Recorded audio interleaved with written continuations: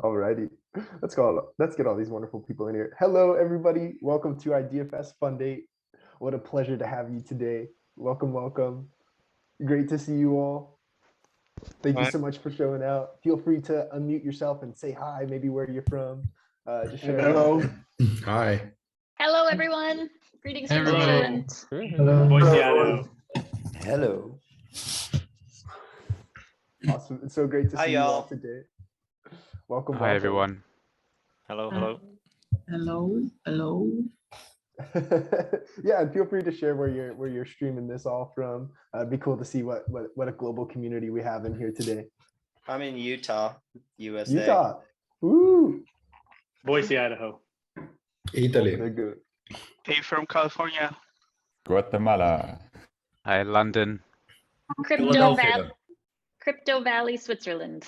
Oh. Yeah. Ooh. I'm in Prague, Czech Republic. Hello, Hello, I'm from Ian. Bogota, Colombia. Austria. Currently in West Virginia. Yeah, nice. I'm in London. Fantastic. South Africa. I'm in Accra, Ghana. Germany. Well, welcome everybody. This is Belgium. incredible.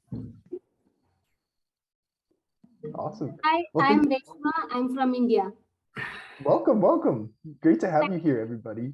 It's absolutely fantastic to see what a global community we have in here today. It's going to be a lot of fun. We're going to let more people trickle in here. We got about 60 folks in here right now, and it's going to be a ton of fun to hear about each other's presentations and what we're all trying to build on the wonderful Cardano blockchain. Thank you all so much for taking the time out of your day to join this. We're going to hop into the presentations very, very shortly here. I'm going to get them all queued up, and we're going to have a great time. If anyone has any really, really quick questions, feel free to shoot them into the chat, or if they need to be addressed via voice communication, more than welcome to. But we're going to get into the slides in the next 30, 45 seconds here. So everybody get ready. It's going to be a wonderful, wonderful adventure through the Idea Fest Fun Date. Great, and let's get the screen going. Wonderful. So are we feeling good to go, everybody? Are we ready to hop into Idea Fest Fun Date? Yeah. Right on. Yes. Right on. I'm gonna take that I can't wait. Don't make us an wait. overwhelming yes. Awesome. Alrighty, y'all. Well, let's jump on right on into it. Can everybody see this wonderful, colorful screen that I got in front of me? Awesome. Yep. So welcome everybody to Idea Fest Fun Day 8. This is the first day of a 2-day event. The other one's happening on April 2nd. Both are happening live on Zoom as you are in now at 1500 UTC. Welcome, welcome, welcome. If for some reason you stumbled into this Zoom call and you don't know why you're here, welcome to Idea Fest. This is a wonderful event where members of the Cardano community are able to gather to present their ideas and their proposals and what they got going on in their world from a Project Catalyst perspective. So what we're gonna have today is a bunch of proposers present their ideas and what they want to build through Project Catalyst. And then proposers are going to be able to present that, and then it's gonna be followed up with a bit of Q&A that anybody in the audience, which is you all, are gonna be able to ask them some questions and kind of get to learn a little bit more about what they're up to today. So diving into it all, welcome everybody. Today we got with us some proposers, of course. That's a big focus of today. We got community advisors that are ranking these folks' proposals. We got voters that are going to determine whether these proposers are successful or are going to need to try in another fund. And of course, we have the wonderful, wonderful lurkers that are just kind of waiting for a great moment to hop in and accelerate and jump into the whole Project Catalyst ecosystem. So welcome everybody. I hope you're feeling really, really good and ready to hop into everything today. So my name is Aiden Rankin-Williams. I'm going to be your moderator for today. I've been in Project Catalyst back since Fund 2 when I tried to submit a proposal called Floodgate, which was all about trying to navigate delegation between different stake pools, and didn't have too much of a realized idea then. So came back in Fund 4, Fund 6, Fund 7, and Fund 8, and have had an absolutely wonderful time in Project Catalyst, being a CA, a proposer, a voter, and all that fun stuff. And of course, I'm now a moderator at Idea Fest, and I love it each and every time we do it. And I'm so excited to watch some of these presentations and hear about all the wonderful projects going down in Fund 8, because we just keep on growing, keep on getting bigger, keep on creating the next kind of steps and evolutions of on-chain governance and the distribution of the Cardano treasury. So who made this possible today? How are we able to all hop into this Zoom call and have a wonderful presentation, an easygoing environment? There's 3 individuals that put a lot of work in to make this all happen. That would be Dominique, Felix, and Victor. These incredible individuals have been working hard to keep IdeaFest going each and every fund, and they're going to be ones that you can kind of tap on the shoulder in case you need any help along your journey today. Of course, we also have the hosts. These are the wonderful individuals that are going to be kind of structuring your breakout rooms. So what we're going to do is shortly we're all going to be jumping into breakout rooms where you're going to be able to present your proposals and your ideas. And these hosts are going to be the ones that kind of facilitate those actions and make sure that everyone has a proper amount of time that they can present their idea and that they have proper flows of communications and then transitions to the next presentation. So these individuals are really at the heart of what makes IdeaFest possible. So big shout out to these wonderful individuals. You should be able to recognize them by their beautiful and very vibrantly colored backgrounds. So just look out for that, or their name might say host or room number, and that can also be an indication of that. So let's jump into the schedule today. Let's make sure that everybody understands exactly what's going to be going on. We're doing the intro right now, which is my little bit, and then it's going to be followed up by presentations. And that's kind of the meat of it all. That's the bulk of it. That's what we all really came here for today. And that's going to be starting at 15:15 UTC. So we're going to have about an hour of those presentations, and then we're just going to close it out with an outro, followed up by a little bit of feedback. So if anybody has any kind of information as to how we can make this event even more exciting, even more engaging, even more just kind of happy and fun, you'll be able to let us know then. And then we'll close out. And then of course we have the second IdeaFest event next Saturday. So in terms of that presentation, what happens during that hour long of presentations? Well, we're going to have 4 presentations total per breakout room. Each presentation is going to be 10 minutes long. So that's where the proposer gets to present what they're trying to build. And then it's going to be followed up by that 5 minutes of Q&A where, you know, the audience members, which could be other proposers, CAs, voters, lurkers, all those fun people get to ask questions to that proposer. Now we're willing to be more than flexible with the timing. Proposers, you got 15 minutes, maybe you take 7 minutes to present and you have that extra time to do Q&A. Maybe you want to have, you know, 12 minutes of presentation and 3 minutes of Q&A. We can be a little bit flexible with the timing, but the general structure that we recommend is 10 minutes of presentation, 5 minutes of Q&A. You're gonna have an absolute blast. And there's a lot of fun stuff, a lot of kind of opportunities that are packaged into these breakout rooms. So before we hop into it all, what I want to tell you all is that there's a lot of value that can be derived out of these breakout rooms. I highly encourage you all to listen very carefully to one another. Be sure to ask each other questions, get to learn a little bit about one another. Why are we motivated? Why are we here? Why are we building all this stuff together? And 100%, please, if you don't walk away with anything else other than collaborations and connections today, you'll be in a great spot. If all you walk away with is a new friend, a new member of the community that you have a connection and contact info to, the amount of collaborations that I've seen born out of IdeaFest is absolutely spectacular. I've seen it myself and I've been a part of it myself. And a lot of the members that I've had these collaborations with, I'm still hitting them up on Discord and sending them DMs to this day. So I highly encourage, if you see a proposer that works well with your own proposal and you want to collaborate with them, be sure to get their contact information. And then finally, let's be sure to encourage one another's. If there's something that we can do to push each other up, we see something that could be made better in somebody's proposal, let's say that to them in an encouraging way that gets them excited to go off and change their proposal for the better and kind of continue working to create a wonderful application on the Cardano blockchain that brings financial opportunities and identities to people all across the world, regardless of where they're located.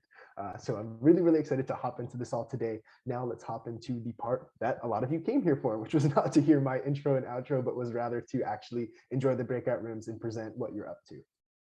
So we're about to open up the breakout rooms today. The easy process for making sure that you end up in the right room because you have a designated room and a designated host is that we're going to be sharing a Google form in the chat.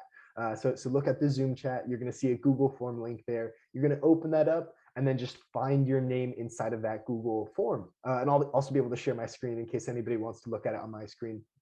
So just find your name. You're going to scroll over to the left, and then you're going to see the host for that room, and then you're going to see the room number. All you got to do is then participate in that breakout room by first joining it. And so if you're on a desktop, if you look in kind of the taskbar at the very bottom of your Zoom, you're gonna be able to see kind of a Windows icon that says breakout rooms. Click that, and then you'll be able to kind of select the proper room.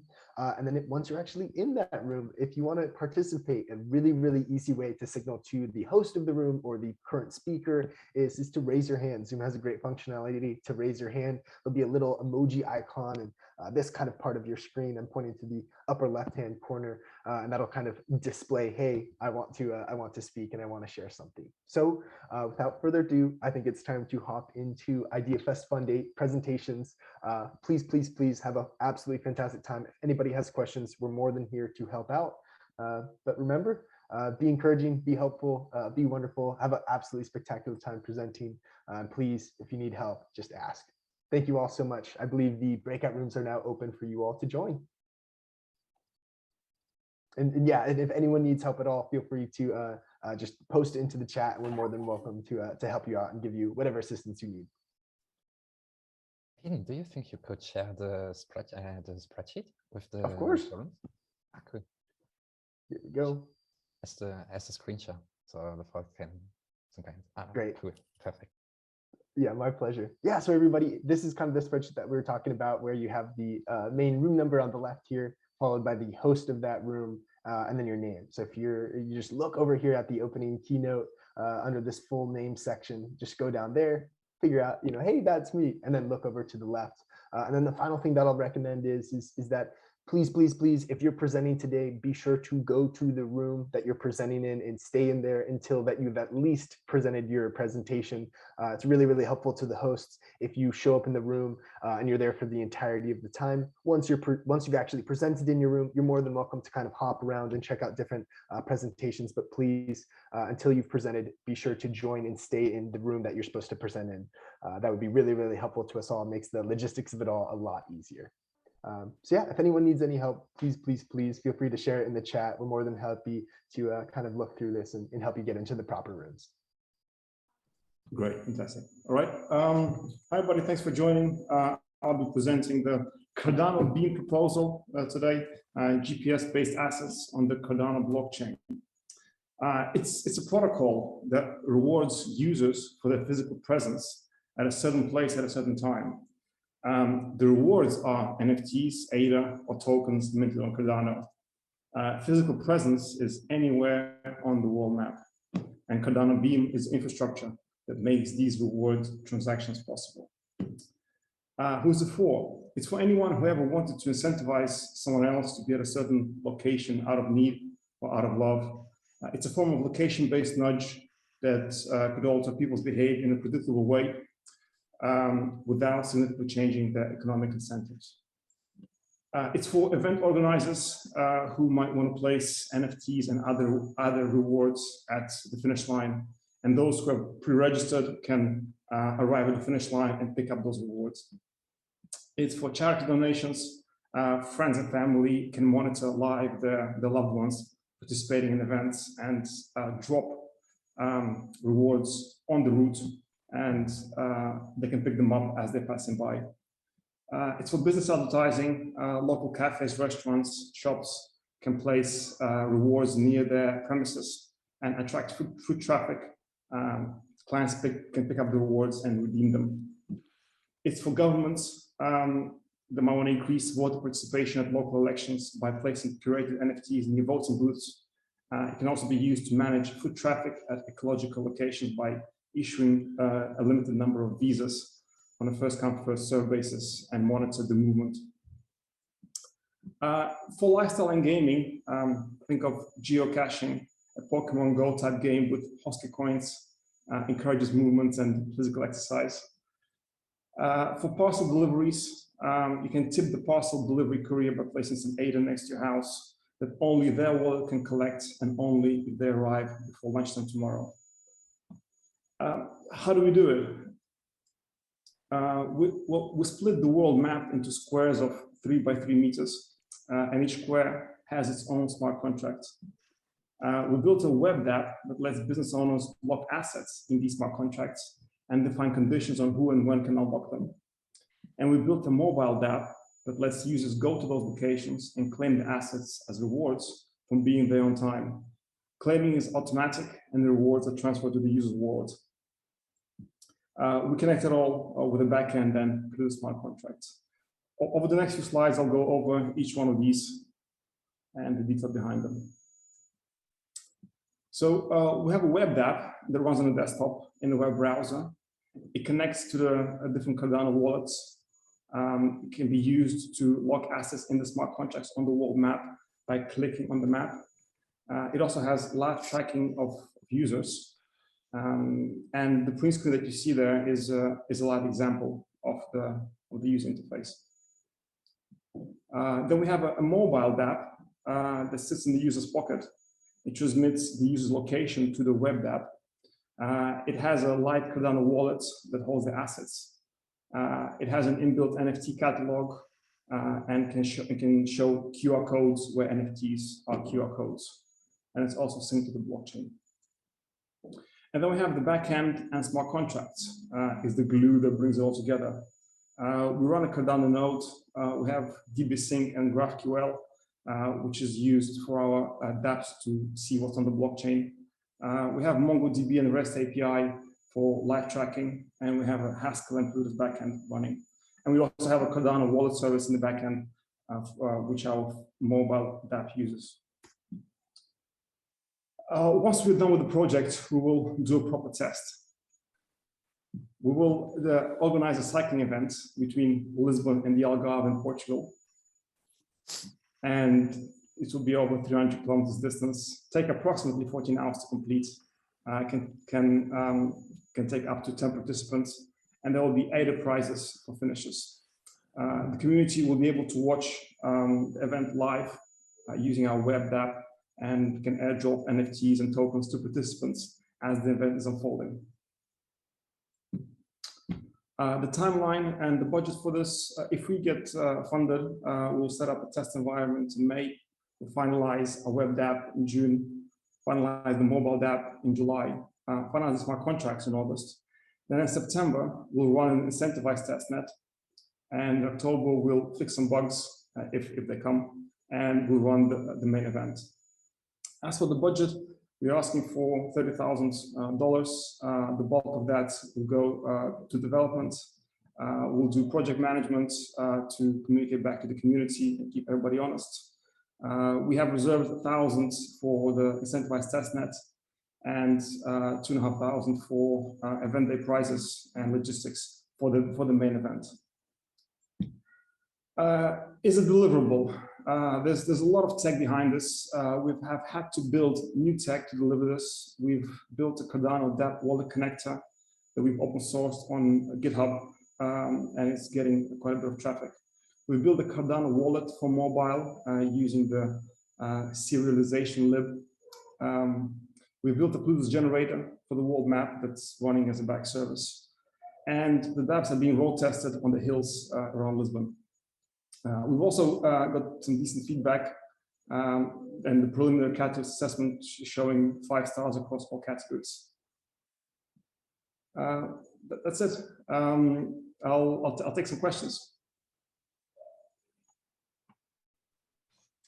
All right, thank you.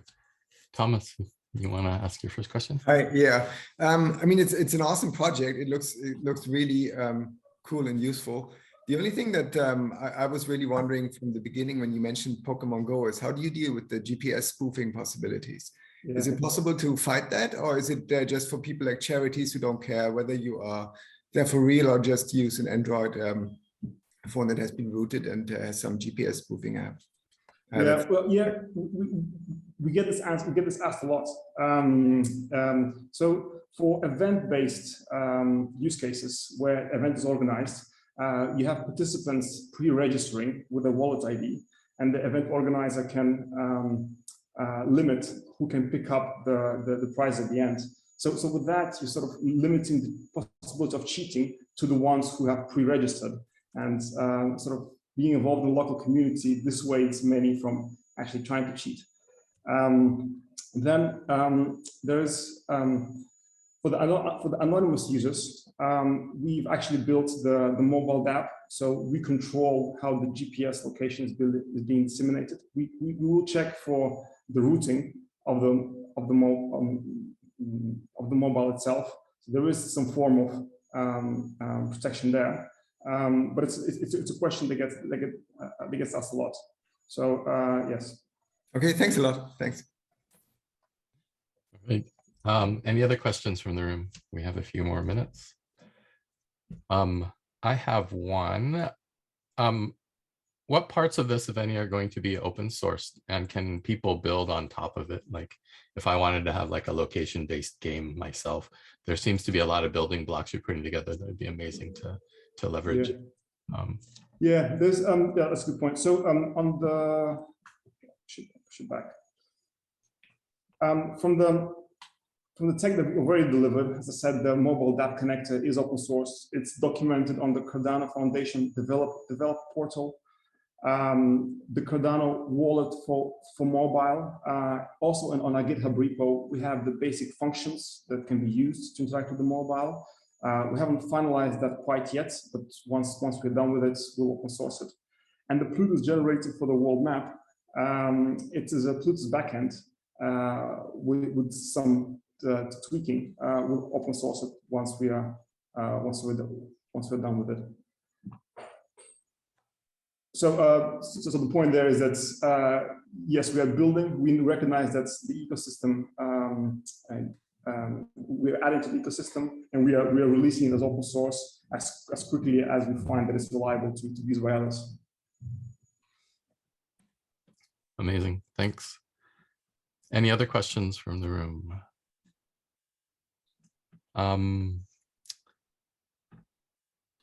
Just one, like, what are the other like apps in the ecosystem you can integrate with in Cardano ecosystem right now?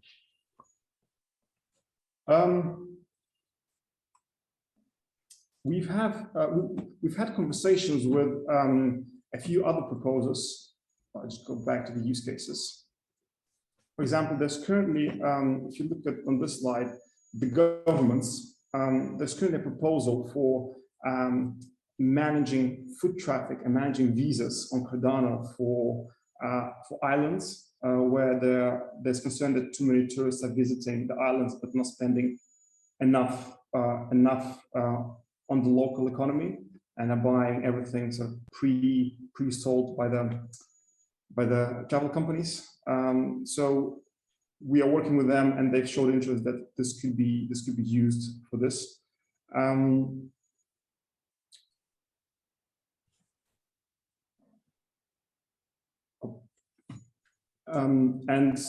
We are really open to all the other integrations. We are sort of using all the tools that are available in the ecosystem and trying to add what is not there that we need.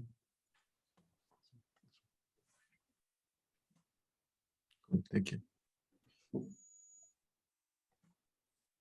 I have a question on the NFTs themselves and the distribution. How is that funded with the transaction fees and things? Is that part of the smart contract? You set it up with a certain number of NFTs and then it goes till it's empty, or is there some other way of paying for the transaction fees? No, that's cool. That's a really good question. So right now, somebody using our web app that has an NFT on the wallet submits the NFT to the wallet, pays the transaction fee, and has to include a minimum amount of ADA in the transaction. So what sits in the smart contract is the NFT plus ADA, around let's say 1.7 ADA. So the one who's adding NFT to the map is paying the transaction fee and ADA in smart contract. And when somebody passes by the NFT to pick it up, does not pay a transaction fee. It uses the ADA that is already in the smart contract to pay for the transaction fee. So the onus is on the placer of the NFT to pay both his transaction fee, pay the execution cost of the contract, and pay the fee of the one who picks it up as well. that's very important for sort of incentivized behavior from the government side, where the government wants to incentivize positive behavior, but the user doesn't necessarily want to pay for the transaction in order to collect any benefit. So that sort of mechanism is possible, and I believe it's possible only on Cardano, where you don't need to pay a transaction fee out of your own wallet. You can actually use the ADA locked inside a smart contract to pay for it. Amazing. Yeah. So it's for the people receiving NFTs, it's going to be feeless or exactly. That's nice. It's also like distributing charity. If you give somebody charity, you don't want them to pay for it in order to collect. So that's a really good feature, I think. Great. Thank you. Any other questions? If not, all right. Thank you, Dmitry. That was a great presentation. And all right. Good luck. Thank you very much for listening. All right. Next up is David Baxter to talk about Bean Chain. Awesome. All right. I kind of thought that I was in 5 minutes, but I'll take it.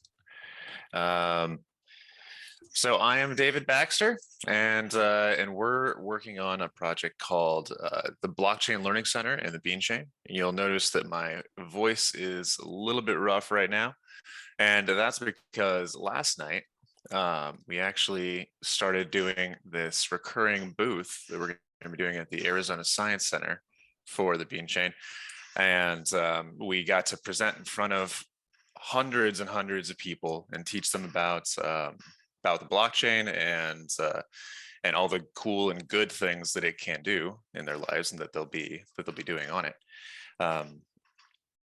So I wanted to share a little bit about what we're doing on the project so far, and I'm going to have a little unorthodox presentation style. I don't usually use slideshows, and then just kind of start taking questions and talking to people about it. So far on this project, we have put a ton of money into time into kind of developing how we want to approach people, trying to figure out how we can best serve people when it comes to getting them into blockchain and over that hump of learning about and getting them past some of the disinformation that they've been fed about blockchain in the past, and getting them to the point where they can start interacting. I wanted to tell you guys a little bit about the space that we're going to be in first, because I think this is really important and kind of critical to the proposal. So we're opening up a coffee shop called the Bean Chain, and inside that we're going to do all the typical coffee shop stuff, baking, roasting, and have the Blockchain Learning Center, where we'll be teaching people the basics of blockchain and offering workshops and courses, as well as an online component that is going to allow us all to teach each other about blockchain, a community-based education site where people can offer courses for free or paid. So in our proposal, our budget breakdown is going to be basically most of the money going to the teachers that we're going to be hiring to teach workshops in this Blockchain Learning Center. And the rest of that is going to be going to our online platform that we're trying to develop and incentivizing people to start building courses there.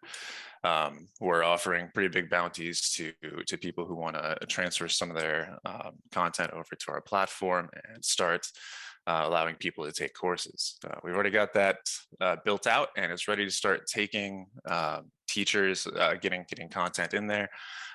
It's a pretty slick looking platform, and people can browse through the courses and purchase them or enroll in them. And we're offering 60% to any of the content creators as a commission as well. We want to make sure that they're incredibly well compensated for their work.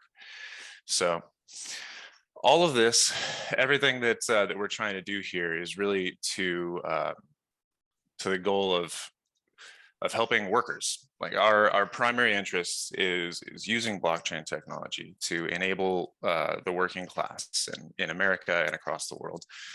We have a massive wealth divide, and we want to make sure that blockchain tooling gets used in a way that actually allows the common man to benefit from it. So developing DAOs that can help co-ops and worker-directed industry, and on-chain voting, and any other tools that could facilitate collaboration and organization. And to that end, we want to get everyone educated and making sure that everyone's stoked about the potential that blockchain has in our world. The Bean Chain is going to be a worker-directed company, and everyone will receive profit sharing and be able to vote on what the company does. And our goal is to expand quickly with that across the United States, and develop very easy to understand prompts and visual aids and educational materials for people as we go. And I just wanted to really open the floor up to some questions after that, and share with you guys whatever I can about what we're doing. I'm an open book. And thanks, David. Any questions from the room? Yeah, I have one. Like, what is the success KPIs of making sure? Like, a couple of questions. Like, one is the success KPIs, like maybe a couple of those. Other is that I see that like there is one platform also where you have like developing the courses and all, right? Because there's a lot of effort that would already go in creating the courses, right? Sharing the courses and developing the coffee shop, right? Facilitating that. And then the platform, right? So the other pieces are not there, but I think like there are few platforms that already do like coursing and all, right? So do you want to continue on the path of creating the platform, or like maybe reusing any one of the other ones that are available? all right, so I'll start with the KPIs with our auditability here. We have some basic goals of like reaching sustainability with the organization. We want this to be reproducible and something that we can have in many places. So reaching kind of cost ratio, cost to revenue ratio of 1, and just like allowing us to actually be able to draw enough income that we can reproduce this across the United States, but not so much that like this is taking a lot of money from people. And that actually kind of leads to the other question that you had about the online platform. We want this to be like almost at cost. The blockchain learning center aspect of this is something that we really want to have be basically a nonprofit. Teaching people about blockchain should be something that we get access, make sure is accessible everywhere, but not cost prohibitive for people. So that's why we're building that online platform in conjunction with the physical blockchain learning center. And the physical blockchain learning center will be pushing hard to make sure that we're getting satellite locations of that into community centers, schools, and really anywhere that would want to facilitate a community learning center about blockchain across the United States and Europe. So in terms of KPIs, we want to make sure that we get a certain number of wallets created, people introduced to the system every month, and our sustainability goals, conversion rates. We want to make sure that we get enough people converted into students and into communities that they can thrive in. We also want to make sure that we have a certain number of catalyst proposals submitted each month from our ecosystem, getting our students to actually start kind of exploring what they can do with their knowledge, and getting teams together. A long-term goal for the organization as well is being an incubator for projects. So allowing people to actually take their ideas and fly with them, and us helping them find people and funding for those projects.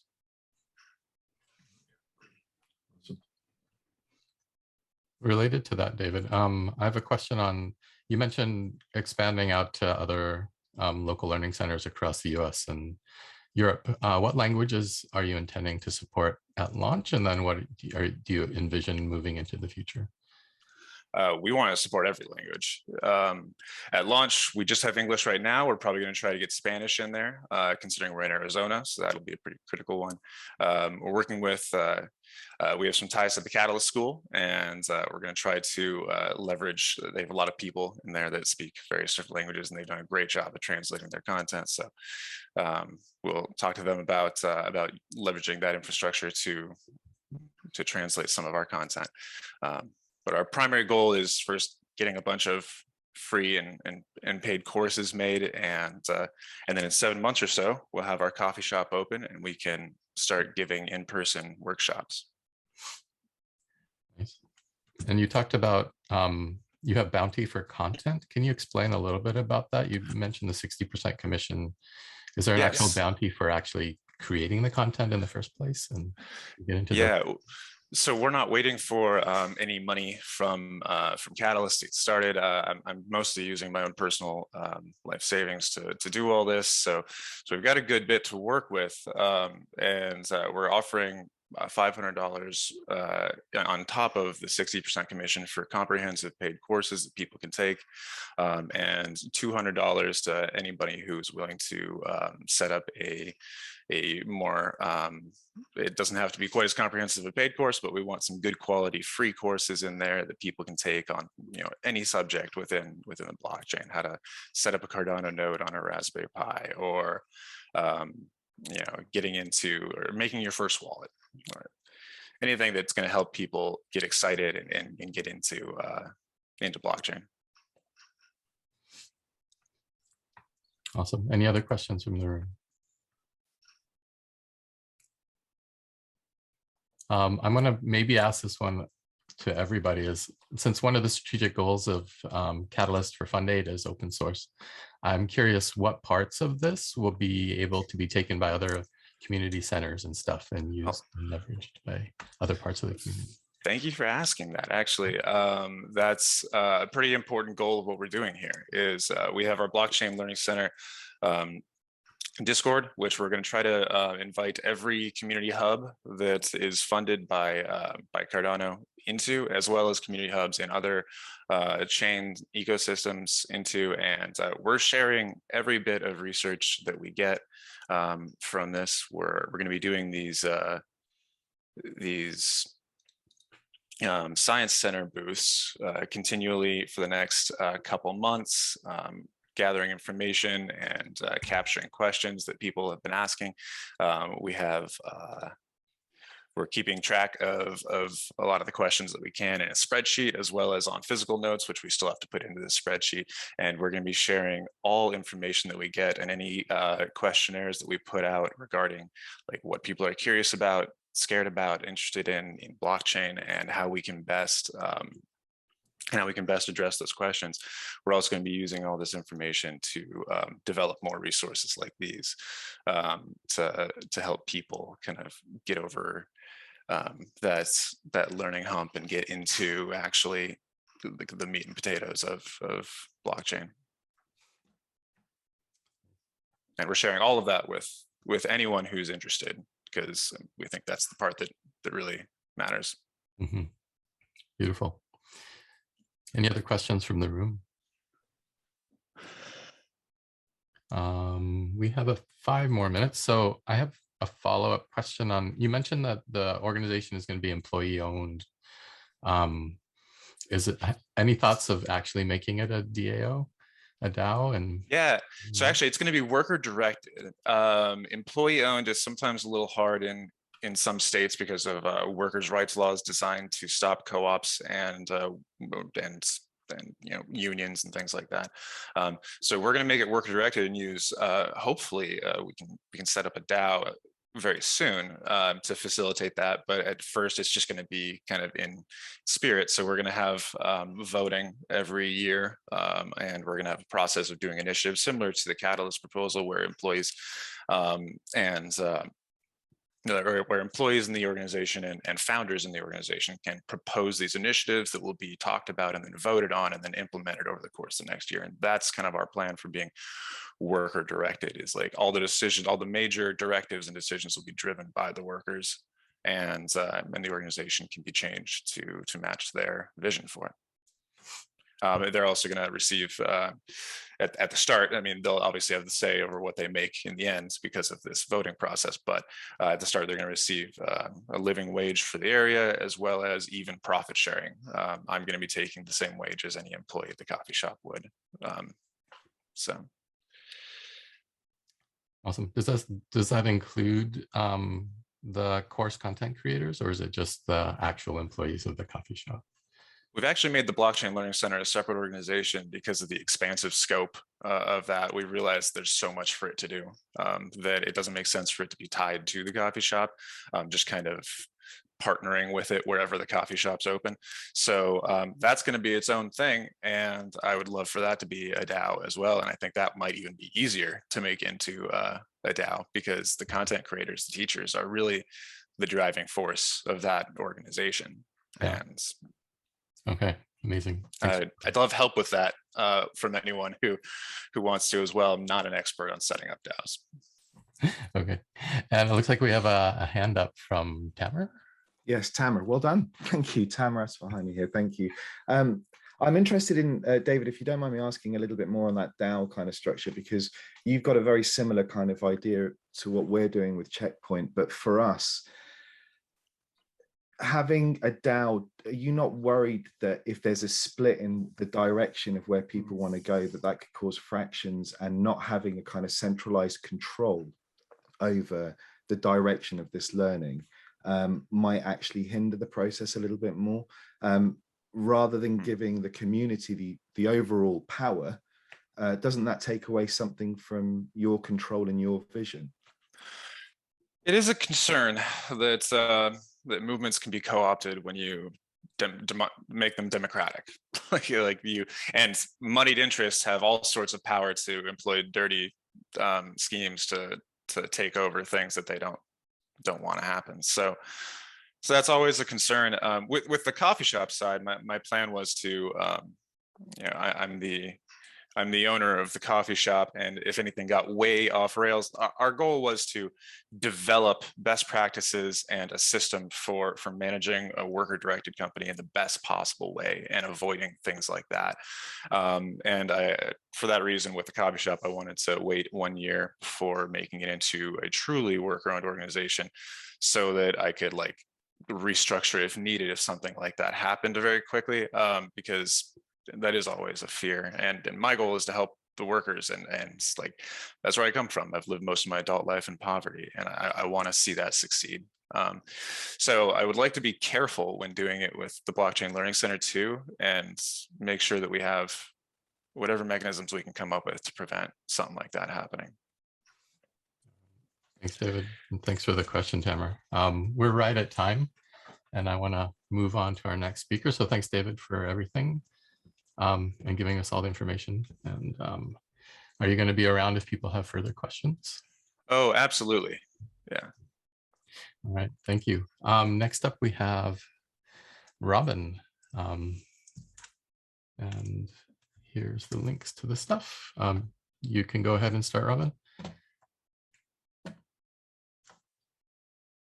You're muted, by the way.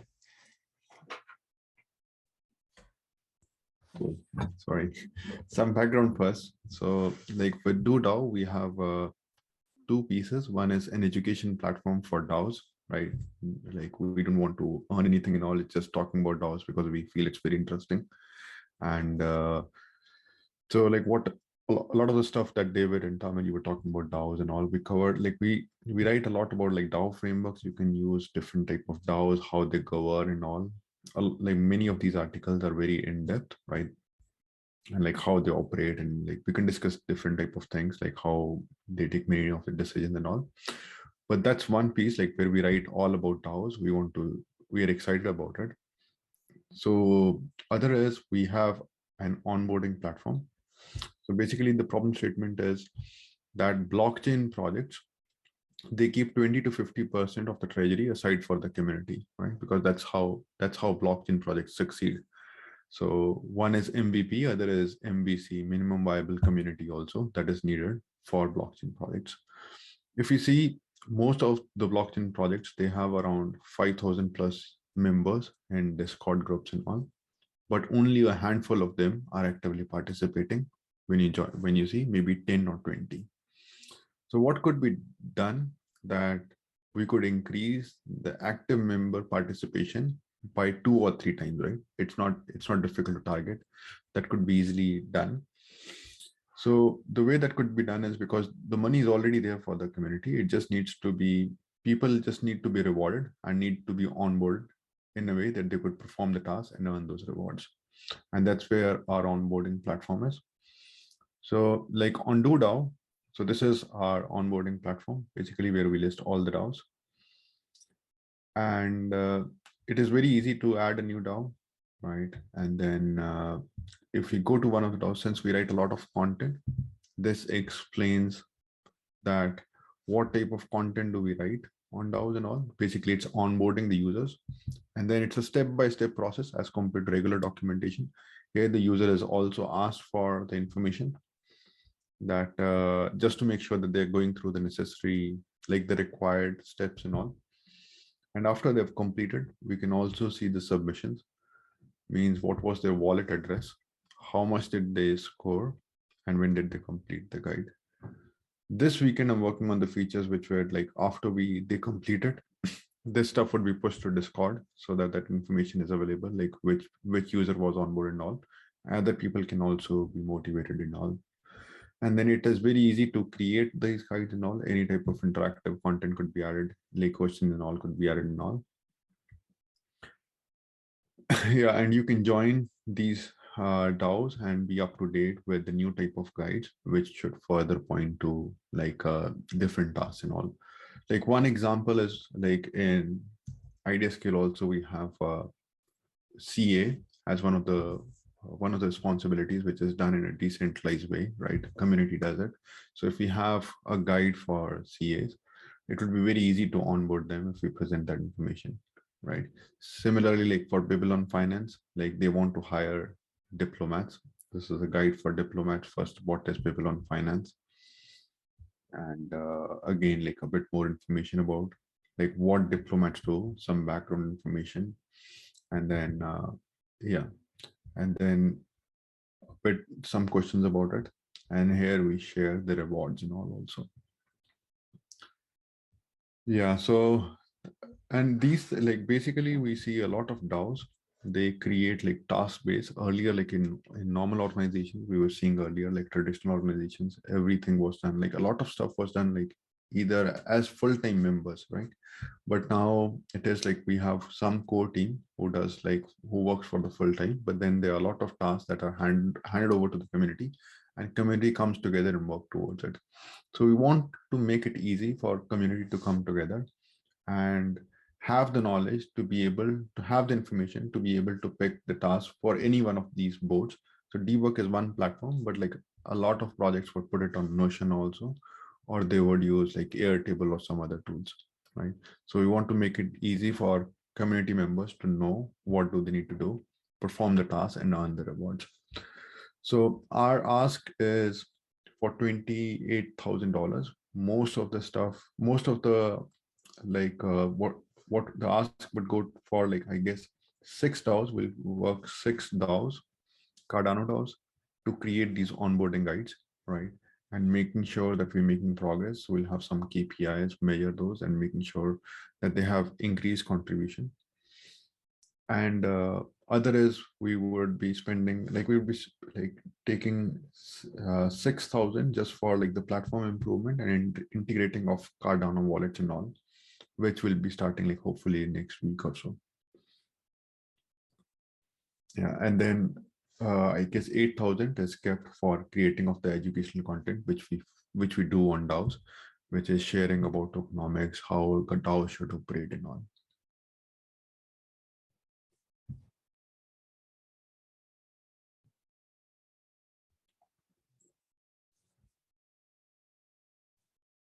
All right.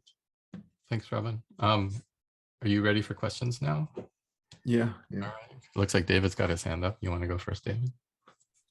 Yeah, thank you. So I was wondering if you guys might want to put some of that educational content, onboarding content on the Blockchain Learning Center, as well as on your own site. I mean, it might be a good way to do some cross marketing and Sure. get people driven over to your community. Yeah, sure, David. Yeah, I'll just look for your Discord or Telegram, and yeah, look forward to want to connect and discuss further. Thank you.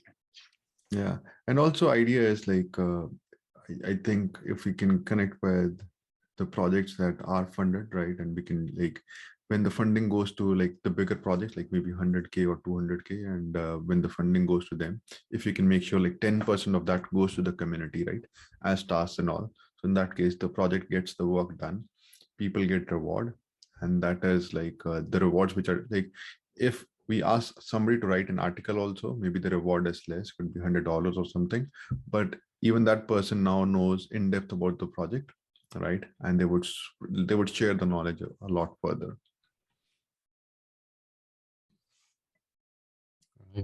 Yeah, if the proposers, you want to drop your contact details into the chat, then people can reach out or do it through direct message or however you want. But I encourage, yeah, definitely connect and collaborate. I have a question. It looks like a lot of the stuff that you're currently doing is from the Ethereum blockchain side. I recognize a lot of those DAOs from there. Are you talking with any Cardano DAOs yet?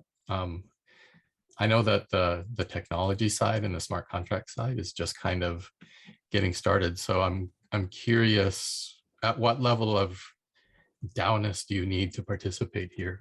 Could it just be a community of people, or do we need a blockchain-based voting system, or what's the framework requirements, if any, to utilize? Yeah, like for our proposal, like basically we want to cover the projects, right? Like blockchain projects who are incentivizing people, right, to do the tasks, right, and earn rewards. So it doesn't matter whether it's Ethereum. It's just that we happen to start with Ethereum because the community, like the DAO community, is more mature. There's a lot to learn from there, and I think like it was good to connect with a lot of the DAOs. We know what the pattern is, how to grow that community, how to create the tasks and all. And now it would be replicating across other blockchains also. As I said, like we'll be creating a separate site for the Cardano, right? So Cardano DAOs, it might not be 100% DAO, right? Like it could be like blockchain projects who want contributions from community members and want to reward them in exchange. So we'll be listing all of them, but we'll be partnering with six such projects from Cardano to go in detail, create quality content for them, and making sure measure the KPI, which is active participation, and make sure that that's increased by 2 to 3% at least, like 2 to 3 times at least. Yeah. And I noticed that you collect wallet addresses to prove that they've gone through different things, and you record those. Is that what's the blockchain interaction with the platform? Yeah, at this time, this is the wallet addresses and signing up of all the transactions and all, just to make sure like the transactions are secure and we know the user. But the next thing that after this is done, because we want to cover most of the blockchains, right? Like next would be Cardano and all, and then after that would be a piece that will stitch together, which is awarding the badges as people are people are completing these guides. So those would be like NFTs, which we'll do after that. Great. Yeah. And most of our code is already open source. The link is there on our proposal as well. Yeah. Okay. Thanks. That was going to be my next question. All right. Any other questions from the room?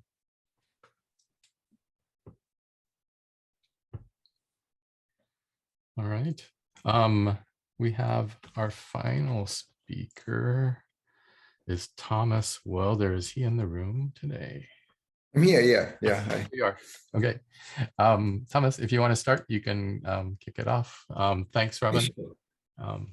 We'll hand it over to Thomas now. Okay, cool. All right. So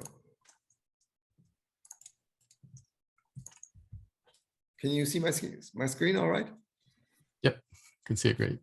Okay, perfect. So I'm representing Block Carbon. We are actually a funded proposal from Fund 7. So the funding, so to speak, gave birth to a charity, a foundation based in Germany.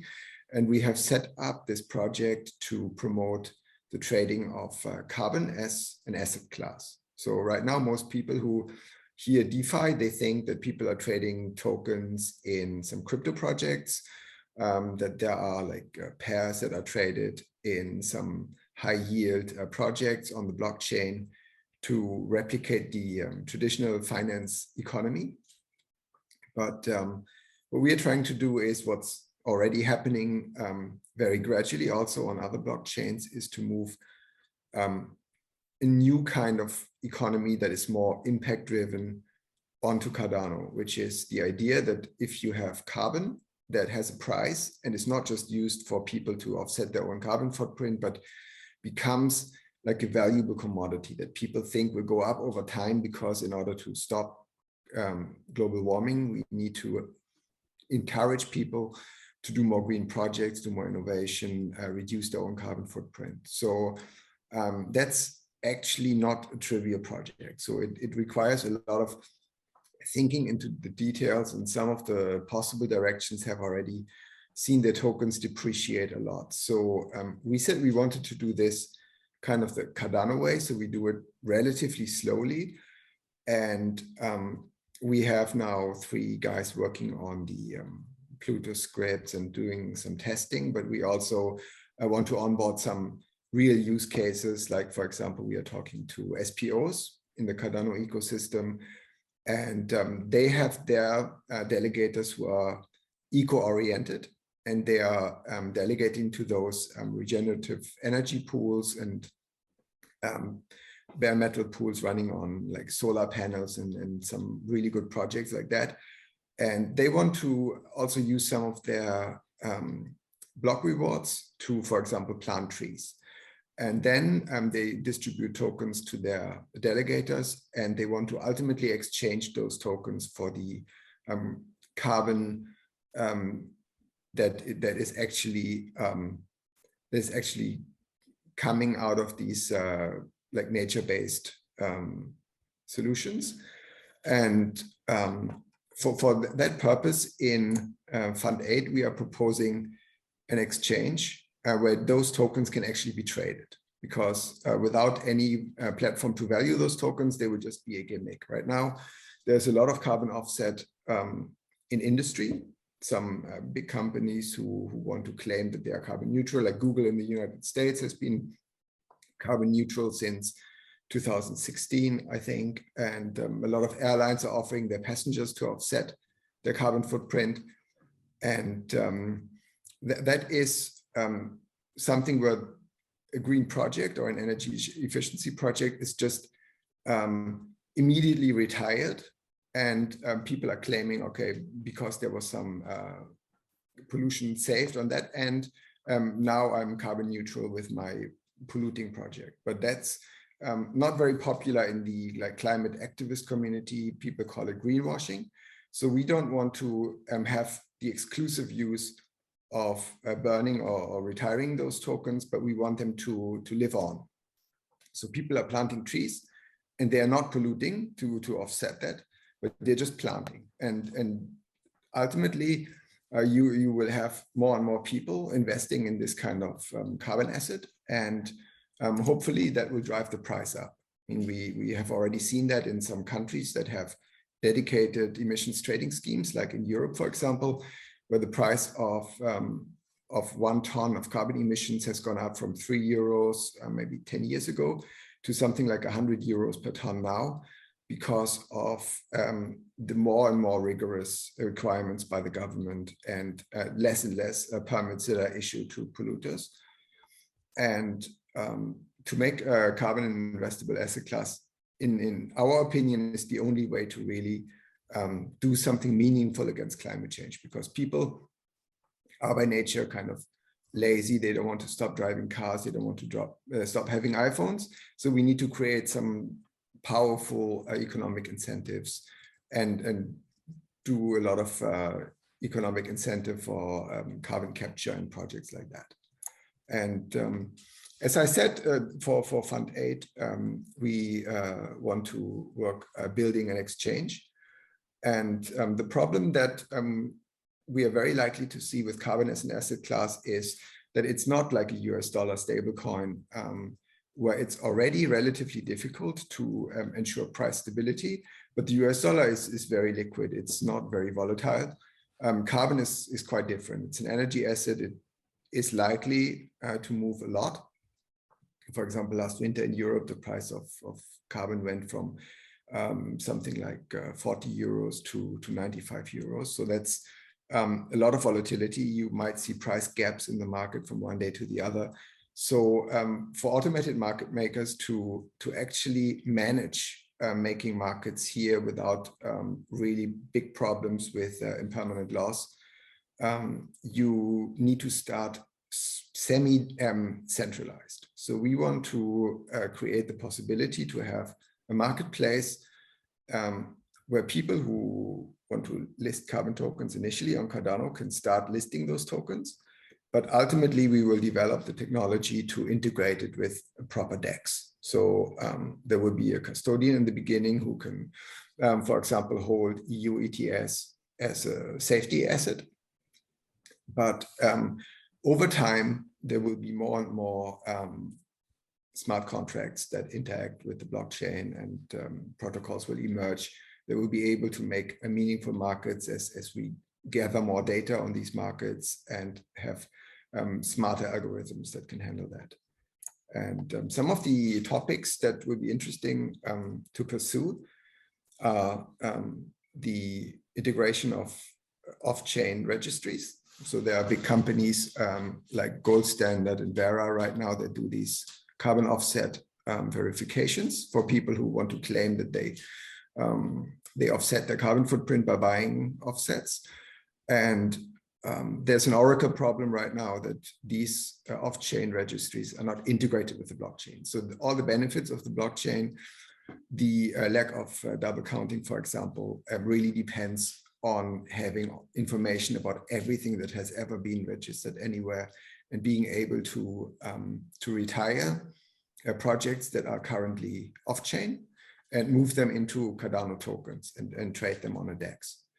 And another interesting project will be in the future to have ERC20 tokens that already exist on carbon products. So there are some Polygon and Ethereum-based tokens available that we can move those tokens over to Cardano and burn or lock away the Ethereum token and start trading permanently on Cardano.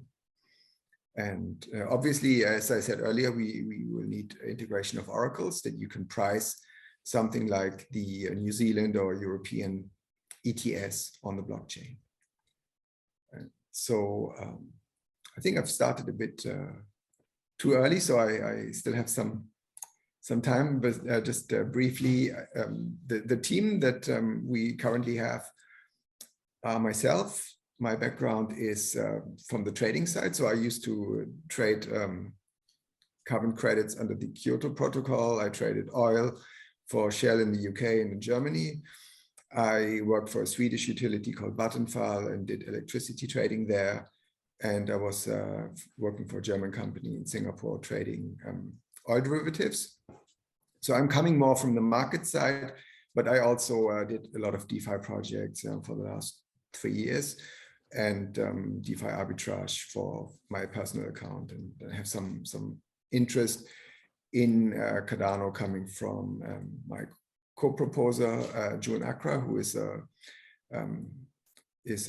quantitative financial analyst and risk manager who introduced me to Cardano about a year ago. And she's very active on Catalyst as a challenge team member on various projects. And we have Lloyd, who is our technical and engineering expert. He is part also of the Drip Drops team. And he is helping us with a lot of the smart contract and hiring developers because he knows a lot of people in the ecosystem. And we have a consultant from the energy industry, somebody who worked as a CEO in the United States, in Europe, and in Asia, who has contacts for this kind of users and energy efficiency and solar projects. And we are starting also to work with other Catalyst projects. So we were talking to some of the solar farm SPOs, and yeah, it's really awesome in Catalyst that we can collaborate with people, because it's the good thing about Cardano is that it's really green at heart. There are the Cardano for Climate initiative with hundreds of members, and it's really cool to find impact collaborators on Catalyst. So that's the project, and yeah, hoping you have some questions for me. Thanks, Thomas. David, you have your hand up. Yeah, so I really like what you guys are doing, and it seems like a pretty inspiring like use for blockchain technology. And I'm on the lookout for those. One of the things that we're going to be doing in the Blockchain Learning Center is displaying like displays for like case studies and stories about people using blockchain in good ways. I'd love to talk to you guys more about maybe capturing your story and then displaying that in our physical blockchain learning centers.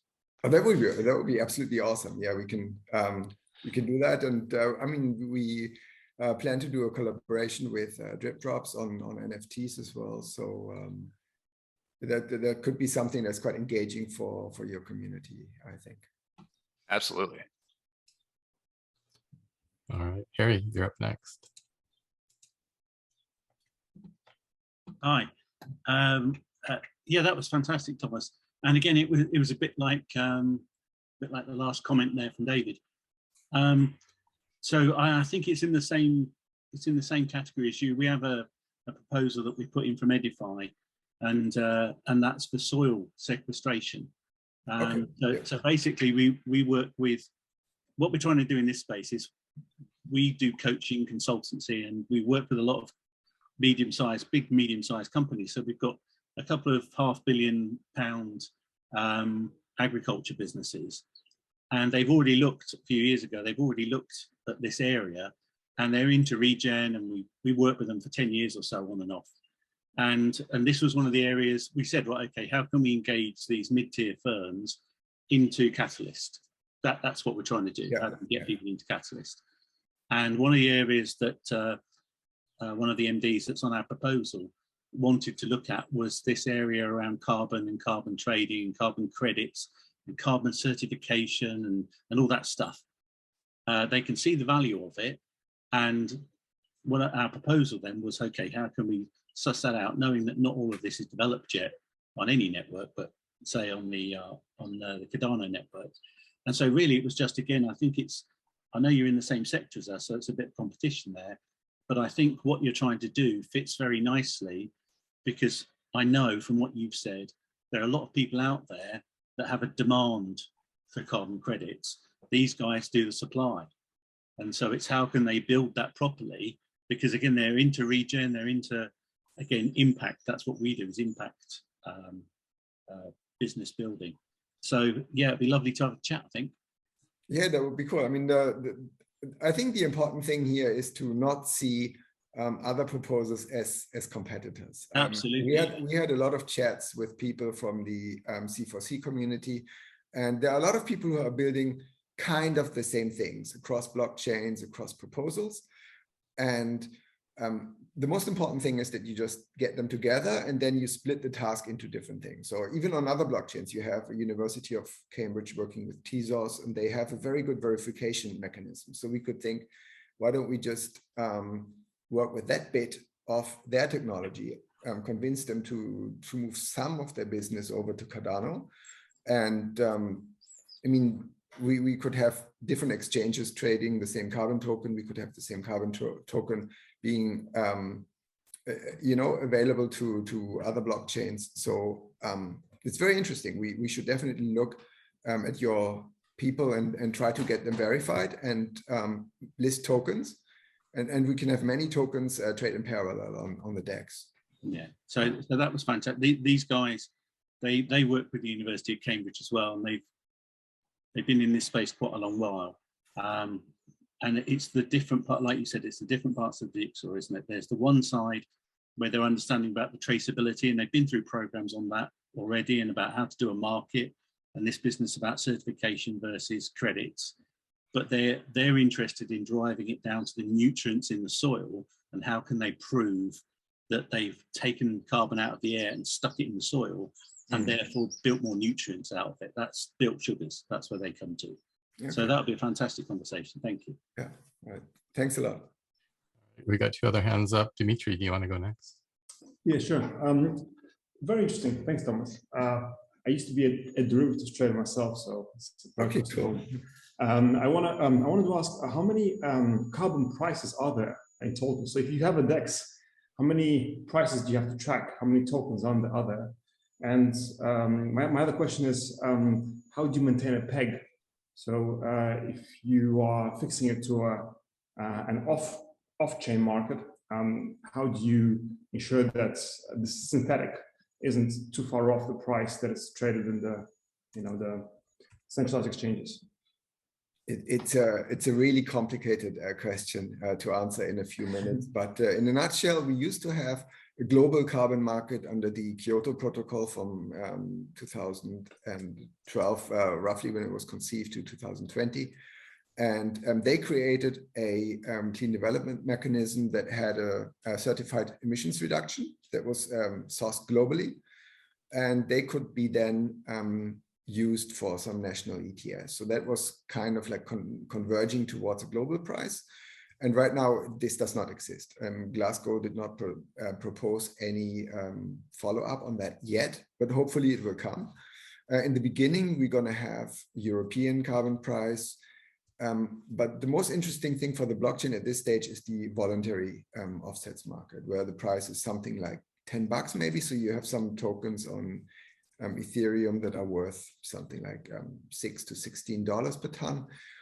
And the most important thing for us is to create a benchmark. So you could have some sort of basket that holds different qualities of tokens, or you could have,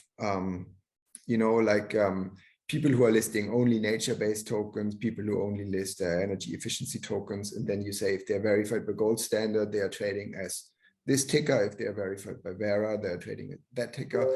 And then that's exactly why you cannot start as a DEX, because it would be totally impossible to write any credible AMM that can handle those kind of assets. They would be all over the place. They would probably trade once a week in the beginning. So you need to start with somewhat centralized exchange and get the price discovery very gradually off the ground. But hopefully there will be a benchmark that could, for example, be let's say Vera and gold standard certified vintage 2012 onwards. And then you have a price of $15 this year, and it's going to rise gradually, hopefully to $30, $40. And then there will be stable trading around that. So that's the ideal case scenario. Thank you. Thanks, Robin. Your hand's up. Yeah, my question was related to regulation of carbon credits. Like I don't have much information into it. Is it regulated by the governments and all, or is it like done by private entities and it could be freely exchanged? So there are two separate markets. One is the national emissions trading schemes that some countries have. Like, for example, there's an initiative in New Zealand. They have their own closed scheme, and they are trading with the involvement of agriculture and the energy sector of the country. And that is totally regulated. I mean, they are gradually opening to private investors, but it's people from basically the energy markets who are getting issued certificates, and then they trade among each other. And then the big market that we are looking at the beginning is the voluntary market, where the climate conscious people, they can offset the carbon footprint. So if you, for example, have a big car and you cannot give it up because you need to drive to work and things like that, but you want to reduce your carbon footprint, you can plant trees. And instead of planting these trees yourself, you can incentivize other people to plant the trees, and you can do so by buying, for example, a carbon offset that offsets your driving every day. So that's a huge market. It's not regulated, but it has some standards. So there are some private companies that offer certification, and they follow certain methodologies that they have defined by themselves. Thanks, Thomas. Right. Thanks. Thanks, everybody. And we're right at time, so we're supposed to go back to the main room. But since we do have a lot of social environmental impact people here in this room, I just dropped a link into chat to let people know that the Cardano Impact Collective is a group of impact projects that we've had one convening with about 40 people already, and we're looking to kind of kick off a second convening here in the next 30 to 45 days. So if you're interested in participating or learning more, please fill out that form and we can be in touch. I just wanted to put that in there because Cardano for Climate gave birth to that, but it's grown way beyond just that space, and we're pulling in other people and talking about all sorts of social environmental impact there. And looking to how we can collaborate as a community on all of these initiatives and work better together and make sure that everyone knows what everyone else is doing. I think that's kind of one of the dangers. There's so many proposals, it's hard to keep track. And that's kind of one of our goals there, is to connect people so that you can all work together. But, yeah, thanks everybody for coming today. And thank you for your time, presenters. Thanks for all the questions. And I'll officially close this room for the people watching on the recording. Thanks for watching, and get out there. Thanks, Maury. Thanks very much. Yep, thank you. Thanks, So welcome everybody. The first presentation that we're going to have today is in Nation Building dApps, is the challenge that it's in. Rex Knickerbocker is the presenter here, and it's called A Match.com for Community. So with that said, I will pause. I'll start the timer. The floor is yours, Rex. Okay, thank you guys so much for being here, and hopefully I'm able to add value to your lives in my attempt to add value to everyone's lives, actually. So let me share my screen. I'd like to give a little background about myself, and I'd love for people to know who I am, but let's go to the idea because it's important. Okay, present mode. Can you all see this? Loading? Yep. Okay, cool. Good. All right, cool. Where am I? I think I need to go back. Okay, a sense of community is worth more than money if you already have money. So I like to think of it, at least there's different ways to put this, but let's say after your first $1 trillion, what's next? And I know people are like, well, who would think about that? But I spent quite a few years thinking about it. So after you're free, after you break free from the matrix, what's next? If you have all the money in the world and you have your freedom, but you don't have community, it's really low on the hierarchy of needs just after, you know, safety, food, water, shelter, you know, those things. After that, you really need community. And we have seen a decrease in my view, you know, I'm speaking from my own viewpoint, but technology has not helped community in as many ways as I think it could. So my goal is to solve community, and my background is I quit regular corporate work right out of college because I only spent like 5 or 6 months working at an engineering firm, graduated top of my class in electrical engineering. Not that that's important. There were other smarter kids than me, but I did electrical engineering at the U of U, and then I didn't need money at the time. I had done some real estate investing, and I decided it was time to figure out what was important with life. So I spent about 5 years just meditating or marinating in the background of my head, or in my soul, really, to determine whether, like, what was worth doing, because there's a lot of problems that will be solved by technology and other people. So after 5 years, I finally got a message from the universe that, well, you need community. So I decided to go search for community for myself and go travel. And I traveled not long enough to find community, but long enough to find that we've got a similar problem throughout the whole earth. Bad diversity doesn't help, and slavery doesn't help. And my definition of slavery isn't just the kind where you're forced and you're not paid. I think anytime that your brain is enslaved by your beliefs, then you're still in some sort of slavery, especially if you spend 8 or 10 hours a day working to match those beliefs. All right, let's go back here. So I think solving community is important. And I'm looking for my own community, but if I can solve it for myself, I need to solve it for everyone else because of the engineer in me. Plus, it's kind of a network effect type thing, which means you can't really actually solve it for just one person because of the nature of community. So let's say we were able to find 100 out of 10 million people that were like best friend material for you. So Match.com algorithm built on blockchain, no owner, but done well, for community, not for, you know, life friends. Okay, so best friends for your neighborhood. Then you get to live in walking distance from these people. Because my first thesis after finding that community is important was that geography is important. So we need to be close geographically to those people. Technology is great and we appreciate that we have it, but it's not sufficient for me to call it a good community if I have to get on Zoom every time. So I appreciate Zoom, but that's not how I want to live my life. So in order to find, if I'm a god and I'm able to find 100 people out of 10 million and get them, then how am I going to convince them to all move next to you so that they can be in the same community as you, so you can have a wonderful neighborhood and live walking distance from them? The only way I could do that is if I can convince you to live a mobile lifestyle for a time. Maybe that's 3 to 10 years, where you're allowing the algorithm to kind of give you incentives of where you should move next. So to do that, you need to be living in a mobile lifestyle in a sense, because if you tie your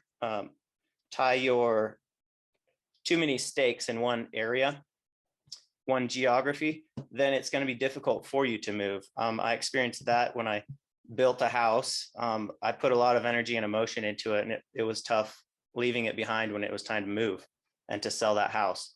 So the idea now is to reduce the friction of being in a mobile lifestyle and make it as comfortable as I possibly can, and combine that with an algorithm that incentivizes people to move. It's no force involved, but you do have incentives to follow the algorithm. This part's not important yet, but I am open to funding. I'm funding it myself at this point. I have enough to get started, but I'm offering that if people want to buy into this program, into this early stage, then out of the first $5 million that we raise, it's only going to cost $4 million for the people. So we're only going to actually raise $4 million, but you're going to get credits for 20% more. All right, where am I at? Okay, if you can see that, Rexated is my handle. My name is Rex Knickerbocker, and I'm from Salt Lake City, Utah. And I've purchased some domain names. The different pieces of this puzzle, I don't know where I'm at in terms of time, if someone wants to let me know, but the different pieces of this puzzle are, in order to make it comfortable for people to live a mobile lifestyle, I'm reducing the need for work to nearly zero in terms of money, reducing the cost of living to nearly zero by allowing people to live in climate controlled greenhouses. So your greenhouse would be, let's say, 3,000 square feet, and you would park an RV, which is a recreational vehicle, it's a trailer. You'd park an RV inside that climate controlled greenhouse, and you would have your food there, and you would have climate control that just geothermal, really efficient, that comes with the greenhouse. And then you would bring a few solar panels that aren't with the greenhouse, because there would be a few with the greenhouse and then there would be a few more on your RV, so that you can basically boondock in that area inside of a greenhouse and eat organic food. And many of you may know that they dump trash on us in the air. We don't want to breathe that air either. We'd like to breathe good air, and we'd like to eat good food that doesn't have poison and trash in it. We'd like to breathe good air that doesn't have poison and trash in it. And so the asset DAO will manage those assets. The community DAO will be in charge of the algorithm and the incentive structure. The asset DAO is, there's just too much to explain, honestly. It's been about 2 years of my designing this. And so the most important parts are what you've seen here. The hows and the nuts and bolts of it, a lot of it's designed, maybe let's say 15%. Yes, that's a lot for what we need to do. This is a huge project. But yeah, I think it's time to just move to questions at this point, but you can ask questions that are pertinent and we'll get into like the mechanics and things if you're interested in that too. I'm opening it for questions. Sure. So we have about 6.5 minutes for questions. So I'll open the floor to anyone who wants to, if you want to raise your hand and we'll call on you.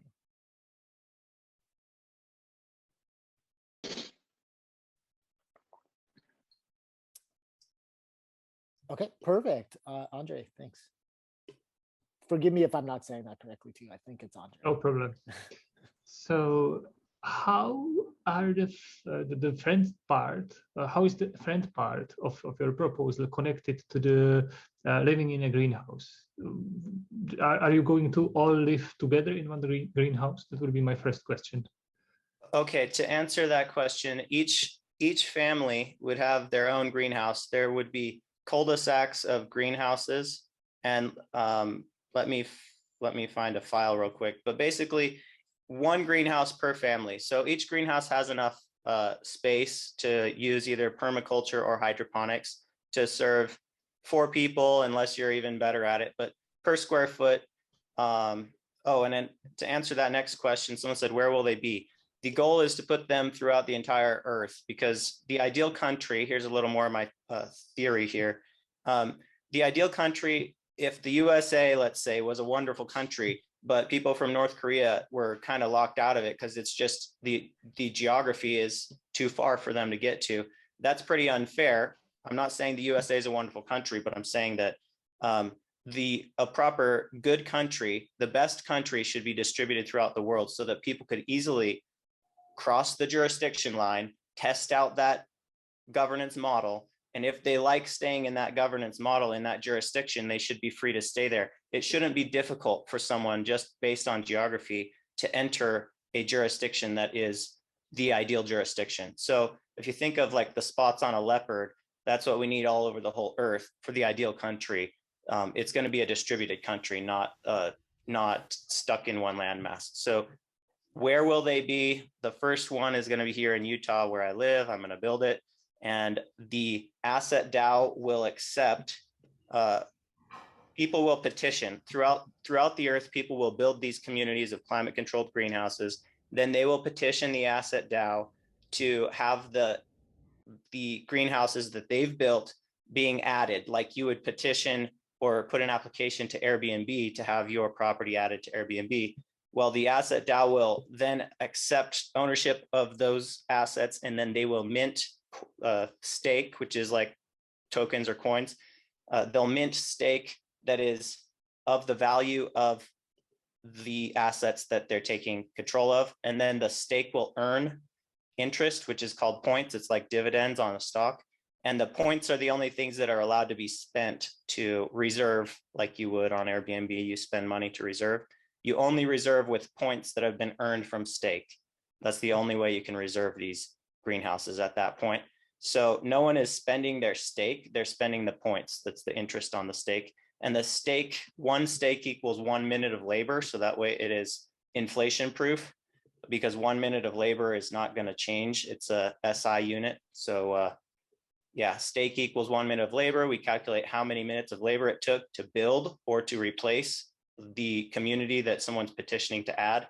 And then everyone voting in the DAO determines what the value of that stake will be. And the stake can be reevaluated later on if someone raises their hand in the DAO and says, hey, that's not worth that much anymore, it got burned down, then it can be reevaluated and the value of that stake can go down to 0 or whatever is appropriate at that time. Okay, perfect. I want to get another question in here, and it's a lot of information on the staking and stuff. So we'll, Len, please. Yeah, very interesting.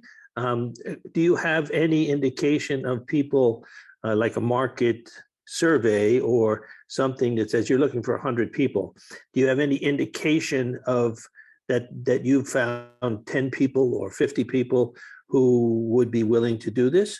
Just as if you remember, in America anyway, there was a green movement for people to move to New Hampshire with the goal of, because it's a small state, small Well, population. I'll cut you off so we don't run out of time, but we're looking for that was an example of 100 people out of 10 million. I'm not looking for those 100 people. I'm looking for 10 million, and I'm going to sort them all based on, I'm not going to sort them. We need artists and musicians to sort them all based on their frequency and their personality, so that you can live next to people that are agreeable with you, the most agreeable possible, ideally close to your identical clone in terms of their life experience and their outlook on life and their habits and everything, so that there's no real disagreement between one person's mind and another. Sure.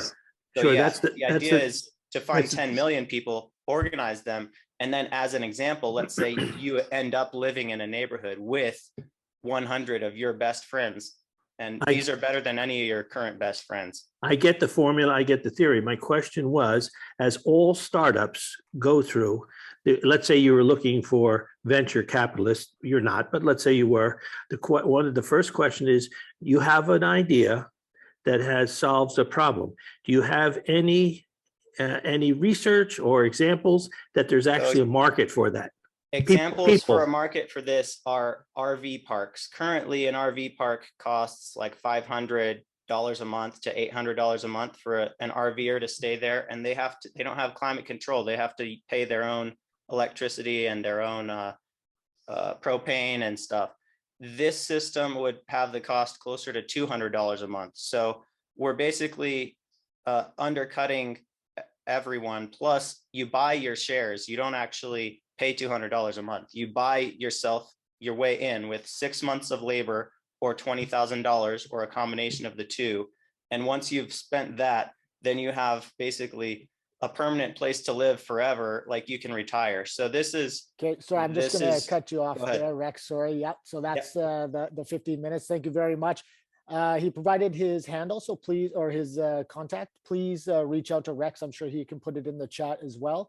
If you have questions, one of the great things about IdeaFest is that cross collaboration. So if you have questions, you have ways to help out or things to think about, please reach out directly. Okay, so with that said, we're going to move on right away. We have Len in the room now, so welcome, Len. The challenge that Len is going to be presenting in is new member onboarding, and his title is Learn to Earn. CA can be a good job. So Len, the floor is yours, and you're welcome to share your screen if you'd like. Okay, I don't have a formal presentation because I kind of forgot it was this week. We thought it was next week. But at any rate, the idea of Learn to Earn is that there's a lot of effort put into assembling information for new member or onboarding. We all recognize that coming into Catalyst can be daunting in terms of figuring out. And so this effort is, we have a lot of different Catalyst School, Leadership Academy, a lot of different effects to help people get into the community with the intention of them becoming proposers, becoming CAs, becoming VCAs, becoming whatever. But at the same time, we're suffering. I mean, the community seems to be suffering. Maybe Fund 8 is going to show a little bit different, of what seems to be a shortage of CAs as the community reaches for its goal of 2,200 funded projects this year. So CAs are incentivized. And it came, actually, this was Allison's original idea in the chat, that you have a large number of homemakers who are educated, mostly women, but it could be men who are educated. They're not necessarily poor folks that don't have education or whatever. That's not the target audience. Educated people who have a skill, a professional skill. Maybe they're a bank teller, maybe they're an accountant or a bookkeeper, and that they're at home, usually because they have children and they had to leave the workplace, but they need money. That like everybody, not everybody, in most countries, 2 family earners are important to maintaining a standard of living or improving a standard of living. So when you lose that one earner, it becomes difficult. And so the idea is that being a CA every, let's say, 12 weeks for a period of, let's say, 10 days or a little bit longer than that, depending on things, is a job. And we saw people in the last townhouse saying, yeah, I do that full time. I earn $1,200 for 4 hours of work or something like that.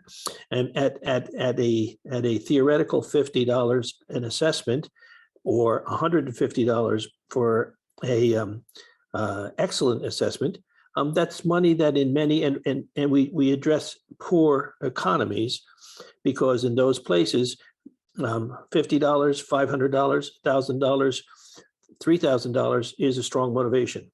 And so the idea was to outreach. You know, the onboarding mechanisms are geared towards somebody who approaches the Catalyst community and expresses interest to become a member. Whereas this is an outreach, is reaching out to people who may know nothing about Catalyst, but have the skill set, the interest, and the time to do a CA job. And it's a win for them, and it's a win for the community. You have people doing a service that we're willing to pay for, and we say we need more of. That's basically, there's the market. And so the idea is to outreach. The proposal we had is the first phase, is designing the outreach program. Clearly, we know where the people are. We know what the profile of the people are, but we haven't figured out exactly, other than just our own internal brainstorming, what's the best way to reach them. Because these are people probably who know nothing about Cardano, nothing about cryptocurrency, but they have the talents, the skills to learn how to do it. Let's face it, doing an assessment job is not so difficult. In fact, our CAs don't have to have any qualifications. It's purely volunteer. So, and we don't say, ooh, what's your education level? Ooh, do you have experience to do this? No, it's all wide open. Just put your hand up and you're a CA. So the point about, do these people have the ability to learn? Of course they do. If the present cohort of CAs have the ability to learn, then the future cohort has the ability to learn. And this would be a training program. And what we've done is Peter Smilik is part of our team, and he does, I don't know if anybody looked at our proposal, you'll see an introductory video that Peter did. I mean, it's fantastic. I'm talking about his, not the idea, his filmmaking capabilities. And I recommend anybody who has any kind of a proposal and you need to reach the community outside of the written word. I mean, right now we have links to Google Docs, we have links to pitch decks, we have links to, I mean, the written word. He does a fantastic job of presenting an idea. And that would be the outreach. That's the first part of this outreach, really, is to produce 3 videos. One video is aimed at the partners that we would look for, probably NGOs. The second video is to reach to the CAs or the potential CAs. And the third video is an educational video that's educating the CAs. And as far as our team is large enough. I think we have 5 people on the team. One's a PhD in psychology. She works for proposals for UN, whatever. Another is a businesswoman who runs a business in Slovenia. Dr. Margarita is in Cyprus, where I am. Another Amelia is in Ghana, and Fakor in Ghana. If you look at the video, you will have seen them.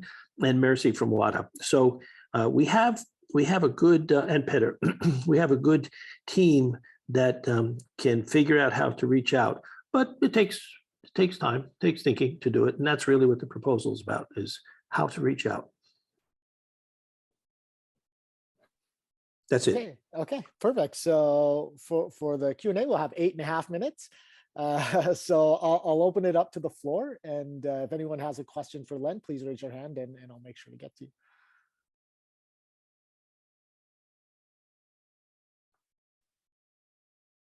Hey, Len, awesome proposal.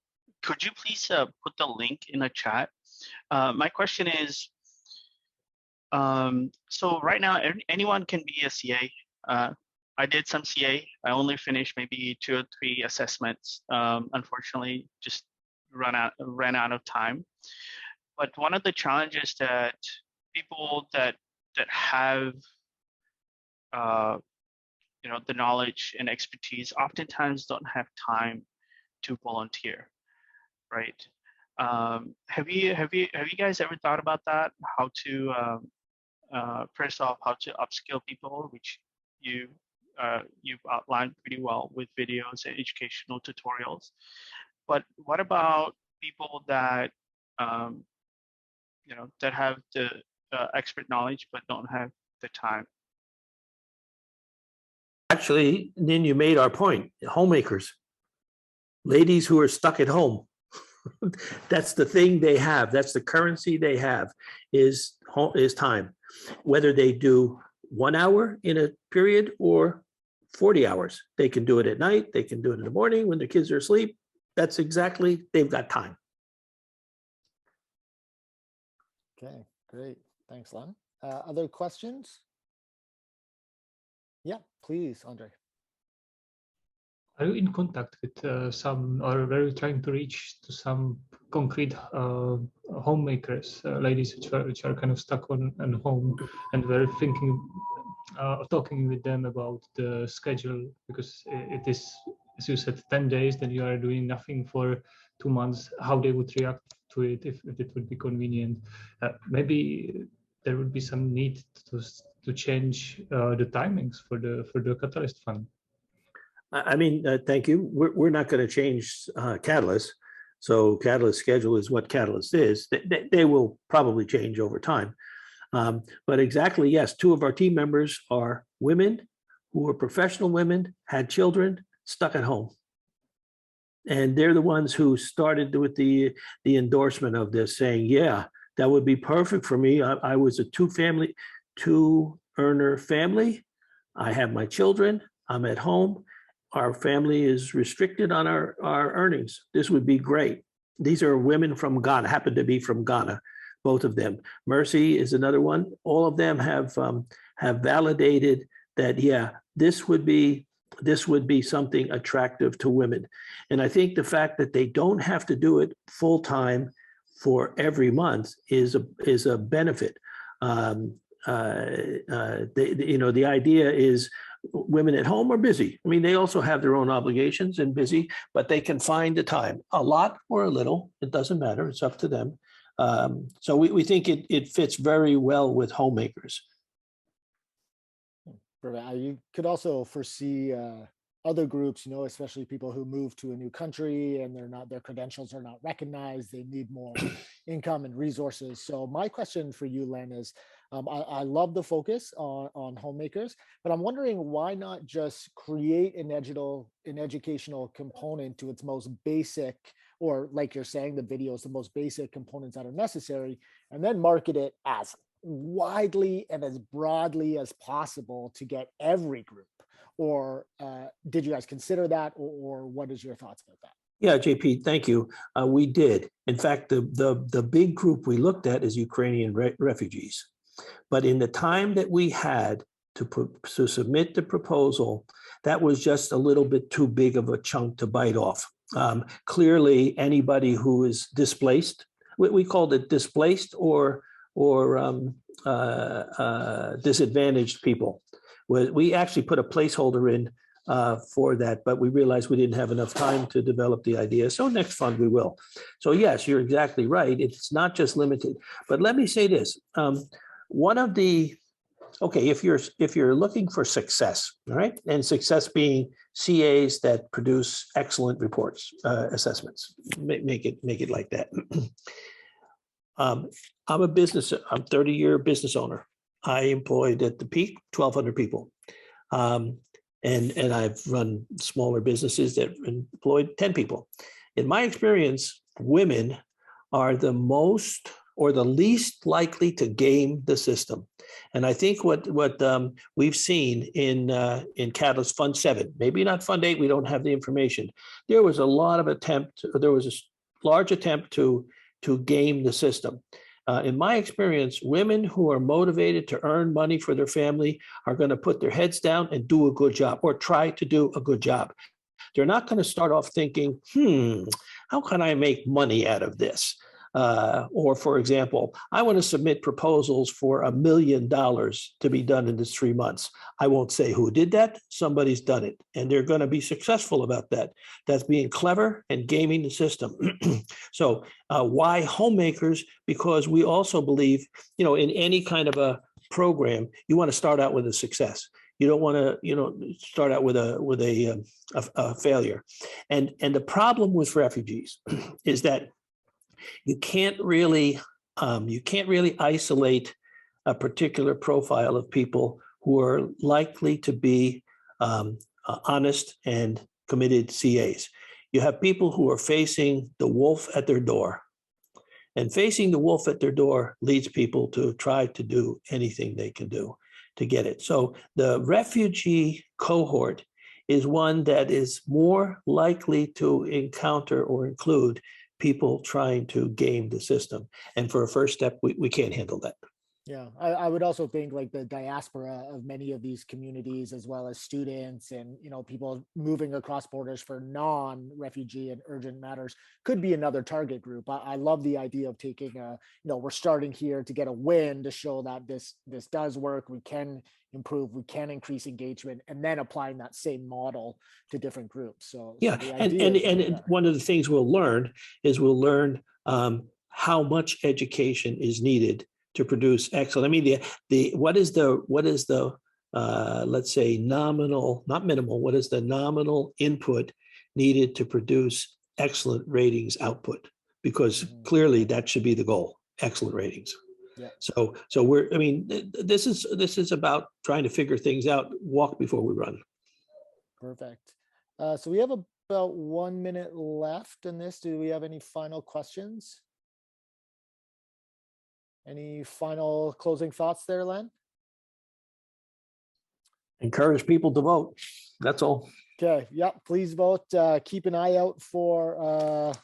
Sorry, I'm turning the page already. No, Learn to earn. CA can be a good job. I do have a question. If anybody has any ideas about how we might present this to the voters, okay, we're finished presenting to the assessors. That's over. If anybody has any ideas about how we might market this idea to voters, really to voters, please tell me. All right, I'll put, let's see, I'll put in my Telegram. So that kind of advice or ideas would be very helpful. Perfect. Yeah. So drop that in the chat, and everyone, again, please feel free to follow up with Len specifically on that piece. Okay, perfect. So we're moving right along. We're doing great. Our time is going okay. So we're going to move to the next one. And the challenge is Grow India, Grow Cardano, and it's Sarod Sasidharan. Sorry if I butchered your name. My name's difficult too, and people always ruin it. So, and the thing is called Cardano Coffee Regional Languages. So, is Reshma going to present? Yeah, hello everyone, it's Sarod here. Perfect, Sarod. Thank you for this opportunity to share a proposal with you all. I have my team members, Reshma and Sandeep, joining us here. We called our proposal Cardano Coffee, Regional Languages, under the challenge, Grow India, Grow Cardano. This is the link to the proposal on idea skill. Our problem statement is, India is a multilingual country where majority speak and understand just their mother tongue. So we try to answer is how we can reach out to the large native speaking population of India to raise awareness about Cardano. And the next thing is, how can we connect effectively with the section of IT professionals who are not fluent in English? And finally, how do we sensitize native speaking investors about what Cardano offers as a third generation blockchain? To these problems, our solution is to create the website and content in Indian languages. Our team members will act as translators and guides. Now my team member Reshma will walk you through the details of this proposal. Reshma?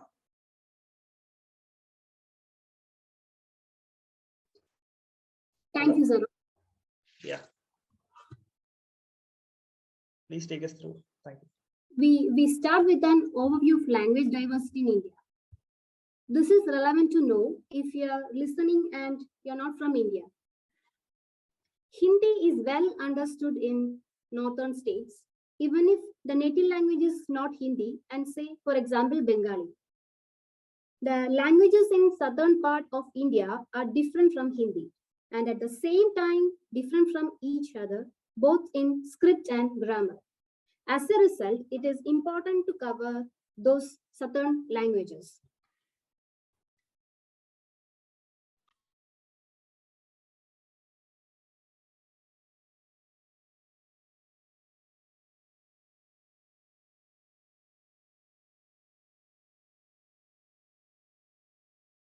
If you're speaking, you're on mute, Rajma. Oh, I'm sorry. Here is a visual representation so that we can illustrate the choice of languages that we have made. If we cover 4 southern languages as well as Hindi, we can reach coverage of almost 90% of population in the most optimistic scenario. For this reason, we have decided to create content for Hindi, Telugu, Tamil, Kannada, and Malayalam. Now about our team. We are a group of native speakers from India, comprising of software engineers, Plutus and Prism pioneers, a high school Hindi teacher, a social entrepreneur, and a public relations coordinator. Our proposal on idea scale has details of individual team members.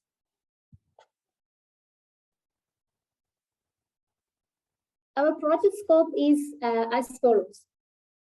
We will be implementing this in 3 parallel tracks. The first track is content creation, where we will translate articles and documentation into regional languages, as well as create audio and visual content.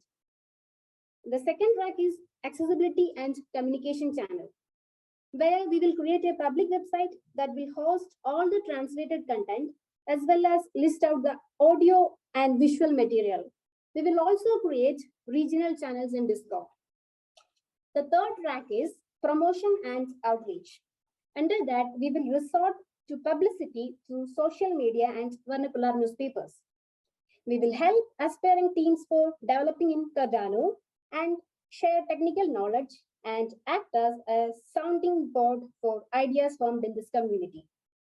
What we have shown here is at a summary level.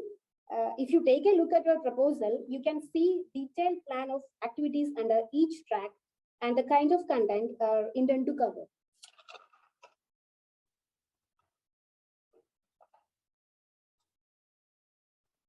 Here is our timelines and budget. The first 2 months, we will focus on creating translated content and building the website. We have listed the type of content that we will cover in detail in our proposal. The next 2 months will see the launch of the website accompanied by a publicity drive. The total budget requested is $29,750. A detailed budget breakdown is present in the proposal on idea scale. As for future scope, this project, what we envision is that the content can be converted into a structured course that future audience can make use of.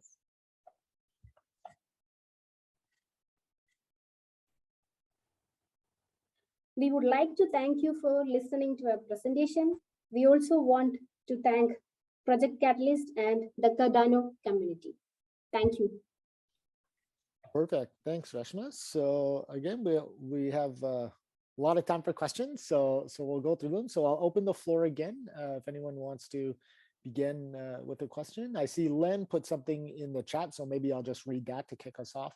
Reshma or Sarod, who is the target audience? So he's asking for examples and without respect to language. So who are you going after and approaching with this project? I think I can take that one. Yeah, so the intended audience for this is firstly the general population that would want to get awareness, or we would want to get awareness about Cardano. Then there is a technically aligned population who are tech savvy, but not at a developer level. And finally, we would also try to cater to the developer community, but not at an in-depth level. The key target audience would be, like you mentioned at the beginning, the 3 sections of populations where we could kind of cover the native speakers to give awareness, and then connect with the IT professionals, and also sensitize, let's say, an investor population who are interested in investing in crypto, so that they're aware of what Cardano brings in as a 3rd generation blockchain. Perfect. Thank you. Other next questions? I see Len has some more in the chat. Hey guys, I love the focus on outreach to linguistic minorities, for sure. I think you guys will reach out to a ton of people there. From even from your experience, right? How many IT professionals are not fluent in English, and even if they're proficient in English, would benefit from documentation and tutorials and learning material in their own language? Yeah. So in general, the IT professionals, I think, would speak English in India, but then that doesn't mean that they're fluent in terms of to read the documentation about Cardano. That's the gap that we're trying to bridge. So if you look at the articles and blogs that are there published by OHK, I don't think that's readily suitable for someone who's not fluent. But obviously, whoever is fluent in English, which is as such not a big population in India, it's like 12% of people who can speak English well on a whole. And let's say a good number of IT professionals also come. But at the same time, I think when it comes to Cardano, it's not just the technical part, but it's also the philosophy. So if you look at the kind of content that we want to cover, we've said that we want to start with the why Cardano essay. And that really covers the philosophy of Cardano, which is very important. And we don't expect someone who's not fluent enough in English to read and assimilate what that means. So progression in terms of content is to have the why Cardano essay, and then about a who's who about Cardano. Who are the different people in Cardano, who are the different entities like Catalyst, Cardano Foundation, things like that. How can people get involved in Prism and Pioneer programs? And then we get into also what are the technical components? What's a Cardano node? What is GraphQL? How do you run a node for testnet, mainnet, things like that. So I guess when it comes to IT professionals, it's probably people who have not taken a look at Cardano and not fluent in English, who would benefit from this content. Perfect. Thanks for that. So Len, I see you put your hand up, please, Len. Yeah, 2 questions kind of combined. At what level of language are you going to do these translations?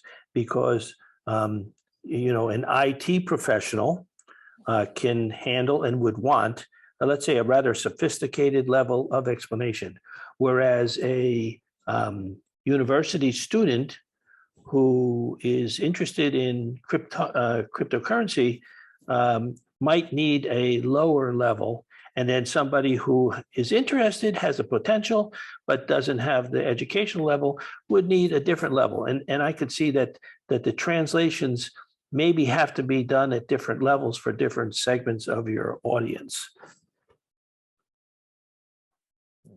And excuse me, and the last question, second question is, what is your mechanism for quality assurance? There's another proposal to do similar to you in, I think, the same Grow India, to do like 15 languages or something.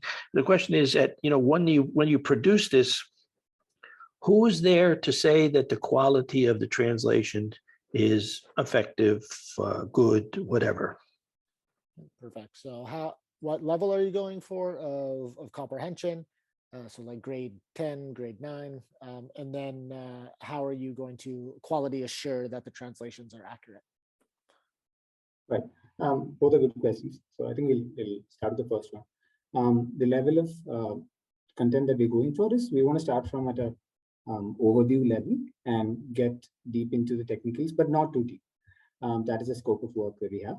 So if you look at the proposal that we've listed, we kind of listed out what we're covering in the different sets of activities for content creation. So here's set 1, which is what we start with, about why Cardano, and then the fundamentals of blockchain, and then a who's who about Cardano ecosystem.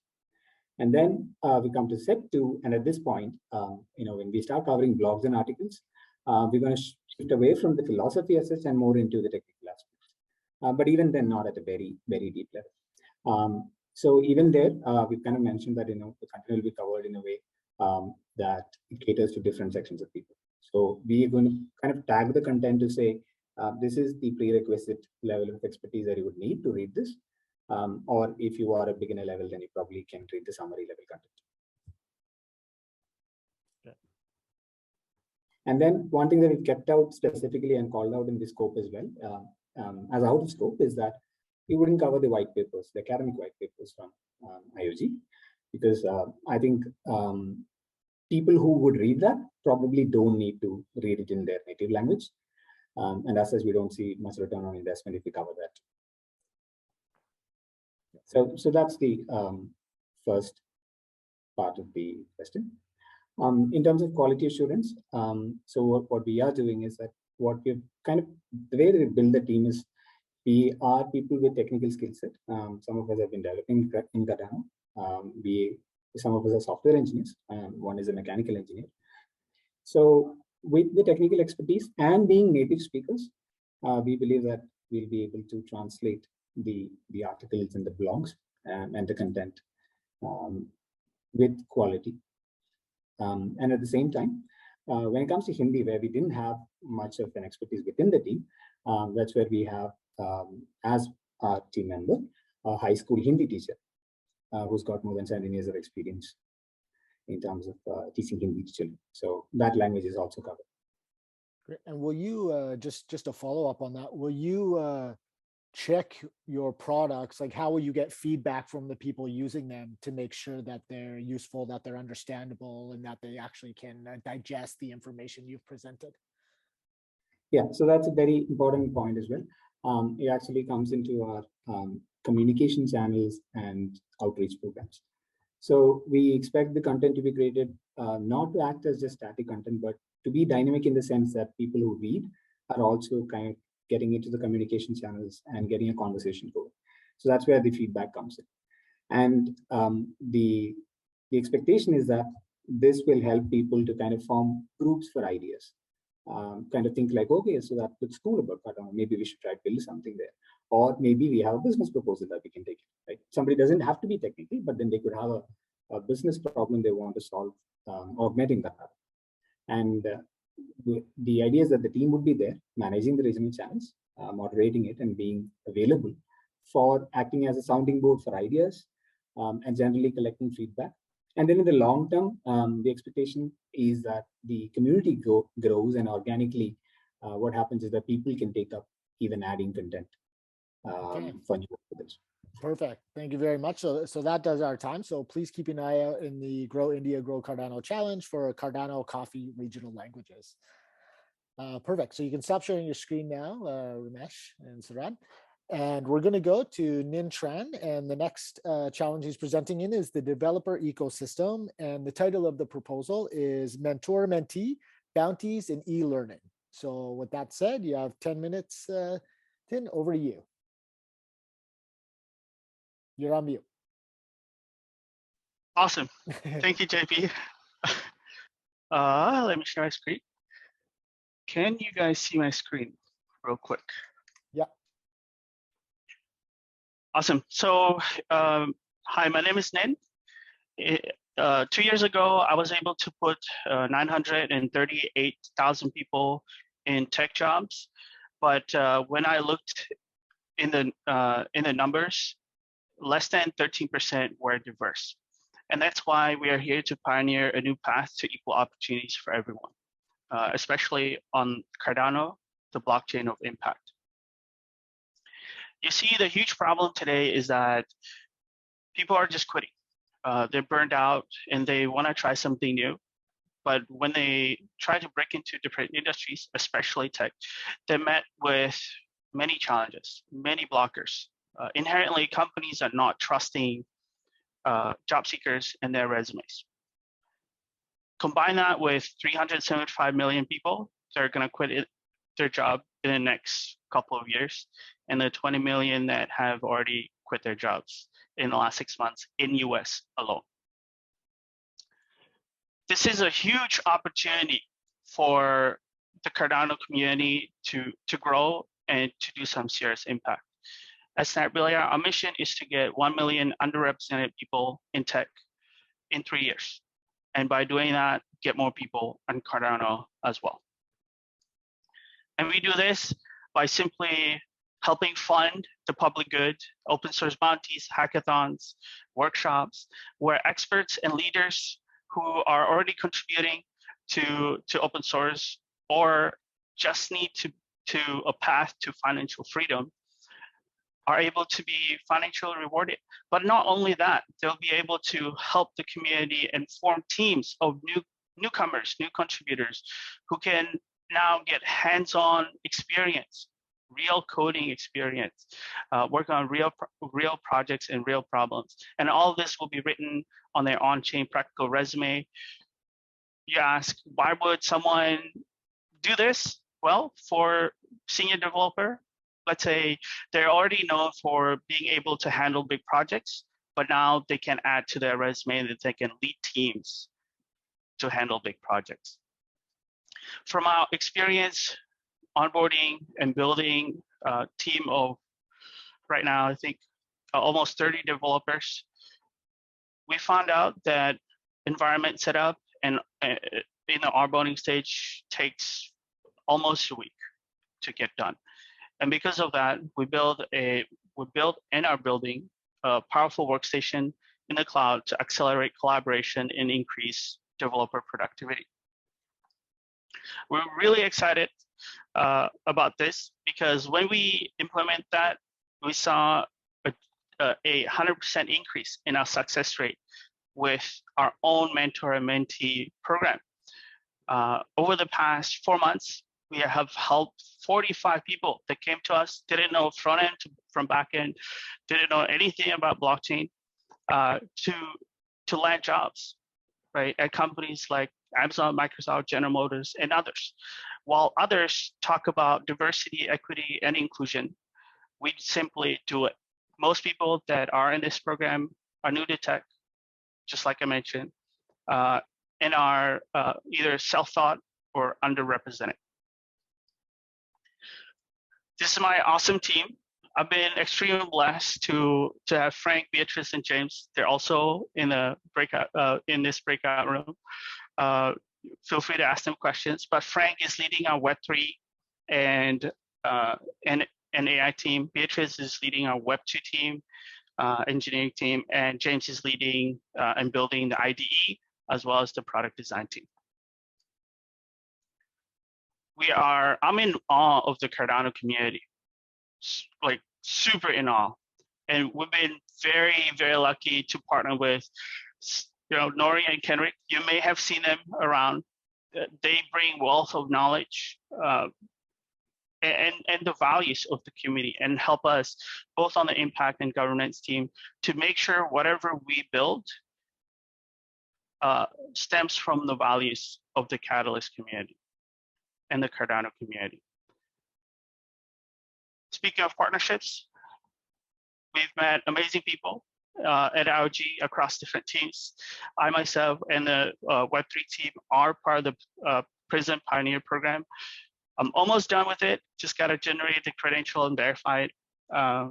And learning from the decentralized consortium foundation to fund more Cardano and open source initiatives, Goma Foundation, Roots Wallace, to make sure that we do that we can partner with them to do our DID, clear contracts, Conma, Athena, PR token. I see Max in the crowd as well.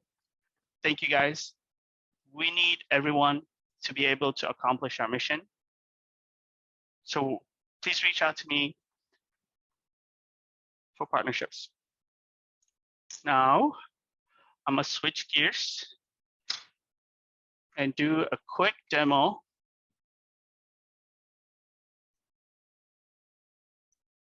of the product. Can you guys still see my screen? Yeah. Awesome. So for context, this is our business management console that businesses would use to create bounties and manage the whole process.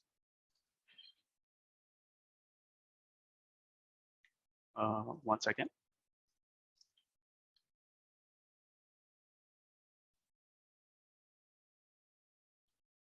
Oops, looks like it's loading.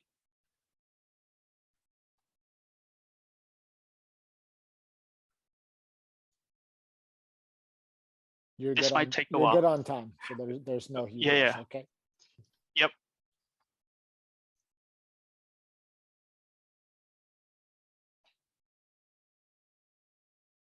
Demos always happens.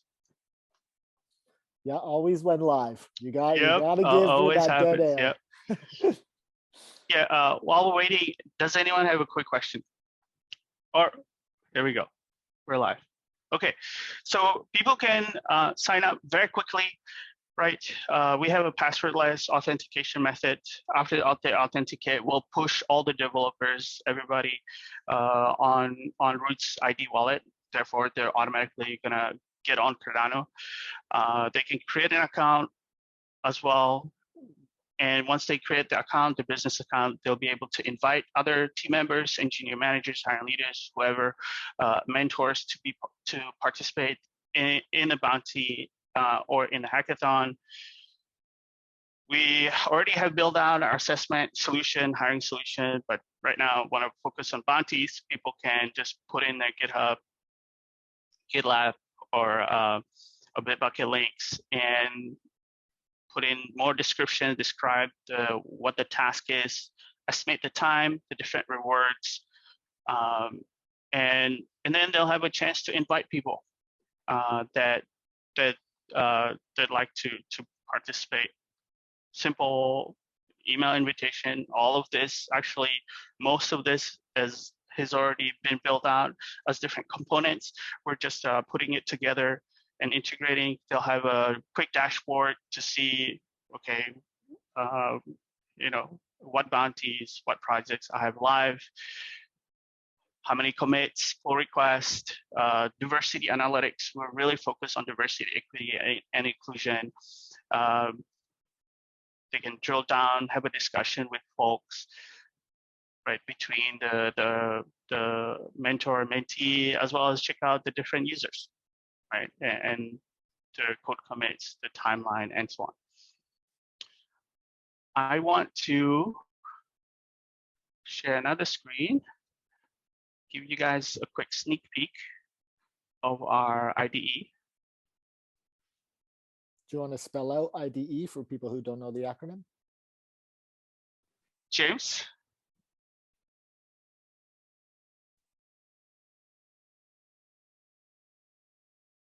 I think we can. I was looking in your proposal too, and I see you didn't list it. So yeah, it's an integrated development environment. It's a place where developers just are able to code. So here's can you guys see this? Here's our Plutus Pioneer program, and you can see, I can. This is the README. I can go in. This is all in Haskell, right? We build it on the UI of VS Code, which is the #1 IDE, just super user-friendly and actually the most popular one for developers.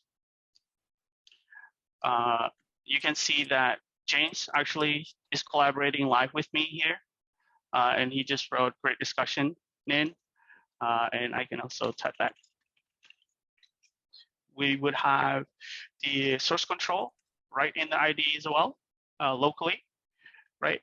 And I can either accept this or discard changes. And with that, I want to go back. me see. So we're past the time for presentation. So I think what we'll do is that's excellent. And I think a demo is always welcome. So I would encourage people to follow up as well. But I do want to open it up in case there is time for questions, or in case there are some questions that people want to ask before we close. So we'll give it a second. Anybody have a question?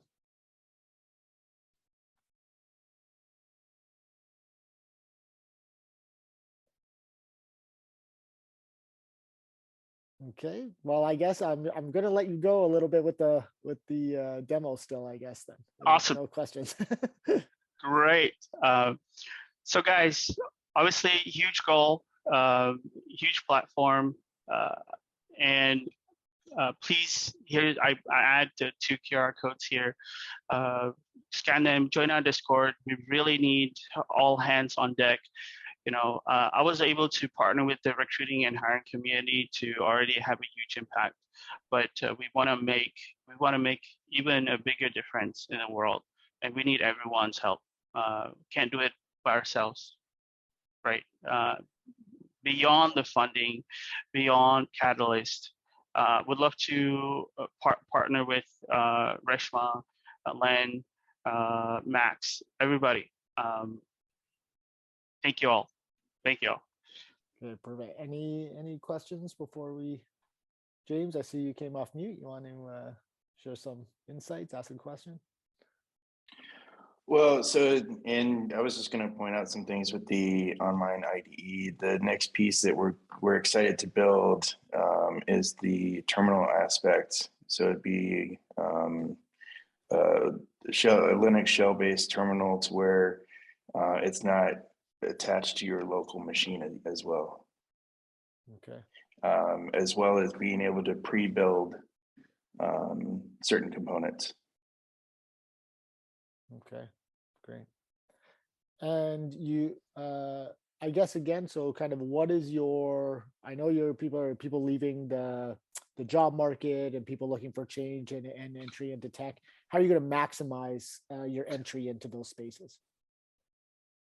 Yeah, we already have a lot of partnerships in and out of the Catalyst ecosystem, JP. My last company, Hire Easy, has a database of 840 million people, 40 million professionals, even the ones that quit their jobs, and also have changed their jobs recently. So we're very confident we can penetrate the market and get a lot of people on this platform very quickly. Okay, perfect. Well, I think on that note, it takes us to the end of our time today. We're a little bit over the hour that we were supposed to go, so it's probably good that we'll cancel it there. So you can stop sharing your screen there, Ninh. Thank you, everybody. So for that one, please keep an eye out in the developer ecosystem challenge for the mentor-mentee bounties and e-learning proposal. So I want to thank you all for coming. Today was really interesting, really exciting proposals. Love to see the thought and the community development behind it and see all of the cross collaboration and willingness to work together. So on that note, we'll go back into the main room, but please join us next weekend as well, where we'll be going through this with a new set of proposals to go over those projects in preparation for voting. So thank you, and I will see you all back in the main room. Please come to the main room so you can provide feedback and join the outro discussion. So thank you all. Have a wonderful Saturday. Thank you, everyone. As per Maslow's hierarchy. And then what we've done as a society, we've elevated the business and profit portion above the human portion. So we've made it more important to make profit than to have clean water and fresh air and those kind of things. And the problem with profits is they create scarcity. And it's killing what we need as people. So we're probably looking at a future as something like this if we carry on in this way. And Charles said, if you'd like to change the economy, if you do not like the economy, you can change it. So that's what my proposal is about. So each user in this economy has two accounts. It's got a savings account and a spending account. And a savings account is in your wallet. and a spending account gets created on a smart contract. So for any economy to thrive, it needs two conflicting ideas. Number one, it should have a money of value. For example, Bitcoin that nobody wants to sell really, they all want to hold on to it because it's got value.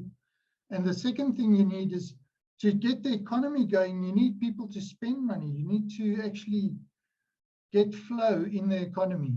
And these two ideas are kind of conflicting, but OIC caters for both of them in two different accounts. And how these accounts operate is this: if you've got a spending and a savings account,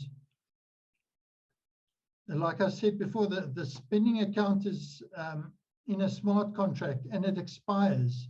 So when it expires, whatever is not spent in this amount, the contract expires and it goes away. So you lose whatever's in there. So if you haven't spent it, you actually lose it.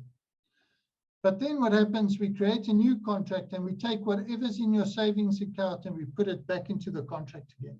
So it's available to spend again. So you've got double the amount to spend every time, every month. There's important information about this. Whatever's in the spending account and not spent is lost at the end of the month. So if you had 1,000 ADA and then you didn't spend it, you lose it.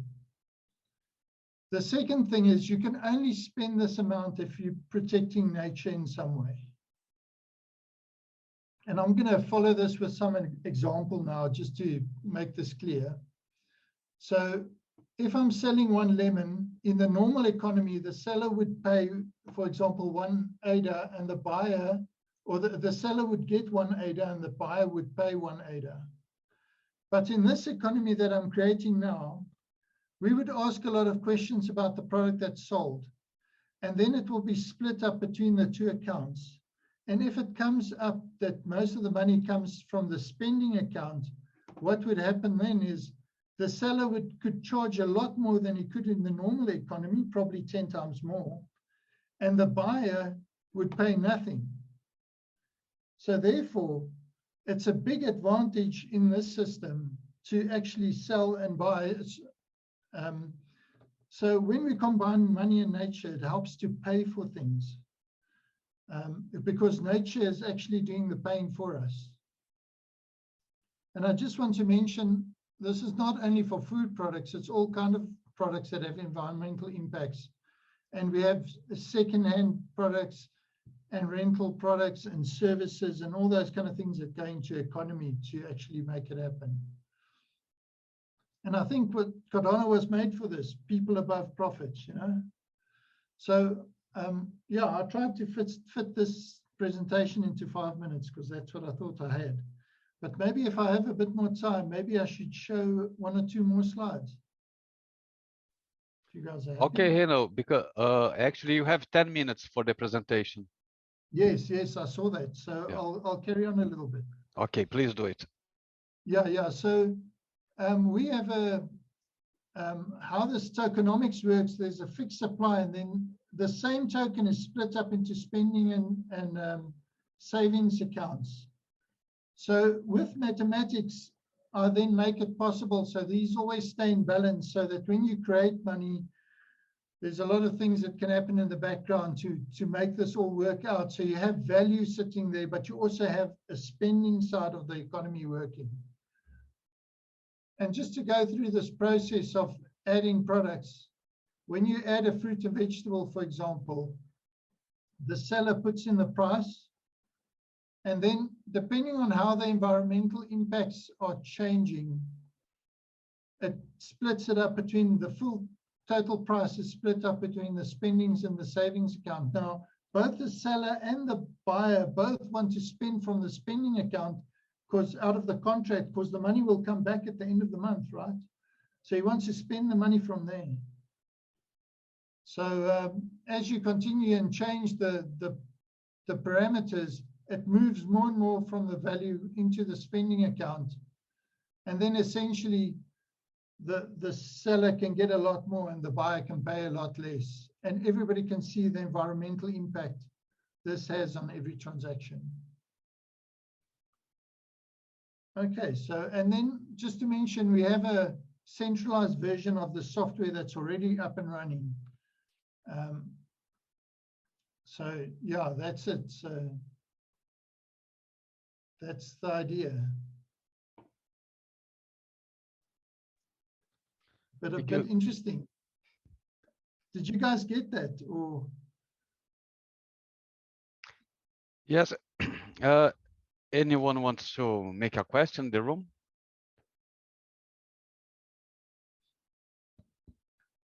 I guess no. Henno, I have a question for you, if you don't mind.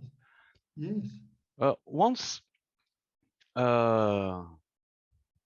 if I'm not spending in the spending account, yes, and before I'm not allowed to cash out, this locks up period. The 1 month period. So it's not like a cashing out. So the savings account on this, if I just go back a little, I've taken it away. But the savings account that you have there, that account always has your money in it secured. So that's the money that keeps the value. It just, what happens at the month end, it doubles that amount and it gives you the same amount into your spending account. So that money is actually free money that the environment gives to you, that nature gives to you. And if you don't spend it, you lose it. I would say if you're going to replace universal basic income, this would be a much better solution, because instead of people just getting money, people will be protecting the environment to get money. But everybody can protect the environment. Everybody's got the ability to do something to make the world a better place and more environmentally friendly. So that way they can all get money into the system. I got it. Thank you. Anyone else has any questions? Did you guys get the gist of that? I'm sorry?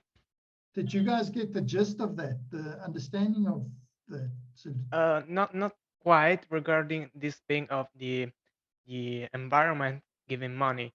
It's not clear to me how you're going to track anyone who is going to do something for the environment, and how this tracking will then be rewarded.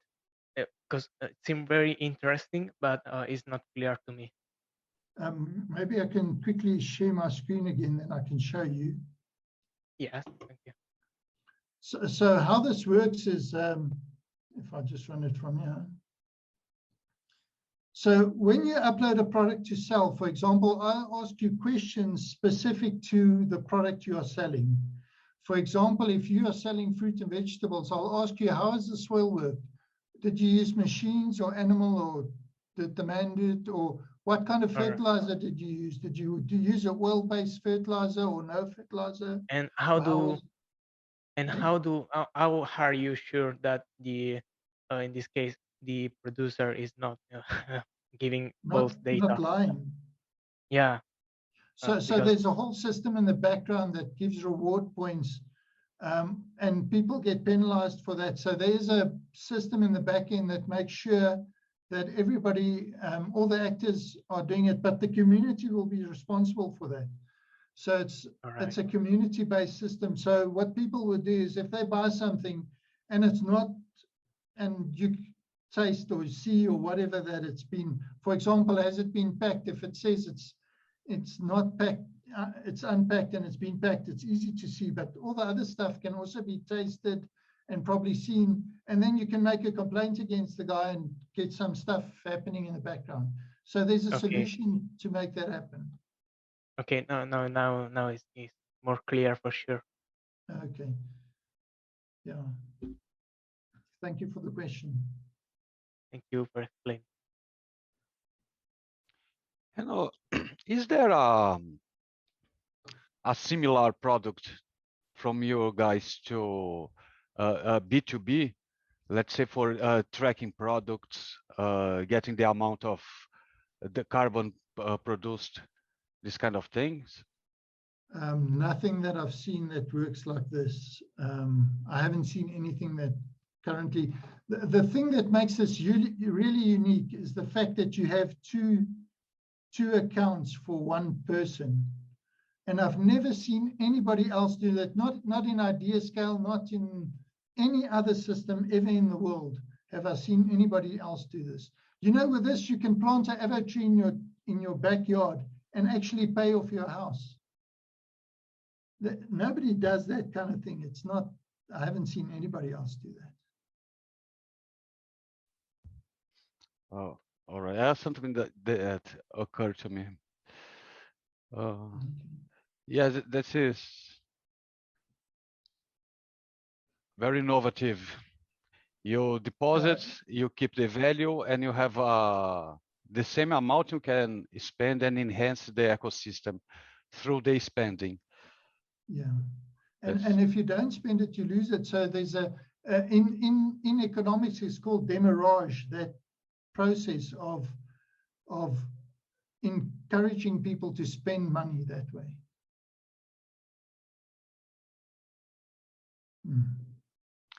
Okay. So yeah, that's it. Okay. Anything else? Thank you, Henno. Thank you very much for your time. Thank you so much for showing the proposal. Thank you. I think our next presenter is Nathaniel. Are you there, Nathaniel? Mr. Dwamena. Yes, I'm there. I'm there. Hi, how are you doing? I'm doing very well. So, Nathaniel is going to present the broadband.gov, correct?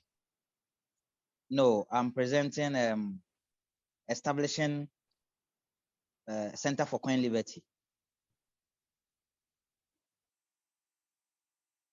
Establishing Center for Coin Liberty. Okay, I'm sorry.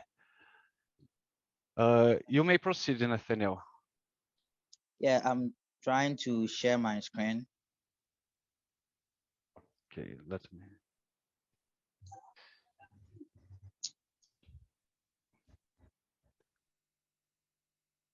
You should be able to share it. If it's not showing up, try to stop sharing and share again, please. If it's not showing up, I should stop. Okay, you may begin then.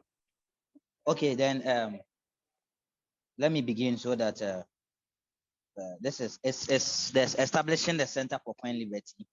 You can find the proposal in the lobbying for favorable legislation. Basically, our proposal seeks to establish the Center for Coin Liberty to ensure continuous and vigilance on the blockchain for public policy advocacy in Ghana. And so we want to get favorable legislation as a community, but we feel that we need a center, an established center that can continue to engage public policy to seek to influence legislation that will affect the growth of the blockchain. Now we seek to do this by establishing first with a think tank. So we have a partnership with the Institute for Liberty and Policy Innovation. They are an already established think tank in Ghana. They won the think tank Shark Tank in South Africa in 2017. What ELAP will bring on board is that they give us the enabling environment and credibility in terms of advocacy voice, so that we can ride on such a credibility and continue to engage policymakers, politicians, and regulators, so that all policies will be held favorable to expanding growth for the crypto community. Now, how do we seek to achieve impact? We seek to do this using the popularizer model. Now, we know that the people existed before the people established government, constitution. And in the constitution, the people established the government. So what will happen is that if we are using the popularizer model is seeking to go to the core of sovereignty, that is the people, letting them understand and educate them, so that decision making will follow what the people want. So the popularizer model follows the principle of the cup and water. So the politicians are like a cup on water, so it flows on the water, and the water becomes public opinion. So where the people's public opinion will go, mostly politicians are likely to go there because of voting, so that they will get to maintain themselves in the next election. And so if you use the popularizer model, we feel that it is going to be the best tool to enhance advocacy in Ghana and also advance pro-growth, pro-innovation policies in Ghana. Why are we choosing Ghana? We are using Ghana as a strategic location for adaptation in Africa. We see this from the view that Ghana was the first country to get independence in Africa. And so most countries in Africa really look up to Ghana in terms of, so Ghana have, let's say, political leverage on most countries in Africa. Therefore, if advocacy in Ghana and policies are influenced in Ghana, the adoption of such policies across the sub-region is going to be high. For instance, Ghana started the healthcare policy, and most countries like Kenya, for instance, have also adopted same. And so that is why we seek to use Ghana. In the short term, we seek to inaugurate the center. That's one. We seek to also do media engagement and also stakeholder engagement with people who are in policy making and also decision making in terms of making input to legislation. Then we also seek to do policy briefs. So in areas where we feel that policymakers do not have much knowledge over there, we will write policy briefs to increase the knowledge gap or to close the knowledge gap on crypto and blockchain in Ghana, so that we see how best blockchain can help in decision making in Ghana. And we also write OPES and OPES in media house or in popular outlets in Ghana as well. And so what the whole project is going to do is to do mainstream public policy engagement that will make sure that policymakers really get the right information. The people also get the information so that they can advocate for what we want using the popularizer model. So in this time, so that is what we are doing as a center, and we are doing this with the Institute for Liberty and Policy Innovation. We already have a partnership with them, and they have given us the go ahead. We need to get this fund so that it will help us put structures in place for the center to develop the center and also expand our research capacities as well, and then kick the ground starting. We also get leverage from using LRP, because sometimes establishing a think tank on your own, it's a long road. Establishing a think tank on your own is a long road, and you need credibility. So credibility is very important when you are doing advocacy. So if you are able to get an already established think tank that is willing to accept you as a center at their end, then we feel it's very helpful to use the LRP and then use the credibility in voice in the already established within the policy space in Ghana. Then we'll use that to expand on. Also, it gives us partnership in terms of global partnership. LRP is already a partner to Atlas Network in US, the Fraser Institute in Canada, the American Economic Institute of Research. So they have a lot of global partners that we feel that is going to give us a better environment, so that our center, once we kick the ground, is going to be helpful in terms of research, contribution, and support. And we are also a team of experienced researchers like myself. I'm Nathaniel. Dwamena. I've worked with GIZ for doing business research on ease of doing business in Ghana, and so we did that research for GIZ at last year, that's 2021. So, and then we also have Mutua in the team, who is also a lawyer and also the legal advisor for LRP Institute as well. So, and then we have Innocent, who is also risk and compliance manager, who also have background in finance. And so that is the makeup of the team. And so thank you very much. I'll end here. Thank you. If there's any question, I'll take them. Thanks. Thank you, Nathaniel. Is there any question in the room? I can ask a question. How is crypto being adopted in Ghana currently?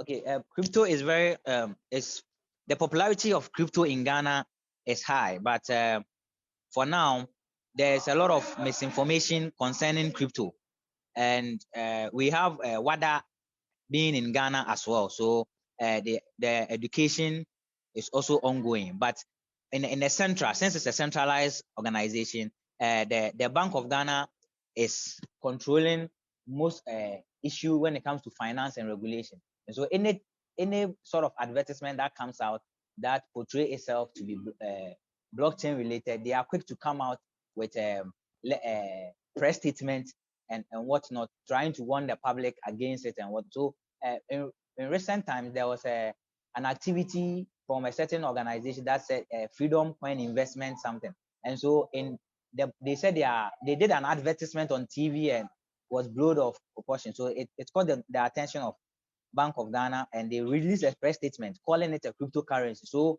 I think the center, what I did personally was to educate the public and letting them understand that not everything gets to be associated with cryptocurrency or whatnot, because you need to do a lot of things, give your white paper and whatnot, because it's just an advertisement. They didn't even launch a white paper to assess them. So it is not fair to call it crypto. So we're trying to do such education in Ghana. And so for the climate, for the crypto climate, and we also have a number of people who are also into it, but they do it among themselves, like peer-to-peer is very popular within the people who engage in crypto in Ghana. So for peer-to-peer is very popular, but in terms of mainstream, it is not so popular. That's why the sector is seeking to bring it mainstream, giving the credibility and the advocacy bit, so that people get the information, and then we can also take other stakeholders on in terms of information sharing and also advocacy. Thank you. Thank you. Important work you are doing. Yeah, thank you very much for the question as well. And if you can check the group chat, I have placed some link to the group chat. It was something concerning the recent tax that the government wants to impose on digital transactions. And so we were trying to advise telecommunication. You know, we use a mobile money transaction, the mobile money transaction. The government wants to tax that. So it's done by the telecommunication. They provide such service. And we are the informal sector, that is the private informal sector in Ghana. They dominate the usage of the mobile money in Ghana. And the government decided that in 2012 budget that they wanted to tax it. And so in that article, we were advancing alternative that the telcos can consider building dApps on the Cardano blockchain, so that they can provide such a service and then continue to help the private informal sector within the Ghanaian economy, so that the e-levy, they can use the Cardano blockchain as a way to be a solution against the government imposition of its e-levy on such as them, because once it is adapted, it's going to delay. People are not going to use the mobile money platforms again, because they are going to be taxed. They are not going to use it. And so we know that it's going to affect. And we also told them that people are going to go back to the cash economy, where they are going to carry more money on them. We're going to increase robberies and the rest. And so we were trying to advise that they can also come to the Cardano blockchain and continue to provide such service. So it's something that we did. So the link is there. You can also take a good look at that. Thank you very much.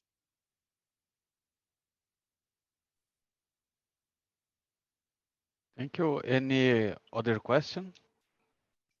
No? Okay. Nathaniel, I'd like to ask you, since you are lobbying to close the knowledge gap among institutions and crypto, is there any language barrier there in Ghana that you should overcome to onboard more institutions, or you think only in English is fine? Okay, so for now, since we are starting in Ghana, English is okay for us, but the long-term goal is to propagate across Africa. And so if once we start a strategy to go across board on Africa, we will definitely have language challenges. But for now, we are in the long-term goal, we are looking at languages like French for the Francophone African states, and also Swahili for the Eastern African parts. So those are the two languages, and then Arabic. So if we are scaling up, we will be getting researchers from the Arabic perspective, and also who can also, so that some of the materials, policy briefs and whatnot, we can convert them to different languages, so that other countries within various sections of this continent can also get access to some of the policy briefs and the articles, and also the research that we undertake as a center. But that is a long-term activity. For now, for the short term, it's going to be English. Thank you very much. Okay, thank you, Nathaniel. So if there's no other question, Nathaniel, if you like to wrap up, you have 2 minutes. Okay, so what I'll say is that this is very important to engage. It is very important to engage mainstream and also keep vigilance. Once a budget is ready, you have people who will go through it. If there are portions of rules that is trying to find its way in certain legislation, we need to detect them very early and fight them before they are passed into laws. And as I speak, because of what we have done on the e-levy, I think the government, it has slowed down the government in implementing the e-levy, because in the budget, the deadline for passing it was somewhere in February, but we've been able to delay. And as I speak on this conference, IDFS, e-levy are still, and they are rejecting it, and the government has become unpopular on its own idea, and they are finding ways of. So I think the government went further to even organize a town hall meeting for the first time across the 16 regions of Ghana, just trying to make sure people understand and accept that they should tax digital activities and then the e-levy. So I think the model, the popularizer model, if we put it in full scale with the needed support from the catalyst, it's going to really be a tool that's going to help us achieve a lot for favorable legislation. Thank you very much. Thank you. Thank you, Nathaniel. You are welcome. All right. I think our next presenter would be Audrey. Hello, Audrey. Hello. I'll just share my screen. Okay. Hey, yes. I just put one picture there. Just, yes. Okay. Please go ahead. Thank you. Hello, everyone. My name's Audrey. I'm dialing in from New Zealand, so it's quite early in the morning for you, but it's nice to be here. I'm here to talk about collective well-being with Cardano. So the real problem is that mental health is one of the most neglected areas of public health, with globally over 1 billion people with some form of mental stress or mental illness. Simple solutions can be effective, but unfortunately access is limited. So we need an innovative solution to raise mental health awareness and to promote well-being. Not only that, but fear, anxiety, and doubt plague the crypto community. Cardano also has a grand vision and paradigm-shifting goals, and this can be stressful to those building it. But the Mushroom Mob is here to help. So the Mushroom Mob is an NFT project, which is not just about commercializing NFTs. It's a pixelated mushroom project. There's 10,000 pixelated mushrooms. There's 10 different types of mushrooms with over 100 traits, resulting in over 1 billion different possible combinations. The art has already been created, as you can see by our little pixelated mushrooms, each with different items and backgrounds. Our vision for this project is to collaboratively inspire and maintain wellness. Just to give you a bit of a background of who the team of the Mushroom Mob is, it's myself. So I am the project manager and I'm a registered clinician. So I'm skilled in lifestyle and behavior change models, There's Johnny, who's the artist of the Mushroom Mob characters and has also been the dev behind this project. And we're also joined by 2 other health professionals who are either leading the community or focusing on the longevity of this project by providing with us health management and business advice. So Mushroom Mob is a project that is already up and running. We conceptualized this in December 2021. We created a website, www.mushroommob.io. Johnny has already designed the artwork of 10,000 unique Mushroom Mob characters, and we've already started an online presence through Twitter, Discord, and Instagram. And our first drop of our NFTs launched on the 18th of March, so about this time last week. So what does a Mushroom Mob NFT get you? Basically, if you own one of these Mushroom Mob NFTs, you are able to be part of a community. We host regular community wellbeing challenges, which provide community accountability for better habits in a gamified way. This is reinforced with the chance to win either ADA or Cardano NFTs, and you also get social feedback from the community to encourage you to keep going with these health promoting behaviors. You also get access to free health and wellbeing workshops run by qualified and registered health professionals. And also by being active in the Discord, you get access to the health and wellbeing providers there as well. Not only that, but you are able to join a community network of Cardano wallet holders who are also wanting to improve their health and wellbeing. And also through a percentage of our proceeds, we'll be able to help fund mental health research, specifically psychedelic research, and giving these to respected institutions. So this is an example of one of the challenges that we did in our Discord, where it was all about movement. The primary purpose of this is to encourage protective factors and healthy behaviors that optimize positive mental health. So for example, physical activity is one of them.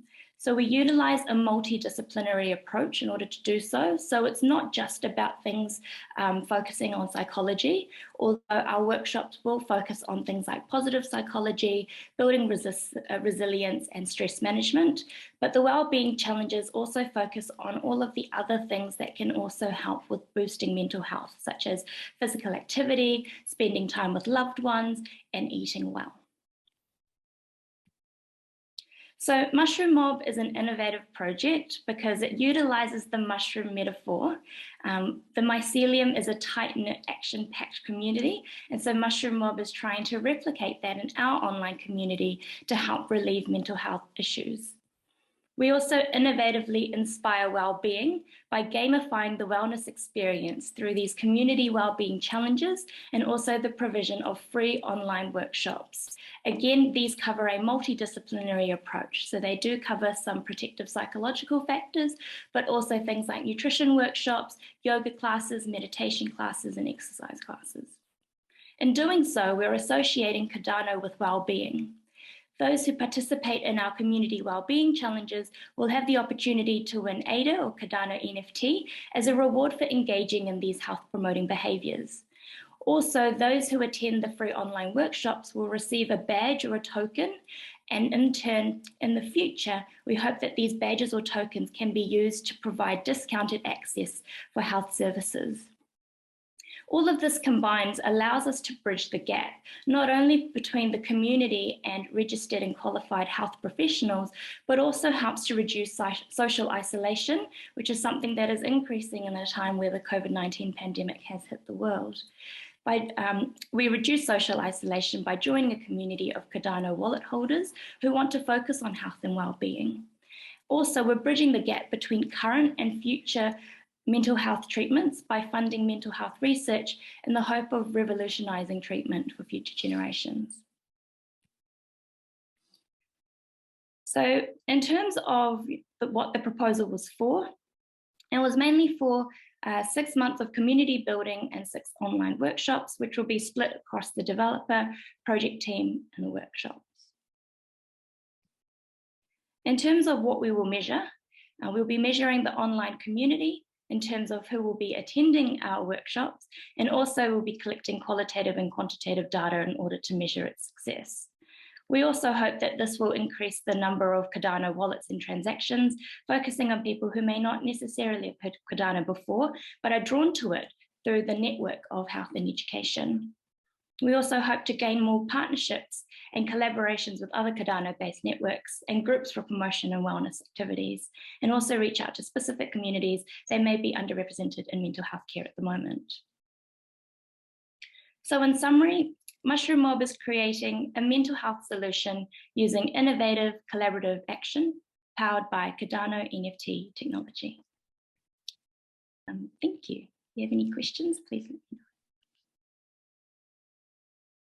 Thank you, Audrey. Any question in the room?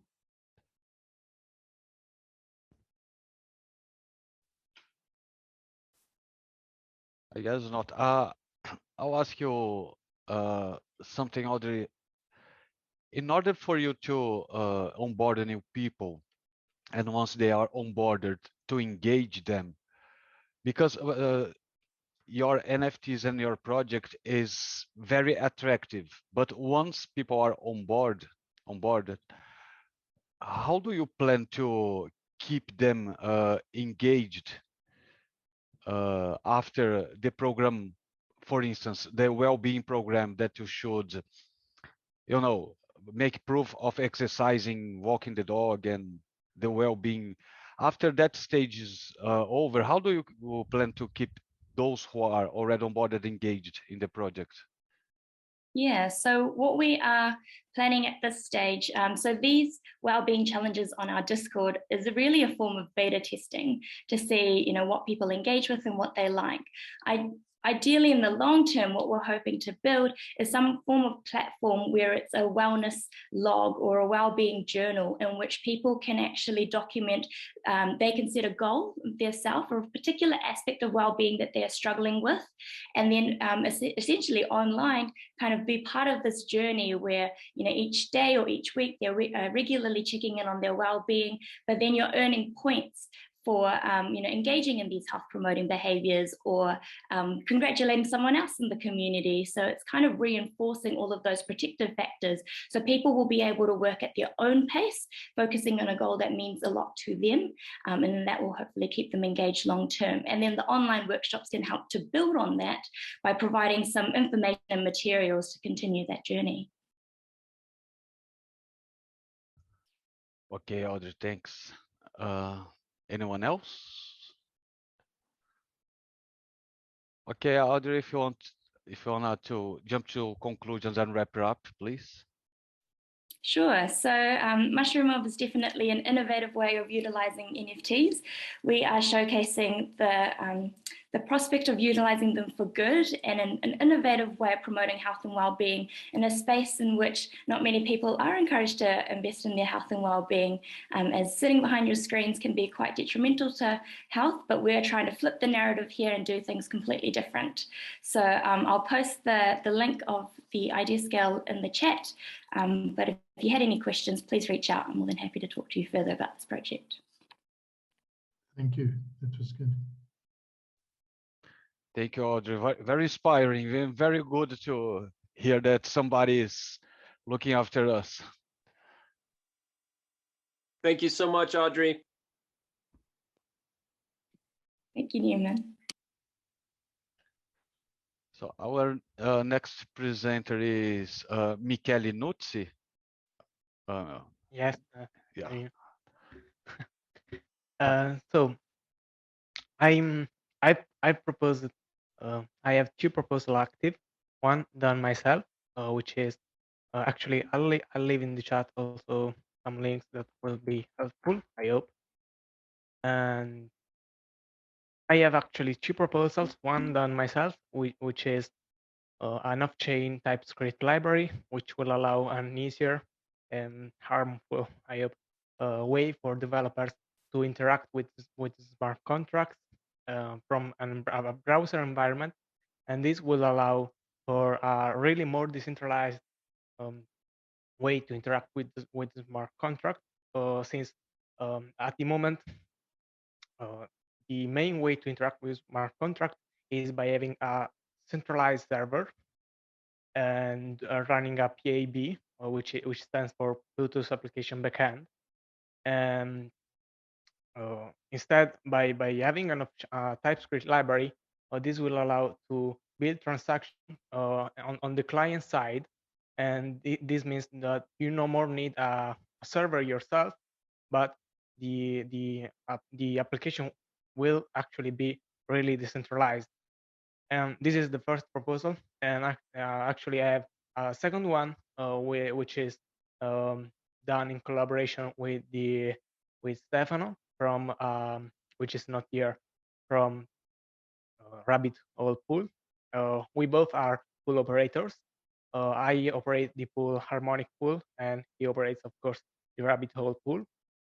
And the second proposal is about product traceability on Cardano. We aim to through this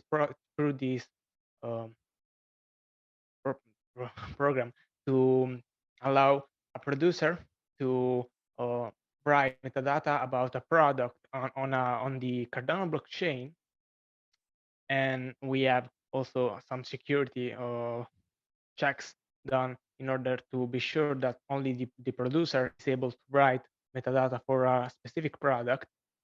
And so the producer can write metadata for the product and then send the product alongside with a QR code. The QR code will link or will point to the metadata to search on the blockchain. And once, of course, the product is arrived, the client, the end user, is able to scan the QR code, and initially there will be a server that will allow to run a query on the top, so to search for the metadata related to that specific product. And then once we scale, we are already seeing for options that are, of course, that do not require a server, that will be kind of centralized, but instead relies on various nodes, such as on various nodes that run various queries along against the blockchain. And actually, there is the service of preloaders that is actually thinking on something similar. And if they implement this kind of service, would be really a great thing for decentralization, also for this kind of project.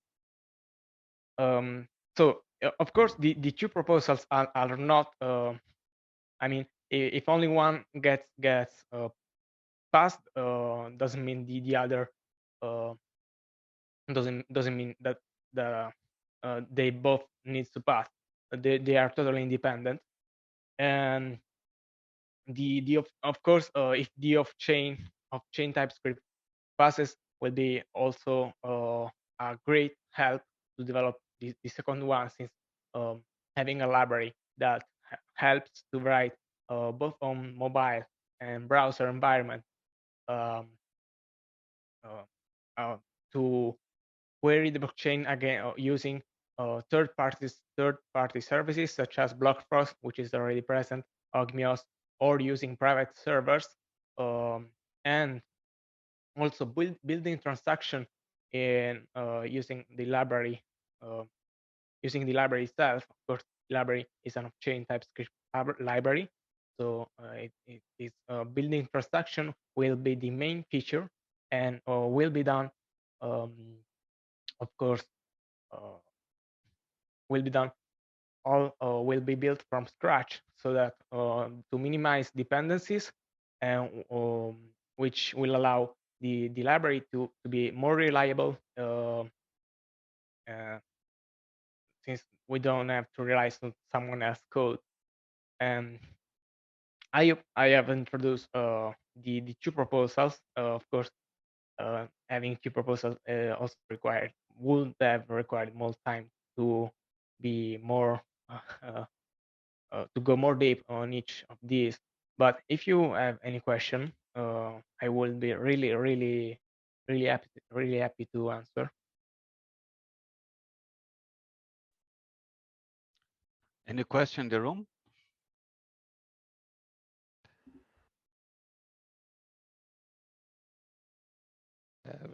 Michele, I think there are some similarities with Henno proposal in regarding some aspects, and this question always come up into my mind is how can we ensure it's okay.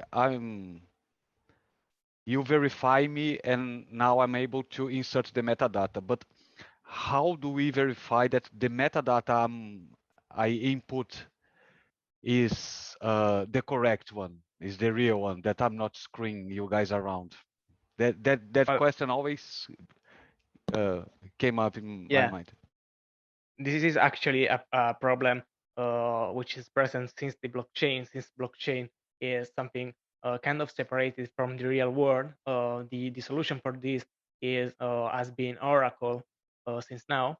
The solution for that that we aim to use is actually first of all, the producer will have an NFT, so we know that we know the in order to write the metadata, since everyone can write metadata on the blockchain, if we will query only metadata that contains an NFT of the producer, so we are sure that only the producer is writing metadata. Or if anyone else writes metadata for that same product, he doesn't have the NFT, of course, so it will be discarded.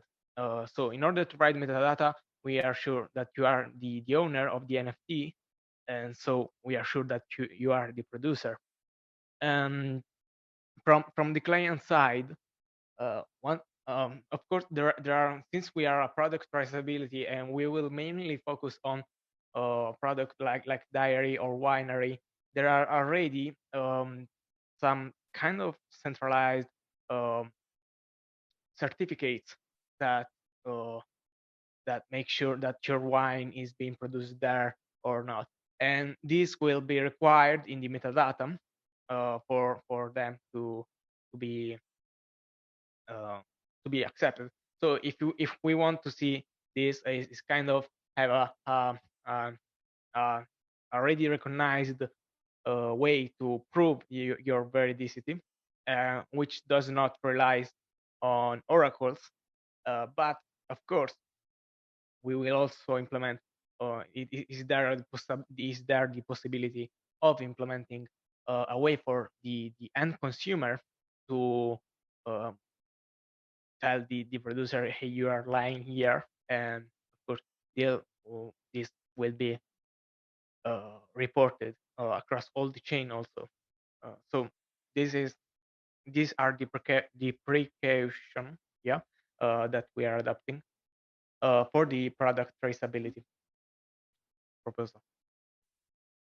Oh, thank you, Michele. Yeah, I think it's all about build trusting at the beginning until we develop some. I think the Atala Prisma team are heading that way. Yeah, there are a lot of there are a lot of new project that aims to verify the user, and we also considered those options. There is Atala Prisma, but there is also IMX identity. There are quite some projects that are trying to identify the user. We opted for the NFT policy because those other projects, of course, being some projects that have to identify a much wider range of user, have also some overhead to use their service. In the NFT, since we only need to really prove in some way that you are in fact the producer, and you are sending the product, we only need this kind of verification. We don't need any more information. So this was the most straightforward and also less resource intensive solution. This is why we opted for this. Of course, those projects and those alternatives are really valid. Long way to go. Thanks, Yeah, Michele. If you want to wrap up, because we must head back to the main room. Oh, sure. So to wrap up, we largely talked about the product traceability proposal. I would like to bring back also the focus on the off-chain TypeScript library, because it's a proposal that will really have also a lot of developers have also contacted me and say that it would have a really great impact on the way smart contract will be used, and also potentially our talent will get into Cardano, since TypeScript is a language much more used than unfortunately Haskell. But so yeah, this was also take a look if you can to the off-chain TypeScript library, because can really take a lot of value into Cardano from the developer side. So of course for everyone then. Thank you everybody. That is for the room. They are calling us back in the main room.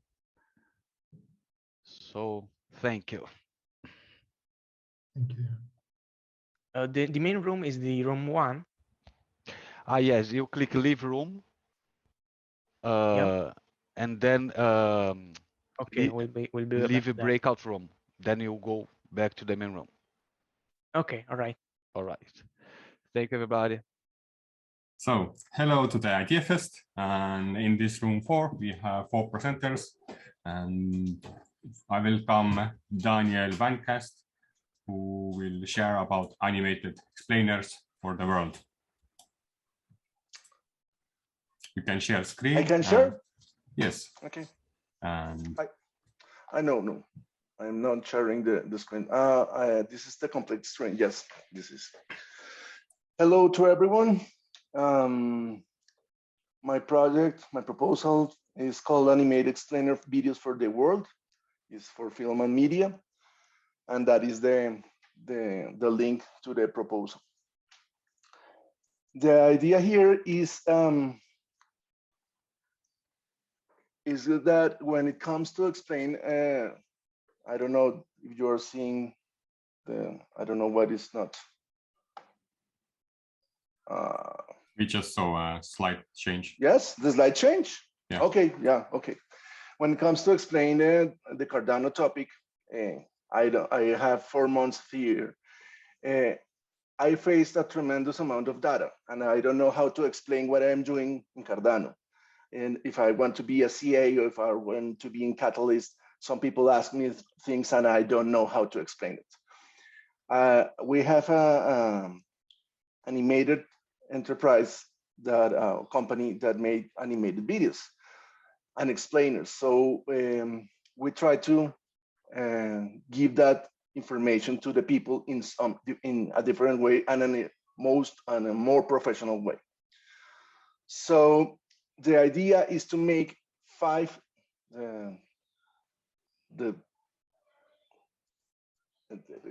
okay. The idea is to make 5 different videos of 2 minutes of different topics. Topics that are not already chosen because we want that the Cardano community tell us what are the topics that you want. So, for example, some topics are how to vote, or how to catalyst vote, or how to propose. So there are topics that are so easy in the animation way. I don't know because the slide doesn't. You can see the slide, yes? I assume so. It's still the second slide though? No, I have already passed the slide. I guess it could take a little more time. Okay, this is the next slide, and this is the slide that I want to share with you. This is the style of the videos. I want to put some videos here, so you can. We are made in our history of the company, I don't know, 500 videos. A lot of videos. We have the experience of doing this.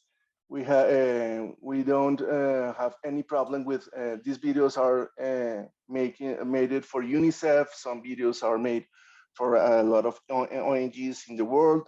Some videos are made for a lot of great companies and ONGs. So we have a lot of experience doing this. And if we do videos that explain how Cardano works and begin to explain how CA work, how can I vote in Cardano, how do I be in Catalyst, how do I enter to a group, or things like that. And these videos is for everybody, and everybody can see them and everybody can use them in the community. That is the idea in this project. The cost, the money that we are asking for is $19,000, and I don't know when the slide pass. You're gonna see each amount of what is going to be in each amount, but I'm gonna tell you in technical script that is there. We are going to ask the people and the people that know a lot about Cardano, the things that we need to put in the videos, and that people we are gonna pay so we can do a good video and a high quality video, and not only the video, also the information that it's going to contain. And this you can go, look into in the project. If you enter the project, you can see in a Google Sheet, you can see all the information of the money we are going to ask. Also, we have a Gantt diagram where we can see we're gonna do the videos. We are not marketing the videos. The marketing is gonna be in all the places that already have Catalyst. We can use I don't know, Catalyst Swarm, Ideas First, I don't know, many places. And also all the people can use the videos freely, so they can explain to other people all the things that they have to explain. It is important that all these videos are gonna be in 6 different languages. Really, it's gonna be not 5 videos, are gonna be 30 videos in 6 languages. The language, first of all, English, of course. Spanish is the second language. The third language is Portuguese. The fourth language and the others we are studying depending of the people that we can reach more. But the thing here is that we can add more languages as we want. We can take the videos, put other language, and make it like we want. That is no problem. This is here in this the way you can see how the videos are going and how we are creating them. You can see it's also in the project in that link, and you always can see online where is the creation of the videos going. The videos are gonna take, I don't know, 35 days to get doing all the videos. There are gonna be 2 teams of illustrators and animators and creatives for doing this project, and that's all. That's all I can say about the project that we want to do. I try to do it so fast. Yeah, this is pretty good. I do like the fact that you're like translating, but and like sharing this kind of short videos. This is something when the first time when we were thinking, okay, how do we introduce people to the Project Catalyst? It was the same thing. Oh, we should make short videos. But it didn't get down because nobody was with the skills to do, and it took a lot of time. But we have a lot of content to use. So, but I want to ask from you as a professional, why you chose to like 2 minutes or like short version instead of making a 10-minute animated video? First, because sometimes when I see the videos that I saw in Cardano are videos that are very long, 10 minutes for a person that is trying to enter to the Cardano world or thinking of doing things like a CA or things like Catalyst. There are much videos that are long that most of the times don't see complete.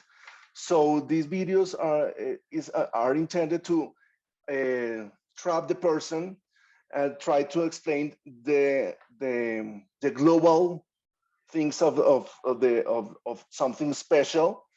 And for example, in a CA, how do I read that page that I read, that I have to read it and I take 10 minutes reading it. I can do it very, very easy in an animation, and that it is so easy to understand, because in an animated video is so easy to understand. In explainer video is so easy to understand information that can be a little difficult to digest. So that is the idea, and that is the reason we say that it's only 2 minutes. The reason is that the people only enter and receive all the information he wants, but in a short lapse of time. Of course, we can do in other projects videos, more long videos, but in this time we are trying to explain in a very, very short way. When anybody else has questions, they can also bump in.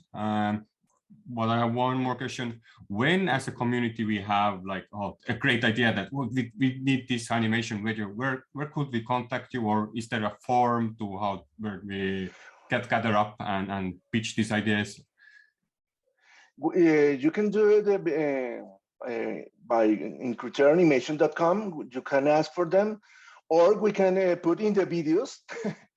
Always the link in the way that we can share with us your ideas and how we can help you with that information. I already have some people of stake pools for doing the intro of the stake pools that are interested to do it, and we are doing some of them because this is a project that has a lot of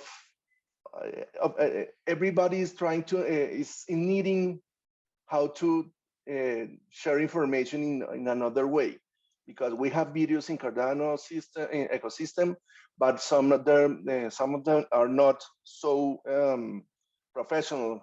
How could I say that? We have the experience. Our company do videos, I don't know, 10 years ago, and we know how to translate it in a lot of languages. So that is the idea.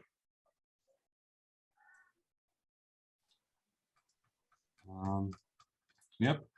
Based on proposal, I myself doesn't have more questions, but we have some time, so something personal. How did you find yourself in this kind of environment to create these videos? And are you an animator yourself, or are you just a spirit? No.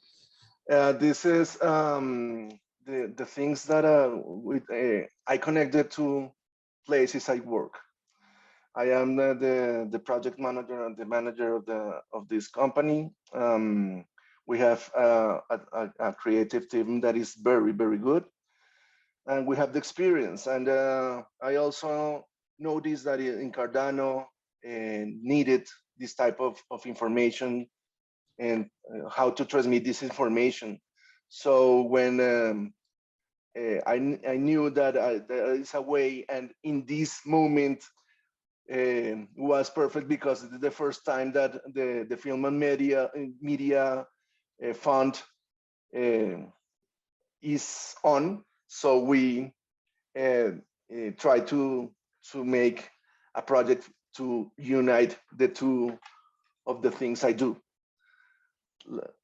the animation and the Cardano ecosystem in this moment.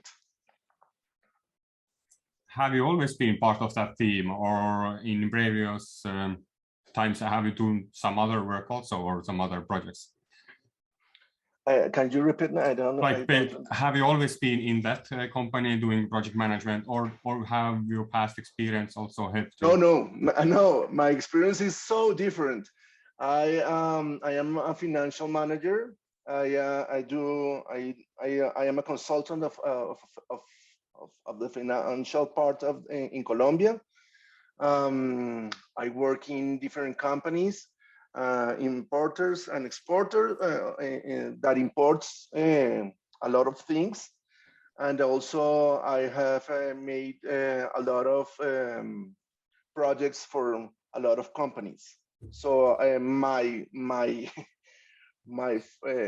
I don't know, my experience is financial and projects, most of all.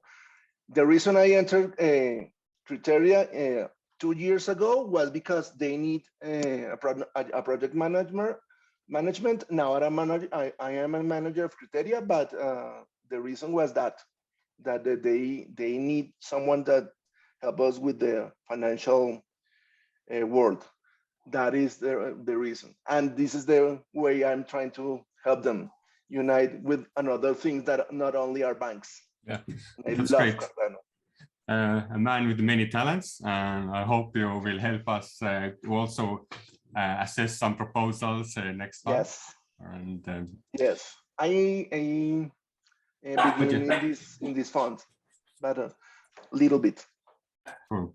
Okay, moving on to the next proposer. I'm gonna let me check this out. Mostafa Ismaeil. I hope I put your name. You said it perfectly. And I assume you come up with USA East Coast Cardano Community Hub, and we need community hubs here. You can share your screen. I'll let the floor is yours. Thank you so much. Good morning, good afternoon, good evening to everybody here around the world. It's a pleasure to be here with you today. So I just want to thank you for the opportunity here to present my proposal for the USA East Coast Cardano Community Hub in the Scale Up Cardano Community Hub Challenge for Fund 8. And my name is Mostafa Ismaeil, and I'm the founder of the Cardano Philadelphia meetup group. I'm also on YouTube and on Twitter as Mostafa the Cardano Guy.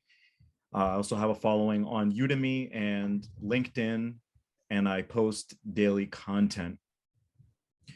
So I started the Cardano Philadelphia meetup group back in 2017. After 2018, a lot of people lost interest and we stopped conducting meetings. But 2021, I started again.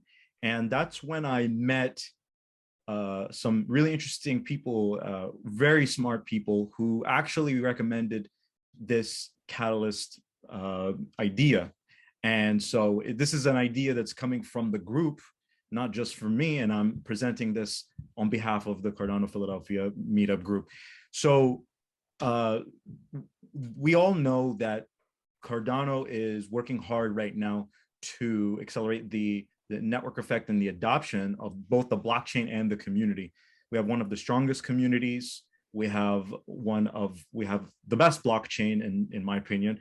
And the problem is that there's not enough people yet that are either aware of the Cardano opportunity or just don't understand it well enough yet. So the purpose of the solution that we propose, there's actually 500 universities and over 9,000 IT companies, not including hospitals, not including law firms and other businesses and industries that could benefit from knowing about Cardano, becoming a part of the Cardano community, and selecting Cardano as their blockchain of choice for their business and enterprise needs.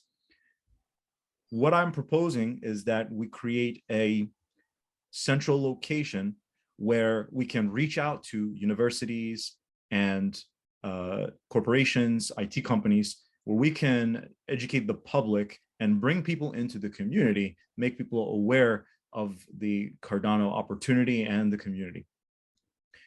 So we'll do that by reaching out to people actually in person, calling them, making calls, creating content, creating education, and basically having a mass outreach effort and bringing people into the community where we can have actual host events, actually have learning environments, meetings, meetups, get people to know each other, connect people with the right resources and the information, and create a deeper and deeper relationship with the entire community, and basically get the entire East Coast of the United States onto this so that we can accelerate and ignite the Cardano network effect.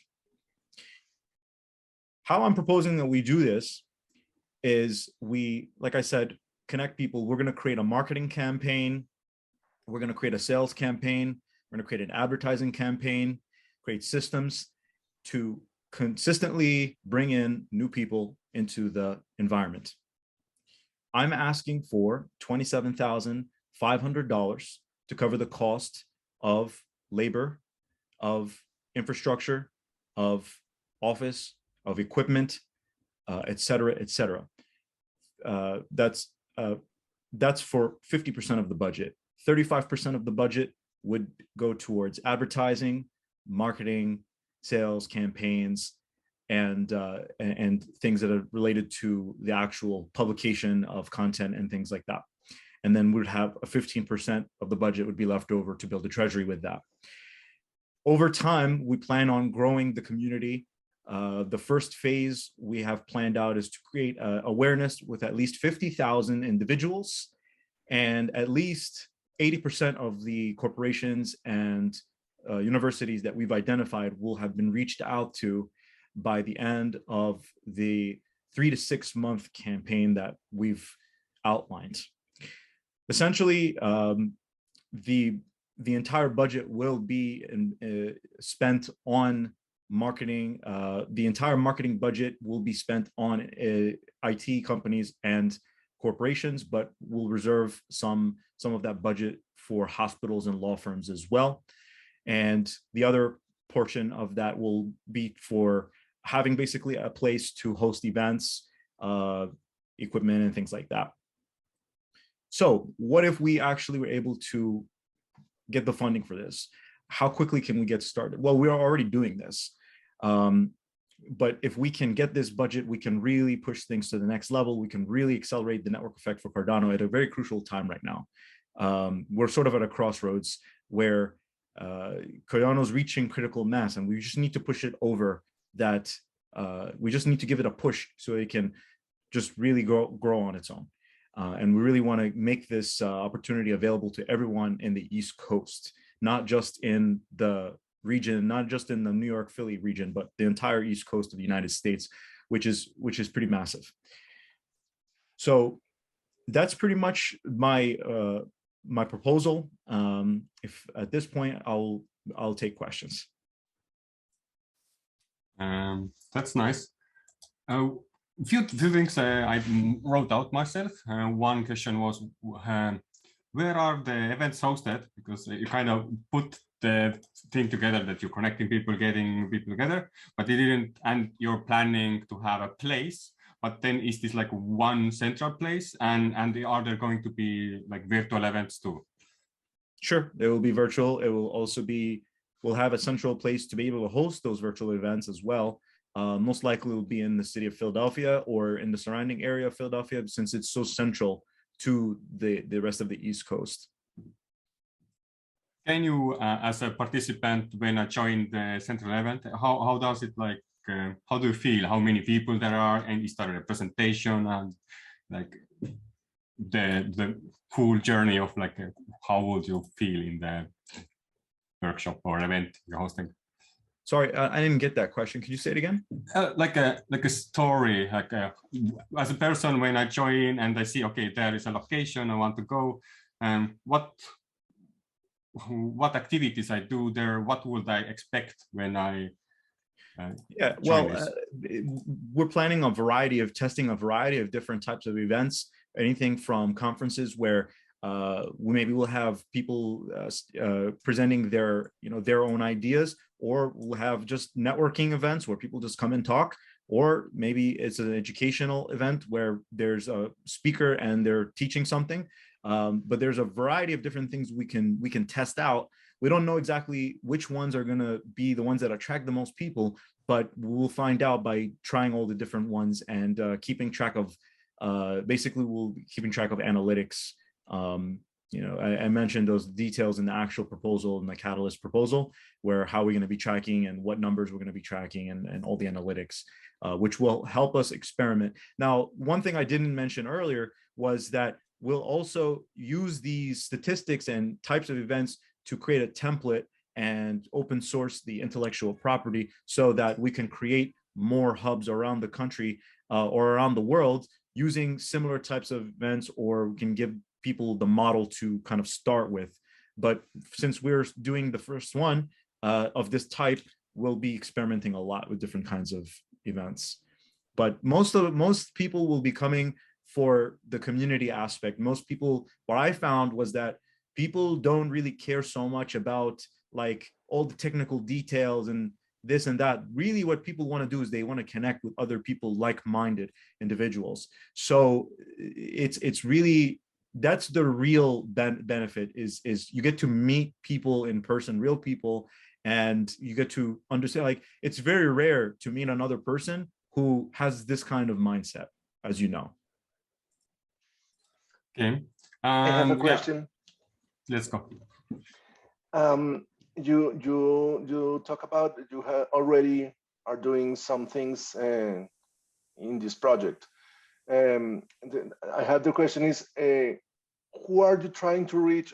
You are talking about 5,000 universities and things like that, but to be a little more, I don't know how to say that, focused, you're gonna start in what part of this potential people that you're trying to reach? Location wise, location, no, maybe the type of the type of people. I don't know. Yeah, well, because you have to start in some part. I want to know where you're going to start. IT guys. Yeah. Exactly. So, I think we'll probably start with university students, probably the first place we're going to go, because we know how concentrated that's a very concentrated and specific market, and students are going to be a lot more open to crypto and blockchain, as opposed to, an established IT company that's been around for a long time. So we'll start with the university students to sort of test, and then from there we can experiment with different niches, different types of IT companies. We'll probably start with IT students and then kind of go expand to IT companies, but figure out the different niches within IT and, determine which ones we'll go with from there.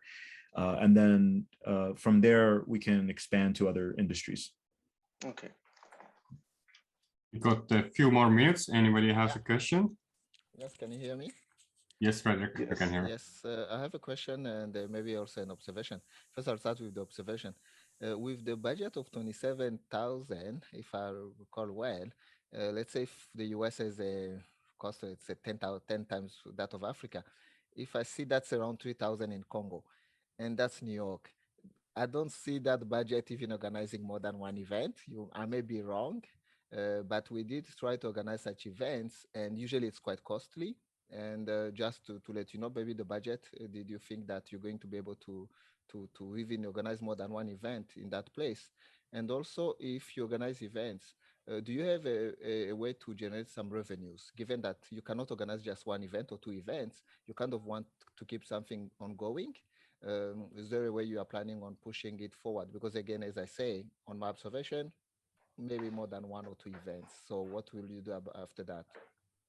Yeah, well, I that's a great question. And when I originally applied, I was actually going for 100,000, and they, one of the community advisors actually told me, it's probably better to lower your asking, because it's going to be hard to get more than 5% of people to agree to give you more than 5% of the total budget. So I accepted it to be the 27,500.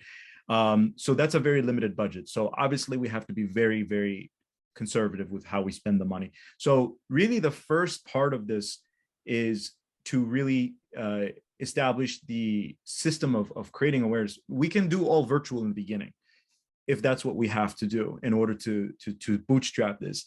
But however, if we get some success, and when we get some success, we'll be able to come back to Catalyst in the future and apply for more funds in the future.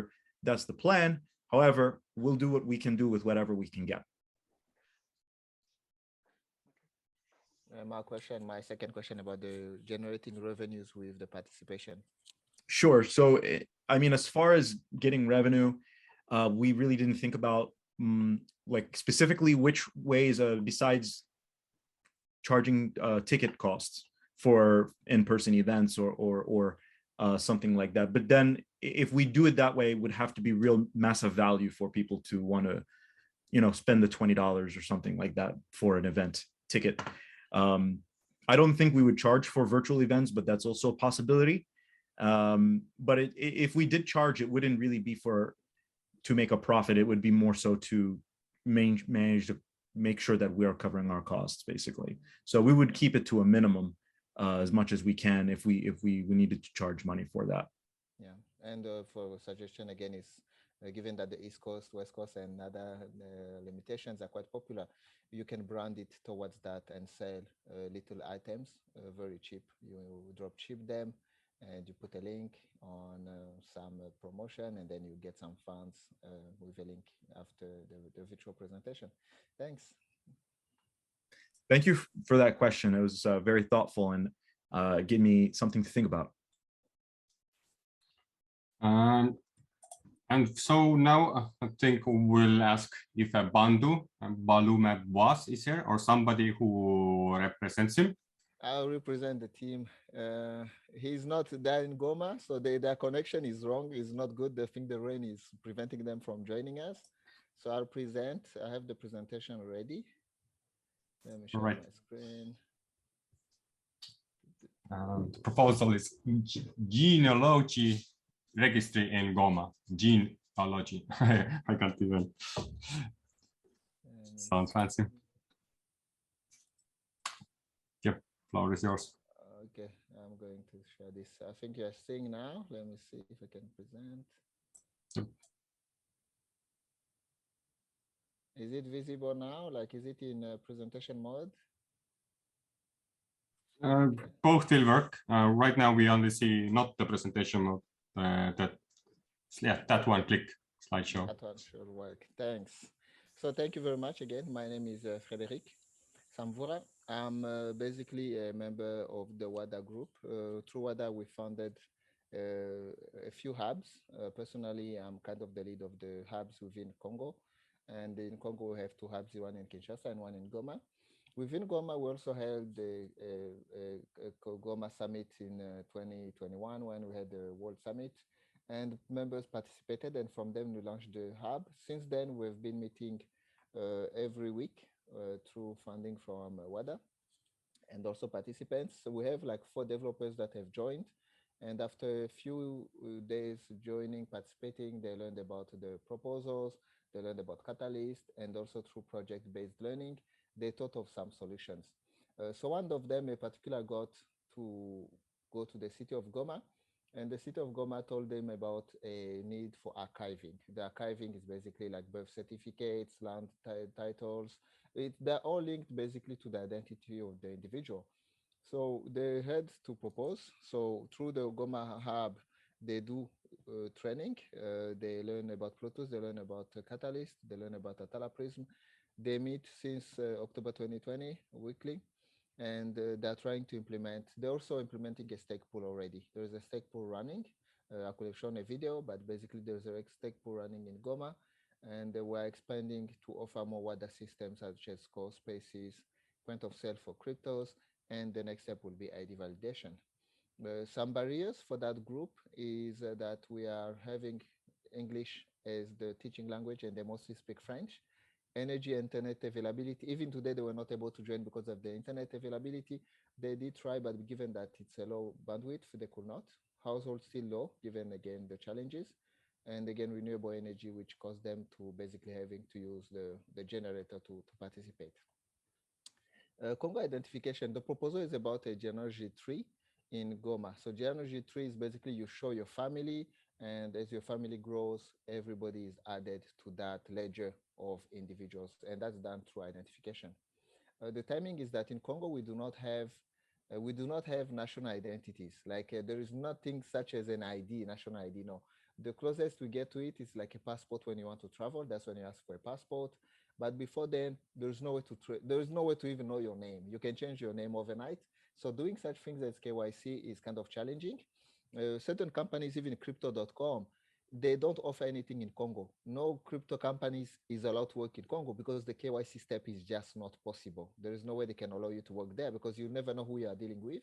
And Cardano can come at the right point to solve that problem. Acceptance, however, is good, given that they use a lot of mobile application, M-Pesa, mobile money. So anything about deed for them won't be really surprising. They're already having these little online tags they do for betting on games. So they know how to identify themselves through digital means. And complementarity, again, identification can solve other issues like blockchain access, loans, reputation score, etc. So why genealogy tree? Given that the request of the city of Goma was first for a deed and the archiving need, we looked at the genealogy tree as a means to start with. We're targeting young individual. The high school in Congo, we organize national examination when you finish your high school. By that time, you're around 17, 18. So that's when you start getting adulthood and you all gather in one place. So basically within Goma, there are like 5 sites. We can target 3. And within those 3 sites, we can get like a good number of high school students who are able to commit as new adults to get an ID. So they don't need their parents' approval, and themselves, they become parent afterwards.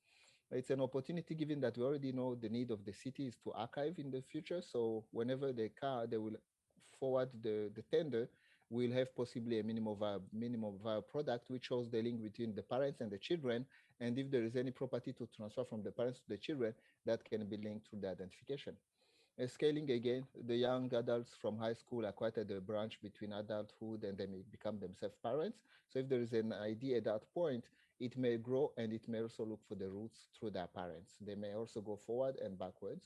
Revenues, small revenues may be generated given the relationship. If somebody wants to add their family members, we may charge them for a little fee to do some changes. And also we have other applications such as the visualization, as you can see on the top right, some kind of visualization to show either the face or the ID or something else linking those individuals. The roadmap is that we have to look at the city of Goma first to go and look for linkages between the deeds and the Cardano Atala Prism deed construction. I have experience in Atala Prism, so I can look into how to link those two together. The goal is to have a website where you can basically connect a wallet, which is holding a deed, and trace your family genealogy. Again, onboarding is in July. We held those final exams, June, July. So we are targeting 3 sites. And we are looking to integrate wallets that can hold deed IDs. Challenges is that in Africa, again, family composition is not clear. You may add the child of someone else, or you may find some privacy issues that you are not aware of. So those challenges, we'll have to really look into the ethical aspects of it. But however, one individual, one adult should be safe. That is the presentation from Goma. Our team we should be 3 here. I'm only alone because the other people were not able to join. But basically, it's through the Goma Hub, and you can join us through the team at WADA, mentioning Goma Hub. They will email us. That's my presentation for today. Thank you very much. That was beautiful. Yeah, I also recently joined in that Atala Prism pioneer program, and that's quite a heavy information overload. You mentioned that these people can like verify themselves with face, but my first concern is this like how do they verify themselves in the like a family tree? Do they get the password and then they go to some specific place, or they can do it on a blockchain, or how would that look like when somebody asks them? Yeah, so basically on the blockchain, you'll have your ID alone. It's basically you and your deeds. However, through the back end of our application, we can link your deed to a previous deed, given that you gave us the permission to link the two of you, right? So basically, once you have like your parents, and those two deeds on the blockchain will be identifiable as themselves. However, on that website, we said you're going to be some visualization, then you can permit us to link those two. So you have to sign the transaction to basically link the two of you so that you, and the other one also has to confirm basically. Once those two have confirmed, the link is established. And if you have like a child who is born, then you can also come and add them as a pre-deed, and then the children may confirm or deny the linkages. However, the branch can be already built. So the main goal of the proposal, again, we're asking, I forgot to mention, it is like 18,600. It's the goal. The first goal is to actually have that website which shows some graphical representation of the links. So it's going to be some genealogy tree. And when you connect your wallet, the idea is that you're going to see your family up to the second generation to start with. Your parents, your children, or if your grandparents will be there, they can also be added. And will this solution be also open source, or the website is just like your centralized? Yes. Yeah, so basically everything we do through it's a Bluetooth-based learning.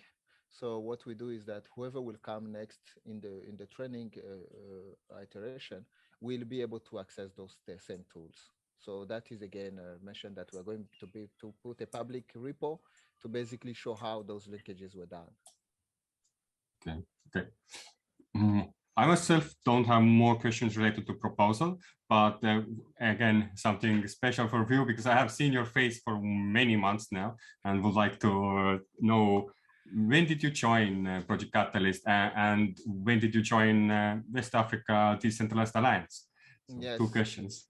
Yeah, so basically when I joined Cardano in January last year. It's through, again, my oldest child went to school and they were programming using code.org, and it looked like Malawi. So when I looked at Malawi, I looked at it as an easy tool. So when I saw that Cardano is actually using the Malawi, I got interested into that blockchain because first of that thing, because I saw it was kind of ingenious to kind of make it accessible. But then that's when I learned about Bluetooth. I do the Bluetooth Pioneer program, the Atala Prism, and now I'm actually teaching as an instructor through the Gimba Labs project-based learning. So basically, it's an opportunity for me to teach. By training, I'm an economist. I'm mostly into programming, statistical like SAS, but through Cardano, it's like more of a hobby, and I'm supporting the people in Congo to basically be able to understand what it means, because I think that for Africa, it's really a very, very, very good opportunity. And I'm basically teaching them. I'm like their mentor. And I support them via distancing. Sometimes I go there, sometimes I follow them online. Could I ask your do you have social media contact? Yes, there is a social media for myself. I can write it in the chat. Yep. It's we usually use Telegram, right? Savura.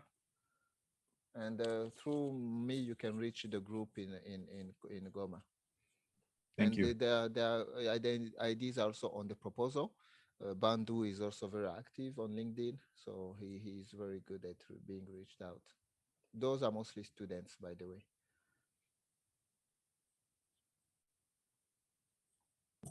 Making connections area, very good.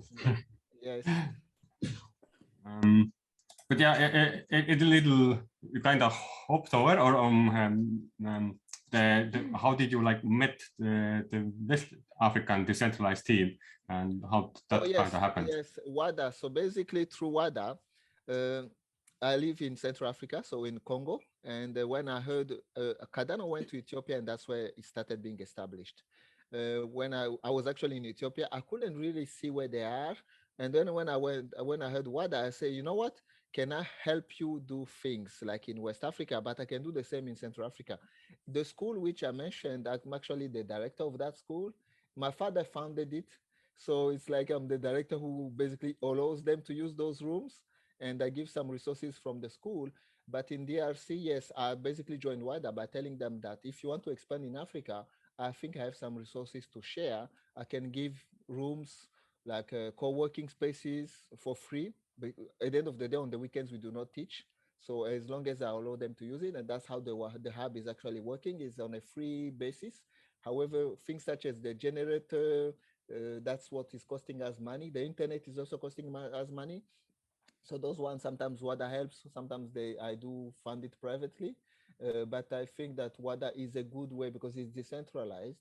And in opposition to what Cardano can do, WADA is very grassroots. So whatever you want to bring within WADA, you can bring it as long as it contributes to the group. Yeah. Yeah, that's great. You just mentioned something like basically the internet costs and they're like tools.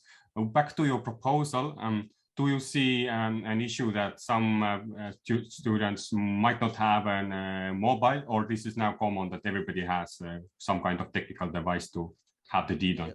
Yes, to have the deed on anything that costs about $50 will have like a Google app.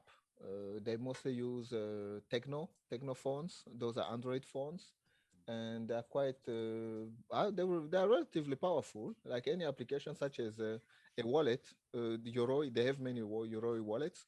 They have, as long as it's about $50, they will have access to those applications. Some other cheaper phones, 50 is relatively cheap for a student if he wants to invest in it, and most of them already like technology. And some of the first website we're going to share will be actually desktop based.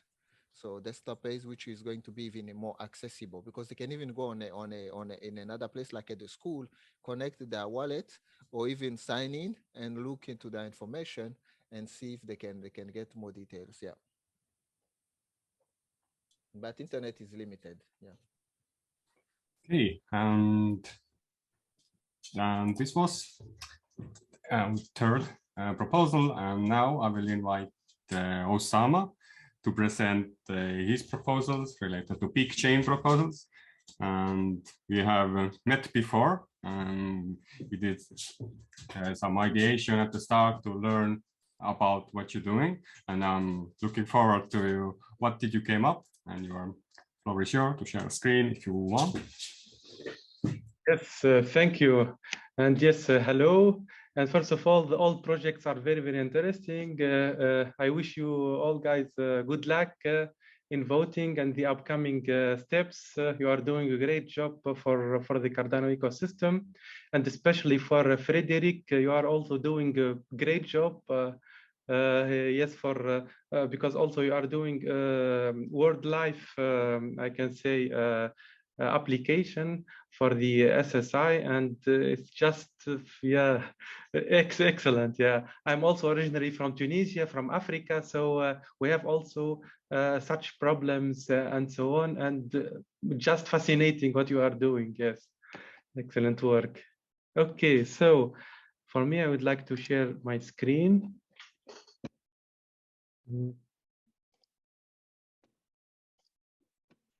Okay.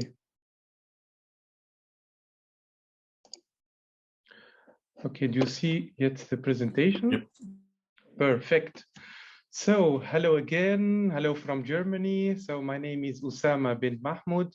I am the founder of PicChain and the founder and CEO of PicSoft GmbH, a software company, software engineering company in Wuppertal in Germany. So in this presentation, I will present two proposals about connected car projects. The first proposal is about car sharing platform, and the second one is about the fleet management platform. So I will begin with the introduction with the problem statement. So we know all that modern vehicles are IoT devices and they are highly connected to the internet. But the problem with the cars is that they are transmitting data to centralized servers. And this represents an issue not only for data privacy, but also for security. So this solution for that is to build or to migrate these solutions from centralized servers to the blockchain. And also, unfortunately, there is no blockchain standard for the automobile industry. So our goal is to establish Cardano as a standard for the automobile industry. We know that it's challenging, and this our long-term goal, but our short-term goal is to implement 2 connected car dApps, one for car sharing and the second one for fleet management. So we will begin first of all with the car sharing platform. So you could find this this proposal in idea scale under this number.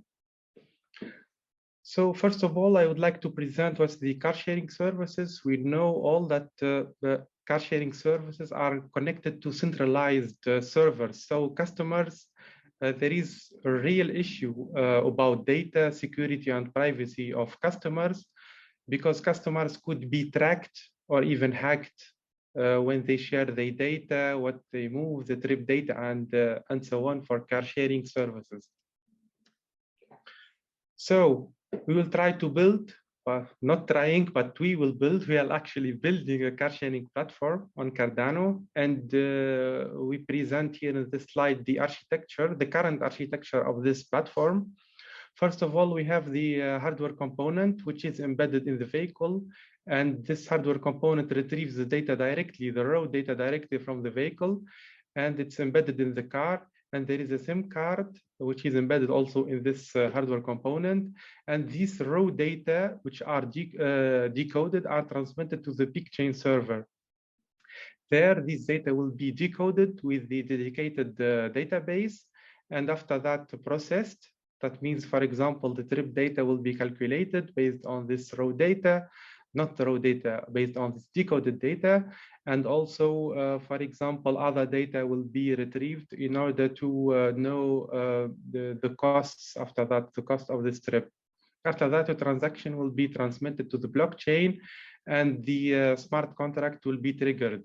So the smart contract, after that, based on this data, what it will get, it will transmit the fees from the wallet of the customer to the wallet of the car without any trusted third party. And the last component, it's about the web application. And so the customer can check all the transparently the contract, can check also all his trip data and so on. But you can see the previous solution, this short-term solution, is not 100% decentralized, but in the blockchain, we move step by step. So our goal in the future to have 100% decentralized solution. So our goal is to build in the future increments of the product a hardware wallet, because in the future, all IoT devices will have their own hardware wallet embedded with them in order to communicate directly with the blockchain. And also, for example, for the web application, it should not be hosted in centralized servers, but it should be hosted in decentralized servers, like, for example, the IPFS. Now we will move to the second proposal, the second project, and that's about fleet management platform. So the fleet management, so it's many sectors like logistics, taxi services, and leasing are tracking our fleet data, tracks or cars or vehicles, in order to ensure the security. And there is also other economic factors in order to, that's why they are tracking their vehicle, their fleet. So this data, which is registered, is very, very critical for businesses. Once it's hacked, it could have catastrophic impact on the business. So the fleet management platform must be implemented on the blockchain in order to guarantee the data privacy and security. So we have also suggested an architecture. It's a little bit similar, like the car sharing, similar but not the same. We have the hardware component, which is transmitting the data to the blockchain server in order to be decoded, processed, and the transaction is billed to the blockchain. For example, this data processing data means, for example, the driver behavior, because the fleet manager, as an example, would like to also monitor the behavior of the driver, its economic behavior, if he's driving with an economic behavior or not, just an example. but there is in the future more, you can also process more data. And there is for sure the application or the web application where the fleet manager can check the data, the trip data, and so on. And we can also receive the email notification. And the same thing in the future, it must be 100% decentralized. You will build a hardware component in the future, a hardware wallet. And this is a big challenge, and we will achieve that in the near future. So in order to assure the feasibility of the project, we have also implemented a prototype, like proof of concept. So most parts of this concept are implemented successfully. So we have our testing vehicle. What we are testing with is the Volkswagen Passat. And we have also our hardware, which is embedded in the vehicle with the CAN boost system. You can see it on the right-hand side.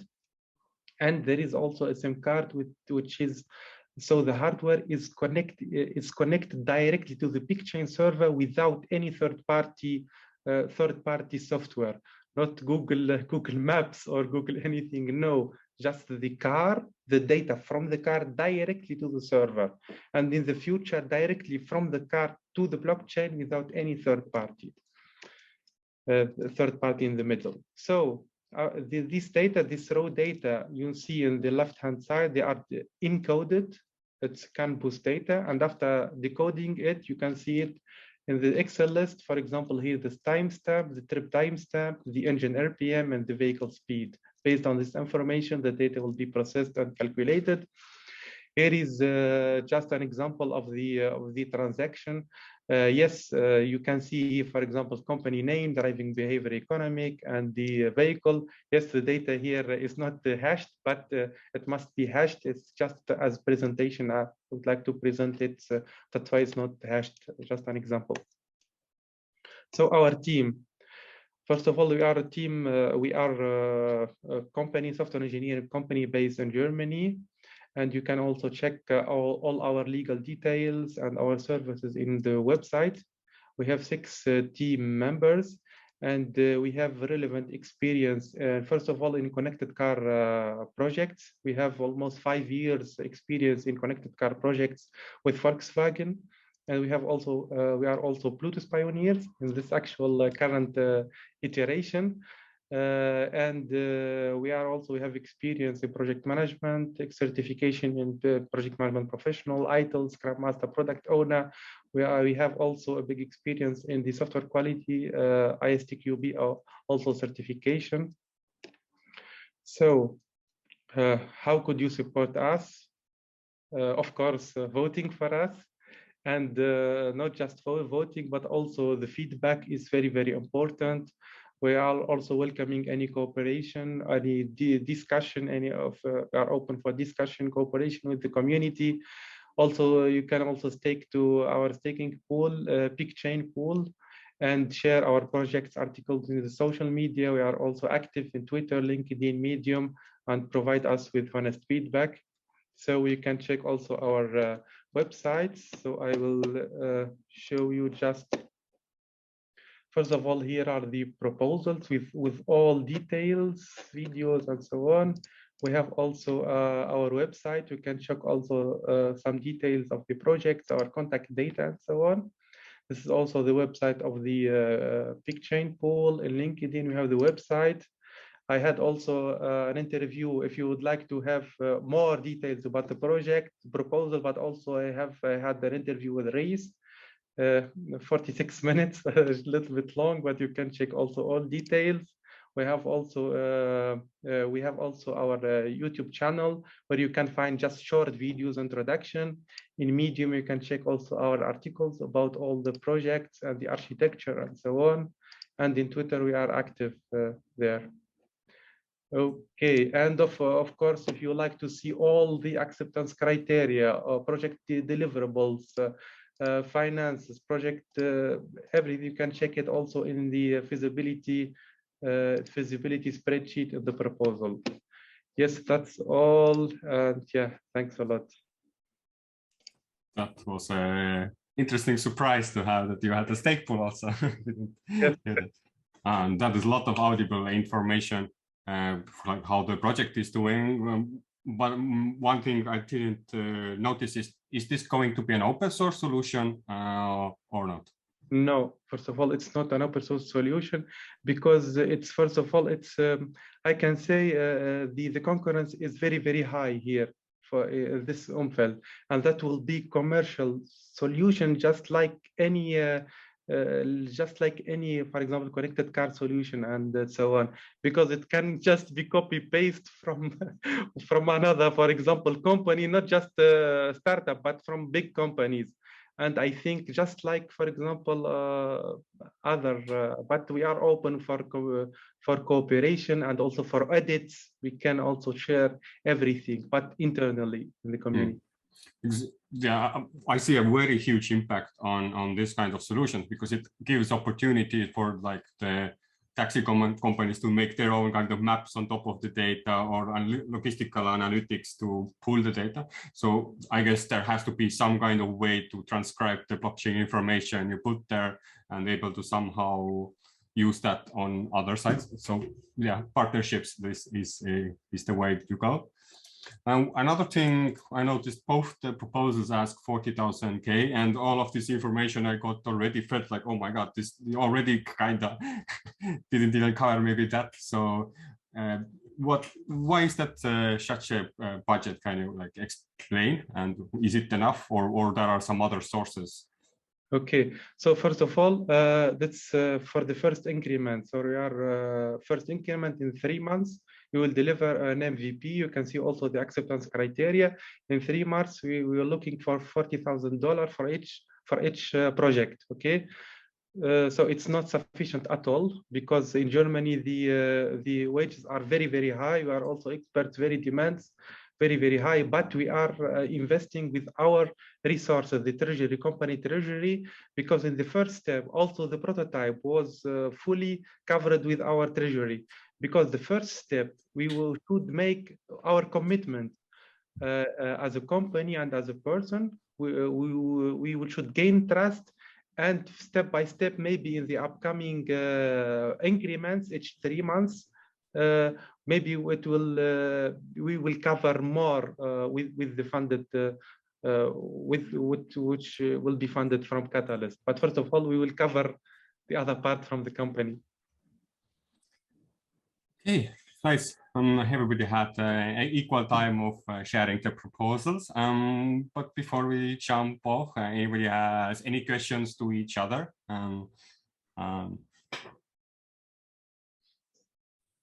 Daniel seems to have. Thank you very much. Good proposals and very impressive. A lot of variety. No, it's good to see that, especially the project also on the integrations, the teaching. It's a good variety. Yeah. It definitely was. So I have a question for you. A doubt that I have in the car system. How is the method that I can pay? Is in ADAs, or I can pay? It's a conversion with the euros and ADAs, or how that is gonna function?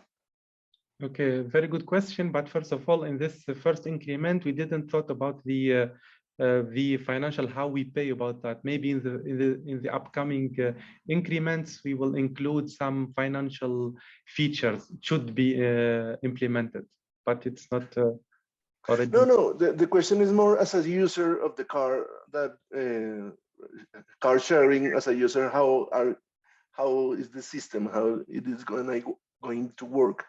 We didn't have decided yet. It's not okay. The feature, it's just the minimum viable product. And after that, we are open. We will see, we will discuss that, not just internally, but also with the community, how to set a good financial, I can say, system with it. Yeah, finance. Okay. Yeah. That's I kind of also meant with when I mentioned like it has a strong impact, is that then you can think of like what kind of payment gateway you want to interact, because that just gives the infrastructure, but it doesn't build all the features out. And this, okay. I guess, there comes the partnerships and yeah, opportunity. And just here, sorry, a very important notice, because we have spoken all yet now about incentives, ADA, and so on. For now, we are very, very cautious. We have also this mentality here in Germany to be very, very cautious about trust. Trust is the most important thing. So we have also noted that in our proposal, we are not issuing any token now, any NFT, any giveaway or drop or airdrops on anything. First of all, establish the solution, gain trust to see and build something. And after that, we will speak about, I don't know, maybe token or with ADA and so on, because we are very, very cautious with that, you see. Okay. Okay, thank you for joining the Idea Fest. I hope to see you also the next week. And if there are any other breakout rooms, yes, actually, we should go to the outro. I forgot that one. So let's jump to the main room and see you there.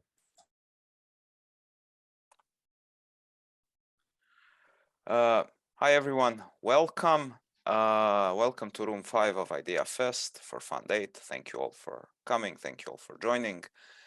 We are going to start now with Guillermo, who has his project. I think it's called Energía Social, but he will explain to us in detail what's it about. Okay, Guillermo, the floor is yours.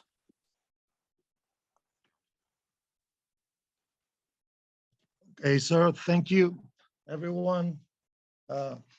Nice to be part of the experiment. I hope you guys are receiving me well. The best part of the assessment method was for participants or new members of the community to give the feedback of which was the best input that you received from the community.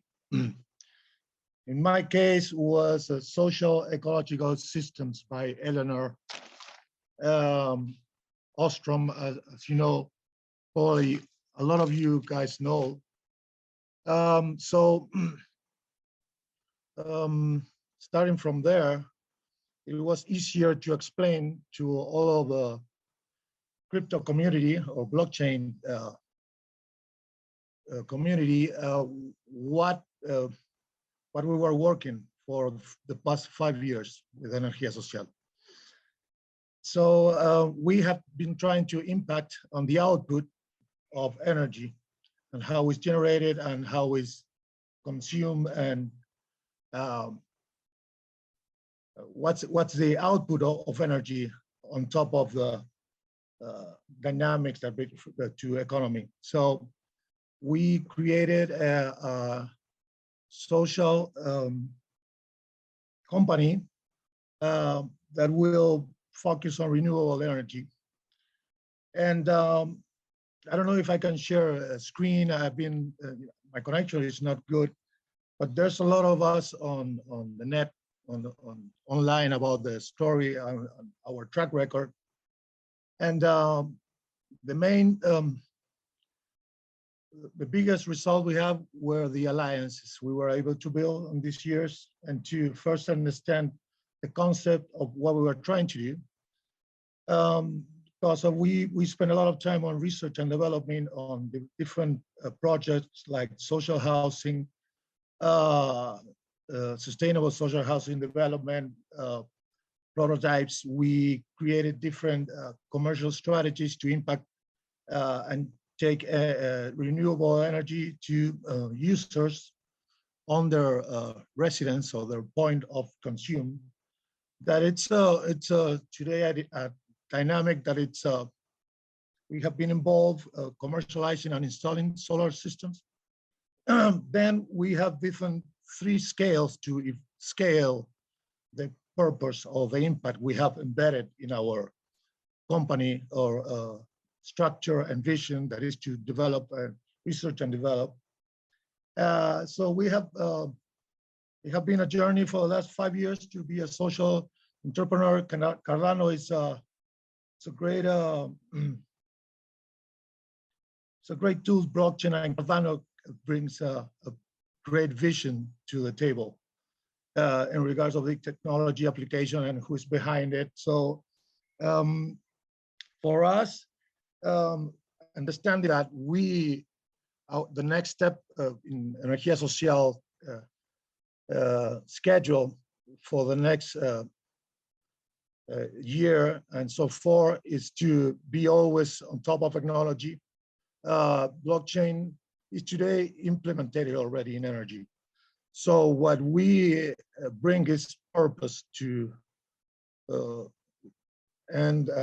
to the structure of the company and a different approach to what a company, of energy companies, needs to do with the resources, how to use it, and then what to bring and give back to the community for the profits. So that's the vision that kickstarted this like 4 years ago. That it's what do we do? Like we think, I come from communication and marketing and commerce, so I understand the importance of sales and monetizing. So we are giving to an idea of an energy company, a twist. And what if this company is owned and by a main goal, it's owned by its purpose, and what's the impact that it has to put. And then if you scale that and bring a business opportunity to bring different business opportunities through the energy markets in the different scales, well, we have something, okay? And we are proud of the small steps that we have achieved in these last years with the whole pandemic in between. And our starting point, for example, I'm starting from Argentina.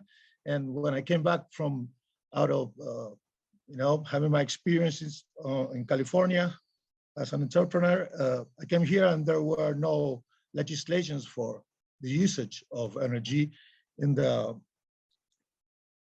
point of consume, no? And okay, we have evolved from there a lot, but at the same time, we have been researching and understanding that maybe, this is always funny because it happens to a lot of us that are involved in this kind of put down science fiction into, ideas in today's world. And we were, trying to think smartly. We have a small team from a university participating with us. And we were thinking 4 years ago things that we weren't able to do because blockchain wasn't mainstream and wasn't already proof and of stake and, barbecue and all these things that are happening through blockchain technology. So we understand that the application of the tool it's more important than the tool. So so we have great alliances. And then why Cardano? Because I, as an entrepreneur and as a community member, and understanding that we take impact, we have for the last year have the small achieved goals that have been to take what we have resume as results back to community, making these projects to educating new generations for green jobs and to get and provoking them to be involved. We now, personally, I understand the importance of the community. So it is through and with the community that it's the best results of the potential of these amazing tools that Cardano and blockchain technology is bringing to the table. So it's I'm lucky and having fun being part of this experiment, as being part of a bigger team that I'm representing and I'm trying to push as a founding member of Energía Social. So thank you for the time. I don't know if I was able to, it sounds like a podcast without imagery, but there's a lot online of us. And again, very grateful and thankful for the experiment experience. So let's get things broken. A lot of them will break and a lot of them will, will transcend. So here from Argentina, Cordoba, newly moved. So I'm following you guys. It's hard to follow all the ideas have been popping up. I've been giving my time as a CA, trying to understand better what you guys are doing, and diversifying our own proper, personal economies and journeys. So again, thankful and happy to hear all the ideas that are going to be presented today. Thank you, Guillermo, for your time and your presentation. We have about 6.5 minutes more. So does anyone have any questions for Guillermo? You can just unmute yourself or you can raise your hand.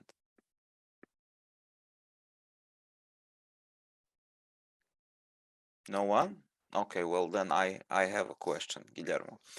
So I am an electrical engineer by trade, and I love the potential of the solar energy. And I see on your website that you're basically offering these solar systems to communities, right? Can you maybe explain a little bit more, like operationally, what does Energía Social does? Well, what we are trying to do is to scale purpose. Starting from there, we are educating and trying to incorporate the kids from, we have, let me break it down for you so try to understand my approach here in Argentina for impact. We have 54% poor, the people behind the poor line. We are there's a jobless community, and we understand that for all the experiences that we can try to recall from renewable energy today, and from Obama's green new jobs, and for today Biden's, and so there have been a lot of tests and a lot of things said about energy renewable applications and about the real impact of it. But it's like not trying to bring innovation and evolution to a form of technology that is going to change. It's here to change everything too. We need to try, remember cell phones, where we're coming from. So that said, we understand that the point of consumer is a great space to that is going to bring balance to what we are trying to achieve as in energy transition. If we don't plug our cars, and we are not able to generate and to decentralize and to use the structure we already have and close to our homes, energy is lost in distribution, and there's a lot to investments that then end up being dinosaurs, in the deserts.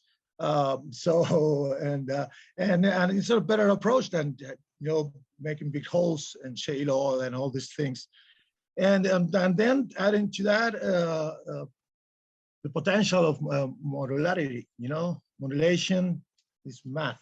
And when you put that into, if you guys search, there's a lot of potential in solar, because I don't know if it's a very small state. I don't know if it's even smaller than Ohio, than we need with solar panels to power the whole world or something like that. So I'm going back to your question. We integrate in our team to make the installations. A lot of kids from poor neighborhoods, and we give them a free education.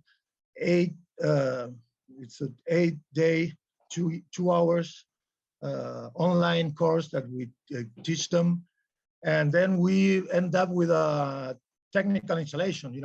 We end up giving them the tools and having to make the installations, and then we integrate it into our team, and then they can sell and install the things, the systems, the residential systems we sell online. And we are trying to scale a small team of installers with purpose, solar installers that are adding purpose, because and there is where Cardano and the blockchain potential in the point of the user. We're trying to do it with our approach, whether it's the generator user network with purpose.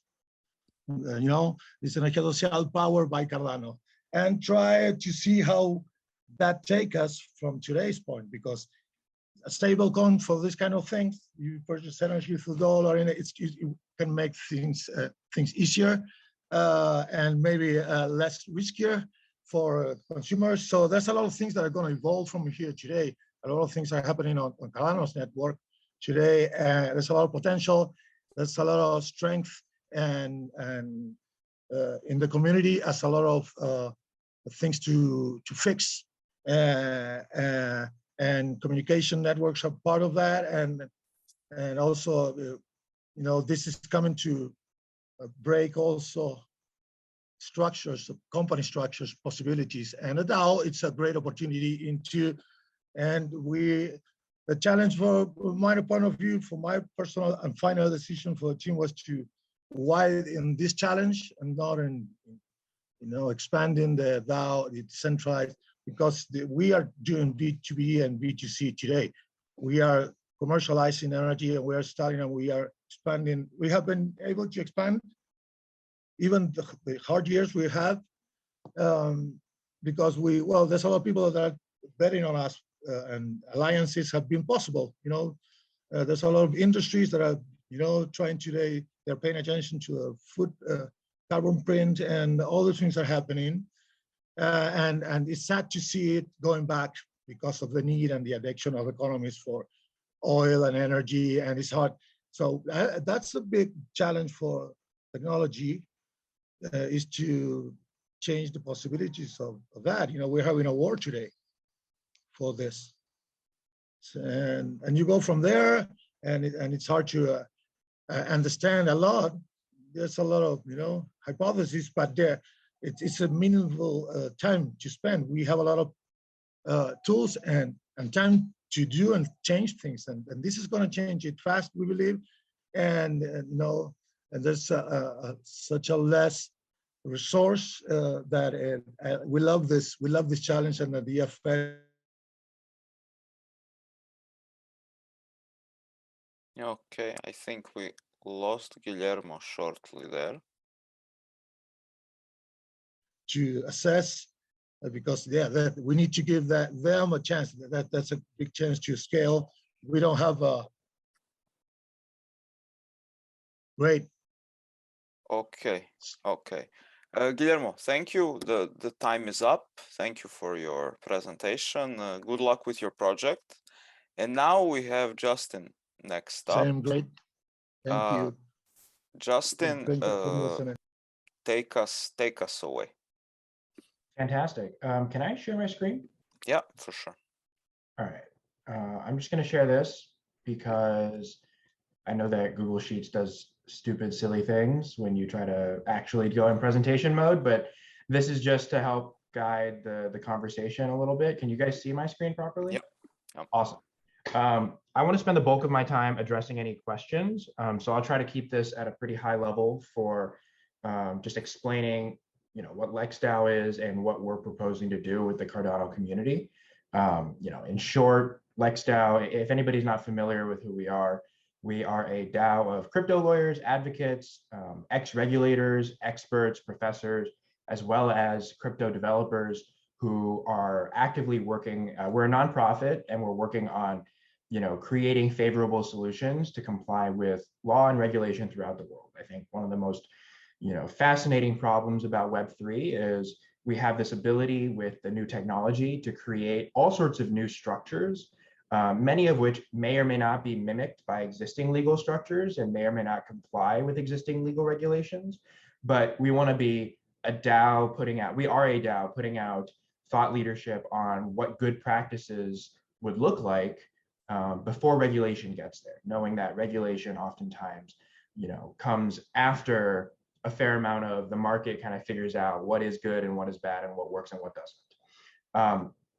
The core of our proposal to the Cardano community is to leverage our existing body of thought leaders to collaborate with the Cardano community to identify, focus, and create solutions to policy problems facing crypto adoption. That was when we read the brief for IdeaFest and Round A. That's what really stood out to us, is that understanding that at its core, you know, the question as we interpreted it was, how can we, you know, put forth the best foot forward as a community in terms of introducing legislation or introducing policy, or even just educating policy and legislators, you know, policymakers and legislators on what does it even mean to be building in crypto. You know, the example that comes to mind for me, so I'm based in the United States. My name is Justin. You know, I think about when American politicians talk about crypto, and some of them understand the value proposition, and some of them are more interested in a soundbite. And, you know, we really think that there is an opportunity and a space to put forth thought leadership to say, we understand your concerns, we understand what you're looking for, but also here's how you can build regulation in a way that is realistic and is accurate to the actual underlying technology. Like, for example, here in the US, there have been some bills proposed, particularly in the US Congress, that just don't really understand the fundamental tech, but seek to regulate it anyways. And we don't like that. And so that's kind of why we exist and what we propose to do. The crux, if you guys have a chance, please go take a look at our proposal. Our proposal has kind of three main phases. The first phase we're calling Sense, which is to nominate particular areas of interest, whether it be on issues of comparative law, on specific jurisdictions, or specific issues, and try to find very narrow issues where LexDAO can coordinate using the people within our network and within our DAO and within our community to create a kind of formal proposal of what we might like to do to understand and solve that problem. So the goal of Sense is to kind of foster internal consensus on what are we trying to do. The second part is to, you know, understand it from both a legal frame and also from a end user frame of, you know, creating a proposal that would create meaningful solutions for both parties. And then the last part, and this is kind of the meat and bones of the proposal, is we propose hosting, you know, what we're calling hackathons, because, you know, LexDAO, a lot of us are developers, so we just call them hackathons, where we can aggregate and condense the analysis into a specific deliverable that then gets turned around to the Cardano community, whether that be, you know, a memo or a brief or suggested changes to proposed legislation or suggested policy changes regarding that issue that we've identified in Sense. Are there any questions about that structure right off the bat?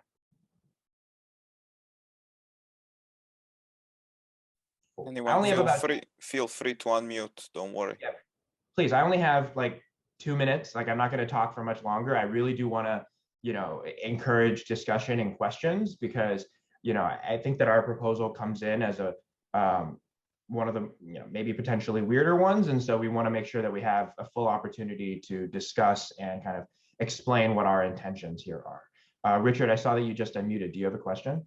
Yeah, I'm just curious. I don't have a real good sense yet of how the people around you that are part of this community will actually get mobilized, because there are a lot of people out here that could do a lot of work for you. And sometimes the success or failure of a DAO really just depends on how well you can mobilize the people.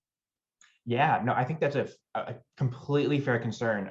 You know, earlier before we kind of got started, I was talking to Philip about this exact issue where, you know, DAOs oftentimes have broad membership, but you know, it's the 80-20 rule. You have 20% of the community kind of doing 80% of the work. So I have two answers to that. First is to say that LexDAO, because we're a nonprofit, because we're a community, the people who are dues paying members of the guild are those who are passionate and are either themselves crypto lawyers, crypto developers. We have a fair number of ex-SEC, CFTC lawyers. Also, as a part of the DAO, we also have professors who are making this a part of their academic, you know, thought leadership. So on the one hand, we have an unusually engaged community of people within the DAO who are interested in these ideas because, from a very practical sense, it affects their day-to-day lives and they want to solve these problems too. The second part is that knowing that you're working with lawyers and professors, a fair amount of this is trying to figure out how do we actually activate them to like work in the hackathon. And that's kind of the purpose of us asking for funding. You know, I'll just jump ahead. The idea with these hackathons is that we would take the budget from Fund Aid and we would use that to fund hackathons by, you know, and basically we can use that as a way to motivate active participation and also compensate those who are providing meaningful contribution towards each hackathon. So it's not that we're going to work with the Cardano community, get 10 submissions of ideas that we want to go for, and the DAO generally will just come up with 10 responses. It's that we want to leverage the DAO network, which includes people in this community, and compensate them for their time, their effort, their willingness to work on a Saturday afternoon or whatever it is that we end up doing these hackathons, to say, you know, if we budget $5,000 to $10,000 per, $5,000 to $10,000 per hackathon, we can provide thanks and compensation to incentivize really good, meaningful legal work by the people who are working at the top of the field to answer the really specific questions that the Cardano community has. Does that answer your question? Yeah, it does. I really wish you guys the best of luck with this. It's a great idea. Thank you. Yeah, and does anyone else have any other questions? Because that's really basically the idea. You know, I can go over some of, like, you know, we did some ideation on potential ideas, potential kind of things that are coming up in the ether that we're recognizing as opportunities to leverage our knowledge to kind of influence what's going on there or even understand. You know, these are some really specific ideas and opportunities. A lot of this is, you know, not every member of our DAO is intensely deep within the Cardano community. And so a lot of this is going to be an iterative process, learning from the community of, you know, what are the pain points that you are seeing as you guys are building, growing, and developing your platform? And how can we leverage the legal minds and the developer minds that we have available to, one, come up with friendly frameworks and friendly understandings of regulations and what the fundamentals are. But also a second part of what LexDAO does is we sometimes try to codify, you know, what we learn into products that can then be pushed out. So, you know, one of the things that LexDAO has made recently, for example, is one of our active projects from one of our working groups started out as, you know, how do we put legal entities around things like investment clubs in a DAO formation? You know, and people here may not be lawyers, but the idea being is that, you know, you could create a DAO, you can get a bunch of funds together, you can deploy it how you wish, but if something goes wrong and you don't have a legal wrap around it, you could run into issues. So we created CaliDAO, which, you know, we have some active developers working on that, which allows you to launch a DAO at a very low cost compared to other opportunities. It's just a project that we are building as a nonprofit and we just put out to the community. And CaliDAO allows you to create DAOs with legal wrappers and legal structures built into it in just a few clicks. It's pretty cool. I don't quite understand it completely fully because I'm not a developer. I don't know how they're doing this, but it works and it's awesome. And, you know, but if there are any other questions, I'm happy to address those at this time. Yeah, I have a question. It's always interesting to me how, you know, people say I'm a part of the DAO, and you know, DAO is a term that I think is thrown around a lot these days, right? So can you maybe explain just for us a little bit of how does your DAO internally function, right? Yeah. So we have an open Discord that anyone can join. I mean, it operates like every other DAO in that respect. But we actually have a pretty substantial membership fee for you to actually be a part of the DAO. So oftentimes, so we have like I think it's like $300, $400 annual membership fee to be a part of the guild. So there's the DAO and then there's the guild. The guild are the people with actual governance and voting opportunities. And that's a smaller group. It's about 100 people. Everybody who's paying for it, though, is either a lawyer, is either a developer. No, it probably covers one of those two categories. Or they're like a law student who's working for membership or something like that. And what that means is that, you know, all the people that we have who are joining are not necessarily kind of people who are generally interested in, you know, legal structures within DAOs, but they are people who are actively working within the space. And so, you know, they have an active interest in kind of helping the DAO develop towards it. we've been in operation since about 2017. I would say we've really kind of come into our own in this current iteration in 2019. You know, our network spans a bunch of different people. And so we have a group of very engaged individuals who are focused on, you know, issues that we care about. And, you know, while the DAO generally might have about 600 to 700, you know, visitors or members or people who are not paying members of the DAO, you know, to the working groups that we have actively going on, of which we have, I believe, like currently we have 3. The biggest ones are in the areas of dispute resolution and how you can solve that on chain. You know, if anybody's a lawyer here, you understand kind of the challenges around dispute resolution or litigation in the crypto area. We also have a really substantial group that's working on understanding how DAO governance can be applied to real world assets. We have strong connections to groups who are doing things here in the US, particularly in Wyoming, working with the DAO laws that are there to provide feedback to the legislators on how to improve it. And then we have one that's like a plurinational legal structures group about, you know, across jurisdiction, knowing that DAOs oftentimes operate cross-jurisdictionally. How do we build legal structures that are robust enough to support all the competing interests? Does that answer your question? I hope that does.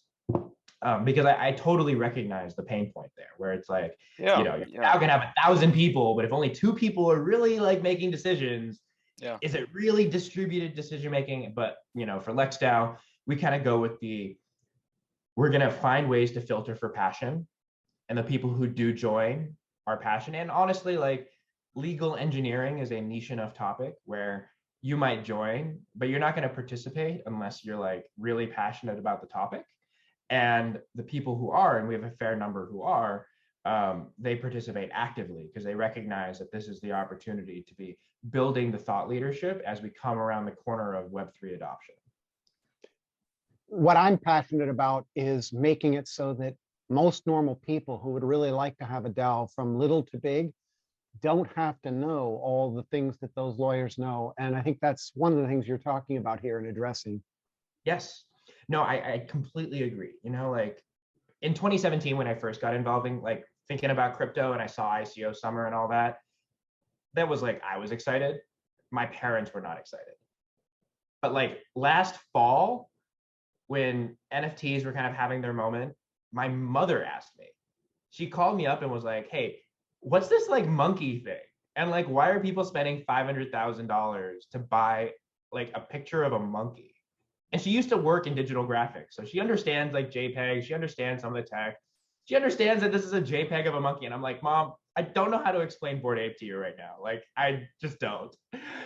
But my point, like, I completely agree. And we think about that all the time over at LexDAO because, you know, Web3 as a community, you know, one of the consistent things that we're always talking about is it has such a steep learning curve for people who are like, you know, I want to get involved, but then now I have to learn Solidity and smart contracting and this and that.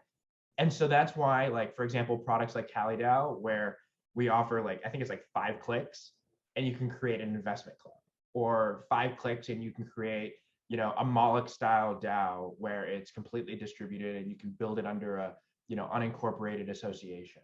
But the point being is that no matter what you click, there's a legal wrapper around it that reflects your intentions regarding the investment club or the DAO that you're trying to form. That's kind of what we're hoping to do with CaliDAO. You know, you can talk to the people who are building it more for sure. I know my time is kind of running up, but if there are any other questions, I want to leave up, you know, this is our Twitter. You can also feel free to reach out to me directly. This is my Twitter. My DMs are open, haha. But please, you know, if there are any other questions that I can answer right now, I think that our proposal has an amazing, it represents an amazing opportunity to collaborate with the Cardano community to provide, you know, maybe not necessarily guidance that would help my mother, but guidance that can really kind of push forward on the legal issues that are facing kind of crypto and regulatory adoption. Thank you, Justin. That's a nice presentation. I like the project very much. Good luck with it. Your time is up, unfortunately, but yes, you gave plenty of info so people can reach out. Thank you and good luck. Up next we have Ali. Hi, Ali. Hi. you will be taking the floor for the next 15 minutes, so please go ahead. Brilliant, thank you. I had to actually double check if I'm in the right room because the last two presentations were very advanced compared to what I'm going to propose. So just bear with me on that one. So my name is Ali Zeb. I'm from London, UK. Been in technology for over 25 years, mainly for cybersecurity consultancy for blue chip companies and governments. So the purpose behind this proposal, which is the project is called NFT. It's an NFT marketplace. And unlike magnitude of marketplaces which are coming up, there is a very niche kind of market or target market that we're going for. So this marketplace is predominantly focused around spiritual art. Just to give you an example of what I mean by spiritual art, so it's either related to either religious base or there's some sort of connotation to it. Now, it's currently an untapped market, and it's a $1 billion market that we don't mainly hear about in media. So I'm talking about places like Middle East, Dubai, Saudi Arabia, Morocco, Malaysia, Indonesia. So all of these places, including Israel. So all of these places, what they tend to do is it's a very closed door, closed community. A lot of their artwork is created and displayed in closed markets, closed door events, and the buyers are then again are very niche who come in for this specific art. One of the reasons why this art hasn't actually exploded onto NFTs yet is because of the kind of mindset of the current NFT marketplaces like OpenSea and CNFT, where you will have a picture of a monkey right next to a dick pic, or pooping ladies, which is again very famous at the moment. So the clientele for this kind of art, either the curators and also the buyers, are staying away from these marketplaces. One of the advantages that I saw is that those creators and artists want to come into an NFT market, but they don't currently have a platform where they can openly come in and display their art. So that's what first thing. So that brings in the question of why another NFT marketplace, because that's a common question I get asked all the time. Well, we've got 30 already and 20 are currently in development. Why are you coming up with another marketplace? So it's not an open marketplace for anyone. It's a very niche and dedicated marketplace specifically for spiritual art, targeting that niche market, which currently is untapped at the moment. Second question I get asked is, what is the future of this marketplace, future projection? I'm already aware of the fact that although we have plenty on CNFT or within Cardano, there is also talks that OpenSea is now also considering adding Cardano into their marketplace. So the CNFT people who are currently just basing on CNFT and some of the JPEG stores and other marketplaces, once they do open up, and same with Coinbase, start accepting Cardano, most people will fluctuate towards that side because they just have the volume of people who are buying. But that doesn't stop the project that I'm proposing, which is NFT, because it's a single market. It's not a dual market. There's no resellers market. And how you control that is because in some of the existing marketplaces, we can't control what the users are actually can upload. And there is no filtering on that. Because it's completely open, it's a two-way market. What we're proposing is a single market where an artist can come on board, they can mint their NFT, they can put it up for sale, and the buyer can come and sell it. So it is generating adoption for Cardano for a niche market who currently are not in any sort of crypto. What have we done so far? So far, we've launched the NFT platform in Dubai at Blockchain Vertex events, which was a 3-day event, and 1 day was dedicated to NFT. We're also now to onboard these artists. Now, these are physical art pieces of physical artists. So how do we, first of all, it's the hand-holding exercise to educate them into NFT, but we're calling it a phygital art. So with every NFT that they sell, the physical art they can ship out with it as well. And this is a very simple way of doing it, where anyone who buys the NFT, there is a code that they receive. They can get in touch with the artist, and artist will send the original painting. So it's twofold. And that's just a starting point because we don't know where the future is going to go. But I do know that the physical art is not going to go away, especially in the spiritual market. The second or third, problem that we're trying to solve is that as this is a closed door or closed community event and art sales that go on at the moment, how do we bring those people out of these closed doors? So a lot of these artists are currently going from their kind of art studios into a private banqueting hall or a private studio where they will display their art. So what we're doing is part of our platform, NFT, is providing a digital gallery. So every artist will have their own unique digital gallery running in VR, where they can showcase all of their artwork. So what that also does, it opens the spiritual art not to just their local vicinity, it can open up to globally. So they can just share a link, just like we do with Zoom, to say, look, here you go, have a look at my gallery, walk around, see which art you like. When you click on it, it will take you straight to the marketplace and you can buy the art. The development has already started. The minimum kind of viable product is already available. We're testing integration with Cardano. The minting has already been set up. We are currently at the stage where it's twofold. So one is the actual development side of it, and one is the marketing side. From development side, I've got a team of 12 at the moment, which includes front end, back end, full stack developers, including smart contract developers, and we've got Linux administrators. So it's a whole team.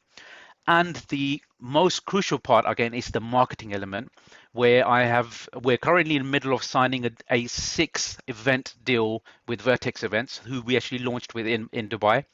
And that YouTube is available, and I will upload it onto my kind of Catalyst Fund, the link as well, where I presented in Dubai. And what that will do is that those 6 events are over the next 2 years, including Saudi Arabia, Morocco, Malaysia, Indonesia. And what they will do is give further exposure, not only just to blockchain and Cardano, but also to those people who are interested in this spiritual art coming onto NFT platforms. So yeah, it's very simple compared to the other amazing projects we've just heard, but I'm open to any questions. I don't think it's simple at all. I mean, I think it's great. But here's the thing. As the proposal moves forward, it would be really nice to give uninitiated people like me who don't really understand this market a better sense about the size. And you've mentioned some of the ways you intend to reach them, but maybe some additional plans, just so we understand what it will look like in the future as you reach out to the entire community, which I'm sure knows about NFTs and may not have done anything with them. There's probably a ton of pent-up demand, but what that demand can really be converted into depends a lot on just the sheer size and scope of that community. And I'm just curious, I mean, to rephrase, the question really is, how big is it really, the community? And when you're done with these conferences, what else are you planning to do to reach out to this group? Okay, great question. So usually that is the hardest part in any project, is how do we market the product? Development is the easy part. How do we market it? How do we onboard people and educate people? I think for this particular project, it's the other way around. So the marketing element is the easy part. We have already collaborated with Art Noor, is one of the leading spiritual artists in Middle East. He's had his artwork displayed on Burj Al Khalifa for 2 years in a row. And there is a network of about 500 spiritual artists, which is run by the Abu Dhabi Culture Society. So far, we've got, I mean, even just on the event that we've done in Dubai, I think there were about 26 artists who were present in that room who actually came because we advertised Noor NFT, spiritual NFT. They just came to find out what is this product that we're launching and what are we going to be actually selling, who have already are basically looking forward to signing up and get onto the platform and trying to advertise their work, either with digital galleries or actually just converting their physical artwork into NFTs and sell. So to answer your question, there is a community currently of about 500 artists across the globe who focus currently on spiritual art because this is a small close-knit community. Everyone knows everyone. And I think once the word gets out that the product is live and it's actually up and running, who will come and buy? So it is the community or the artists who will actually reach out to their current buyers. And I'll give you a small example. So one of the attributes, so if you take the Islamic art, for example, name Allah is the name of God, but there are 99 attributes to the word Allah, which is his attributes of what they can do, the most merciful, the most beneficial. Now, each art attribute is painted in an art format. So Noor Art, or the Art Noor, who's one of the artists we're collaborating with, that's 99 images that he's got. In his first launch, which was probably around 15 years ago when he started into actually coming into art field, he painted all 99 of those. In a closed net environment, one of the sheikhs walked in to the event and he said, I will take all 99. And I think they were selling for just over $120,000 at that time per art piece. And he said, and because he said, oh, I will take the whole collection. So the market or the end user of this, the buyers of this are actually already available. The artists are already available. They haven't had the means or the platform to do it, and that's what we're providing with Noor NFT. I hope that answers your question. Yes, it absolutely does. It's Bitmanalak Enaja, I think is what you say. I wish you the best of luck. Thank you very much. And any other questions? I have a question, Ali, for you. You know, NFTs are always like selling NFTs has always been very confusing to me, and I consider myself like quite a technical and crypto, professional. It's just, still weird for me that, people are willing to buy these digital signatures of a pointer to let's say just normal NFTs like JPEGs, but I've grown to understand more and more that it is a cultural thing. Sometimes it's a prestige thing. Sometimes it's a community thing, right? So, and it opens up a lot of possibilities. So let's say the collectors that maybe from the Arab world, what is their motivation to buy a Noor NFT? Okay, so they are currently already buying physical art. Okay. So yes, the physical art is selling. So this closed niche market that I'm talking about is a physical art section. It's a physical art at the moment, which is selling like hotcakes. So they are constantly buying, and it's a very large kind of. I mean, it's actually $1 billion industry. Only some but pieces. They are art collectors, right? So yes. That's okay. Correct. So they're already art collectors. Now those art collectors are now reaching out to some of the artists to say, have you thought about NFTs? Because of the boom of NFTs that's going around. So what we are doing with the term phygital is that not only that they will receive the physical art, they will also have the ownership via the NFT as well. Now that NFT they can either resell. Now, most of them, and I'll be honest, in this niche market, there isn't much reseller market because a lot of people who come and buy it, they buy it to actually either hang on their wall or for value to go up.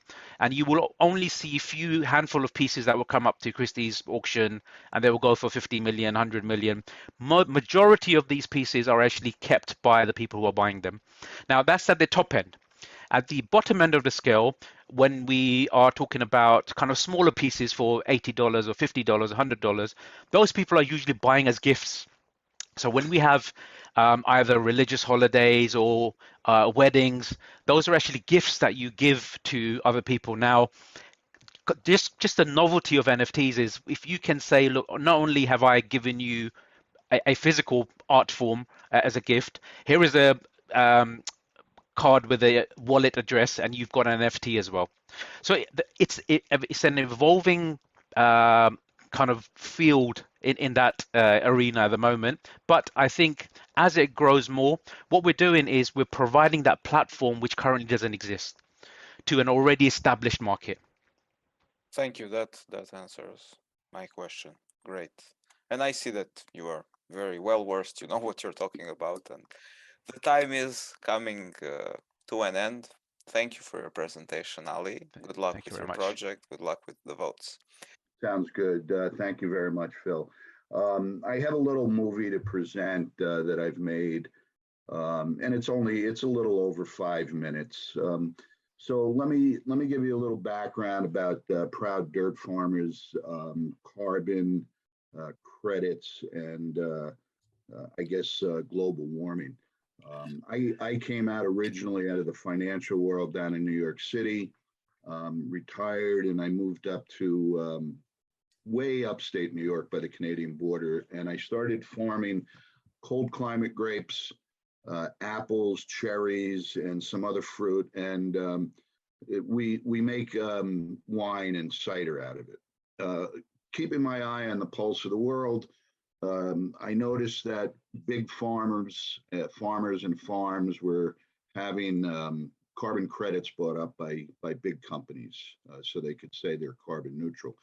But it left out 400, 500 million farmers across the world that really have no access to sell these carbon credits. It's very difficult. And more importantly, to global warming is there's really no education process or little education process to bring these farmers towards good agricultural practices that help bring carbon neutralization to their farms.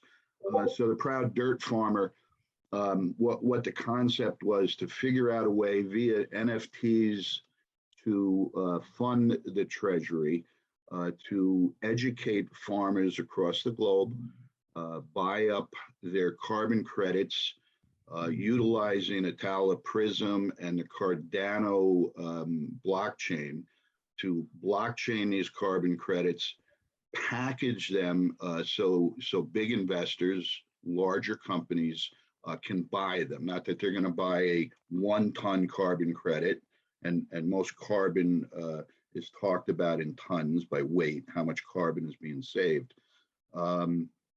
So it was interesting. I started this a couple of months ago, and then the SEC in the United States just announced that they have a rule that all public companies are going to have to disclose their carbon footprint to their investors. To my way of thinking, it's going to make the carbon credits that Proud Dirt Farmer DAO buys up from the 400 or 500 million farmers across the globe that much more valuable. And it just gives a little more credence to what small farmers like myself are trying to do. Now, without further ado, let me try to play this movie for you, and I beg your forgiveness if it's technologically or otherwise not up to standards, but thank you, enjoy it, and please vote for the Proud Dirt Farmer DAO when the time comes. Hi, I'm Tom Fry, a small upstate New York family farmer and one of the co-founders of the Proud Dirt Farmer DAO. It's an organization that's dedicated to helping one farmer at a time learn about carbon reduction and devising a system to reward the small family farmers globally. And there's over 400 million of us for carbon sequestration efforts.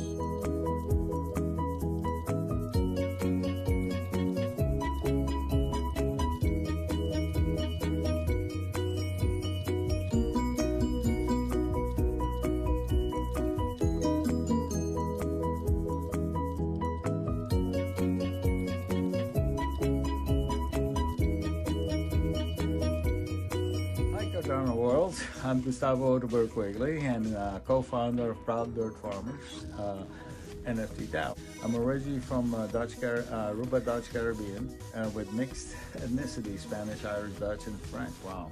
And we're looking for one or more artists to join us, and our mission is to help stop global warming by helping one farm at a time. Our NFT will help fund our treasury to reward family farmers worldwide for their biodynamic, regenerative practices and carbon capture farming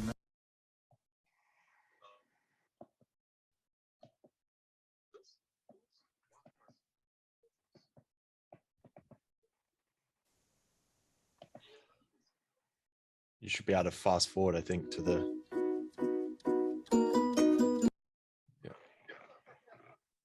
Sorry. That's all right. Bit back a bit. Yes. By educating and rewarding the farms for their efforts. The Proud Dirt Farmers team welcomes everyone to help the earth heal by helping family farms. Please do support our DAO proposal. Vote for the Proud Dirt Farmers DAO proposal on Cardano Catalyst Fund 8. Thank you.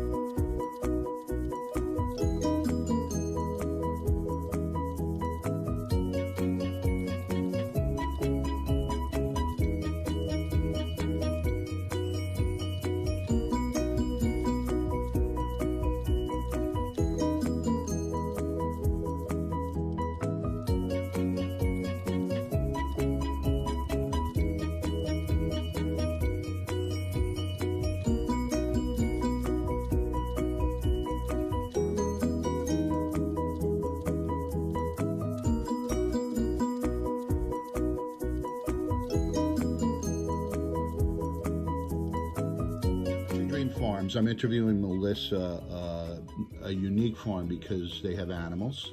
Yep. They grow corn and they have a corn maze. Yep. They grow pumpkins. Yep. They do horse rides. Have you ever heard of carbon credits? Yes. Okay, what do you know about carbon credits? That it doesn't apply to me, that it's only the big guy, the multimillionaires, big corporations that deal with carbon credits. Right. 12 horses? Or I think there's 18 horses out there and like probably 7 head of cattle, 50 goats, you know, chickens and that kind of stuff. But every farmer does things for the good. And sometimes it takes a little incentive to get us to get a farmer to change. That I do a little bit more on the girl side, because I want girls to know they can be anything, and it doesn't have to be a farmer. But we're always open for recommendations from people who do it right. We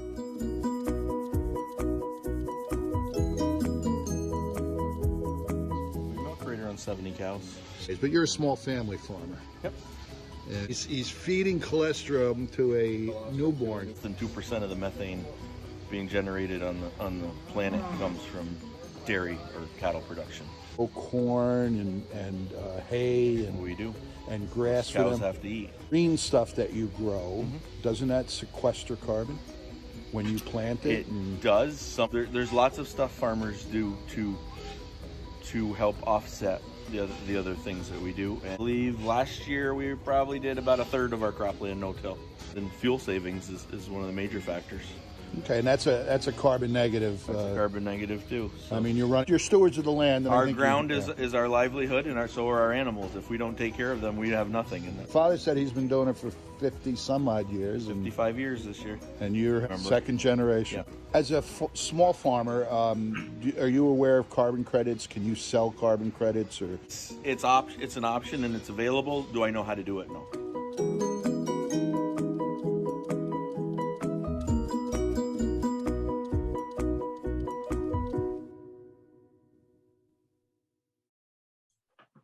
Fantastic. If you just go stop share now, you can pop that away. Okay. Down the bottom, there should be a red button that says stop share. Right down the bottom of the. I'm looking for it. Of the I Zoom got so window. many screens. I'm usually an Apple person, and my Apple decided to stop video, stop share. Stop share. That's the one. Yeah. So you've got 1 minute before the Q&A. Did you want to say anything else about the project, or did you want to move straight into some Q&A? I'm just trying to figure out how to stop it, and I will go right into. I don't see how to do it here, so I apologize. Stop share. Here's the red button. There you go. Fantastic. I'm sorry. I'm a farmer, and I'm not necessarily the tech person. That's all right. That's right there. So yeah, did you want to head straight into the Q&A? Oh, Absolutely. I have my dog barking. Okay, I'm going to start the 5-minute timer for Q&A. I think. There we go. Not quite. There we go. 5 minutes going for that. Yes, Dmitry. Oh, this is Joey. Sorry, yeah, Yes. that's okay. Yeah, Tom, are you part of a cooperative? Do you have other farmers that are already joining in with you that, at this point, or is it you're still just basically starting out? We're very much starting out, Joey.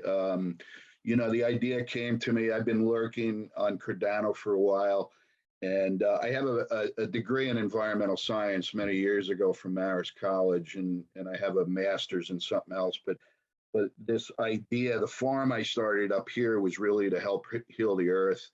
And this idea of carbon credits and the small farmer came to me when I was sitting on a tractor in my vineyard and said, why can't I do something like that? So we just started it out.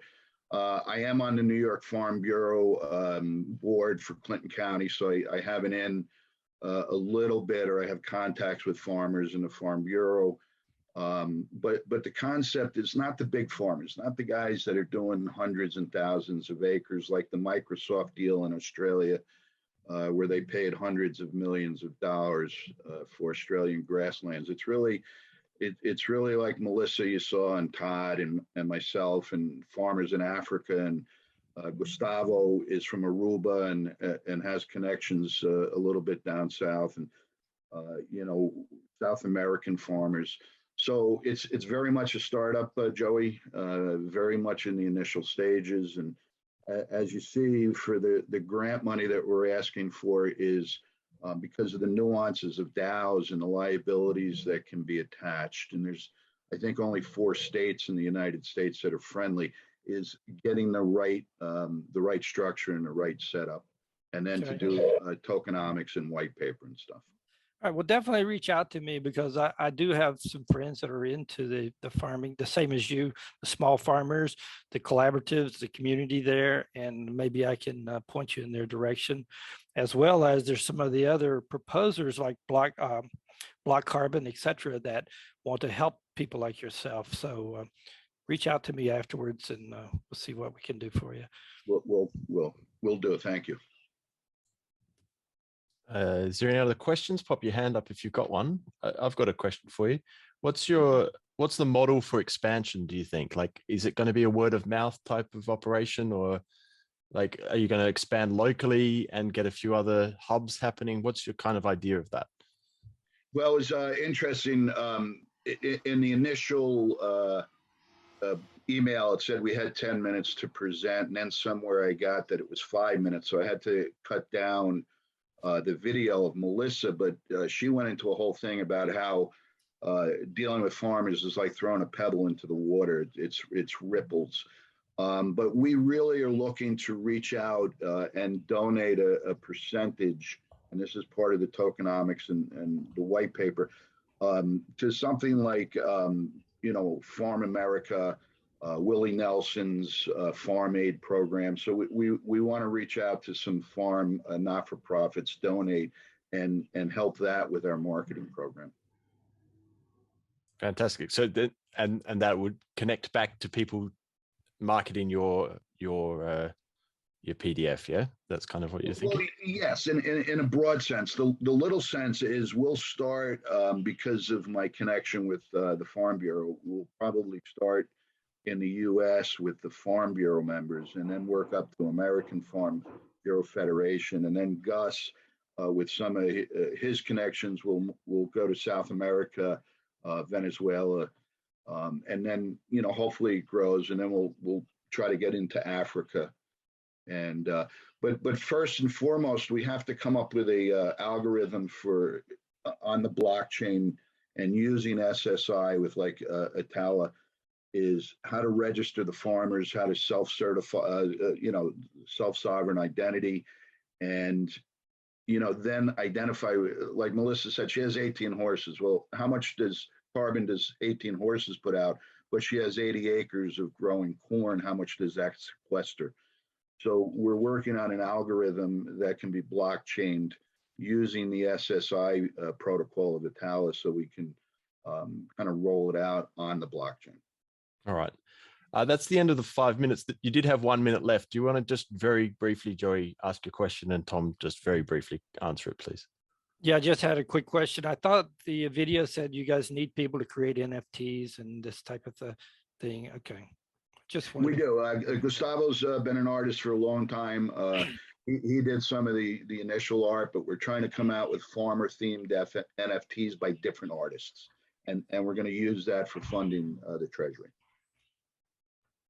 Fantastic. Thank you. Please vote for Proud Dirt Farmer in Fund 8. Thank you. Yes, thank you very much for your presentation, Tom. Keep an eye out for your for this project and vote for it if you believe it's going to add value. Fantastic. Let's move on to Joey and Dmitry. Same for you. I will momentarily stop talking and start the timer. You'll have 10 minutes for presentation, 5 minutes for Q&A. Thank you. Go ahead. Okay. This proposal is under the challenge Improve and Grow Auditability, and is titled Auditing and Project Management via Kanban. The purpose and intent of this proposal is to help the community complete their projects and deliver on their intended purpose. There are two main objectives. One is to teach basic project management principles using a simple Kanban tool. And two is to use Kanban auditing capability to allow the audit committees and challenge teams to follow your projects as they move through their process, and to be flagged when your project needs help so they can reach out and assist as much as possible. Just a general reminder, when we, including myself, accept funding from the community, we are also accepting a fiduciary responsibility to use these funds wisely and make every effort that our funded projects are completed and performed as intended. Again, the purpose and intent of this proposal is to help the community complete their projects and deliver on their intended purpose. Please support this effort with your vote. And now I'm going to turn it over to Dmitry to speak about Kanban. Sounds good. Well, when Joey reached out to me and said, Dmitry, I want to find the best solution, I said, no problem. Let me show you what we do. And so this is an existing platform, a collaboration platform that we use with many communities. And so what I did is I just went on, your process, and I looked at your process and I just took it. And what did I mean by take it? I recreated the entire process here on a Kanban board. All you need to know in 10 minutes is that a Kanban board is just a way to visualize process online, right? So this is identical to this. It's just visually pleasing so that every project that is in a fund, so for example, in the fund 8, there's this challenge, right? Or this one.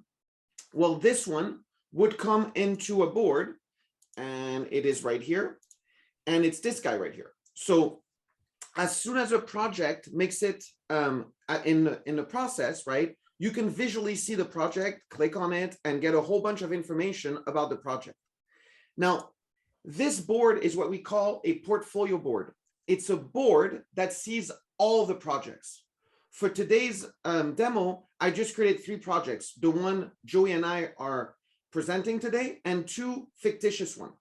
The idea is that imagine that there's 100 projects approved, and you need to audit them, you need to know how they're doing, you need to provide support and help to the projects. Well, how do you do it if it's not visual? Please note, today, the system is very basic, using, just sheets and documents. This is a way to move from the first step of doing it into a visual way that hopefully makes everyone's life much easier. And for us in Kanban, one of our top property is to visualize the work. So let me show you how it works. This card right here is mirrored on another board. So this board has all the projects. But what we'd like to give is every project the ability to say, hey, why don't you manage your project in a simple tool so that whatever you do, we get to see it. And this is what I'm going to show you right now with all these colors you see right here. So I'm actually going to switch to the board, the one that Joey and I are maintaining. Our board has a lot of cards. It has a lot of columns. And as you can see, all the cards that are here are part of our project. We actually broke down our project into all these different deliverables. All these deliverables tie back to this card so that we can figure out how the project is going, right? There's 14 deliverables. One seems to be done, and there's a whole bunch of them that are in progress at different stages. So the idea is that we would like to give every project team that is funded the ability to build their own board, and they can be very different. Team 2 decided to have a simple board. We decided to have a board that's a little bit more advanced. What we're trying to say is we don't care how you manage your project. In terms of you want to be more sophisticated, you want to keep it simple, but what we do care is that you have a project plan and that you have a way to say, these are the things I'm going to do. I got some money, but now the money is going to be broken into, in our case, 14 cards. As the cards progress, so I'm going to keep progressing the cards on the board, right? The cards progress and they all make it to done eventually, right? That's the idea. They make it to done. I'm going to go back to the super board. And the super board now is going to say, listen, this project is doing good. Look at all the green stuff. They're really moving along. They're doing great. Now be careful. This project requested $24,000. This one only requested $5. And guess what? They're in trouble. They need more funding. So what did they do? They blocked their card. They sent a signal immediately, and this is a silly example, to say, we're blocked. We have a problem. We need help. Someone has to come and help us on our project. By blocking their cards, right, they became immediately blocked visually, but in the fund they're in this fund, I invented this, there's one project that's in jeopardy. It's red. Red means that it's blocked. Again, what I'm trying to show you today is not how the tool functions, it's the concept. How can we continue with every fund to get so many more projects and try to manage these in Google Sheets and stuff like this? We need a way to quickly know who needs help, which stage of your project is, and can we quickly understand if the project is going well or if it needs assistance. Also, since each project can decide completely to design the board that suits them better, for example, Tom, for his project, might have a much simpler board that's like, hey, Dmitry, I just need 4 columns to move my cards between the boards, right? That's it. That's all he needs. Where another board could be much more complicated, right? So it really doesn't, we're not trying to impose the way you do projects. This is very key. The auditing doesn't mean that you're locked into doing it one way. The only thing it does is it gives you a platform so that you can collaborate and communicate. So for example, these cards right here are mirrored between this board and the governance board. Why is that important? Well, you can communicate, attach files, post comments, define your entire project plan into actionable tasks also, right? So that when you make changes here within your project, all your changes, right, that you do. So for example, I'm going to start checking a whole bunch of tasks here, right? I'm doing it in the context of my project, but the portfolio team, right, the people running this fund can see the progress immediately because everything is in sync. So I'm going to pause. Just like the Lord of the Ring, right? One ring to rule them all. That's the portfolio board. That board has all the projects. And then project teams are not going to be forced, but the ones that want to benefit from a collaboration platform and have no concerns in terms of reporting up will just have their projects and their deliverable organized the way it makes sense to them. And we will just roll it up so that we can see what's going on. So again, I'm showing you a very basic implementation of this. And there's a whole bunch of stuff. I could show you metrics. I can show you different ways of visualizing your information. But the key is, I want to show you one last example, is that because you're coming from a style of running everything on Excel sheets, well, no problem. You can actually get Excel embedded in here and do graphs and do pivot table and do whatever you want directly from here. So you don't lose what you have today. What you have today is a bunch of Excel sheets. You can still continue to visualize your work and everything you do in an Excel way if you wish to do it. You can also see it in a calendar. You can see it in other many ways so that we standardize the way and make project management not the focus. The focus should be the projects themselves. 1 minute. Project management should not be taking all your time so that you spend all this administrative time trying to report back up. How about you create little cards, put little checklists, and move your cards on the board. That's it. I just wanted to give you a high level presentation of the platform that we're proposing. Joey, is there anything else? Not for the 35 seconds. We'll go to questions. Okay, let's head over to some questions then. Does anyone have some questions for Joey or Dmitry? I'm interested to see how the collaboration between you two came to be. Well, you know what? I have a project management background and a management of IT systems, et cetera. And so as the project started to grow, think about it. We have every time we have a fund, the projects double. Proposals double into the thousands. The projects doubles into like, we got 400 or 500 projects now. And the completed projects, at least the last ones I saw, total about $500,000. We have millions of dollars out there in projects that we don't really know what the status. Are they moving? Are they stopped? And so I thought there's got to be a solution. And first I looked for open source solutions because that's what we like to do here. But there are no real open source solutions that can compete. And I priced VeroBoard, I priced a dozen others, and I came back to Dmitry. And you try to get to those other people, nobody will even talk to you. Okay, you have to do everything online. And the one person I did talk to said, you need to go to Jira or something else, not us. So Dmitry reached back out to me. He spent time with me, all of his time putting together these boards, understanding the system. He joined our community. He bought some ADA. He's all in. So that's how we got together. Yeah.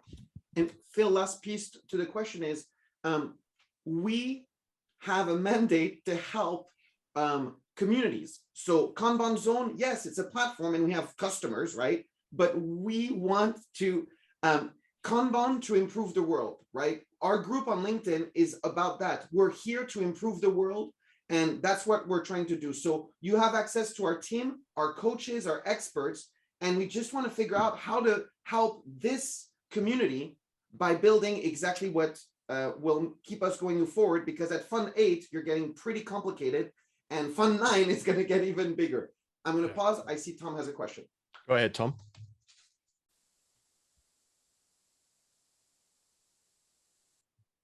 Down the bottom left, there should be a mic, or you can just press space bar. Yeah, well, you can see how technologically adept I am. I'm blown away by the presentation, the concept. One of the things I noticed when all the proposals came out yesterday, the rating and everything, and I had a couple of proposals in, was trying to find the proposers through this. Oh, we lost you, Tom. Are you back? Let's wait till he gets back. We've got another question from Blazes. Yep. Hey guys.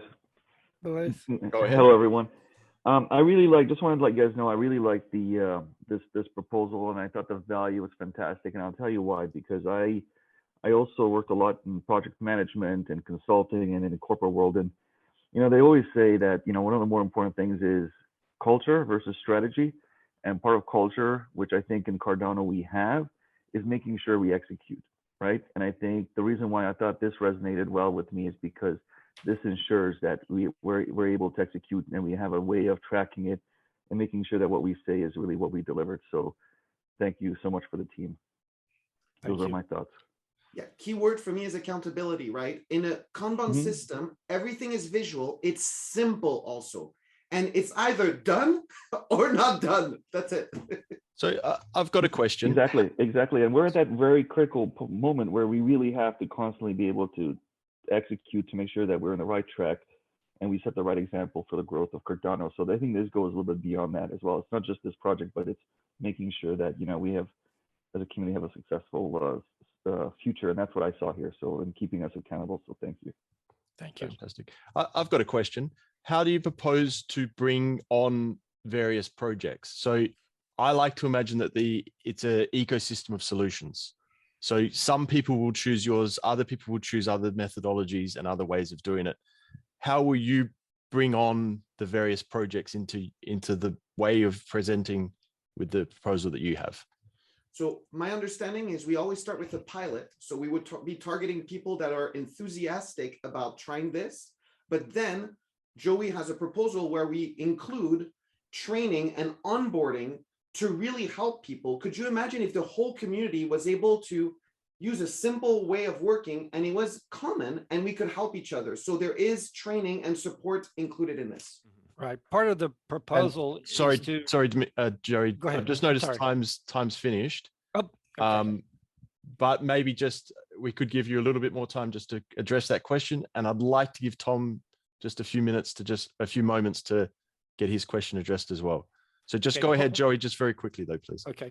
Part of the funding on the proposal is to go to various town halls and talk about this, offer it out to the community, show them, demonstrate how it works, and try to encourage them to jump in. A lot of proposers don't know what they don't know. They don't know how difficult it is to manage a project. This is about the simplest method that you're ever going to find managing a project. And if we go to enough town halls, I believe we can get some people coming into it. And once they show it works, and once the audit committees and all that look down on it and see that they can easily use that, then I think it'll move from there. Fantastic. Thank you very much, Joey. Tom, do you want to go very quickly with the finish of your question? Yeah, thank you, Phil. Yeah, I was just wondering the ease of use of going through all the different proposals to find what I'm looking for. Is that built into the system? 100%. So there's a search, but more importantly, there's a very intense filtering system. And what we would do is we would design it, right, with the intent of, what do the members need? And that's the key, Tom, is I think this is not just, you got a software, put your stuff in it. This is more of how do we keep understanding what our users need to visualize and access the data. And I just scratched the surface today by showing you 2-level boards. It can get much more intense than that. But we want to start small, simple, and then learn from our community to really keep adapting this platform to what you need. And it is all right. Very adaptable. I'll stop you there, Dmitry. Thank you so much. Great proposal there. Good luck with it. Everyone keep an eye out for, what's it called? Auditing and project management via Kanban. Fantastic. Thank you. Next up, we have George. Is he here? I'm not sure if George is here. I don't believe he is. Okay. No one's seen George, yeah? I don't think he showed up today at all. Okay, fantastic.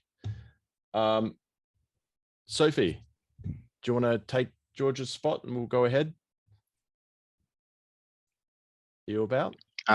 Yeah, if you give me a second, I was sure anticipating George to well, we can I just that's okay. To take a moment and we might give the floor back quickly to Joey and Dmitry for a minute or two just to address any other questions that might be in the space. Well, one thing I wanted to add is this proposal also has licensing for some of the projects to onboard. So it won't cost a project to get on initially because it's going to all be covered under the funding for the project. Okay.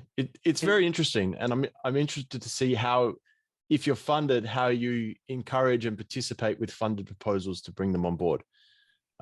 Like I said, I believe in an ecosystem of ideas and solutions. So it's definitely an amazing, great solution for presenting towards auditing. And I'd be cognizant of presenting the idea as being the solution. I like to think the whole ecosystem will present a solution to a problem, and other people, because that then gives space in the ecosystem. You're not trying to be the tallest tree in the forest. You're trying to be one of the trees, one of the great thriving trees in the forest. Good example. Yeah, and Phil, I'll give you an example. One of our similar community we work with is an accelerator, and it's full of founders, exactly like you guys, right? So there's a bunch of founders. They're all trying to get their funding, etc.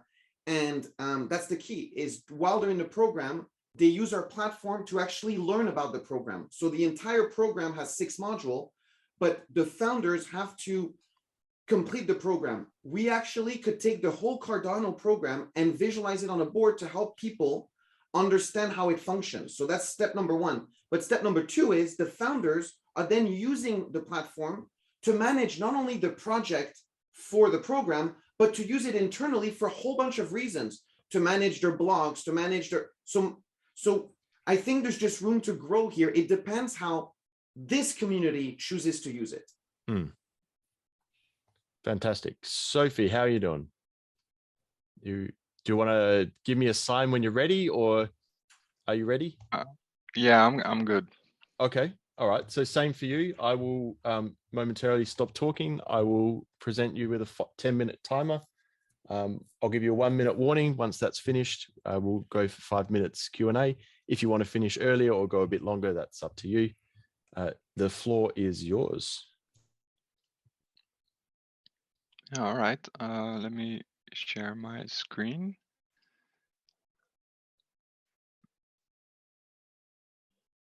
So is that visible and readable?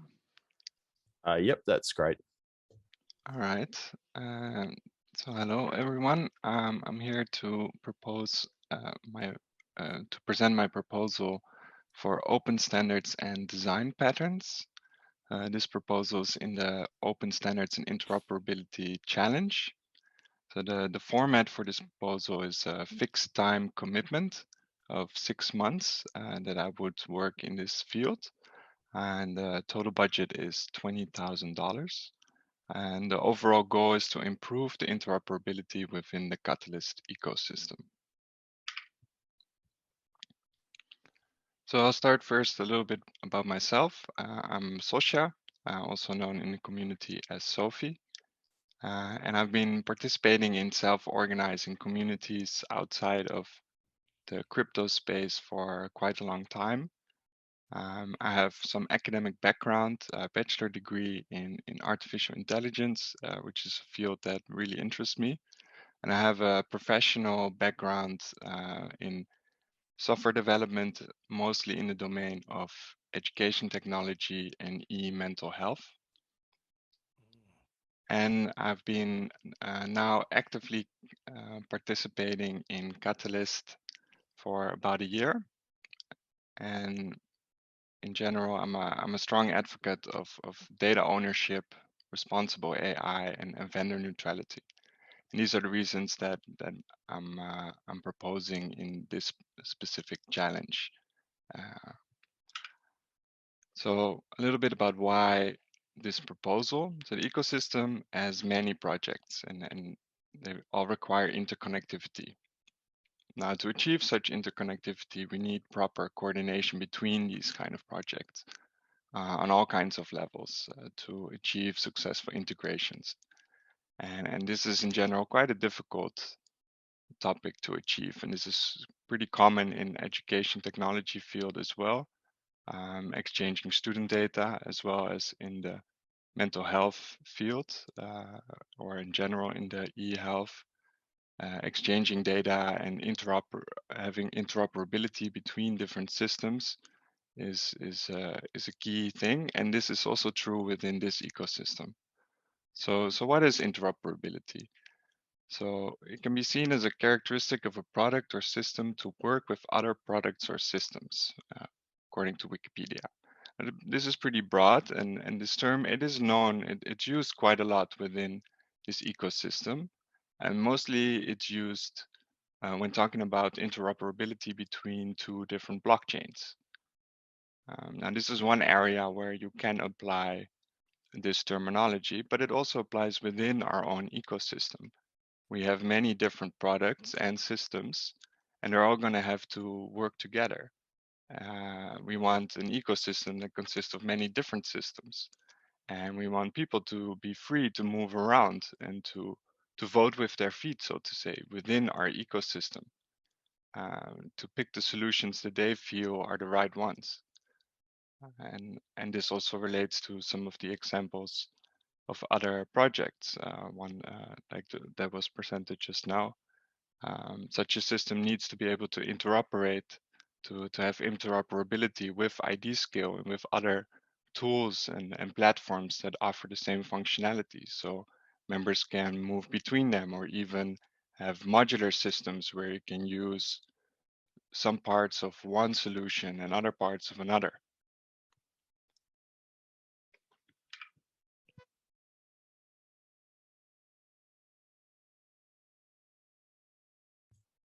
We've lost your audio there, Sophie. Can you hear us? Is it working now? Yep, you're back. All right. So how I want to work in this direction is not by specifically coming up with one solution or working on one specific problem. The idea is to work in a more agile approach and to work in between projects. To focus on the process that I'm using myself, and to work with direct feedback from the community while I'm working to make sure that I'm delivering value, and then I'm on the right track, that it's meaningful for where we are now within the ecosystem. So I'll try and work as much as I can with open source projects, but I'm not necessarily only excluding any other projects if they are also working on the same problems and are happy to share knowledge and to work towards interoperability. That's in the end the essence. I will separate the work in 1 month iterations. And the idea of this is that each iteration can somewhat be seen like a sprint in Agile or in Scrum, where each iteration will have an initial plan, a specific goal or a direction. And there will be some work in between, and at the end of the month there should be some tangible deliverable, some reflection on the work done, and there will be some public presentation of the work so it is shared. So to give an idea about what kind of directions I want to work in, or I could work on, that I have been investigating earlier, and I know projects that are working on this as well.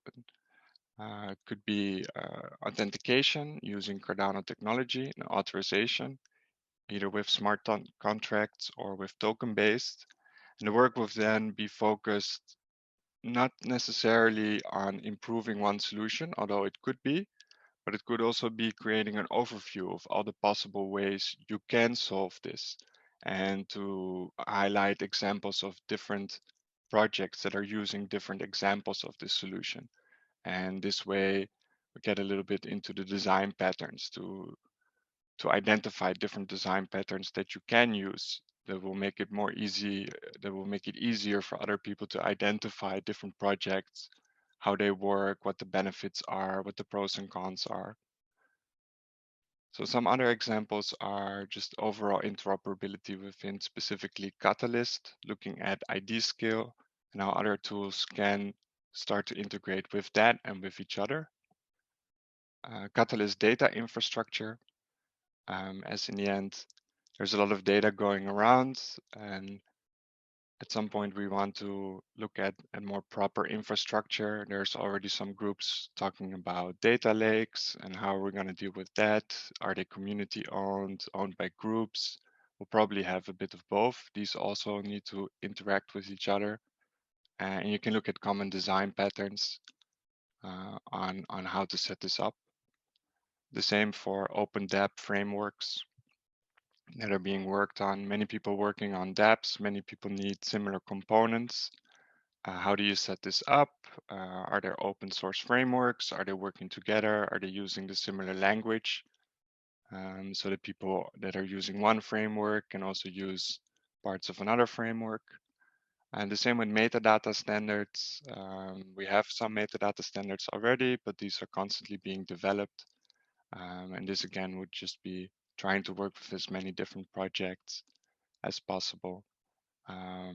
Or it could also be in a bit of a different direction, continuing some of the work that I've recently been doing on tokenomics, looking specifically at different design patterns and how they can be used for open source contribution systems. And it would especially be nice if there are different open source projects that are using some reward system, that these systems as well have some interoperability between them. So those are some of the directions that the project could go in, and the idea is that I would collect input from relevant people, 1 minute. other stakeholders. Thanks. Other stakeholders, for example, challenge teams members and contributors to existing open source projects, to sort of figure out what the priority would be between these things, and also to align them with other proposers that will be funded at the same time. So that was it. Thank you for your attention. Thank you very much. We will now move into the 5-minute Q&A stage. So I will start the timer. There we go. Dmitry, you got your hand up there. Yeah, Sophie, just a quick question. Is there no standards in place right now, and this is why you're proposing this, or is there some and you're just trying to augment? There are definitely already in some of these areas, there are some standards, and there's also already people working on some of these standards. But yeah, as we are a decentralized ecosystem, even if there are standards, it is about adoption of those standards as well. So I think that, it's about working on new standards or refining existing ones, but it's also about increasing perhaps adoption of existing standards, and mostly bringing projects together around standards or interoperability. Got it. Thank you. Sort of being in between party. Yeah. Joey, go ahead. Yeah, are you working with people now on projects, or like TiVo and Felix or other people within the community, or are you just kind of starting with this? I've worked with a number of different projects. I've worked with Felix quite a bit less than a year ago in early Swarm, but yeah, I have close connections with him. I've worked a lot with the people from Gimba Labs. Dandelion contributed to that project, and just being present in different discussions. Okay, definitely leave me your contact information in chat, because I can't talk about it here because I have other roles within the community that I can definitely maybe use your, if you get funded, definitely use you. All right, sure. And I'll jump in. Newman. I'll jump. This is Newman. I really like this project.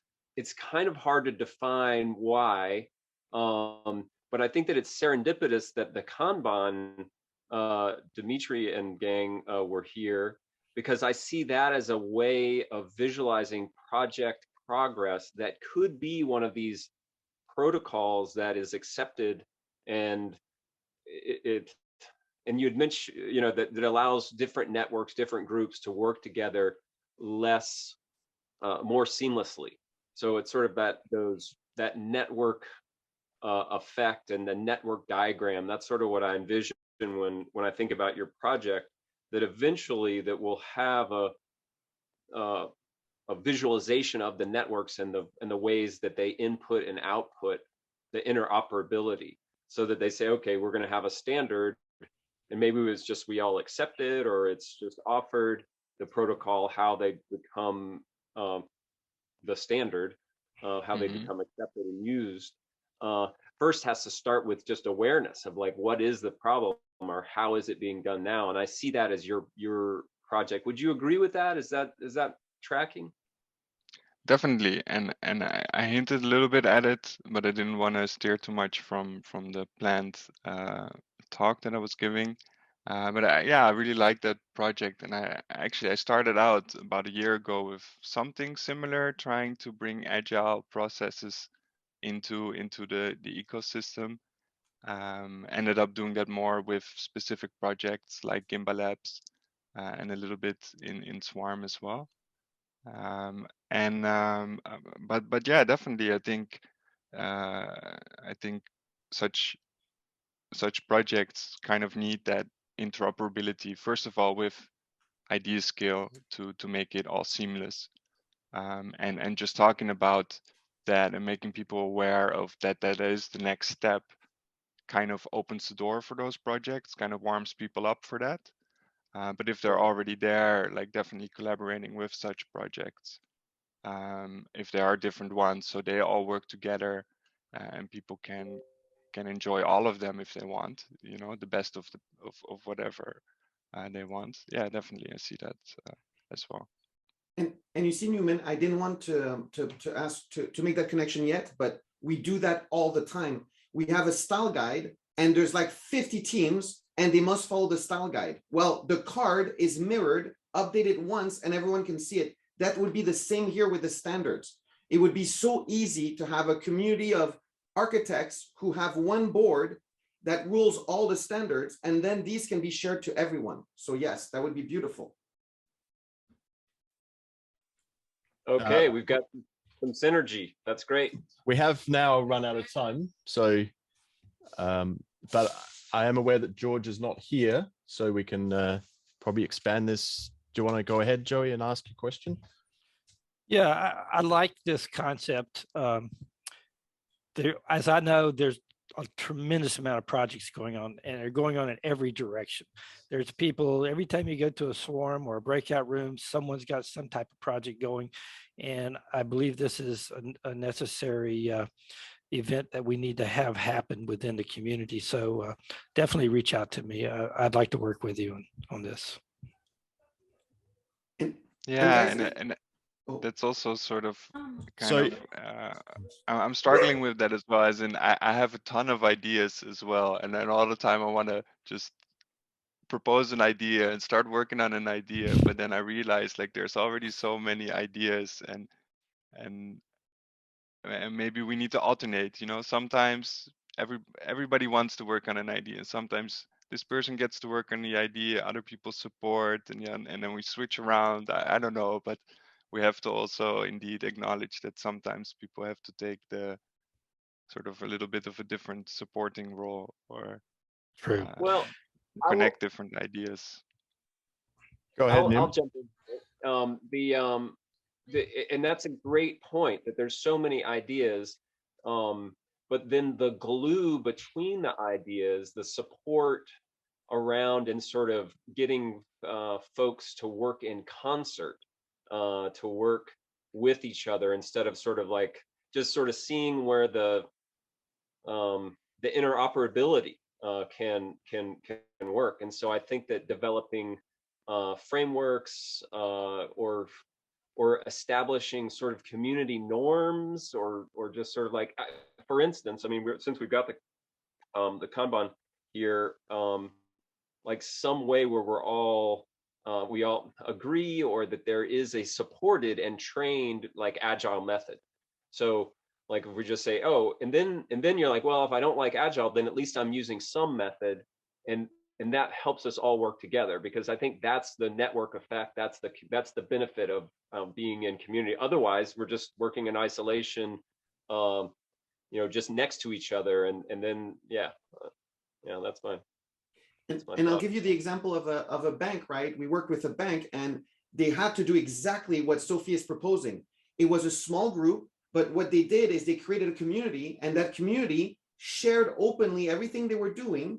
And then, just like I showed you a board with projects, well, you would have a board with standards, and that's it. And that's the point. When you guys throw away, talk about agile, I mean, that's what I've been doing for 20 years. I'm an agile coach.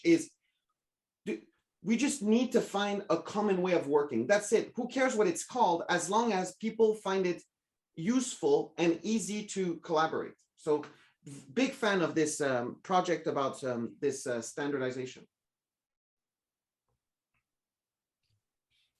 Newman, you still got your hand up. Did you have a follow-up, or? Well, yeah, I am curious about, like, for instance, if other people have done this before with like a community, and then trying to get them where it's not lockstep, it's not authoritarian, but allows people to sort of catch with agency to decide in their best interest how to work for a common goal. And that's the thing about a system. So a system. Yeah. Yeah. I've Go seen ahead. this at a very large scale, mostly in the education sector. Where you can imagine that you have, if you imagine like all the universities, and then them all having to communicate together on a technological level, exchanging information about data, about students and courses and all of that. Which is like even internally in a university, this is already a mess, right? If you know anything about universities, they are a mess. And they'll fight internally between faculties, and then if you imagine that on a national scale, it's really difficult. But yeah, it involves iterating. You cannot get it right at once, and it involves a lot of you have to get parties involved, right? No one group can say this is the best design. It doesn't matter how good the design is. It has to be built together, and people have to feel that they got a chance to contribute. If otherwise, they're not going to adopt. Sophie, can I get you to just stop your share of the screen so we can pop up all on the screen there? Awesome. Joey, you got your hand up there? Yeah, I just wanted to share with Sophie, and answer that question. There have been many attempts to do all this, to do project management, agile, and to do wrap your arms around all the projects. But again, that doesn't, you have to keep trying. We have to go and we have to present Kanban. We have to get people involved. We have to present Sophie's idea, try to wrap our arms around all these projects and keep trying to get some momentum on it, because otherwise you're just going in every direction. We have people doing duplicate, over here in this group, they're going to want to build a board for this, and over here in this group, they're building the same board and they're going in different directions. So I want to promote your project, because I believe if we can somehow organize it and wrap our arms around it and get some momentum going, it'll be good for the community. Everybody doesn't have to join in, but the people that do, I think they'll benefit by it. Yeah, and I think that's an important point, that if you become the best solution for someone or a group of people, then that's where your piece of the ecosystem exists, and other people will do the same. And I think that's the great thing about this ecosystem, that it is open and available to participate. And I love, like, your presentation of your particular Kanban is really nice. Like, you've obviously thought deeply into how you can improve on the concept. So and that's the thing, Phil. It's continuous improvement. I have no clue what this Kanban system is going to look like in a month. It will depend on the community. Like, I have no clue, right? This is the whole beauty. And I heard Sophie talk about the education space.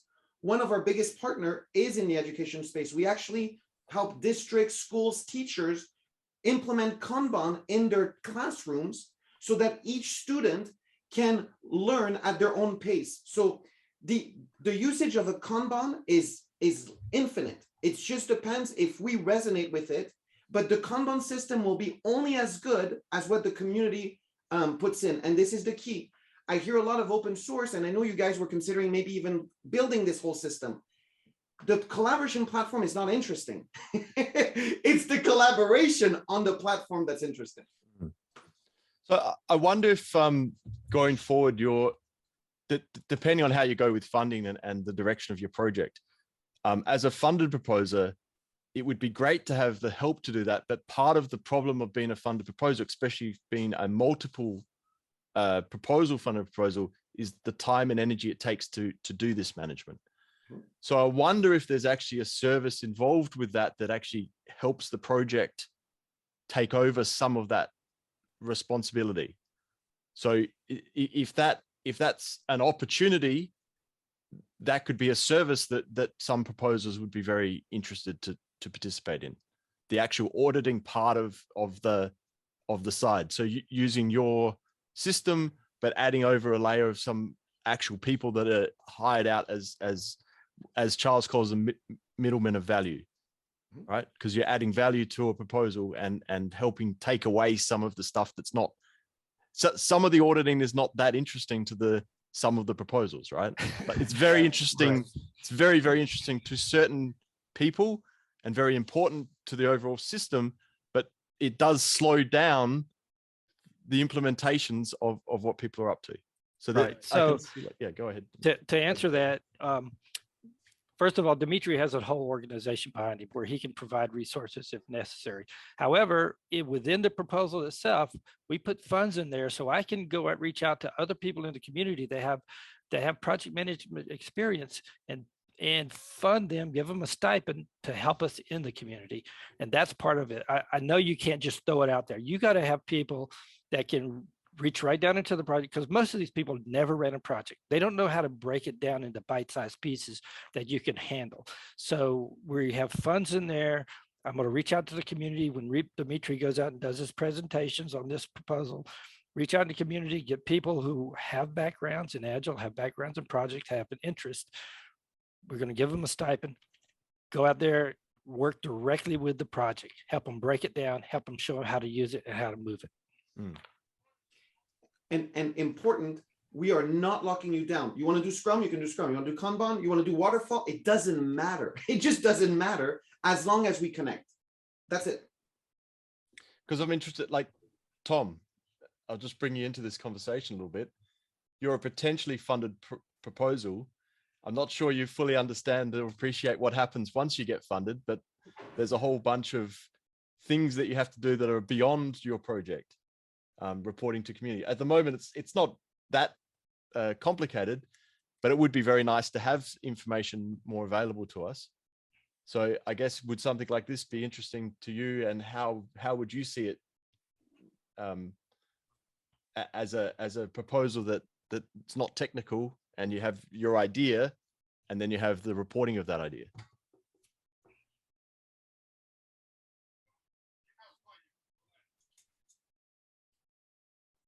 In here, I think anything that can visualize an idea and keep the thoughts together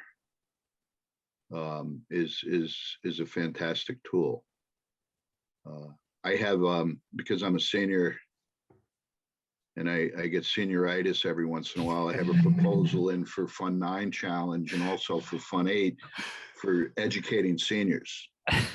Totally different thing. And we came up with a, instead of an Eli I-5, it's Eli I-65.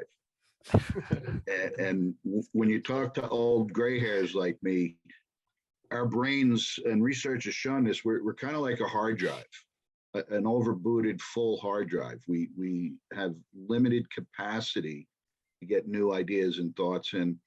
We do have, they call it wisdom, because we have the age with us. You know, like I was born before the internet, so I actually know things before the internet. But a project where you can conceptualize, visualize, and keep everything cohesive would help old farts like me, I think, is my thoughts on it. Concise and as general as I can be for a non-techie. Fantastic. Joey, you got your hand up still, or is that from before? No, I've got it up. Go ahead. So on auditing, anyone who's been out to some of our town halls and et cetera, and after town halls, you know, there's always a lot of discussion. There's millions of dollars going out and only a handful of proposals that are completed. And a lot of people are concerned about, hey, what's the status on these projects? Should we audit them more often? You know, it changed from doing twice a month and one monthly to just one monthly. But there's a whole community of people out there that say, hey, I want you to prove your work. And if you're doing a technical project, we're going to get someone technical to quiz you and make sure you're actually doing it. So there's a lot of concern out there about diving into that. And all that's going to do, in my opinion, is going to complicate your project. It's going to make you take your focus off of doing the work to explain the work to an auditing committee or someone else. So we want to be able to give the auditing committee what they want, be able to see you're moving across the board and doing stuff, be able to see if you stop for some reason, maybe you need to hire an NFT someone to create NFTs, and you go so far and you stop. Well, then if we see that, we can go out to the community and say, hey, we need someone to help this person and maybe keep you moving. Because my hope is just one thing, to help as many projects as possible complete the process so that the funds are used properly and the proposals and projects are completed, and that's just going to help the community as a whole. Fantastic. I've been involved with some of those auditing committees, and the concept of materiality is something I bring up regularly. So the idea that smaller proposals, like if you're getting $500,000 or $1 million, then by all means you should have some sort of oversight, regular oversight. But if you're getting $20,000, for instance, there's no real reason for you to be called every month and justify the few $100s that you're spending this month or that month. So I don't think that's ever going to be a thing, I hope. And it's going to matter more for the big projects, but it still pays to provide open data and information to people. And your project definitely gives that opportunity. So it's fantastic. We have been called to close up shortly.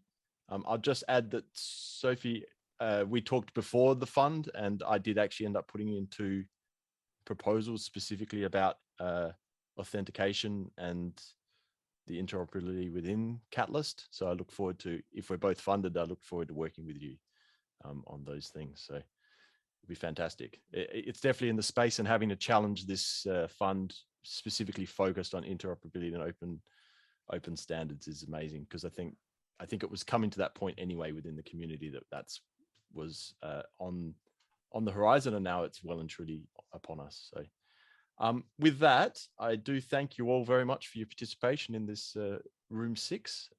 You have Thank you, Phil. You've been great. Thank you very much. You had great projects, great questions. I wish you luck in the future vote. And remember, the next fund only starts in about 2 months or so. So if you are not successful in this fund, by all means, revisit your proposal, and feel free to put it in again. And hopefully we'll see you in a future Ideas Fest. I will now be heading back to the main room, and I invite you to join me. Thank you. Thank you, Dmitry. Thank you, everyone. Welcome everyone to Idea Fest for, I forget which fund 8 now. So I've been through a couple of these, and I hope that you guys enjoy your presentations. We'll be going through 4 or maybe 5 proposals. I do have a list of 2 here at the very end. So I presume they're sharing the same slot. And we will start today with Nadia Hopkins. And you are presenting CA VCA Treasury for rapid funding, correct? So I'm glad that you're here, and you are welcome to take the floor.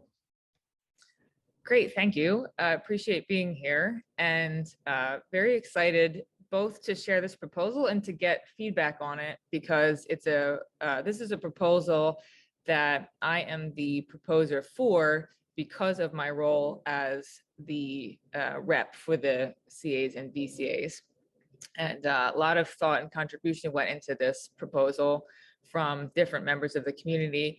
But because of its nature, I'm here representing it. And maybe I'll give a little bit of a backstory. We have this great community advisor improvements challenge that was put forth for Fund 8. And so this proposal aims to use some of that potential funding, which is $100,000 in this challenge, towards creating a treasury that would serve the CA and VCA community with opportunities for rapid funding.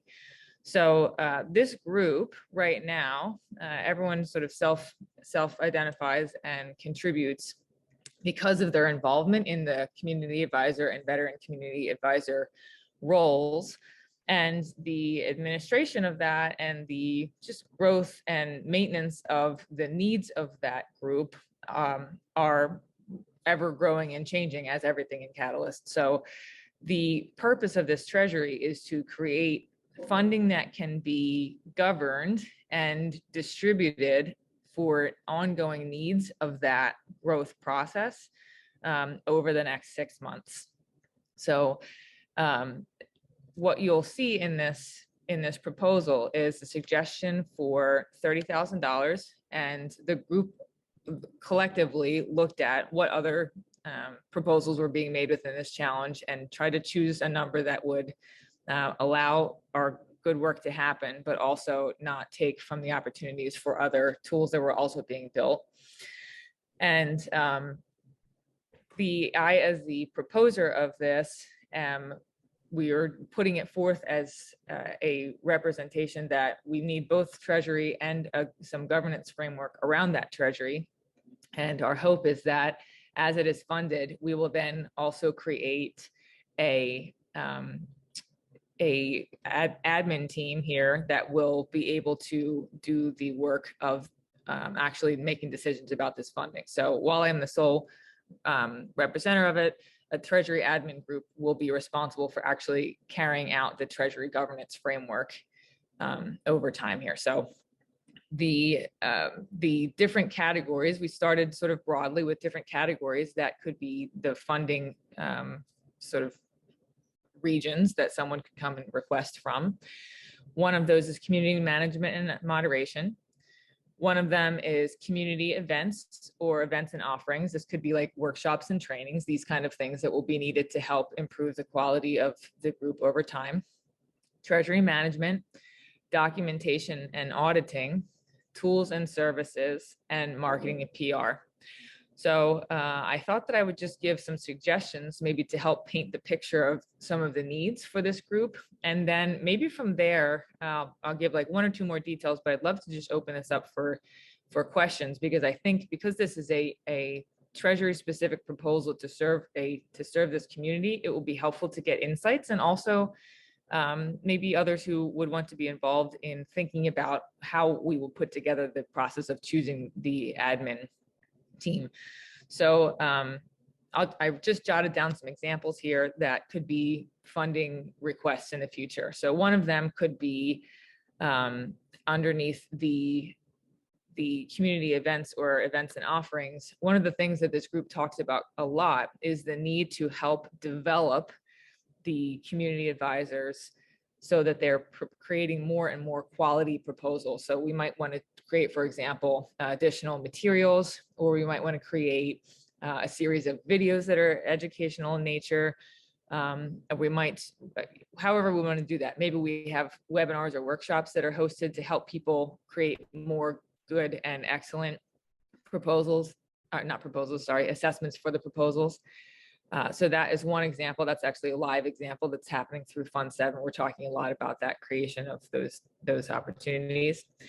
So right now, those things are being created on a volunteer basis by the people who are participating. A second example would be someone to really maintain a high level of documentation and auditing, because we're making governance decisions in the beginning here, and we want to understand for the future how things were decided upon. So that might be an actual person who we would incentivize to actually do that work in more of a subcircle way.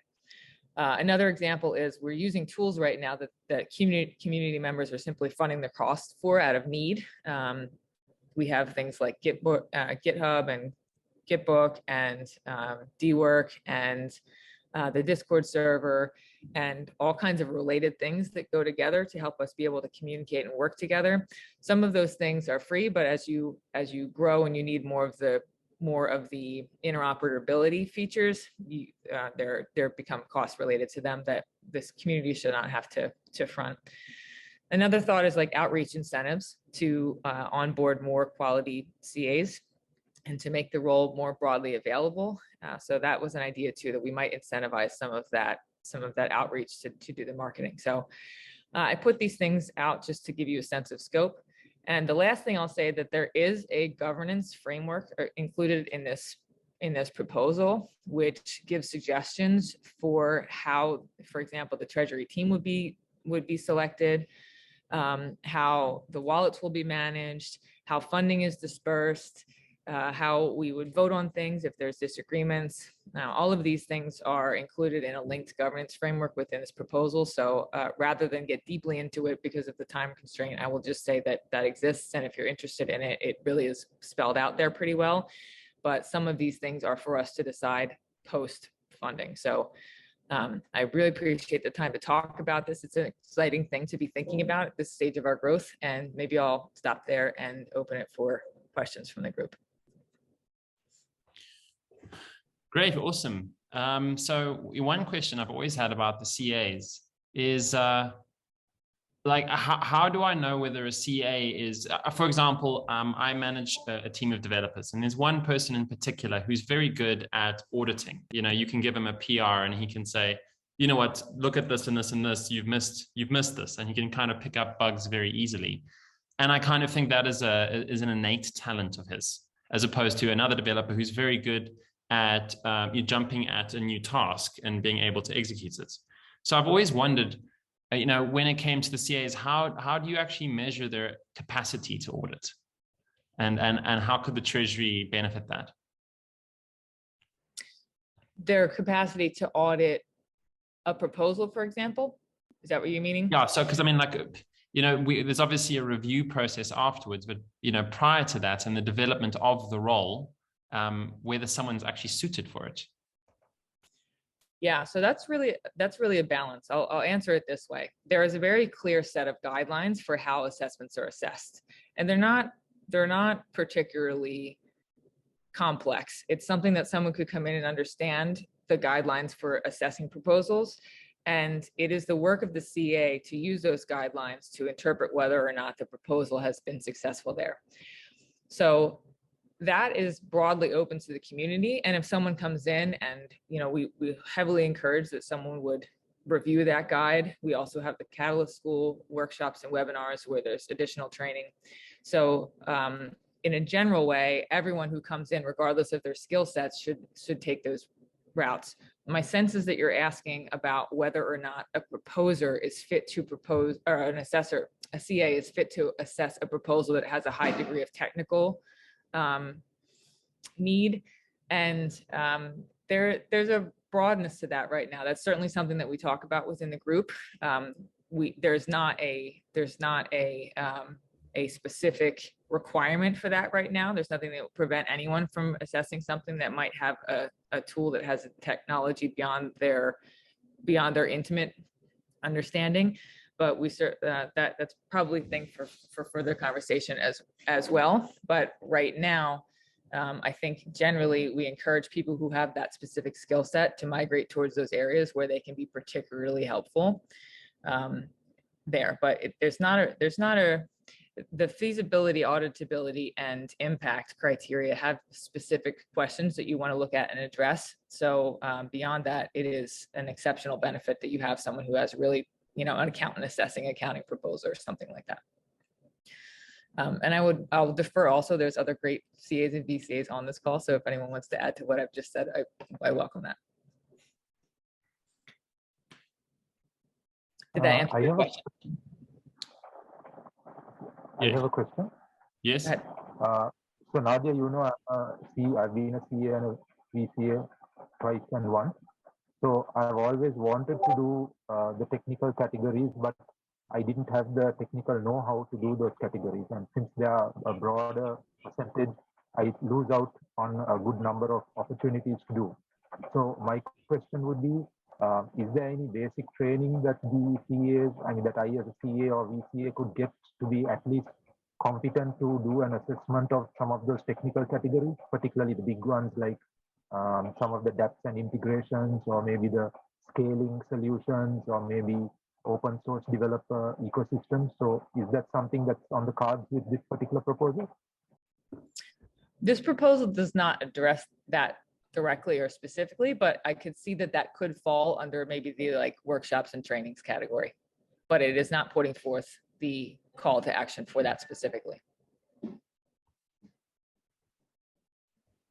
All right, thank you. Okay, any other questions? Yeah, so will this proposal allow you the ability to create a platform or maybe utilize a platform that you already have, where you mentioned all these different tools for CAs, but they're kind of spread out. So would this allow you guys to be able to put that all in one place and provide videos and just kind of booklets everywhere where you can funnel everyone that wants to be a CA to go say, hey, look, here's the resources. Here are some proposals that have been funded in the past. These are the reviews that were left on those proposals. So is that what you're trying to do with this proposal?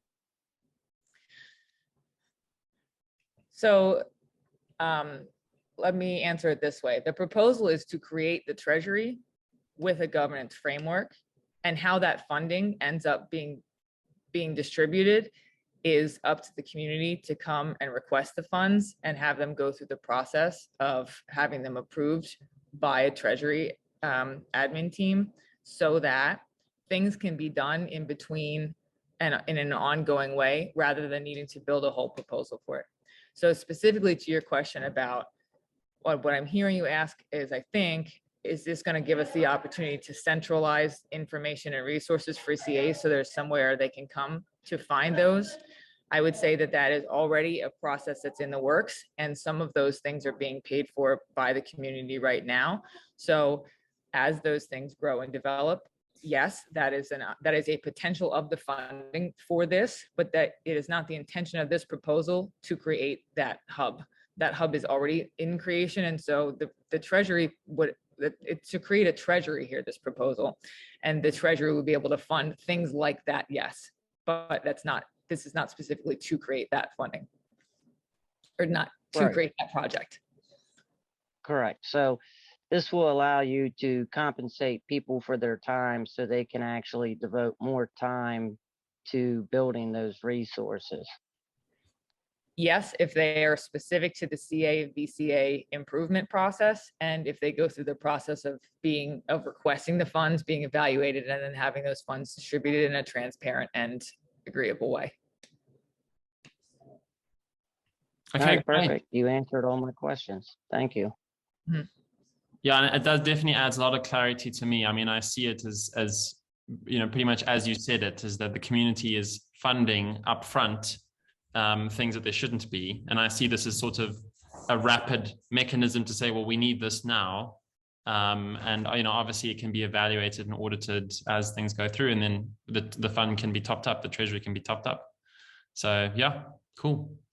Great, thank you Ben for your presentation. Fortunately, time has run out. So Dmitry, I hope that you are ready.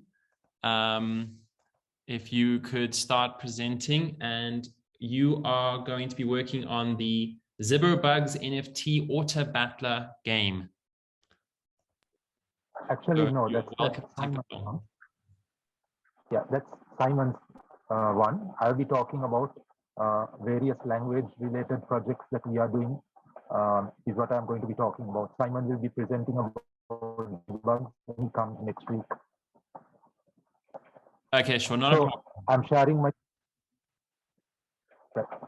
sharing my screen now, and we've got in the mix of Fund 8, we've got altogether 19 small proposals which deal with South Asian languages, including several Indian languages, and also a couple of East Asian languages, actually Southeast Asian languages, because what we strongly feel is onboarding 1.7 billion people is what is covered by those 19 languages to the Cardano ecosystem from new population groups. And I feel, and our team feels, that this is one of the most cost-effective ways to grow the blockchain, to localize it into languages which people understand. Now, there's been a lot of debate as to why we didn't put it all into one proposal, why we didn't restrict the number of languages, and I would like to answer those questions right now.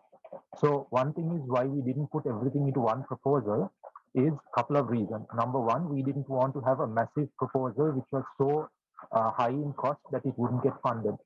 We were advised, and I've been here almost a year, so I see what works. And smaller proposals have a better opportunity of being funded. That's one reason. The second reason is that each language, particularly the Indian languages, are distinct from each other, even though people may think they're similar. And each one needs a separate emphasis, a separate way of addressing it, a separate social media campaign, and they need to be looked at separately. So even though the provinces, you say Tamil Nadu and Kerala, Tamil Nadu is in the south, Kerala is in the west, they have so distinct and different ways of living that you cannot lump them all together and do a common social media campaign. So I want to tell you how this thing works. So this is why we broke it up into smaller proposals. And also we specifically kept it, the content amount very low, like 2 hours a month and 6 hours in total, because we wanted to prove that language projects do work and that we can effectively social media market through social media and get people on board. So our team consists of several people, including social media team, which is based in India, which knows the Indian market. So I'll get to our team in a few minutes. But I want to say, as I said, the most effective, the most cost-effective way to bring large numbers of people on board. Once we finish the languages we are doing now, I have put a list of languages that we will go for the next time around. So these are also Southeast Asian, Malay, Jonga, Divehi, that is Bhutanese and Maldivian.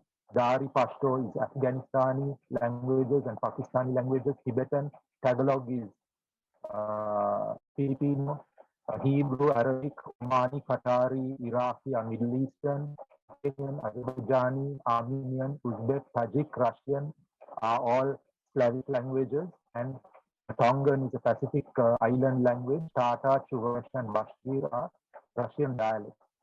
So again, the question is going to arise, why? Why do we want to do this? Why? Because these people talk in their language, focus on a predominant language like you say Russian, but they will all prefer to work in their languages. And if we get funding for these languages this time, the second time around, we will build on further. But we will also initiate smaller projects like this if the community believes it, both these forward. So we are very transparent and open as to why we are doing this. We want to bring as many people on board with very basic information. This is not meant for developers. This is not meant for those who know English. This is meant for those who simply know nothing else, and this is the only way to reach them. How many languages can we do at once? No limit. Why is that? I'm going to explain to you in a minute. We just set up a second team. Okay, so how we work is we have teams of 4 for each project.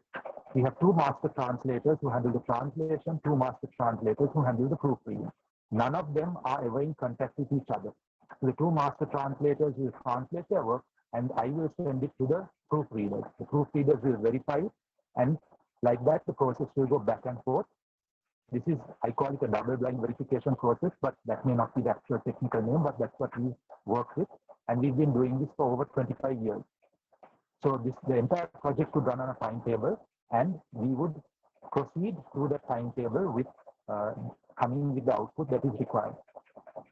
So how many languages can we do at once? There is no limit. We just set up another team of 4 who will run it according to the same process. Just for the record, I am not doing any of this myself. I know Sinhala and English, but all the other languages are done by master translators. Even Sinhala and English are done by our master translators. So, so that is as to how we are doing the project, and we are very confident that we can fulfill what we have undertaken to fulfill within the time frame and the budget that we requested. We've also set up an initiative where we are going to reach out directly to the non-English speaking proposals. That's what this slide is about. If they are not fluent in English, if they feel that English is not the best thing they are used to writing, because I worked with a client yesterday, not a client, just another proposer. He had a great difficulty of getting people to do his assessment because what he had put in English was not coming across. So I had to go through him in Google Translate. He knew Spanish, understand his thought process in Spanish, translate that into English, and using Google Translate, we did it into English. And then that was completely different from what he wanted to convey. I rewrote in English, put it in Spanish and gave it to him to understand. And if he said, yes, that's exactly what I want. And he got a shock because he realized the difference between what he was working with on Google Translate and what I understood him to be saying. And he really said, yes, you've got it what I want to say. So then I gave him the English para that he had told me, and he would put it into the proposal. Now, of course, it was too late for him to do this for the proposal because now it was already assessment stage. But he put the stuff into the comments and he said, I hope that I will get more proposals, more assessments. Now, at that point, I believe this was not yesterday, but day before evening, he had got about 4. And yeah, just today, when I asked him, how many do you get? And he said, I got 16. And he was so happy. So from 4 to 16 has come because he put that clarification so that the assessors could understand. And I know what the assessors are going through because I have dealt with projects where the English seems to be from another planet. But you can't help it because you're dealing with people who think in a different language. So this, what we are going to do is, for the next fund, we are going to offer people who want us to write that thing out in English and work out some basis of collaboration. We will handle their English requirements so that they will not face the same problem that they are facing for previous and this current, what this friend of mine faced. So that is another thing we are going to do down the line. Separately, we've got projects that are dealing with city hubs. This is the first time there's going to be any city hubs in Sri Lanka. Hopefully they will get funded. We've asked for a very small amount to do 3 city hubs. One is in Colombo, where I live, the capital city. One is in the upcountry city, and one is in Jaffna, which is the city in the north. So doing this will help people learn about Cardano. And yeah, so that is what I want to share. We've got those projects. We've got other projects also there. And each of the other projects that are there are also being built by separate teams, just for the record. So even though we've got 40 proposals in there, each of these proposals has been very carefully thought about. Some of them were due to go in Fund 7, but I missed the deadline for Fund 7 because I was not well. So I couldn't put any of them in. So I decided, let's put them in. I'm sure the community will accept. But of course, there has been a lot of questioning as to why we put so many. Anyway, we have been very transparent. This is why we put it. So we put it. If it comes, we are in a position to do it. We've got the teams ready to do it. But I would like to answer any questions you all have on these particular ones that we've put in right now. Okay, thank you. I think it's time we should open up the floor for questions. So anyone, welcome to jump in.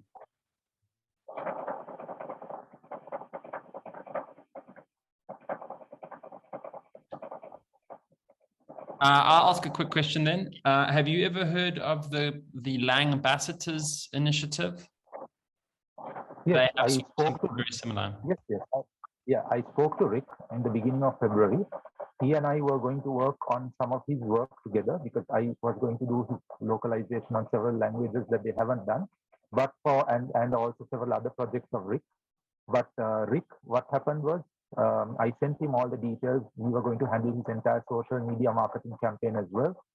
But I think he got sick or something because from maybe the 5th or 6th of April, 5th or 6th of February, until now, I have not heard from Rick. So for some reason, he's out of commission. So I have, to answer your question, I have spoken to him and we have decided to collaborate whenever he does come back online. You guys are welcome to jump in. Yeah, you know, Dmitry, I've thought about this problem a lot over the last year because of the work I've done with WADA and have gotten to know quite a few of the Latin American proposers in Fund 7. And I know Rick pretty well. I spent hours in conversation with him over the last few months. And I just wanted to tell you that if I was to deal with translation issues, this is the way I would do it. So I appreciate your proposals. I know that you're getting a lot of criticism in the community right now, and I can't really speak to that. I mean, I'm really just addressing these translation proposals. And all I can say is, this is the way I would do it. I lived in Germany for 10 years, and I knew people who worked professionally as translators. And I've known the whole time I've been in Catalyst that, you know, the translation issue of getting all this English stuff into these other languages could be dealt with this simply. I don't see it as a complicated problem. It's just something that has to be done. And you know, and I really have enjoyed the time that I've spent with Rick and talking about his concepts. But I've felt from the very beginning that he made it much more complicated than it needed to be. I mean, he made it very hard on himself as well as difficult to execute. But from my way of thinking, this is the way you would do this. So I appreciate your work on this. You're saying that the way I'm doing it is the way that I should do it, is it? Yeah, I'm going to agree with Steve there. I think one of the other benefits. So some of the conversation around this, I think, and I've said this to you directly as well, just for the CAs, because the CAs have such a different. We have different tools that are assessing the assessments this time. There was a lot of questions around. Largely, the questions were around how do we assess this without the assessments getting pinged because the proposals are similar. And you know, as someone who's like my degree is in foreign language, so I understand the process of learning it, and I think that it is you can't lump things well. And the other thing that I think is a benefit of how you've done it is that it really lets the community decide. The community could decide on 4 that are more relevant, and relevant's not the right word, but 4 that maybe would have a greater impact to start with, and then you can really come back and so that I think it really decision-making process of Catalyst really nicely. It does create complexity for the CA process. I know because I've been there. I've done the same thing. I've had the same problem with other things. So that's why I think someone came up with an idea of telling CAs, look, this is a similar proposal. Please don't knock us off because we are writing a similar assessment for each and every proposal, which I thought was quite fair enough. I mean, it's fine. Yeah. So, and you know, I was having a conversation this morning with someone, and then I'll shut up because I know we're on time here, but I was having a conversation with someone who is like a digital native in English this morning about Catalyst and blockchain, and the language that you have to use is complex even for English speakers. So if we're really going to anticipate that the world comes in, and the world should, especially at this time of our development as Catalyst, we need as many voices from different places and different mindsets as possible. So I appreciate that this initiative is being taken. As far as the scope of the impact, that's for the CA and the voters to decide. And I think I'm glad that we're putting a stake in the sand as far as making sure that it's easy to talk about on a broad level among our community. So yeah, that's all for me. Great. I mean, one thing which I think that I see as the part of the problem is, like, before you even get a translation, what should you translate? Like, what is valuable to project out into the thing? And I feel that those are so tightly coupled that should become a pipeline, right? So, you know, there should be a process by which we determine what needs to be translated, what is priority, and how does that get done quickly? And that process should then be optimized.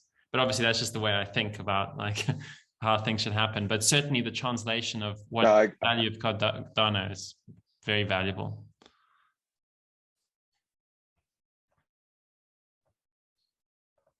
Sorry, Steve, you were saying?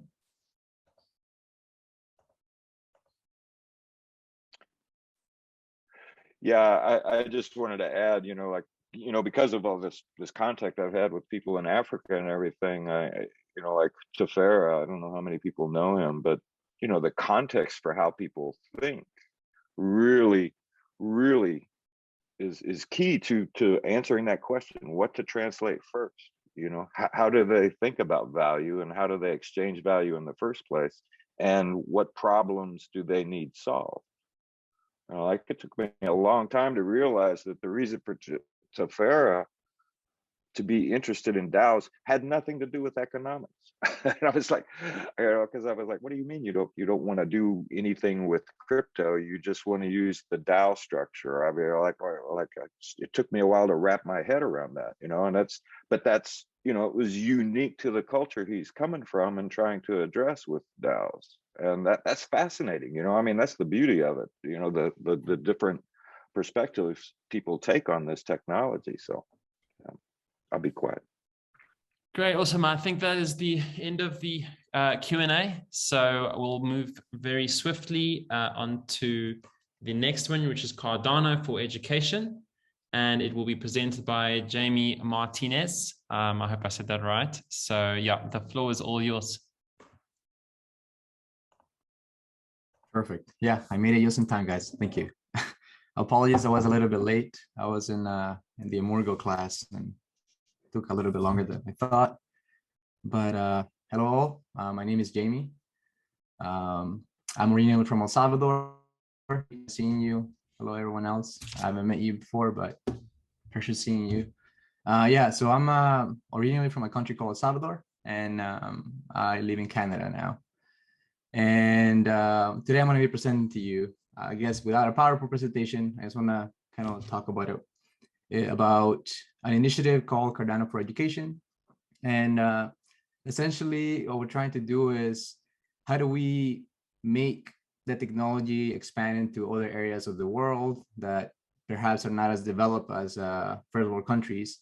And what are the best strategies that we can implement to educate these people, right? I come from a country that's underdeveloped, and I know what it's like to be on that side, and now I know what it's like to be on this side as well. So when you're in those areas, not only do they have the issues with infrastructure, they also have the unequal access to education due to the different class systems that they have. Also, it's a very precarious job industry in there. So there's a lot of people that are hungry for knowledge and hungry to innovate and to learn about these new technologies. So about over a year ago, I started a project, education-based, and I'm still working on it. But maybe like a month ago, I met people from WADA, and I also met with people from also, how do we properly educate them? How do we develop more developers, more Bluetooth people, more Haskell developers? And I know, for example, right now I'm working on a course that's in Spanish, that's Haskell oriented. And I know there's a lot of interest in there. People really want to learn it, mainly because they want to get Bluetooth, but finding the right piece of information and putting it together, that's a job of its own, and it takes time and resources. So I think a proposal like this, or a challenge like this will address this and allow people like me or other people that are trying to propel projects in education to build the right tools for others to learn. So that's pretty much it. Like I don't want to bombard you with everything that I wrote on the challenge setting. Maybe I like to open up for questions, and I want this to be more an interactive session than anything. So feel free to ask anything. Steve, welcome. Yeah,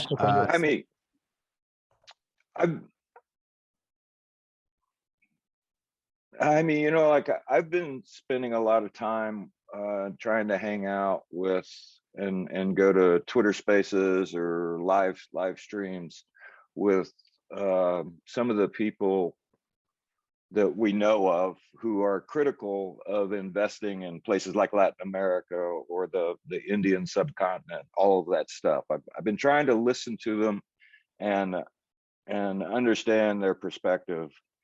And I think, you know, what I think they don't get, and I think that we, you know, people like yourself and myself who work on these issues in places, you know, these other parts of the world, you know, why we need to focus on these areas. And I use one guy who goes to one town. It's this man named Jeremiah who works with WADA, and he travels around in northern Ghana, and he educates about blockchain and Cardano. And there's one town that he goes to in northern Ghana that has 20,000 people, and they do not have internet access, right? But he goes there and he spends the time to talk to them because he feels it's important. And, you know, I feel it's important for the reasons he does, but there's this aspect that I don't think that is talked about, and it needs to be emphasized, particularly to these critics of these efforts. And that is the fact that when you have a population of 20,000 people, how many of those people are, you know, and I know people get a little bit cringy about IQ, but, you know, some people are smarter than other people. And when you've got 20,000 people, how many of those people in Africa, they're young, right? and they don't have much to do, you know, in terms of like, you know, taking advantage of what's available in the world. And how many of those people have an IQ above 125, right? You know, it's like at least 5%, right? So that's 100 people. How many out of that 5%, you know, have an IQ of 140, which means they're fucking smart, you know, like they're really, really smart, you know, like, and if they grab onto an idea, if they grab onto a concept, what can they do? What can they do for themselves? What can they do for their community? And I mean, you know, the chance to get 100, you know, people that are really engaged and at the right time in their lives to grab onto these concepts, you know, it's amazing what might happen. And I think for those critics, you know, and I'm saying this just to plant this idea in your head is, you know, that we want to help everybody. Yeah. It's all that social do-gooding kind of thing. You know, there's that.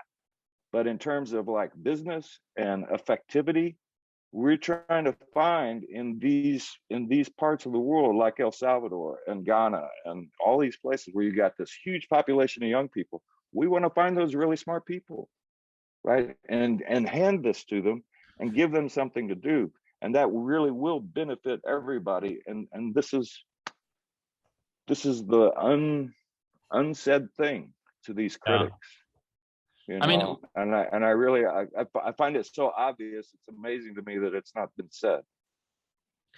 I mean, I think the one thing is Cardano for education, you're speaking to your proposal directly, you know, you're talking about in areas that are undeveloped, and undeveloped very often means surviving, right? When you're surviving, your capacity to learn is reduced. It's a scientific fact. So, you know, it's kind of difficult, the proposal specifically what you're addressing. You're cutting out, Anthony. Oh, my apologies. Sorry, anyone else who's welcome to ask a question, go ahead. But I think we're almost out of time. Sorry, I didn't catch what Anthony said. Did anyone catch it? No, me neither. Okay. Sorry. Someone else can probably hop in while we wait for Anthony to come back, I guess. Yeah, but I just want to share that within the last 2 weeks, we've had a major meltdown here, like from 200 rupees a dollar, and now it's 300 rupees a dollar. So the currency crashed by 33%. So in the midst of this tragedy, this is an optimal time for people to learn about how to transit into a crypto-based economy or a token-based economy where they can transact with each other. So my question is, I was not very clear when you were explaining whether you formulated the education syllabus or whether the project is to build the syllabus to teach the people, or where you got the syllabus and you're going to implement the teaching part. Okay, thanks, Dmitry. I'll get back to you in a second, Anthony. I didn't quite catch what you said earlier, but to Dmitry, what he's asking is if this challenge is seeking to provide a syllabus, something that can propagate into the community. I think that's how I interpreted it. And the answer is no. We're not looking to provide a template. What we're looking is to provide the tools or the means and potentially advising to other projects, which, by the way, there are many out there that want to educate, and tell them what's needed, show them how. I've already networked with like many people that are in the educational industry. I'm in the tech side. For example, I met another guy from Mexico the other day. He's a quantum physicist that uses Haskell for complex mathematics, and he's also learning Bluetooth. So he's taking the Bluetooth Pioneer program and also a student at Amurgo Academy. So when you meet people like this and you're like, hey, what do you need? How can I get you and your knowledge and your language and your diversity to bring it to the Cardano community, to the Catalyst community, and to start building this little like pockets of talent, right? And I'm sure like him, there are many others. So I won't tell him, a physics professor, how to build his syllabus. I'm gonna sit with him and tell him, hey, this is what we're looking for. Can you help us? I don't know if that answers your question, Dmitry. Yeah, I mean, challenge setting, right? Yeah, I think Steve also had something, another question up there. Unfortunately, I think we have to The other move Steve. on. Is it Steve or is Sorry, Okay. unfortunately, I think, yeah, we do have to move on to the next proposal, but you guys are welcome to discuss this afterwards. There is an outro, and it's an interesting topic. I actually would like to discuss a bit more. Okay. Okay. Cool. I'm gonna introduce Steve, right? I mean, we're up, aren't we, Anthony? Yes, yes, go ahead. Okay. This other Steve is actually Piotr, and Piotr and I are part of the Gimbal Labs team. And Piotr's kind of written these proposals that we're going to talk about, and so I'll be quiet and let him talk about it. Sweet. Is it our turn right now, or? Yes. Yeah. All right, cool. All right, I'm gonna try share my screen. It's the first time I'm doing this, so sorry, something got wrong. Let's try.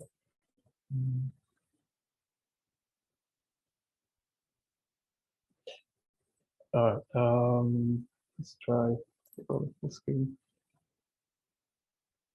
All right, is it working for you all? Can you Yes. see? All right. Yes. So, well, let us talk really quick about this. So our proposal is about an application that we are working at Gimbal Labs. I and Steve, we are part of the team at Gimbal Labs. And one of the applications we are working for a few months right now is mobile application to allow people to connect with each other and to basically share their knowledge and get the chance to be paid in the crypto. So let's just jump to the second slide. So we actually started with a problem that is in the centralized world, applications that are meant to be used for scheduling are basically are built in a way where your data is stored on centralized servers, which are easily they are oh gosh, I'm sorry, I apologize. They tend to be breached, right? Your data can be easily stolen by other people, and so that's like introduce risk, right? There are also like other third-party companies involved, mostly like PayPal or Stripe, right, and others, which of course take some of the amount of the money that you will be able to get directly without using this third-party payment providers. And most of the time, if you want to create an account in such a application or platform, you have to provide your username, your name, your email address, right? So you have to provide something for them to be able to say who you are, like on this platform. And that's also not that everyone wants to do, right? So our application is meant to let people sign in without providing any personal data. So you can sign with only your username. Yeah, that's pretty it. So we want to let you search for other people that may have a skill or a solution to your problem. So if you want to learn Haskell, you can look for somebody who is very experienced in Haskell, and he may want to help you. And in this way, he can gain some crypto for this, and your problem will be solved. So it's a win-win. So that's it. And like our development approach in short is that we implemented something that's called challenge response encryption, which allows us to authenticate users with only the keys that are stored on their device. And in doing this way, we know that that person is who they are. So when you create an account, we made for you a key pair, which is the private key and public key. And with those two keys, we are able to communicate with our servers, and we can, by doing this, we can say that you are the person who you are. We are also working on an in-app.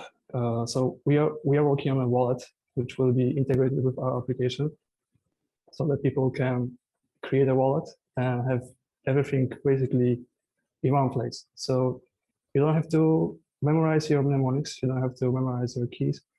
You can create a wallet, and you can then, of course, if you want to get access to the mnemonics, you can provide your password, which you use to register an account, and you will be you will then see the mnemonics. So you can use it. You can basically reconstruct the wallet in another place, and basically to allow our users like a trustless communication, like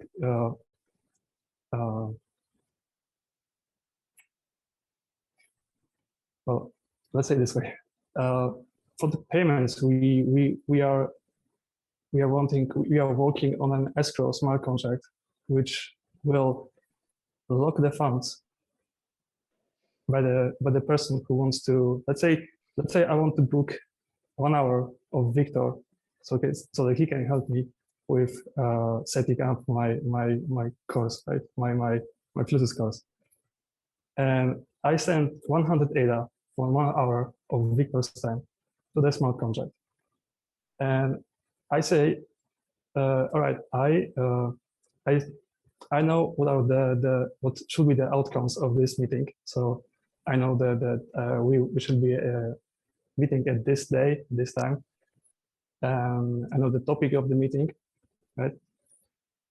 And when the meeting happens, I can then specify, I can then indicate in the application that this meeting has happened, or I can say that it didn't happen. And if I would like to give receive the money back, I can then contact the service provider, which is us, and we can then decide what to do next. But the main idea behind this is that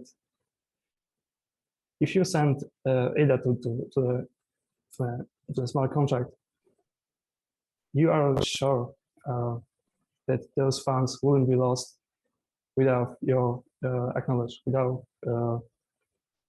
letting you know, basically. And then the last thing is that we would like to provide some reputation system. So we want to let people to gain some positive feedback, and by doing so, they can basically they can stand Build up. their reputation. Yes. So they can stand up in the crowd. All right, this I know it's long. I apologize for this.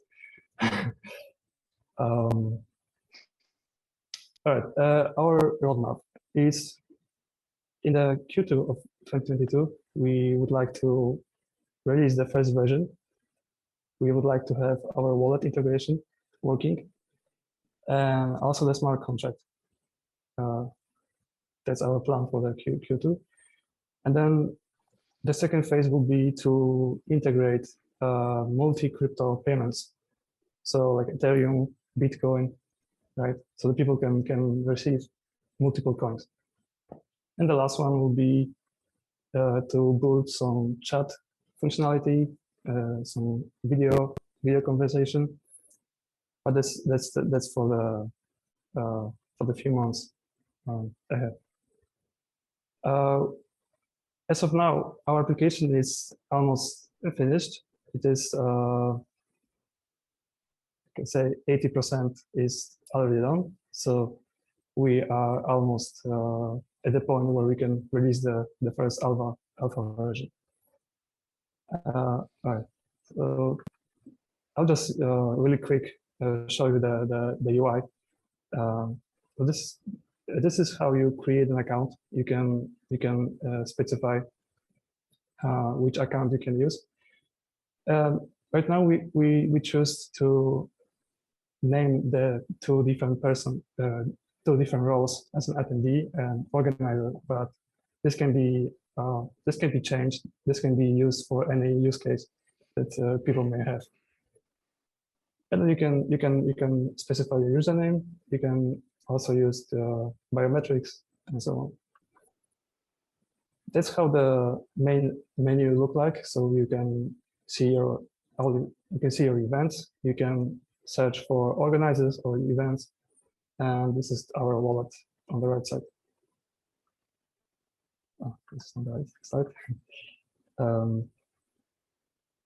Right. And this is how the event booking looks like. So if you want to book somebody's event, you can specify the day, the time, how long, and you will be able to see how much you have to pay for this.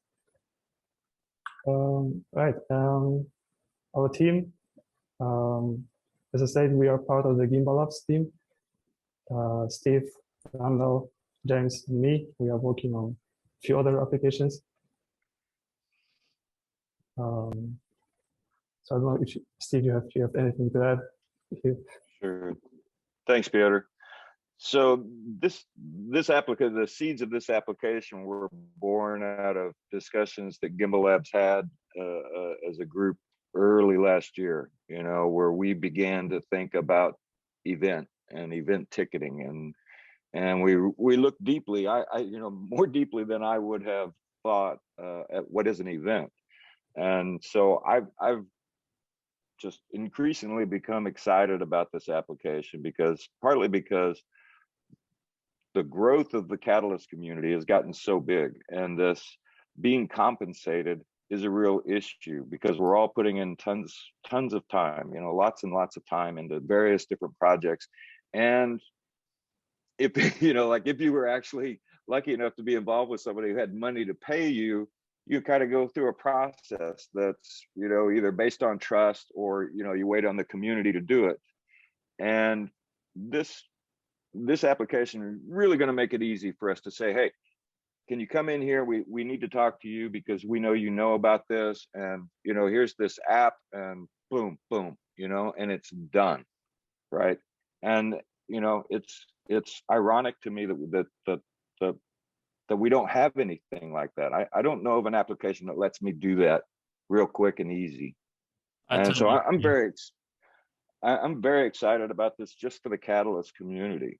But I think that when people grasp the concept, like we all have this wider world of people that we know that aren't involved in Catalyst, but when they understand that, oh, like my sister just bought a house to rent, to use as a rental house. And, if she ever dives into crypto, she'll be able to use this application to book the rental for her house and get paid for it and not worry about trust. And the same for the person who might rent the house. And that's a beautiful thing. I mean, that's because that kind of thing can be applied to so many other things. And when we just think about event planners, like people who plan weddings or plan seminars or plan whatever it is, they can do this directly with this application, and there may be some field, some business where you might want to put a different interface on it and maybe have some other logistical things that they want included in the app, but that's going to be pretty easy to do. And, so we're excited about it. Okay, awesome. Well, let's open up the floor to any questions. Anyone have anything to add? There's Randall. Hi. I just wanted to add one thing, which is that in the area of the technical part of the smart contract for escrow, there's some really interesting bits in this project that we want to put into practice and experiment with, particularly like what's the kind of handoff and handshake between the two parties that are potentially agreeing to do this transaction at the moment when the transaction is supposed to happen. When should a person say, no, it didn't happen? What happens if the other guy says, yes, it did? And we can probably recognize that those two people are most likely to do the honorable thing, but supporting the edge cases of what happens if something dishonorable happens, or more likely just what if something odd but not dishonorable happens. And so exploring the connections between the human relationships and the technical elements of the smart contracts is a really interesting opportunity on this one. Great. Any questions? I love these examples, Steve, that you gave of applications of it. How are you thinking about, how are you thinking, just this is for the whole team, how are you thinking intuitively what makes the most sense? Where do you think it's going to get adopted beyond Catalyst, obviously? Where do you think it's going to start to get adopted most easily? And do you have a sense of where you want to go with it? I have a lot of ideas from my local area, but my local area has got a pretty low population and none of them are into crypto. There is one guy that my partner Kelly has gotten to be really good friends with, his wife, and he owns they came into the community with a lot of money, so like they bought a local market, and I don't think he's into rentals, but he's into different things. He's just doing a lot of stuff, here on this mountaintop we live on, and he's into Ethereum as an investor.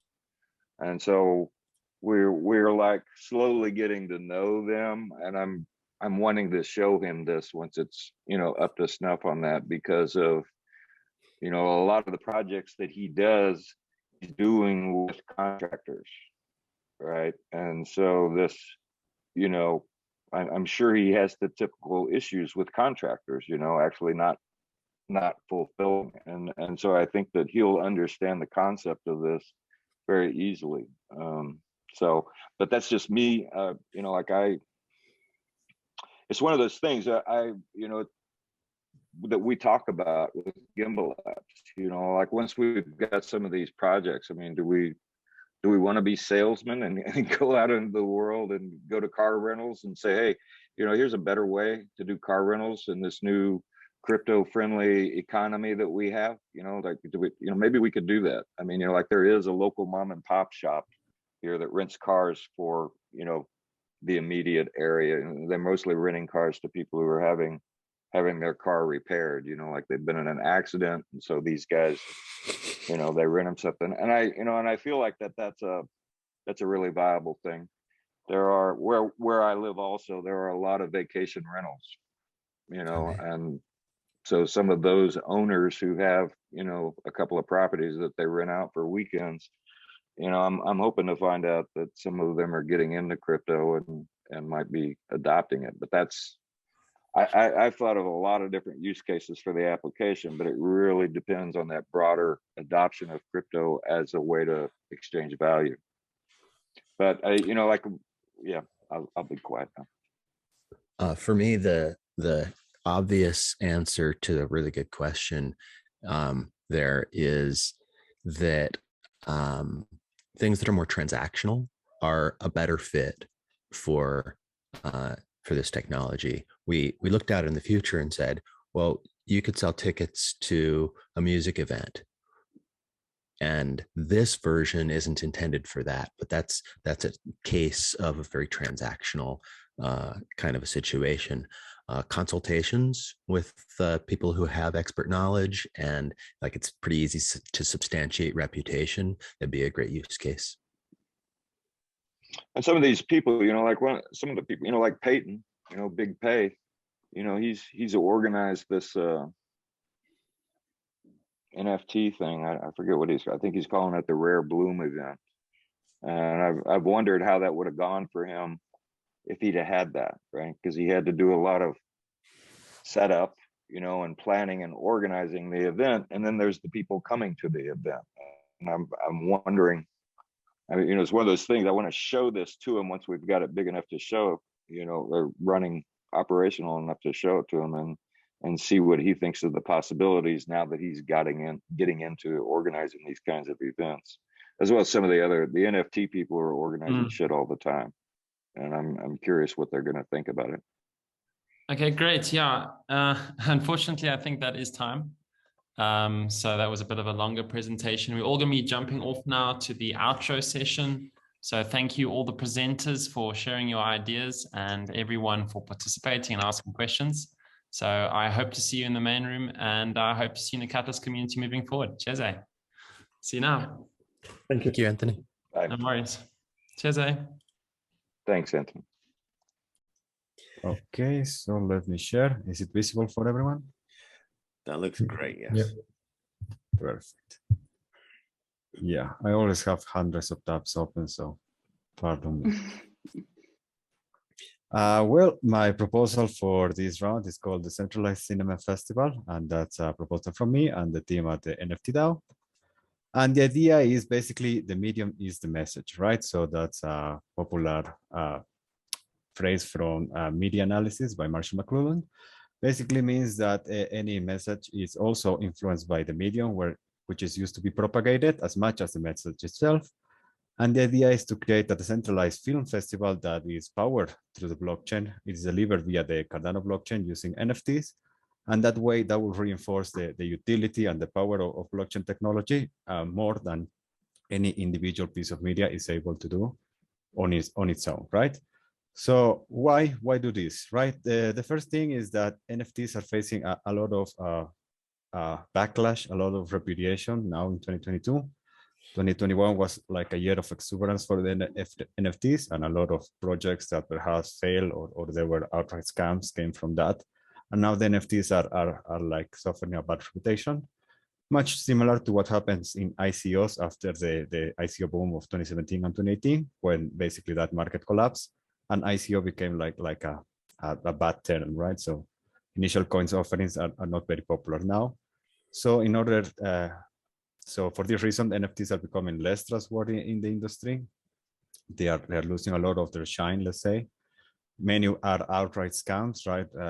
YouTube sadly is populated by videos of content creators debunking NFTs and showing scam projects and showing communities losing their money. And again, that's eroding the power of the NFT. And for that reason, they're using utility in the imagination of the public. They are being squarely put under the idea of these digital images that are basically distributed along the blockchain. And the NFT is becoming just that. It is being enclosed instead of being empowered by a broader audience. And for that reason, NFTs are growing apart from the regular user, right? So the average blockchain user or the average person, now when they hear NFTs, they hear a scam, they hear a bubble, they hear pyramid scheme. They don't want to do anything with that, right? So in order to combat a little bit of this problem and in order to broaden the spectrum of NFTs and empower the Cardano network itself, the idea is to create a decentralized cinema festival called Cinema D-Fest. And one first is going to open NFTs to a broader sense of utility because in this case, the NFT would only be a ticket in order to participate in this cinema festival and use that ticket to vote the winners among the different categories that are going to present on the cinema festival. This is going to bring a new type of utility to the NFT. It's not going to be associated with some sort of digital image in some sort of archive, but it's going to be a voting tool. It's going to add value to the Cardano ecosystem. by deploying a new type of event that has nothing to do with the traditional DeFi or images on databases. This is going to be a global event where anyone who is able to access the Cardano blockchain will be able to participate. And finally, all the presenters that are going to be very new people to the cinema industry are going to have a new source of revenue and exposure in order to create a profile in their respective fields. So why do this with NFT DAO? Well, the NFT DAO has a deep knowledge in NFTs. We actually propose part of CIP25, the metadata standards for Cardano. For that reason, we have a long track experience developing using the EUTXO model, that's the accounting model of Cardano. We already have a live marketplace for NFT tickets that is called Acadia.io. That's already running, so there is no need to develop that. And we have a long track of experience running global events. One was the Cardano Summit. The Wyoming part was done partly by the NFT DAO.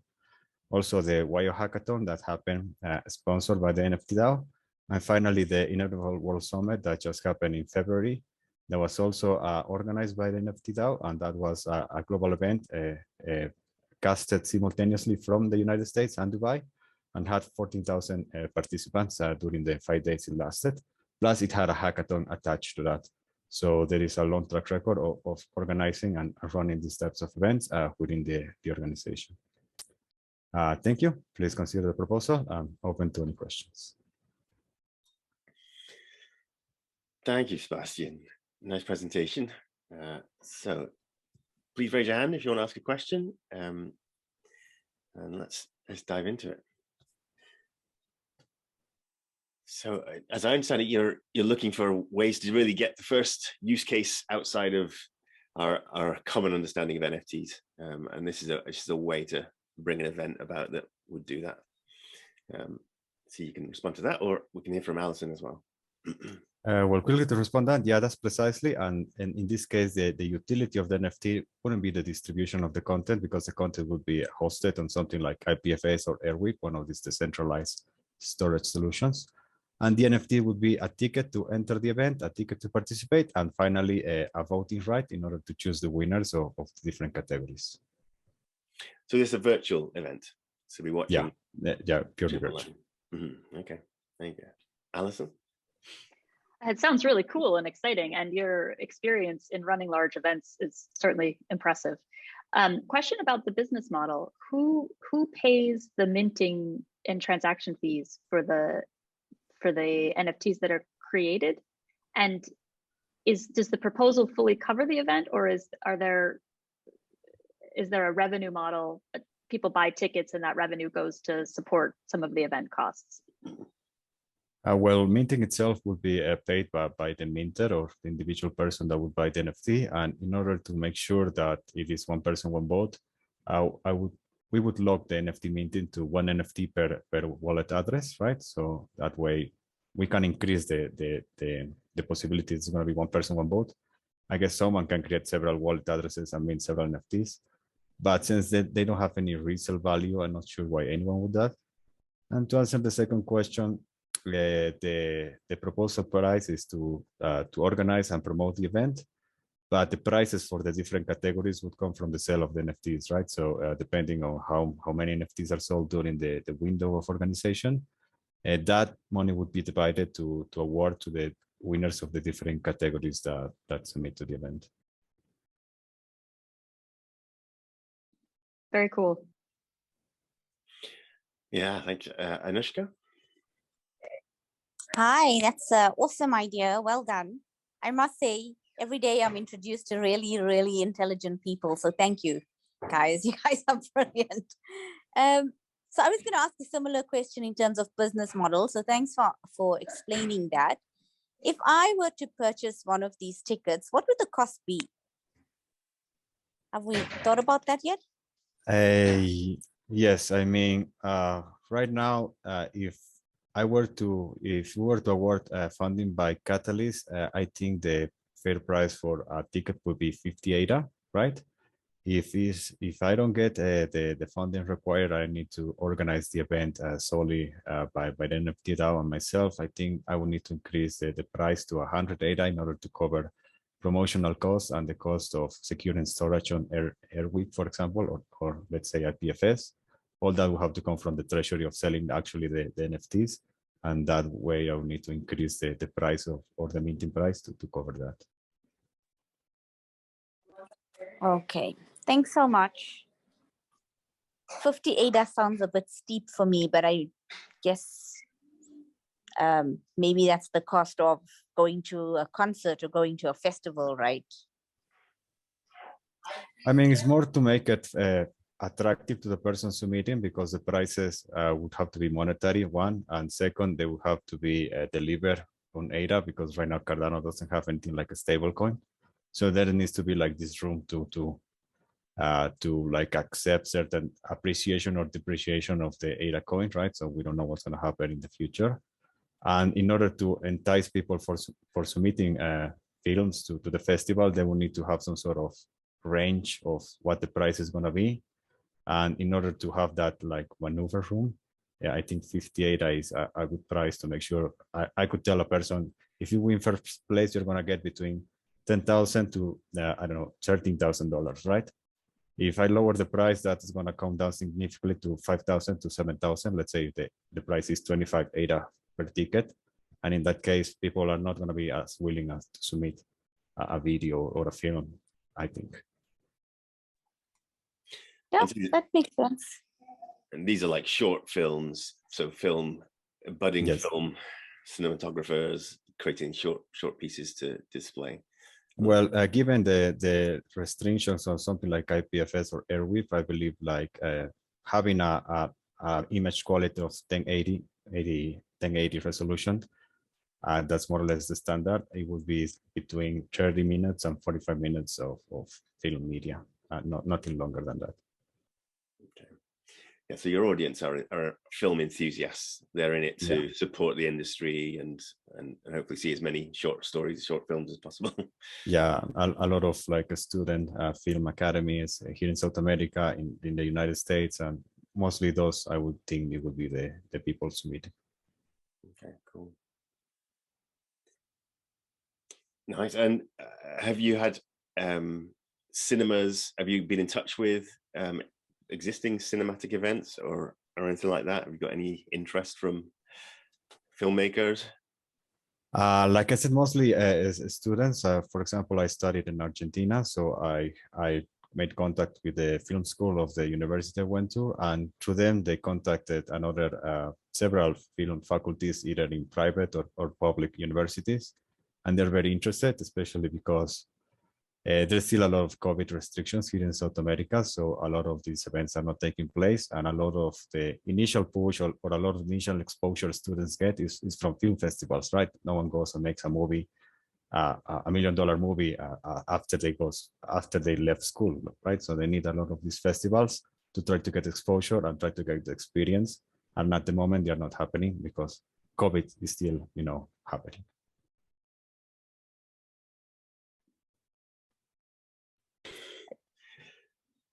Go ahead, Alison. I just had a really quick question. What's your time frame? How long will it take to roll all of this out and go live? Well, most of the technology is built, right? So we already have a working NFT marketplace that could be the thing that takes the longest, and that's already done. So the initial creating the minting policy, securing the storage space on Airwave, that's the platform I'm most inclined using. All of that can be accomplished in, I believe, 2 to 3 months. After that, I think there will be like a 3-month period of promotional and initial requests for submissions, right? So the next 3 months will be more about communication and accepting submissions from people. But again, I think it is safe to give the people a comfortable window to submit a film. So I would think like 5 months is like a good window to accept films. Either they don't have to be specifically produced for the festival. It could be something that already existed, right? I don't want to pressure anyone to create something completely new. So in that sense, 7 months to get the entire thing ready. And I believe after October, last quarter of the year, it would be the date would be set for the decentralized film festival as such. And that will be a 5-day event with panels speaking each of the days. And while people watch the films on demand using Airwave. And at the end of the event, the 5th day, there will be 24 hours for voting, where basically all of the people that purchase an NFT choose between the different categories. And how do you see the voting working exactly? Have you got a platform for that already? We have a prototype that right now is running on a private test network. And basically, it uses something similar to token voting, right? So when you use your tokens to vote, they just take a snapshot of your balance, and that snapshot is like your voting power. It will be a similar system. So instead, it would only track the individual NFT. And again, it would be one NFT per crypto wallet address. So basically, you only have one vote unless you're purchasing from several wallet addresses. But again, I don't think the incentives align to allow that, because there is no resale value right after the festival is over. That NFT would remain more like a memento and not so much something you can resell for any increase in price. And even if the event repeats next year, it wouldn't require a new sale of NFTs in order to, again, raise money for the prices. And maybe we can provide something like a discount to people that purchased previously. But, you know, that's too much into the future. I'm not sure it is productive to think about it now. Very cool. Well, that's 15 minutes up. So thank you, Sebastian. We'll look forward to seeing how you fare in the votes yourself, in Catalyst voting, that is, not just your film festival voting. And so next up we have, I don't think Adulis have joined us still. So Alison, would you be up for going next? Absolutely. I am ready to go. Let me just see if I can share my screen. Let me know when you can see that. That looks great. Okay, and I'm going to play from start. Hopefully it still looks good. Okay, so I am excited to introduce my project, which we're calling Catalyst SSI, or Prism DIDs for CA onboarding. And I will start with giving a little bit of an introduction to Project Catalyst. I think I'm fairly safe in assuming that if you're here, you know what Catalyst is and probably have a pretty good idea of how the process works. So I will not spend a lot of time on this slide, except to say that I'm dealing with the CA process and addressing the wonderful aspect of Catalyst, which is that anyone can serve as a community advisor, and CAs write anonymous assessments of all proposals. And those rankings that the CAs give, as you all know, have a big impact on projects being voted and funded. So what are some challenges with the CA process? Probably you know a lot of these challenges as well, but in case you're not as familiar with the details of the CA process, I'll just briefly touch on them. So all CAs are anonymous. And I think that's a really critical feature of the CA process in terms of giving impartial feedback. But because CAs are anonymous, it also allows for fake profiles and gaming of the system and bots and other problems that we've seen in previous funds. There's also an issue, there have been issues with low qualities of CA reviews. So just a couple of statistics: in Fund 7, the veteran community advisors excluded 46% of all assessments. So that's actually almost half. And in Fund 6, the exclusion percentage was 40%. When we think about scalability in Fund 7, there were over 1,000 proposals submitted. So with a minimum goal of reaching at least 3 assessments per proposal, that's 3,000 assessments total that need to be written by CAs from around the world. If I were a little better with math, I would have the Fund 8 statistics, but I don't have those just yet. And then CA turnover, there's no metric or incentive for consistent participation. And then another issue is the 5-star rating system might be insufficient for ranking and prioritizing proposals when compared against each other, as opposed to looking at each proposal in isolation and giving it a rating.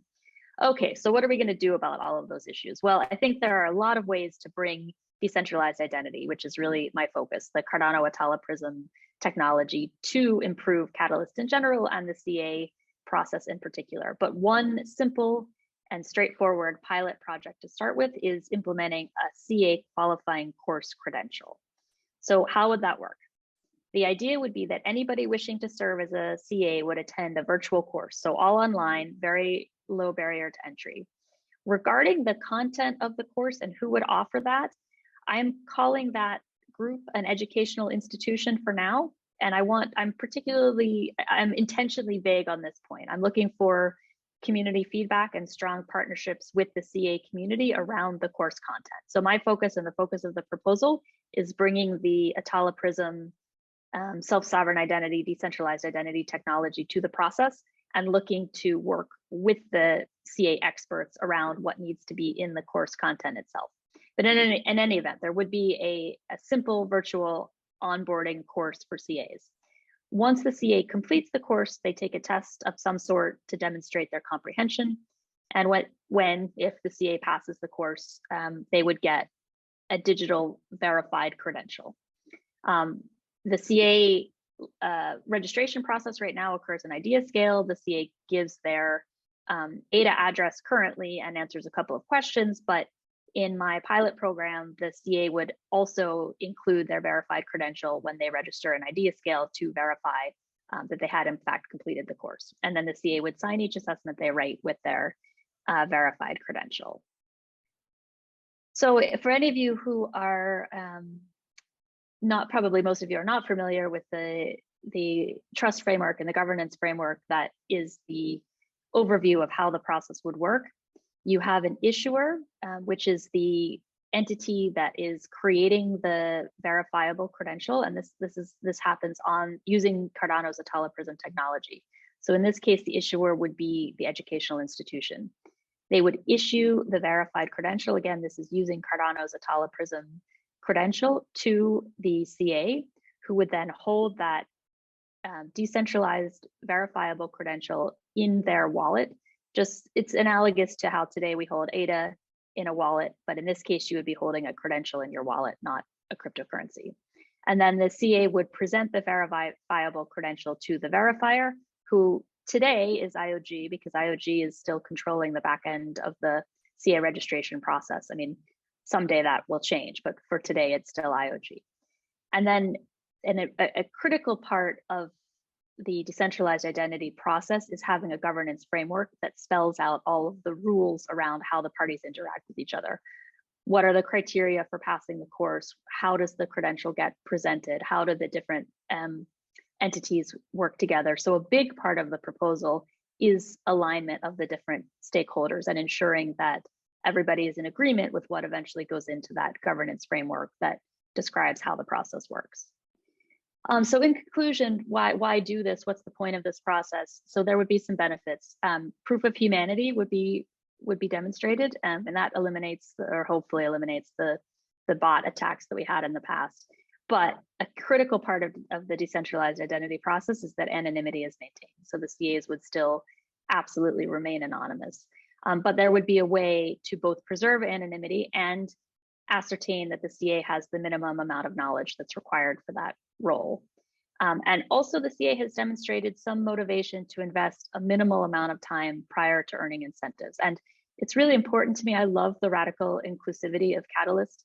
And so an important part of this proposal and project would be to balance keeping the barriers to entry really low and preserving that radical inclusivity while demonstrating that the CA has the minimum knowledge required.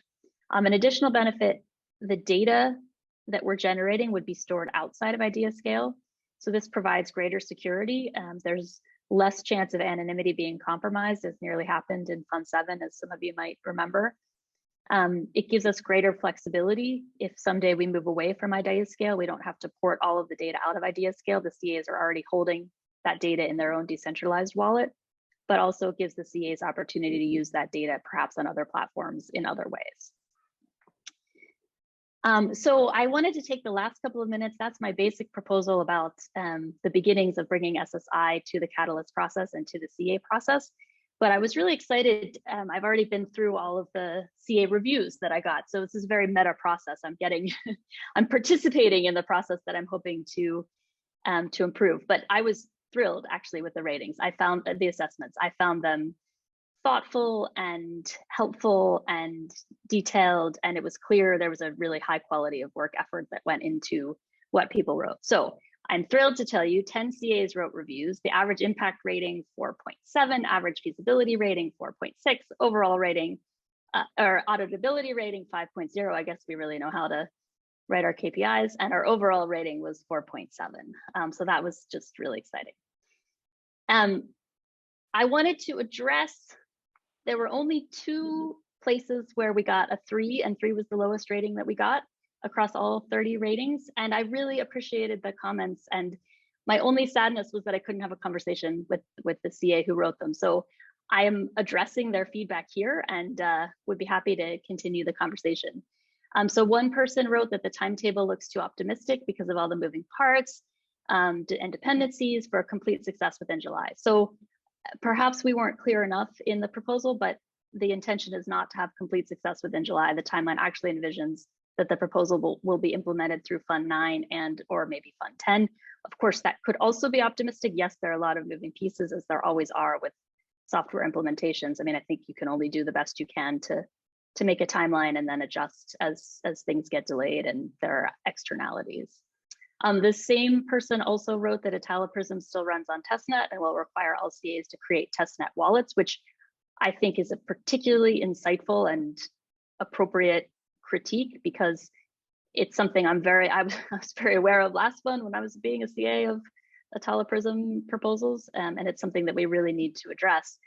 What I will say, the team has thought about that a lot. In fact, I addressed it in the proposal itself, but I'm partnering with a really solid group of developers that are called Proofspace, and they have deep experience building SSI solutions. They've previously worked in the Hyperledger indie space, and so they came into Catalyst in Fund 7 to rebuild their no-code SSI capabilities in the ItaloPrism landscape. So they already have a lot of the infrastructure and wallets and interfaces that you would need, and they're in the process of adapting that to the ItaloPrism environment. So they have a wallet already created that should make things fairly straightforward. And I just looked at the time. I wanted to address a couple of other critiques that people had made, including somebody who gave a 5-star rating, but then indicated their own personal struggle with the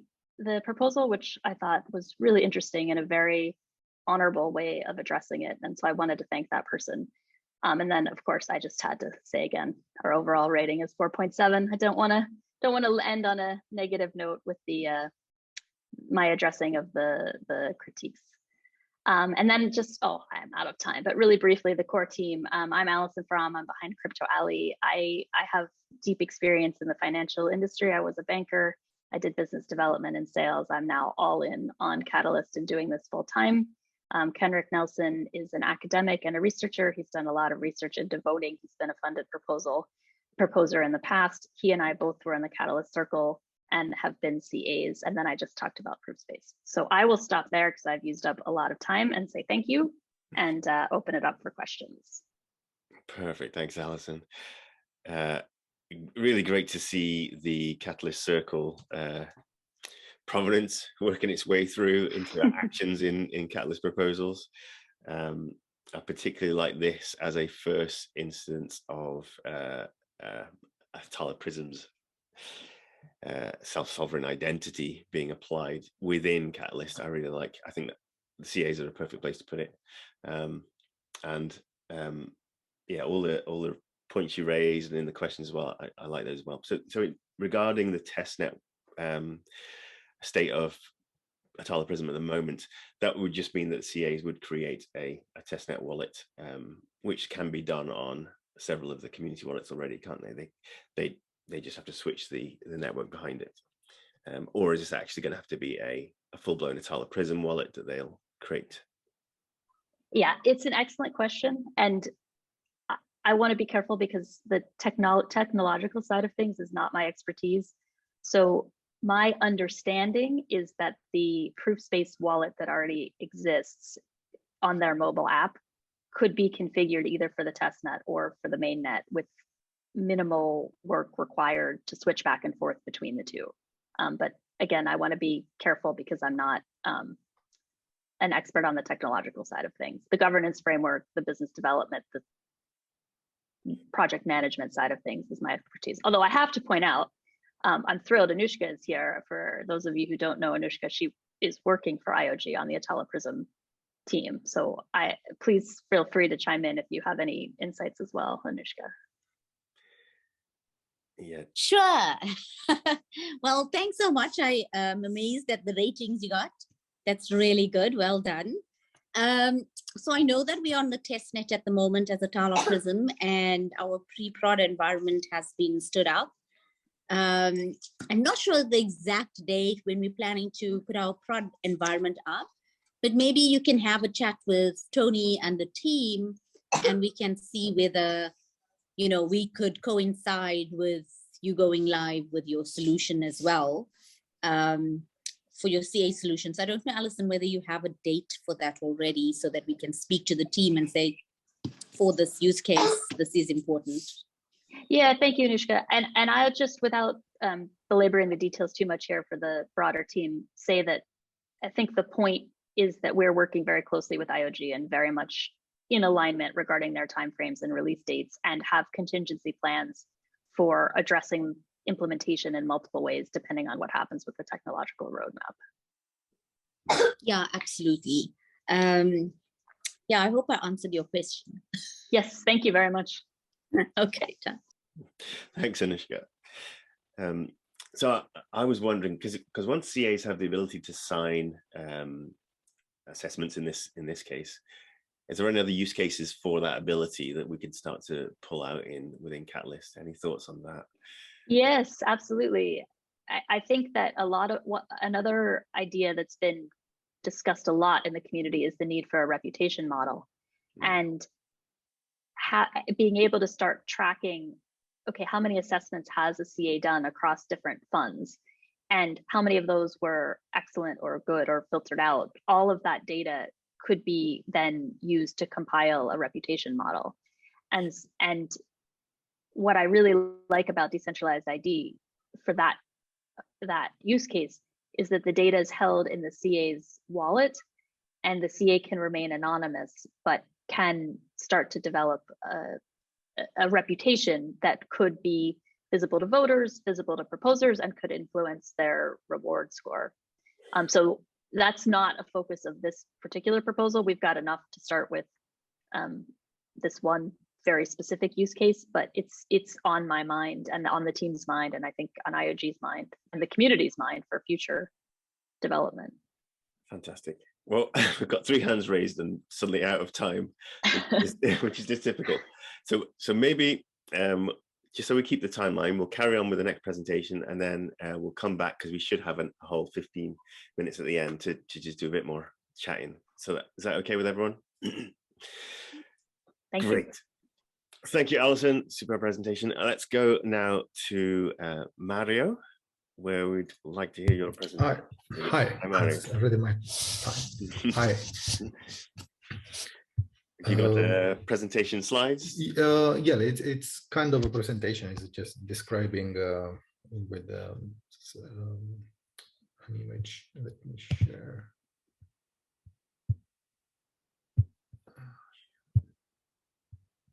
Okay, can you see the page? Yes, that's up now. Okay. My proposal is about managing copyright inside Cardano, leveraging what is the cutting edge technology in Cardano, that it's about Hydra. Maybe you already know that Hydra is something ongoing. It's not officially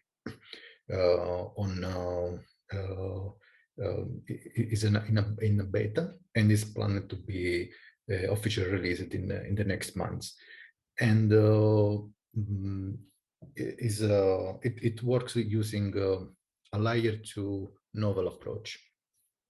So I had this idea of this project because I work in EdTech, and there is the need for content creator to deal with the copyright, with the ownership of material.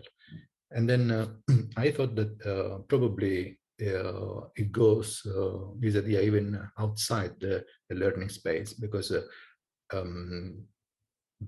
managing the copyright in a digital world is quite a challenging thing. And I didn't know, but actually, you can have the copyright if you're the author, but everything else that is built on top or beside your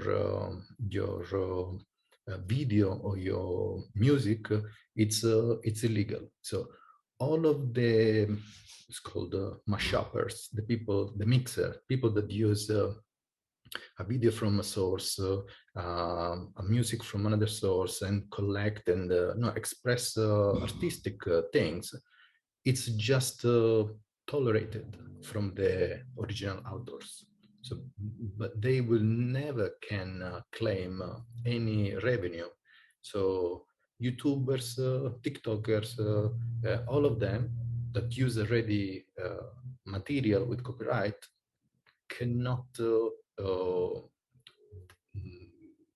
declare, cannot claim any artistic authorship, even if it's an amazing product.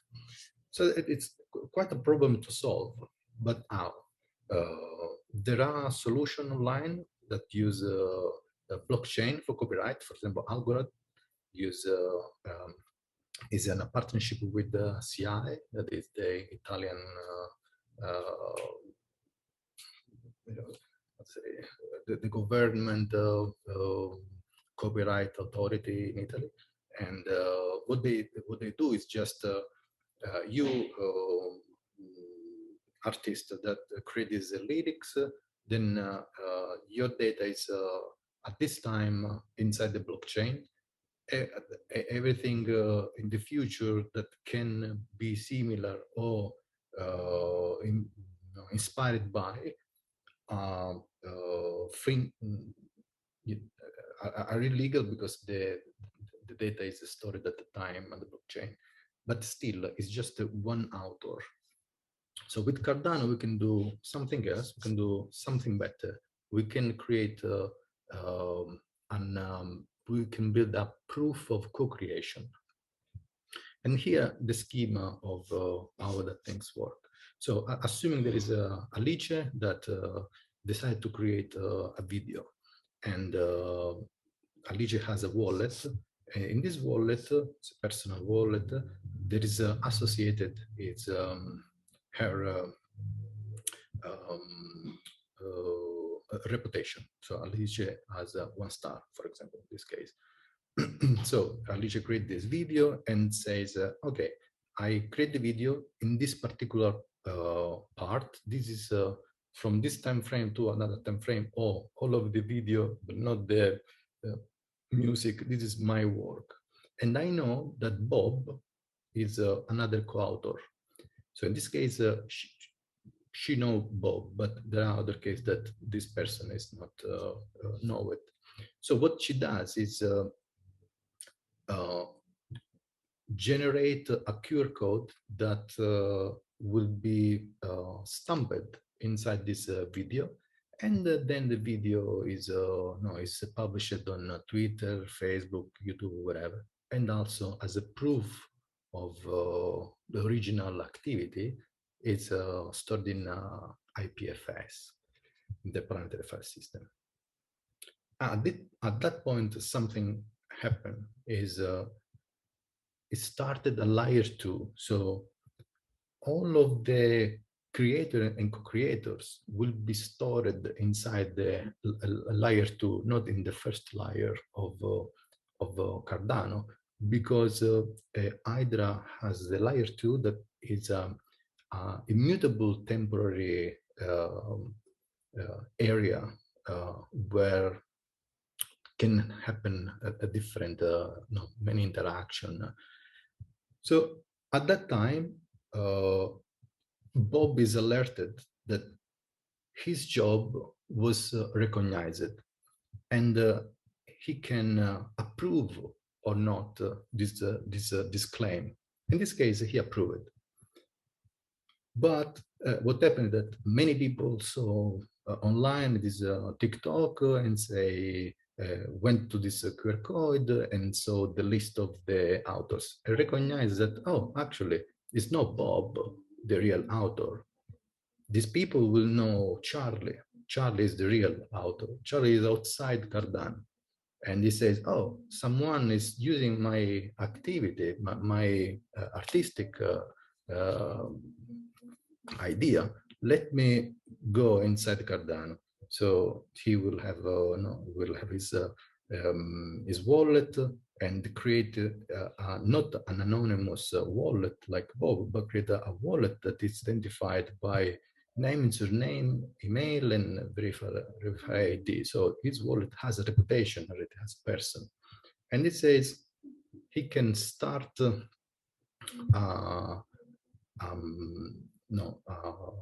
claiming of the piece that Bob did. And there are two scenarios. Or Bob recognized that it was a joke, it was pretending that, or Bob has really the right to claim that piece of art.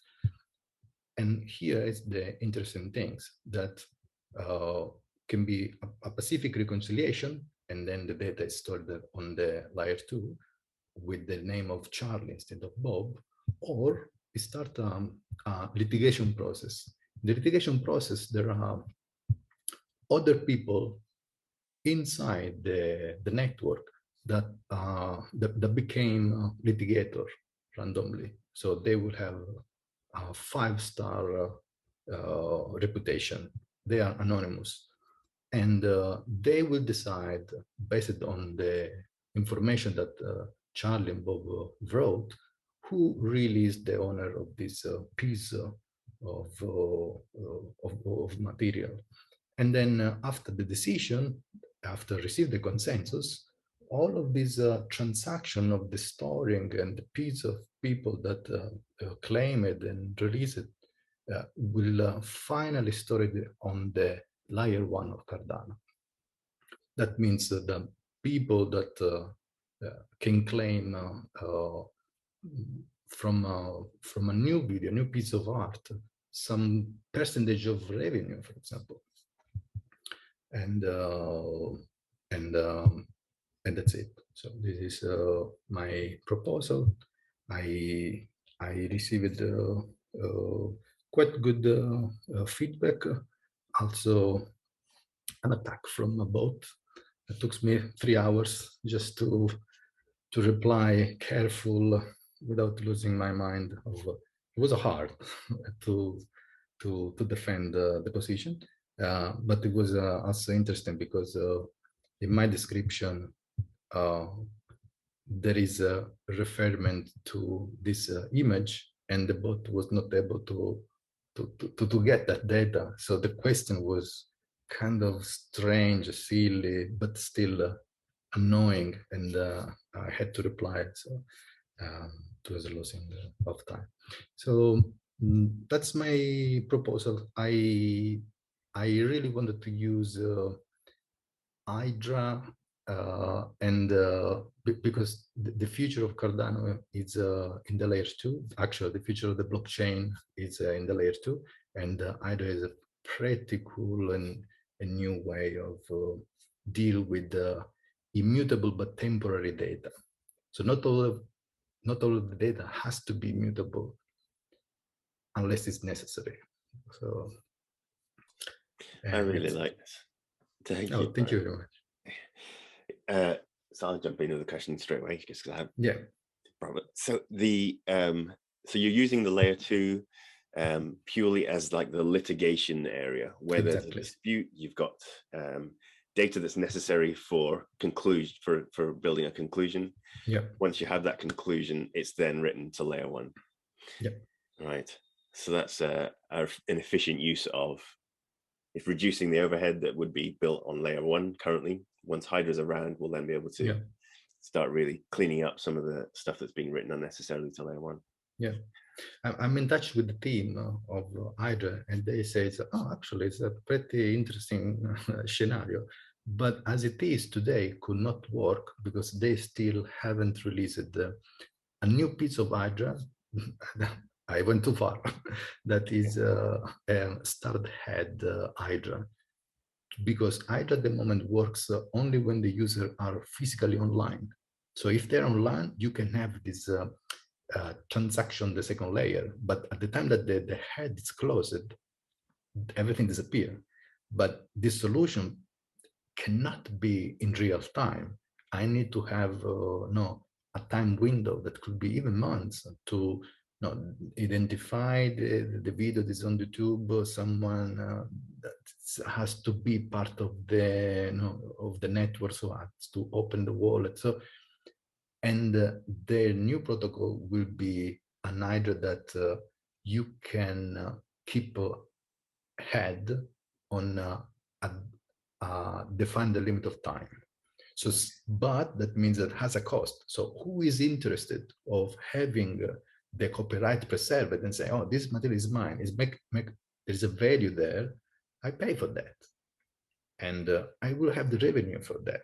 If there is no interested, I don't pay for that. So the video doesn't make any sense to claim any copyright. So it looks virtuous circle of the look. I don't know if it will be, but yeah, no, very good. Sebastian, you got your hand raised. Yeah, well, really interesting technology. Hopefully it would be ready later for, if the decentralized cinema festival works, to use the credits of the films in this way, right? I was thinking to you about that. Yeah. So so I'll leave my email here on the chat. And please contact me, or anyone here, please contact me if you want to discuss. But my question would be, so given that you have this long litigation or long adversarial window between the content creator and the person using the content, would that mean that the publication of the video or the song or whatever would be locked until this is resolved, or I can just push it and Well, I think the idea is pushing as soon as possible, and then who knows when the litigation ends. If you are the really author, you should not have any problem. So still the data on the layer 2 are accessible for verification. It's only not finalized. So depending of the wallet reputation, there is a timeline. So for example, if you are anonymous, like the first one, then the time windows can be long. But if you are a very well certified people with already other historical recognition of your material, then you don't need these 6 months eventually of time window. It could be maybe 1 week, 2 months, depending also of how many people are in the list of this as co-creators. So if it's a movie, maybe it's quite complicated, but maybe if it could be also be a PDF with the co-authors. I was thinking about eLearning. So you create a new learning material, taking information from another course, but you evolve actually this material. Then you put the previous one saying, oh, by the way, this material is from Mario, but I am Bob, and I wrote that piece called Mario. I already recognize Mario as author, but the other piece I had, it's mine. So. Well, that was 15 minutes. Okay, I did it. Yeah. We're yeah, you did very well. But we've got our additional presenter not turned up, so I think we can open up this room for a bit more discussion. Because Tamer, you had your hand up for a question there. So should we carry on with Mario's? Second. Hi, thank you. Yeah, it's very interesting, very cool. Does it work the other way? So if you found content that you've created that hasn't gone through a DAO structure that somebody else is claiming as yours, is there a way then to contest it and change it? Tell me again, sorry. So say you had a piece of content, say I'd written something, a learning resource, but I hadn't gone through this process, but somebody else who is on your system and does use the infrastructure to claim it effectively as their own. So, and I'm thinking primarily about transitional stuff. So when we're going from Web 2 to Web 3, and when all of that information, which is lost and done in a way that's on a different way, that somebody can actually claim something that's not theirs, how would you then be able to contest that? But then you have to create a claim on something that is already published. So it's designed to be like that. Okay. So if it's already published, if it's especially if it's already published, you can claim that what is published, it's actually your, or you are part of the co-authors, but nobody wrote your name. And then so if you're not credited, if there's no credit to you, you can then contest it and say, yeah, actually, I'm one of the co-creators. Exactly. And then you create this your version with the QR code, and the people at some point will be informed that you are claiming stuff, and then use the QR code to see what you are claiming. They eventually say, by the way, I'm also the co-authors. So the process can start from you as a first person, or you as a that you saw someone using your stuff and you want to claim back what is yours. So the person that stole the things has to demonstrate that he is the really author. Yeah.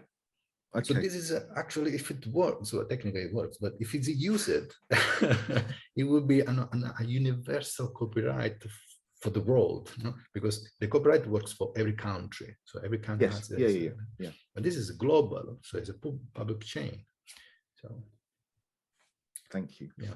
Thank you. And I suppose, you know, once you've managed to identify copyright co-creation with several holders, then the idea is to find remuneration paths for them. Exactly. That is the second step. I found the 9, maybe 10. Very good. Thank you, Mario. Thank you. If you are a voter, please support this idea. It's in a DApp context. There are tons of pretty nice ideas, and it will be hard. I don't know how people. I'd like to get in touch, Mario, so I'll drop you a message in here. There's stuff that we're doing that I think we could absolutely benefit from. Right. I'll drop everyone's idea scale proposals into the chat now, so you can connect with who you want to. Yeah, even my email is there, so whatever you want to change some words. Perfect. Interesting as well that you picked up at the start about you are having to battle bots in your verification. Yeah, absolutely. 3 hours yesterday night. It was crazy time. I said, why this person is so nasty with me? And then I checked this person, this bot, did 199 review. And I said, you can do, my review was like quite long. Also the description was quite long. So let's say that person, real person, spent 1 hour to read and write. He did almost 200 hours of work. That means more than 28 hours per day. Unless they share this account with other people that want to be nasty with the other, that it should not be fair sharing account. I'm working on all of those problems. I promise you. I have actually noticed, I'm going to jump on that as well. And I've noticed as well, there's been stuff that's been commented as if it's not been read. It's weird. So I don't know what's going on. I don't know if that's something internal or not, but it's a weird one. It certainly was a major issue last fund, wasn't it? And we're suffering the same again. So Alison, you need to get this finished, please. Yes, exactly. What we need is we need an onboarding course, exactly, where CAs prove they're alive and have the minimum knowledge required. I couldn't agree more. What about also on improving on the way? So I found a little bit weird that nobody told me anything for 3 weeks on the time of drafting. And then in this last week, I had 5 reviews of people that said, I haven't cleared this. No, it's not good. It's not good because I was waiting that the info, and I cannot even reply to him because the info is there. No, one guy says, it's impossible, you can do that in 2 months. But he missed it, that it was 6 months, every milestone was 2 months. So he just missed it to read one thing. It gave me 3 stars. Yeah. So Mario, I have a couple of responses to that, which has nothing to do with SSI, but does relate to my knowledge of Catalyst. So the reason you didn't get more comments before the assessment period, but got comments during the assessment period, is that CAs are incentivized. So CAs earn money from getting reviews, but there's no incentive for writing comments during the drafting period. So that is, you're making an interesting point. Maybe Catalyst needs to address that. But as far as the proposer that didn't read your review closely, there's a process where you can flag that and bring it to the attention of the VCAs. So you should have an email that explains how you can do that. Because if a proposer clearly didn't read something that was in your proposal, that's exactly what the VCAs need to be aware of when they're reviewing the reviews. But then they just skip all of the review of this CA. But yes, it's an very bad things, because you could have 5 star, 2 star, and then if you flag that's just this, you lose all of the other 5 stars. It's just it's unfair. Yeah, no, I would like something like in order to review, so as a CA, you have to pay, and then you will receive the money back if you do a proper job, plus the reward. Otherwise, everybody just goes there and make noise around. It's free, it's anonymous. I can bombard and just. So that's also why it would be good to have a reputation models for CAs, which is on my roadmap of using self-sovereign identity to build a reputation model for very good, Alison. CAs. Very good. Can I just, the other thing that and I'm new to this, so please forgive me, I just want to just jump on the back of what Mario said. When we go to fix or amend or flag these things up that have come up in these reviews, do we get a chance then to amend the proposal so that people can see that we've addressed the issues that have been raised? Because surely what's the point of doing that if we're feeding back and we can't see that people know that we've amended it and answered the questions? Then I know, I felt the same frustration. I think you missed my presentation, but I sorry, I was trying to jump into yours in time and I missed it. Sorry. But I was addressing CA comments here because I felt such a desire to engage with the CA, and there's no opportunity to do that. But if you flag a review and the VCAs agree and they filter it out, the voters won't see that comment, and the rating won't impact your overall score. But my point is more the fact that it may be a valid point that's not been cleared, and actually if you then answer it, it gives more context and it allows for people to see that you've addressed the issue and that it's not been ignored, and the comments haven't just been dropped for the sake of being dropped. Does that make sense? It does. I wonder, can we still put public comments on the proposals? So that's the best way to then add into your proposal, is then to put a comment against your actual listing, which I believe can happen throughout. So okay. Sorry, I know that's probably a noob thing to be raising, but no, I mean, everyone is learning all the time. Idea scale is not the easiest beast to wrestle, and there's techniques that veterans are still learning. So yeah, Zoe, let's hear from you. Yeah, no, I just wanted to say that these discussions are being raised every now and then. These are really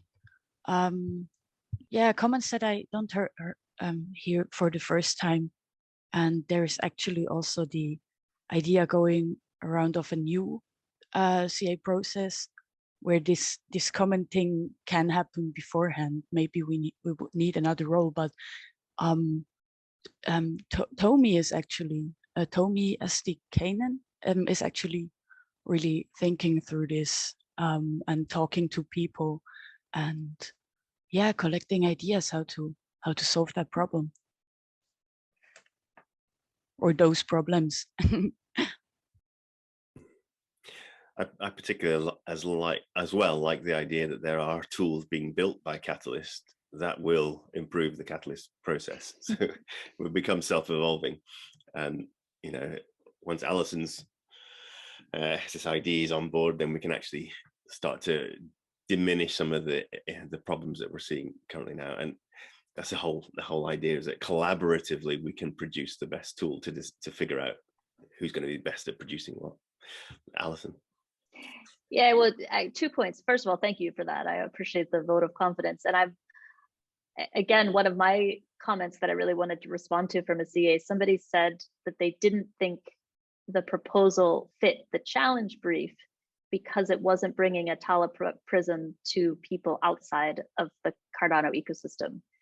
And my response to that is twofold. Is number one, this is the proof of concept. What better proof of concept to do it within Catalyst? And then when Crypto Alley, which is what I'm building, goes to sell Prism to external businesses, we can point to Catalyst and say, look at all of the improvements that we've found using this technology. We can do the same for your business.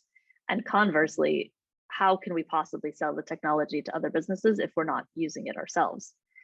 But there was another, is the other point I wanted to make. So my focus and Crypto Alley's focus and the proposal's focus is on the SSI, the self-sovereign identity and the decentralized identity Atala Prism technology. There's a huge amount of exciting, innovative, energetic work being done within the CA community to address all of these problems. And it's not easy because it's being done in a decentralized way and it's a complicated process and it's hard. It's a whole new field. And my goal is to bring the SSI focus and expertise and partner with the community leaders who are doing the research and the work and the discussion around how to improve the CA process. But I would just point everybody to the amazing work that Nadia is doing. So she's the Circle V3 rep for community advisors. And if anybody doesn't know her or the initiatives that she's working on, she has done an amazing job to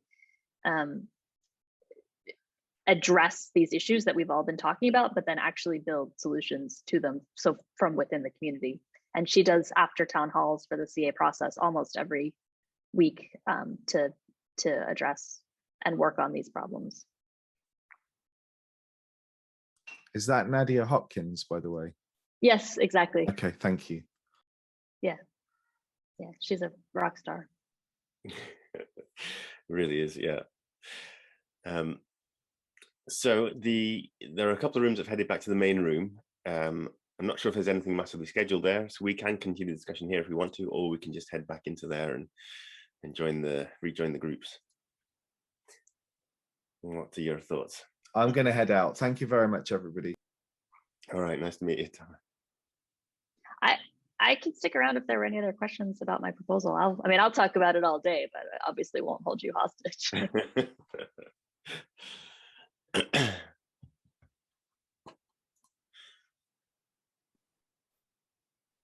Alison, I have a question. Sorry.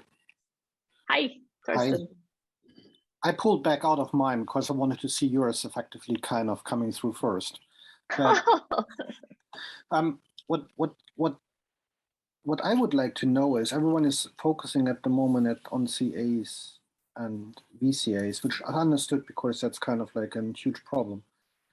But there is one in the wing, which is effectively with community challenge teams and coordinators. Do you have any plans to rail that in at a certain moment in time? Because actually the technology would be the same, wouldn't it? Plans, no, but I think that it's clear to see that there are applications for Prism all through every stage of the Catalyst process. Voters, proposers, and challenge teams certainly would be one of them as well. And I think that it's actually IOG's intention to do that, to bring SSI throughout the whole Catalyst process. And it's my goal to not only be involved in that process, but to ensure that the community has a voice in how those decisions are made and how the technology is used. So I haven't at all thought about challenge teams specifically, but it fits into exactly the broader picture and the bigger strategy of what I would love to work on. Okay, perfect. I mean, I'm still here. In case you need someone in the wing or so. Thank you. It's my sincere hope that Crypto Alley will grow. I mean, I didn't get a chance to talk about this, but I launched a company. I mean, I'm working on Cardano and Catalyst and Prism full time, and I've launched Crypto Alley to be a company that will sell Prism globally. And to a variety of use cases. So I fully intend the company to grow and hope to hire lots of people as we scale. Good to hear. But step one is the CA onboarding course with SSI. And it's quite exciting actually, because there's obviously also from from Nadia the proposal, which more or less kind of is proposing to have a fund aside for the CA community so that it doesn't have to go through the proposal process. And I think there could be beneficials in both ways. There is an element in there which is around training and onboarding potentially. It's not set, but there are for sure crossways where effectively we could optimize effectively the leverage. Yeah, that's a great point. And I've been working really closely with Nadia, and actually also with Kenrick is a co-proposer with me. So he was the CA rep in V2, but Nadia and I have been working closely on actually a sub-circle initiative around CA education, regardless of whether it involves SSI or not. Of course, it's my interest that it would, as I'd specifically like to bring that technology to the issue. But regardless of whether or not SSI is used, I'm collaborating with Nadia about how to bring education and onboarding to the CAs. One thing, you mentioned that IOG currently would be the ones that are probably going to be the verification body, which makes obvious sense currently. In the future, what other organizations can pop up? I mean, is that something Crypto Alley could do, for example, or is it you're thinking something like it could be a circle role, or is this independent bodies entirely? Yeah, boy, that's a great question. So from a technical perspective, Crypto Alley certainly could be the verifier. From the governance framework, who would set the rules around what it would mean? What's so the interesting thing about SSI is, I mean, the technology only takes you so far. You have to have a governance framework that sets the rules of the game. And so who writes those rules? Today it's IOG. Even the Catalyst Circle doesn't have any ability to impact Catalyst parameters. So it's IOG that determines whether or not someone can be a CA, both in terms of the rules for being a CA and technically what that CA has to do in idea scale, which are two different things. In the future, I think that there needs to be some community decentralized governance of those decisions. Whether that's the Catalyst Circle or this bicameral model that Harris talked about at one point, or we've had this idea of DREPs floating around. I don't know, but I think that there absolutely has to be decentralized community control of these decisions and writing of the governance framework. Yeah, you touched on that, on what Harrison was saying about the bicameral model, and I didn't quite grasp it, I don't think. So it was this like the DCF and the circle? No. I mean, I can give you my best interpretation of it, but the whole project's on hold and I don't know what's happened to it. So, but the idea was loosely that the Catalyst Circle are generalists who are directly elected. And then there would be a Catalyst Technical Council that has specific skills and expertise. And at first they would be appointed by IOG, but in the future, maybe there would be some selection process for them as well. But the idea of sort of having general community representation and specific expertise who could together make decisions about catalyst parameters. And then the third body was this community governance oversight, which I'm also a part of, which was supposed to be overseeing the whole process and bring community feedback into how the parameters were decided and changed, and oversee the provide transparency and documentation. That project is on hold indefinitely, so I don't know what's happening there.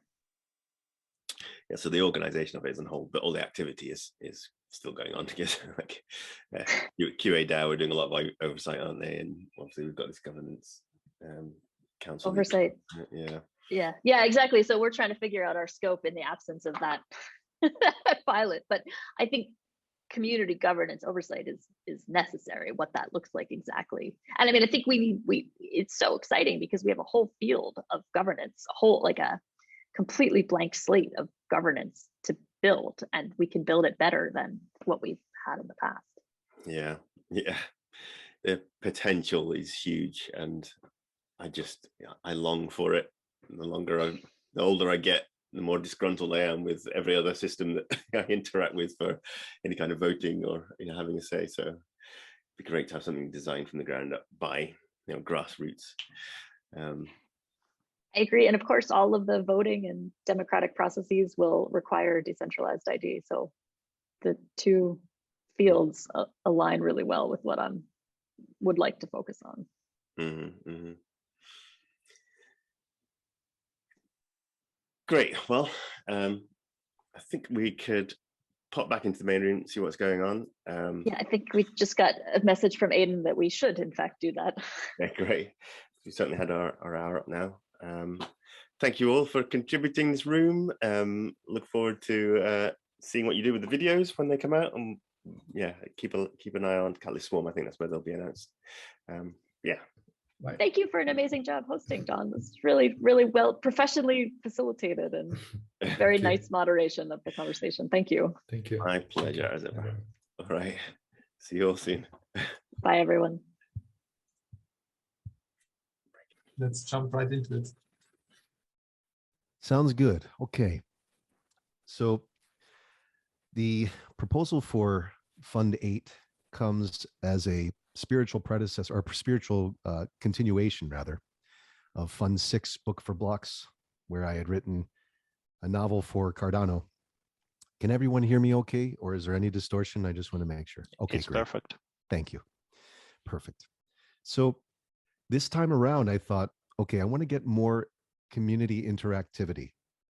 So the purpose of this particular proposal is to start up a publication on Medium.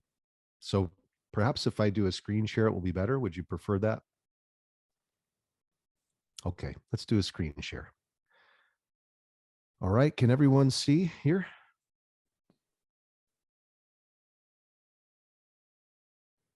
Let's take a look at, perfect. Let's take a look at Immortal Type. This is to give you an idea of what a publication looks like on Medium. This is where I put all of my typewritten novels. These are mainly the ones from last year. So if you come here as a first-time reader, you'll get access to 2 articles for free. And then after that, you would have to be a paying subscriber, which is $50 a year in order to access every single article on the platform. And there's over 200,000 articles that are written, or rather 200,000 writers that are active and millions of articles.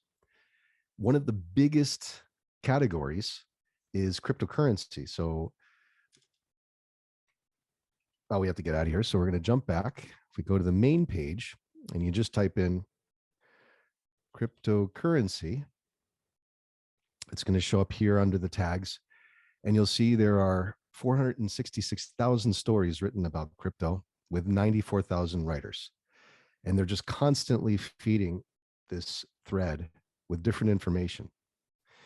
My purpose in this proposal is to make sure that we have a central hub where anyone who wishes to promote their proposals or their current activities in Cardano can do it through their own specific article that they can write for Medium. Now, there's 2 ways that they can do this. If you don't want to become someone who is a writer on Medium and pay $50 a year, you can submit an article to me. I will edit it and then make sure it's perfect, send the draft link to the writer, ask for approval, and then it goes to publication. My personal goal is to make sure that I write at least 1 article per day for a month with a total of 30 articles. And after that,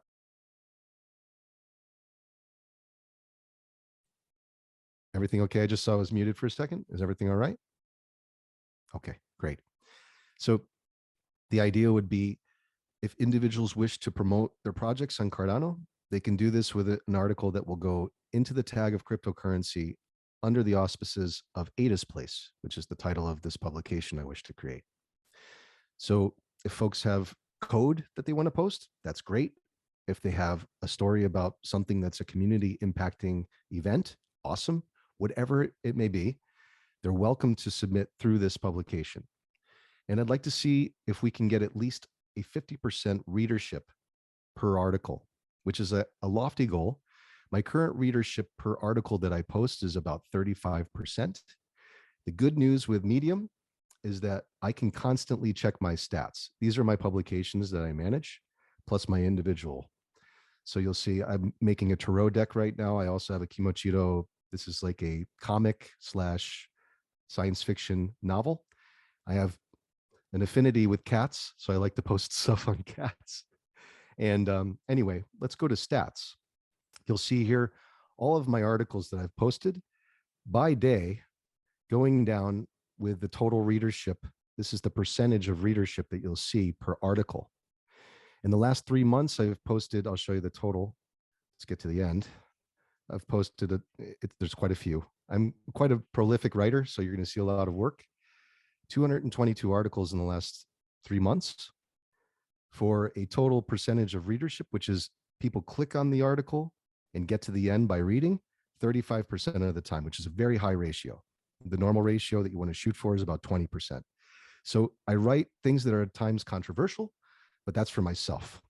What I would be doing for Catalyst and for Cardano in particular would be a very neutral based presentation of facts that's going on in the community for the sake of the readers who want to know more about what's going on in Cardano so that we can see clearly what's being produced by a vast majority of people.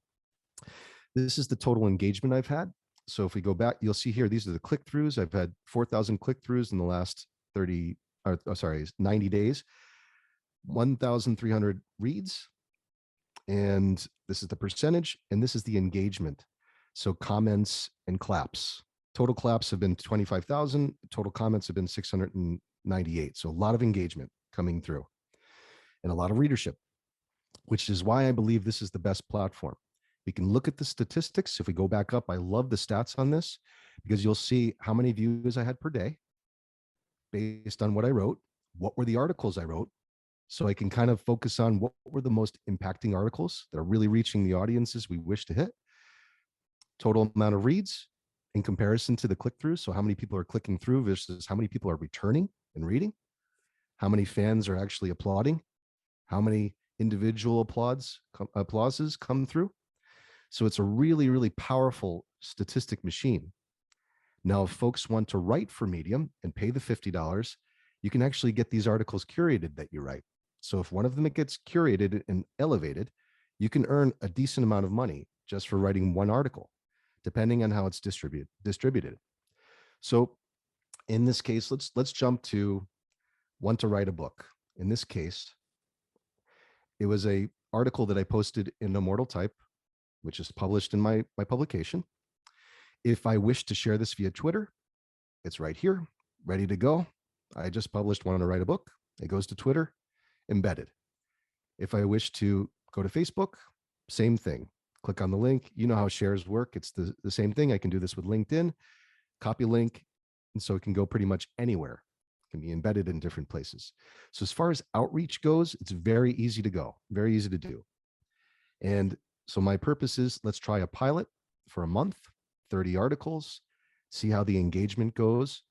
If it's something that the community seems they like, then the votes will come in naturally based on the decision of the community. My hope is that this will happen. And so as far as my previous deliverables, I've delivered 2 books for Blocks that was funded for Fund 6. And so I definitely walk the walk. As a writer, I'll get it done. And I hope to be able to promote everyone's projects. That's the idea. No restrictions. I want everyone to feel like they can come to me and say, William, I've got this in the works. I want people to hear more about it. This is what I have. I'll say, okay, let's edit this, or let's suggest some changes here. How does it look? Feels good to me, William. Great, let's publish. And that's really it. So I want Ada's Place to be a place for everyone. I want it to be a place where everyone can express their ideas, and we'll have the statistics to back it to see how effective it is in the outreach. It's all transparent, just as I'm showing my own account right now. So you see everything I write, from the controversial stuff to the easy stuff, and how effective it's been in terms of reaching an audience. Thank you for listening.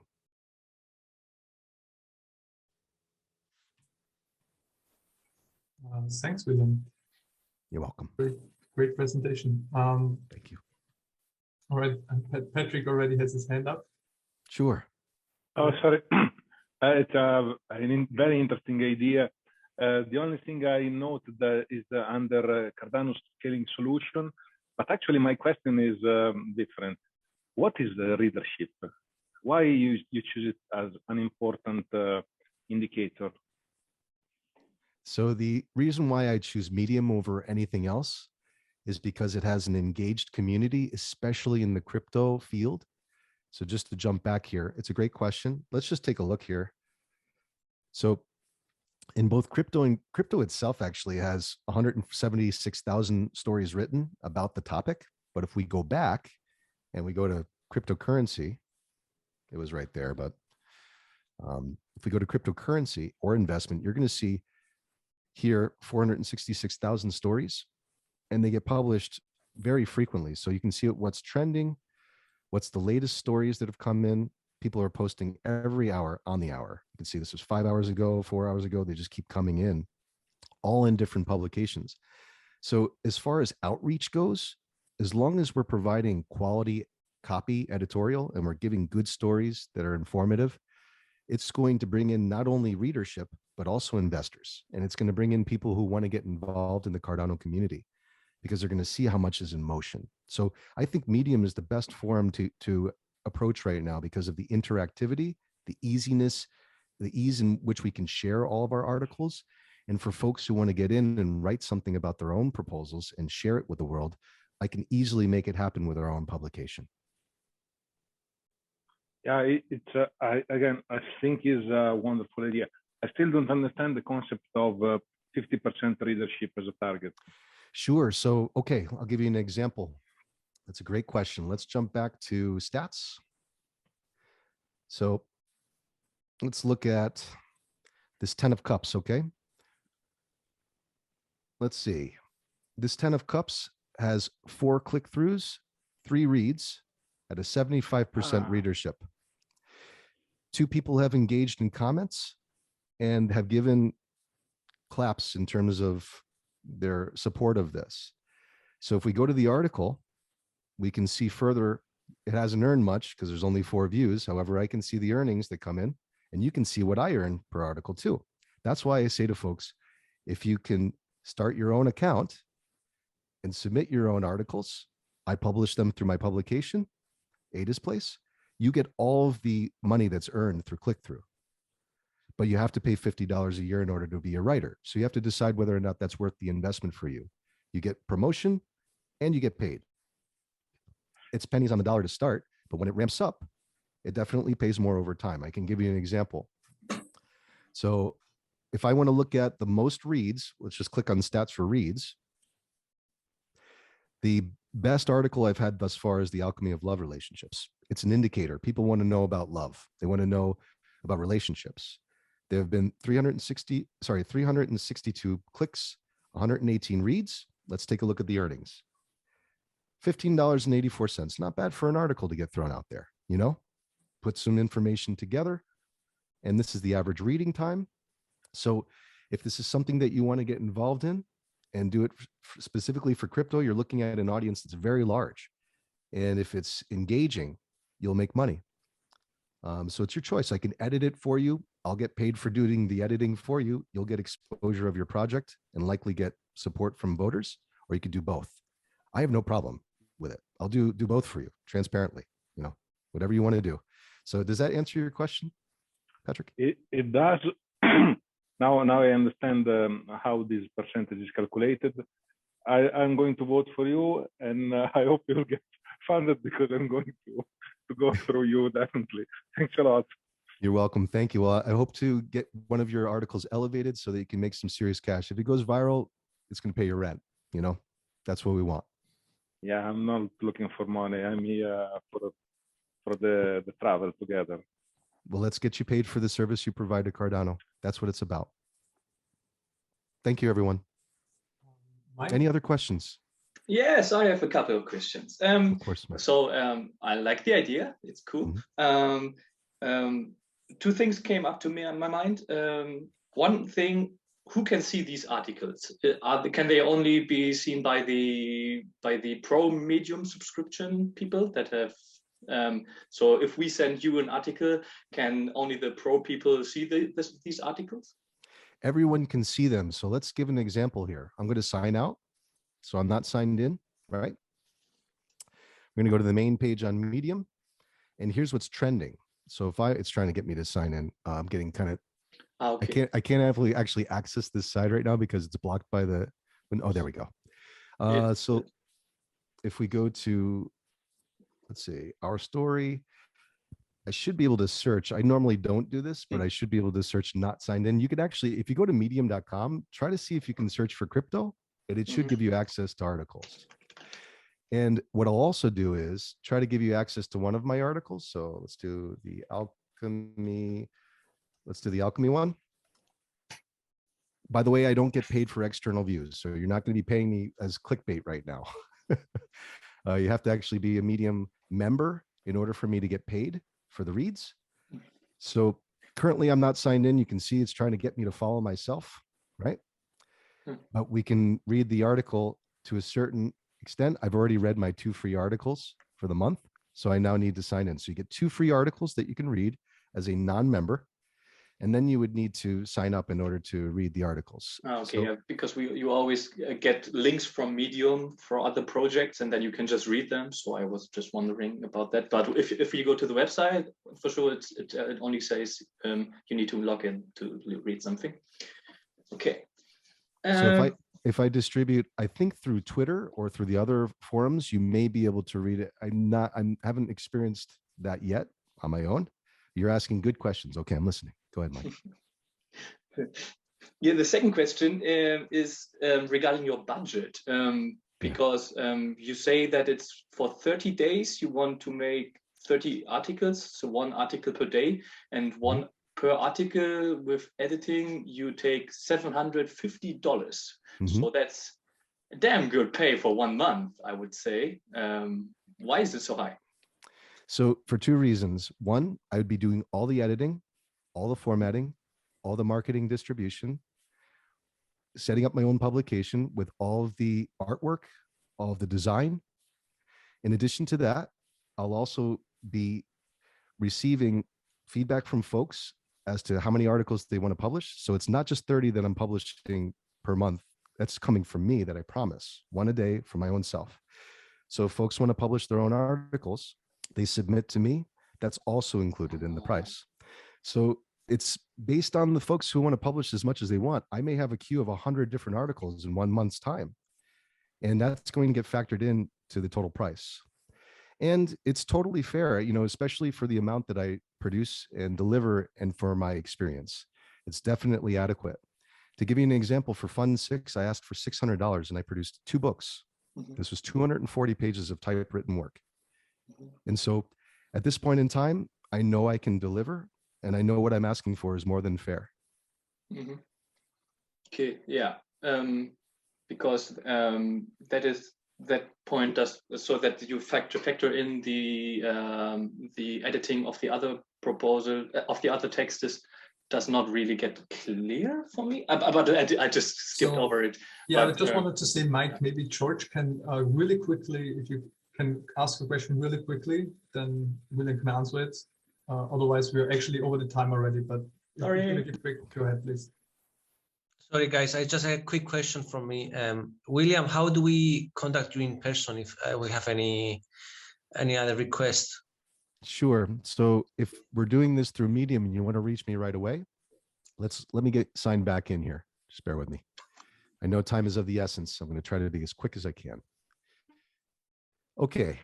So let's say that we're signed in. Please sign in. Oh boy. Hold on. Let's try one more time here. So I can show you this with an example, how to reach me. You can reach me via email, obviously, or on Discord. I joined Discord the other day for the first time. It's like a big step for me, just so you know. Anyway, let's say we go to an article here that you see, this one from Perry, and I want to send Perry a message that's a personal DM. This is perhaps maybe an article that we're working on together, right? Mm-hmm. I would go and highlight any part of the article, come here to the right, and now I can send a private note to the individual, okay? This private note is not seen by anybody else. It's just between us. And so this is a way that we would edit an article. I'd say, change this part, fix this, add a link here, resubmit. Or I would do it individually. If they're not a member, I would do that as part of the services that I'm charging for. All right, maybe you can send your details in the chat as well. Yes, Sure. please, because I would like to contact you in person. Absolutely. William@immortaltype.com. I'll Sorry, put it in again? right now. I'll put it in right now for you. Let's go ahead with Sean Kelly. Thank you. Thank you. So I can kind of go through. All right. All right. So I'll start again. Sorry about that. So I'm Sean Kelly. My fund is under Fund 8, Accelerate Digital Identity, and the title of it is Work-Based Learning Credentials. And I'm out of Boise, Idaho. I'm an administrator at a career in tech here in Boise. And so I'll start with the why, as I mentioned. So I feel like rapid expansion and growth of ItaliPrism and Cardano cannot occur if we don't identify and leverage high-value credentials. One of the things that drew me to Cardano almost a year ago was ItaliPrism itself and the utility. Most people think of crypto as it's only in the financial speculative aspect.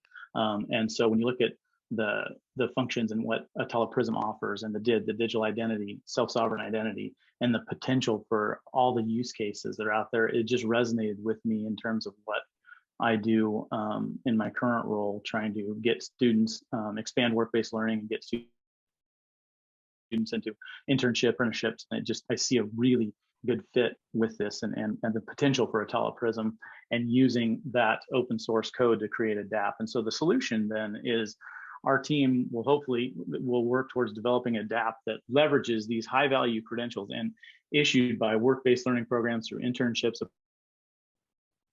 apprenticeships. Apprenticeships in states are it's somewhat of a newer concept, especially in the non-traditional sense. Europe is by far way ahead of the United States in terms of apprenticeships, but there's some of the highest value credentials that you can offer. And so being able to learn, issue these credentials, not only issue them, but then verify them is a great use case for Cardano and specifically ItaliPrism. And so what we're looking at is why work-based learning and workforce development. And one of the things that we see is I really focus on, I see work-based learning as the future of education and specifically workforce development. When you look at the classrooms, and especially with COVID, what happened, when students went remote, it just became this content with no context. It was this online delivery and it just did not resonate. Many of our kids struggled, but our kids who were in internships and apprenticeships who kept working, they thrived during this time because what they were getting is content, like what I call content with context. They're taking what they're learning in the classroom and applying it through that internship or apprenticeship. And that's really what work-based learning is. You're combining on-the-job work experiences with the related instruction in the classroom. And so there's such a high value to that. And there's two reports that really highlight the current labor shortage that we're in right now. The 2018 Korn Ferry report and then the 2021 MZ report titled Demographic Drought. If you haven't read those two reports, the first one, the Korn Ferry, predicted kind of this global talent shortage that we're seeing now. They predicted it back in 2018. And then MZ talks about how COVID has only accelerated that drought, that talent shortage. And there's three reasons really why. You have the boomers retiring in unprecedented numbers. You have a huge section of the workforce, both male and females for different reasons, have checked out of the workforce.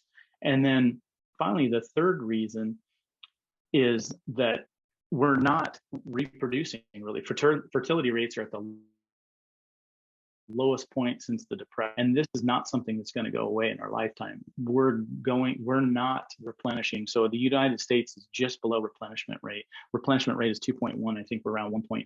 And immigration alone isn't going to solve that. And so what that's going to force people to do is we have to rethink our education workforce development strategies. Many companies don't have a talent acquisition strategy, and this is where Atala Prism can come in. And the report focuses on 3 areas. You have to recruiting non-traditional demographics. So you got to go beyond just the college graduates. You got to start thinking, what is the new pipelines that you can access for that talent, being youth apprenticeships, high schools. Invest in reading and realigning the workforce, and then finally just developing, as I said, these new pipelines and rethinking how can you upskill your current employees. And so that's where I think Atala Prism and this DAP that we create, because credentials are the key to this. The education strategy group talks about credentials as being the new currency of the workforce.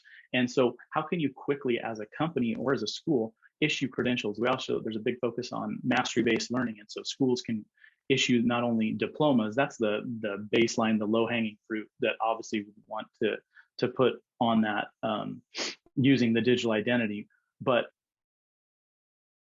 then you look at studies where I think in 2020, there were, of the 32 states, there were 1.3 million certifications that high school students earned, on top of the 4 million diplomas that were issued between secondary and post-secondary.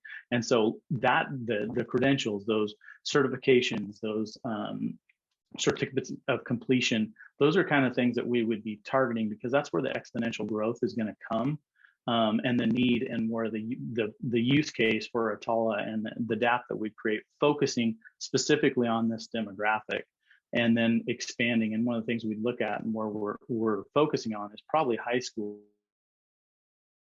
as high school and transitioning into post-secondary, whatever that post-secondary looks like, because the younger generation are ones who are going to adopt this technology the fastest. And so if you start with them, it's going to expand out. And when they go to apply for college or a job, they're going to be saying, hey, I can share my credentials with you, my diplomas, and a company is going to be like, what are you talking about? And so it's going to force, as the users, that these new younger generation, as they adopt this digital identity technology, it's going to start what I call a grass fire, and force companies and post-secondary institutions and the departments of education to look at this and adopt it on a wide scale. Because what it's going to do is it's going to allow them to not only upskill their employees, but to hire and turn on a dime, in terms of, you have a lot of, I would say, people maybe fudge on their resumes, maybe their experience or the degrees or the certifications.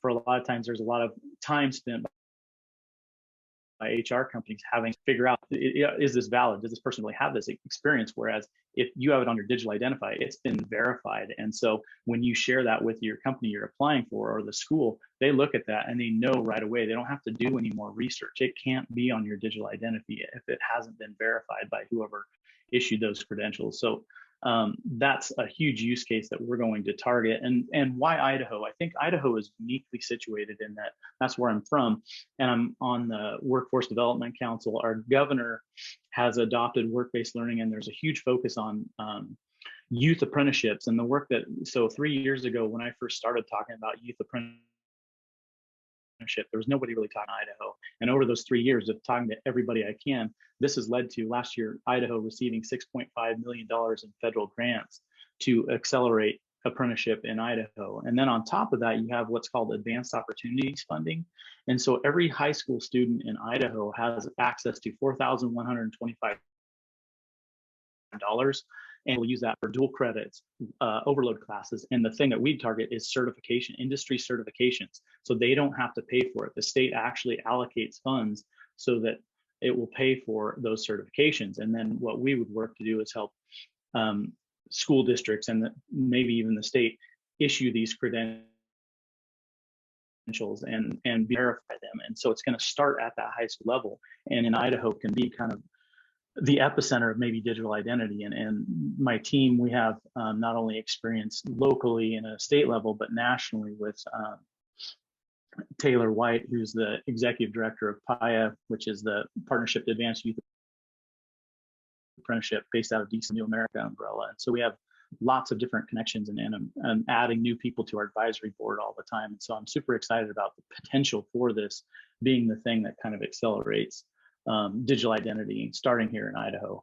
So phase one really is going to be all about research for us, building that proof of concept. There's a lot of questions, in terms of that even Cardano hasn't totally figured out yet in terms of what does the business model look like?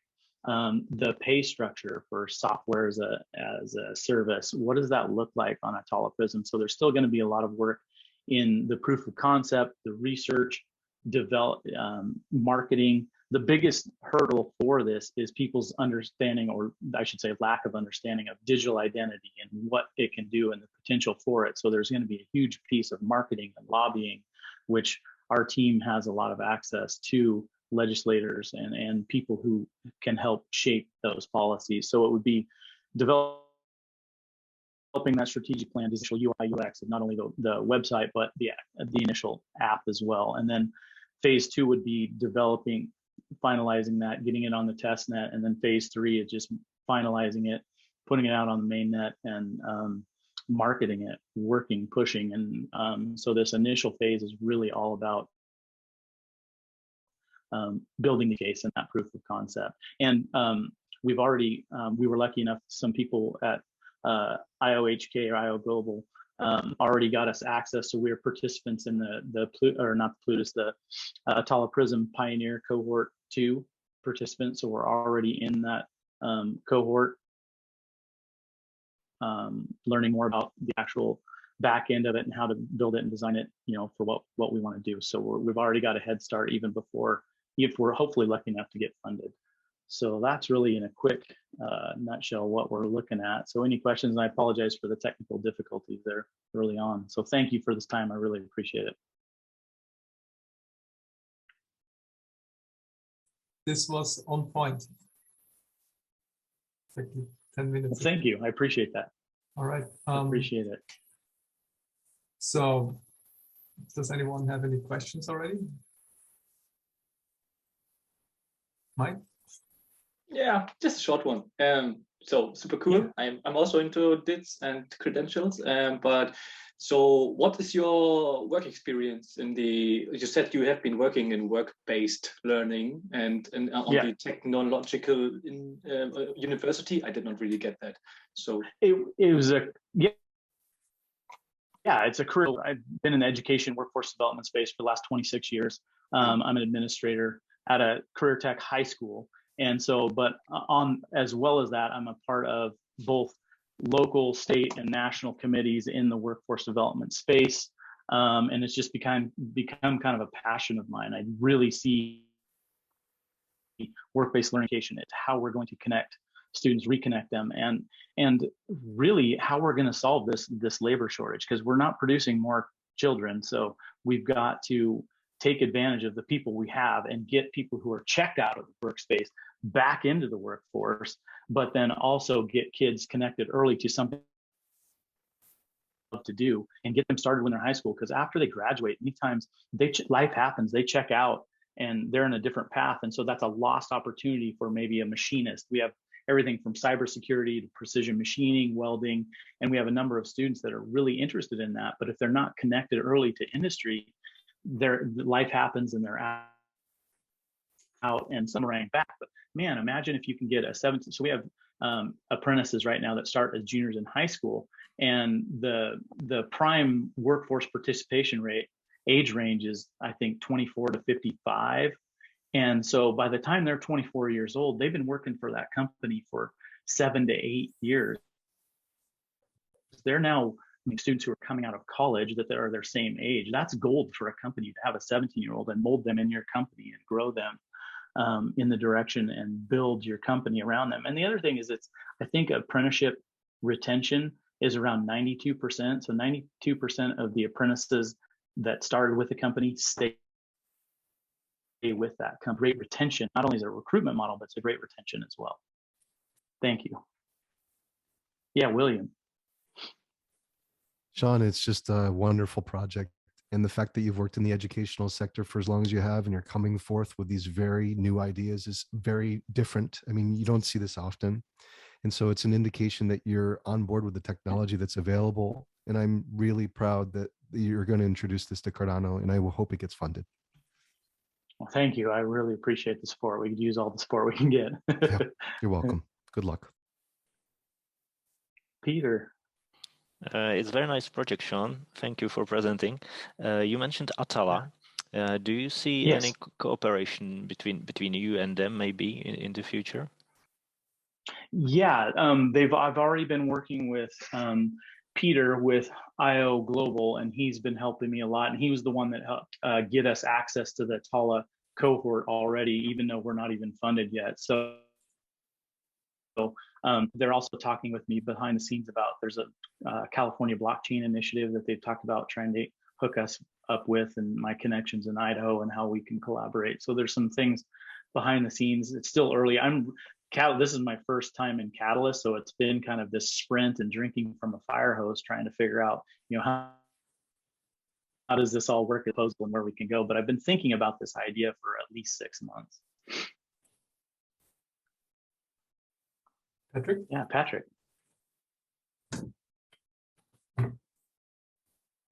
Sorry. It's a very good idea. I see this is working in the system where I'm currently living in Switzerland.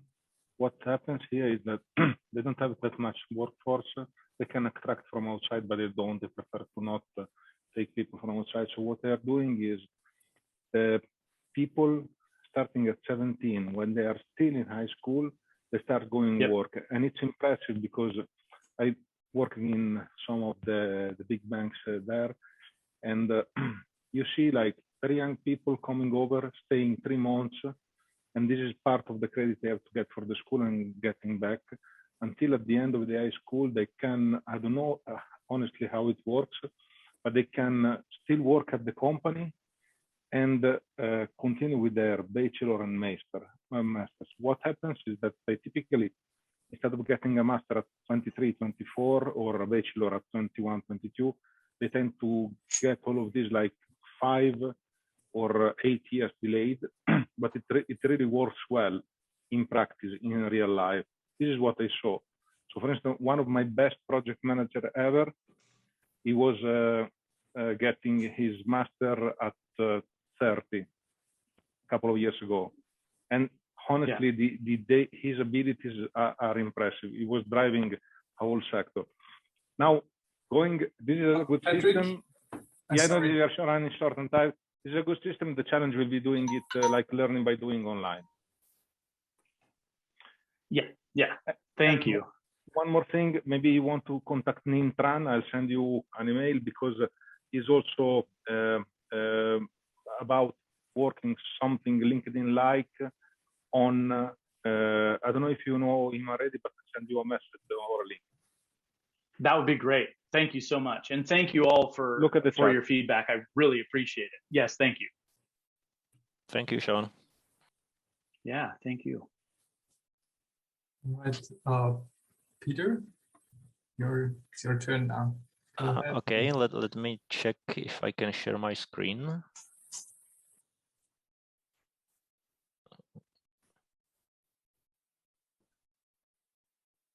Can you see it all right?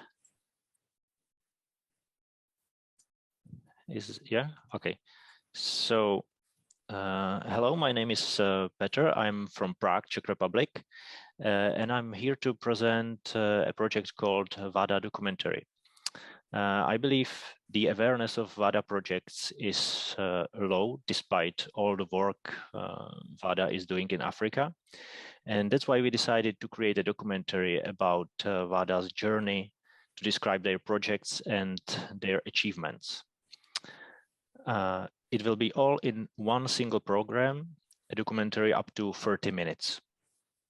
Of course, not everybody is aware of what VADA actually is. So let's start first by describing VADA. I will let you see this short video where Megan and Manfo are talking about VADA, and they are also co-proposers for this project.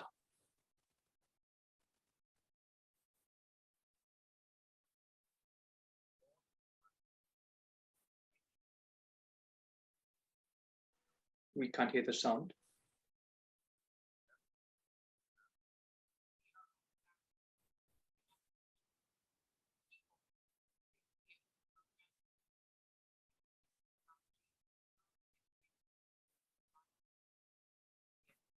Peter, did you hear that? Yes, sound is not working. It's really, really silent or really low. Really low. Okay, so let's try once more. I think this is the maximum we can do. Might not be enough. There should be a system audio setting in your audio. In my audio, okay. Yeah, like the mic, something like audio settings, system audio. Okay.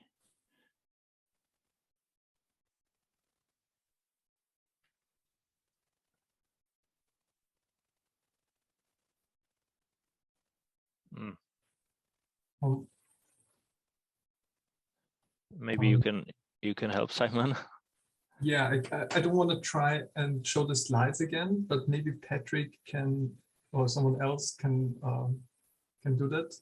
Share the screen and show the slides for you, Patrick, Peter. But I have it locally. I don't have it online. Oh, all right. Yeah, then cool. I don't think... Peter, I think if you go in your settings, you can up the sound of your computer. You've upped the sound in the actual video player, but you actually in your settings for your computer, if you increase the sound on that might help. Or I can maybe share the screen. And play it online, not locally.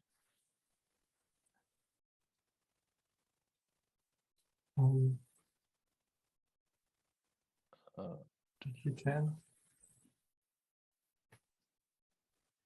Okay, can we try this? Let me know if you can hear it.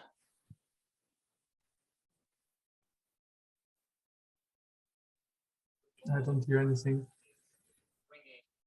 Can't hear anything? Oh, it's really, really quiet. Okay, I'm really sorry about this trouble.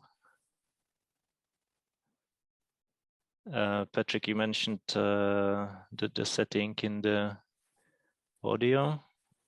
Yes, I'm not totally sure. I'm sending you a screenshot. I cannot send a screenshot. Are you on Windows? I'm on a Mac. Okay. Okay. If you go up on your Mac, if you go up to by where the toolbar at the top where it has the date, and there's two little bars up there, you click on that, and there's a place where you can increase the sound for your computer. I think I got it. Actually, maybe you just want to go ahead because... Yeah, we don't have so much time. Okay. We only have 6. We're already over by 10 minutes. Last try. Sit. It's too quiet. Okay, so anyway, I will send you the video later. But anyway, this is about VADA, what they basically do. But the documentary wants to cover their whole story. I mean, the start of VADA, the stories of their hubs they are developing in Africa, how it started, what's going on there right now, what are the plans for the future. So let's take, for example, this Cameroon hub. Cameroon hub is all about IT and agriculture. So we want to see the story of this hub, how they developed from this piece of land, like basically from going from nothing to these structures to creating this tree nursery, and how it connects back to IT and back to Cardano. That's the whole story here. And this is just one example of, let's say, 5 or 6 stories that will be in the documentary itself. The project is divided to 3 areas. it's production, post-production, and distribution.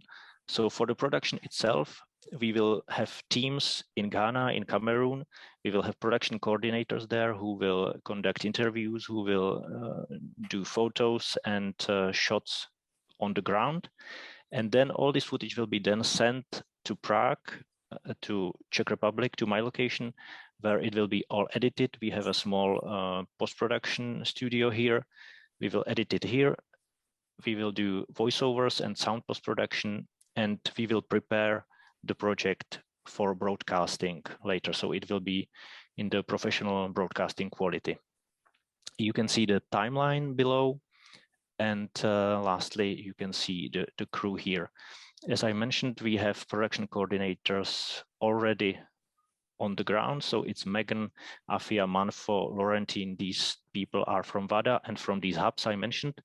And I'm dealing with post-production, and basically I'm supervisor of the project and director of the documentary. So that's it. And I'm really sorry that I wasn't able to play you the video, so I will share it later. No problem. Maybe do you have a link or something that you can share with the people, or maybe say it out loud if someone sees it later in YouTube? Yes, sure. I have the link. I will copy it here in the chat.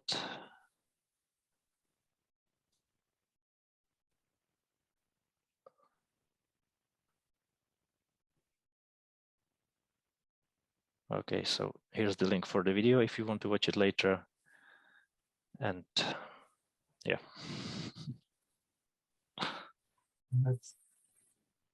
So,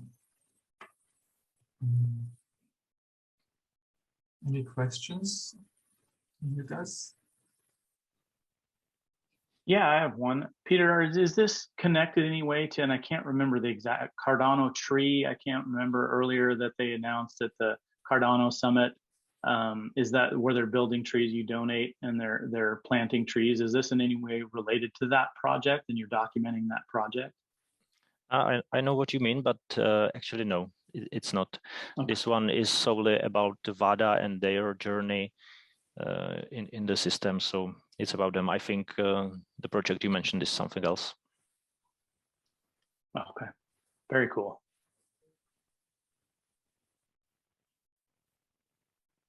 Yeah, maybe just a remark from my side. Super cool. I think it's very important that projects like these get more, broader audience. That's the word. Mm-hmm. Yeah, well, the idea is to spread the word about VADA, about this project, because the whole intention is basically to bring some education and inspiration to the people. So by showing what these people actually could do, like from zero somewhere, I think it's really important, because it can really show what they did, and eventually it can inspire some people.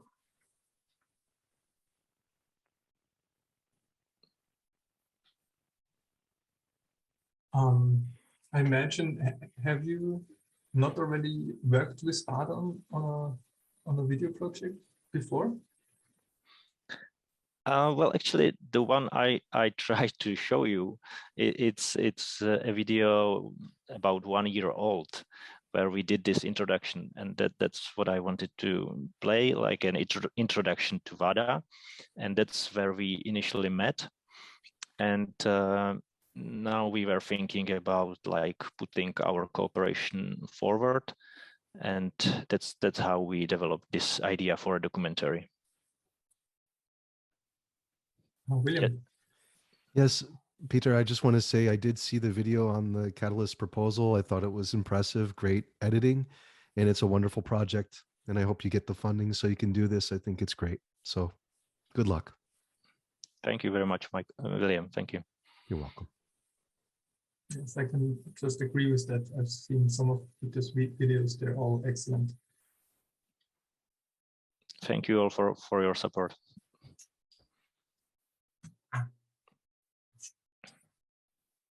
Yeah, I think for me, everything is clear. Any more questions from you guys? All right. Yeah. Then, if you don't mind, let's move on to the next person. 1 second, Mike. Yeah, that's me. So try. No, we want. I try to. Yeah, just like this. Can you see the YouTube? Yes. Yeah? Yes. All right. Then I will start with a small video, hopefully. Sound all good? No sound? No sound yet. Probably no sound. All right. I try to amp it up. Whew. One more try. Still no sound. Okay, maybe we can also watch it without sound. That's all right. So I'll just start here. It's just less music. Yeah.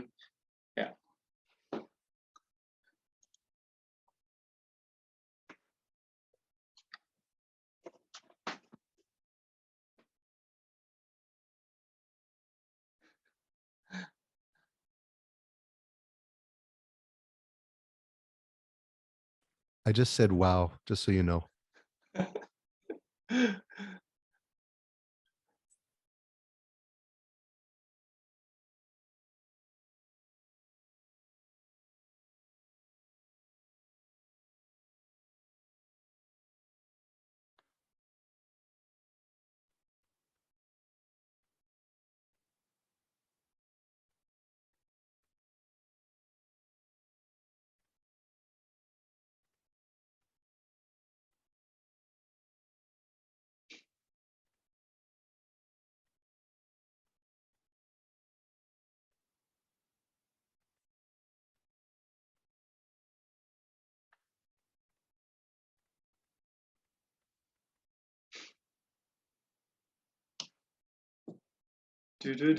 Yeah. So just as a small idea of what's up. So yeah, so the proposal is this one, EDU, Realm of Languages. We got funded in Fund 6 and the Atala Prism Mass Adoption Challenge, I think. And yeah, and one word to me, I'm a cultural scientist and first cohort Plutus Pioneer, and I also started the Prism Pioneer program, but did not really finish it. But I think I know most of the stuff that is relevant. Yeah, EDU, that's the name of the game, and it's really a collaborative multiplayer to learn languages together and also teach them together. And one thing that might not get clear from the video is that each world has their own language, has their own world. No, each world has their own language. So, and you do not, and the language is not translated like it's in the video. That was just to make it more accessible to the audience, but you only learn in the language that you want to learn. So you have to speak it and you have to use it. And from the start. So if you want to learn German, you really start at the basic and slowly get better. And the thing with games is you always start at a very basic level, and then you get more complex, and you have tests, you have challenges, you are constantly learning stuff, you have constantly feedback. So that's why we think that games are actually really good environments to learn something. And yeah, some of the unique things of this game is that the experience that we want to capture is that you learn a language like you would do when you visit a foreign country, and you are immersed in that language, but you're never alone. So you're always supported by the system that gives you feedback, and you only get content that is understandable for you, or that is not crazily complicated and you cannot understand that. So it's, yeah, but you still have the freedom to explore stuff, even when it's sort of guided, because games have, yeah. The other big thing is that we want to, yeah, finding a tandem is quite hard. So when you speak a language or you want to learn a language, you need to put it to use, and for that you need a tandem. And tandems, you either get them on some tandem platform, or you have to pay them. And in the game, you can just hook up with any other player that is running around and just speak some words or do some cool stuff together. And I also think the one of the big points also is that in games you have a positive failing experience. That sounds counterintuitive, but in the schools you always have this this failure mindset. When you failed, you are a failure. You have to get better or you are out of the system, and you do not have endless tries. In the game, you can just try again and try again until eventually you will get there. Yeah, and we start with 14 languages. You saw them at the very top. By the way, this is our website. Well, let's make it like this. I think here it's better. So these are the 14 languages. It's Amharic, Arabic, French, German, Hindi, Indonesian, Japanese, Mandarin, Oromo, Portuguese, Spanish, Swahili, and Russian. And why these languages? Well, we really think they are some of the most important languages for the Cardano ecosystem. And 6 of them are the official languages of the United Nations. And then we have some couple more like Portuguese, German, and Hindi that have just lots of native speakers. And then we have some small languages for Ethiopia, because Amharic and Oromo are the biggest languages or the most spoken languages in Ethiopia. And we have the education ministry deal with Ethiopia still. And yeah, Swahili, of course. Everyone needs Swahili in Africa, so super cool. We have 4 proposals. One of them is Edu, the main proposal. We actually put in a very similar proposal in depth and integrations, which is not too good, but it was just the one proposal is only to get us a baseline of work so we can work and pay our rent. And the second proposal is to make it a bit more worthwhile. And so I think at the end, we're still only at 2,000. If both get funded, we only get $2,400 per month for full-time work then. Yeah, that's it. We also have the Proton Graph. It's a procedural 3D assets generator, and it's an open source tool. And we have the creator on our team, that one here. So that is a node-based software that lets you easily generate 3D assets, and we are reworking this because it's a bit outdated now, but we make it up to speed. And it's also based on the Godot engine. Godot is the biggest open source engine for building games in the world and has a market share of 5%. So that's actually huge. And they just got a new version, version 4. And that gives Vulkan rendering and all the nice stuff. And yeah, and for the DITs, because one big part, each world is controlled by a DAO, okay, decentralized organization. And to be part of this DAO, you need to be a first language speaker, or you need to be really skilled at the language. So either native or really skilled. And we make sure that this stays true over credentialing. So we use a Teller Prism, make a credential, and then we say, okay, this one is good. We think about using an emergent trust registry. I think that's the name. So we verify ourselves. We are not reliant on a country that says, okay, you can have this, you can have your DIT. So yeah. The trust behind comes from the community, and also for all the education parts, you get So once you get to a certain level in a language, then you also get a verified credential that proves outside of the system. Okay, now I can speak the basics of German or whatever, and yeah, and it's also built for scaling. So all of these worlds, the DAO needs to be formed. There needs to be some people that create the baseline of content. and that are proficient in the language. And we start with these 14 languages, but we want to build it in a way that you can easily add a new world. So just any other language could come in and say, okay, we want our own world as well. And then you just need to build a good founding team that has the necessary experience and is sufficiently diverse. So maybe your language is spoken in 3 or 4 nations, and you should get some people from the different nations, for example.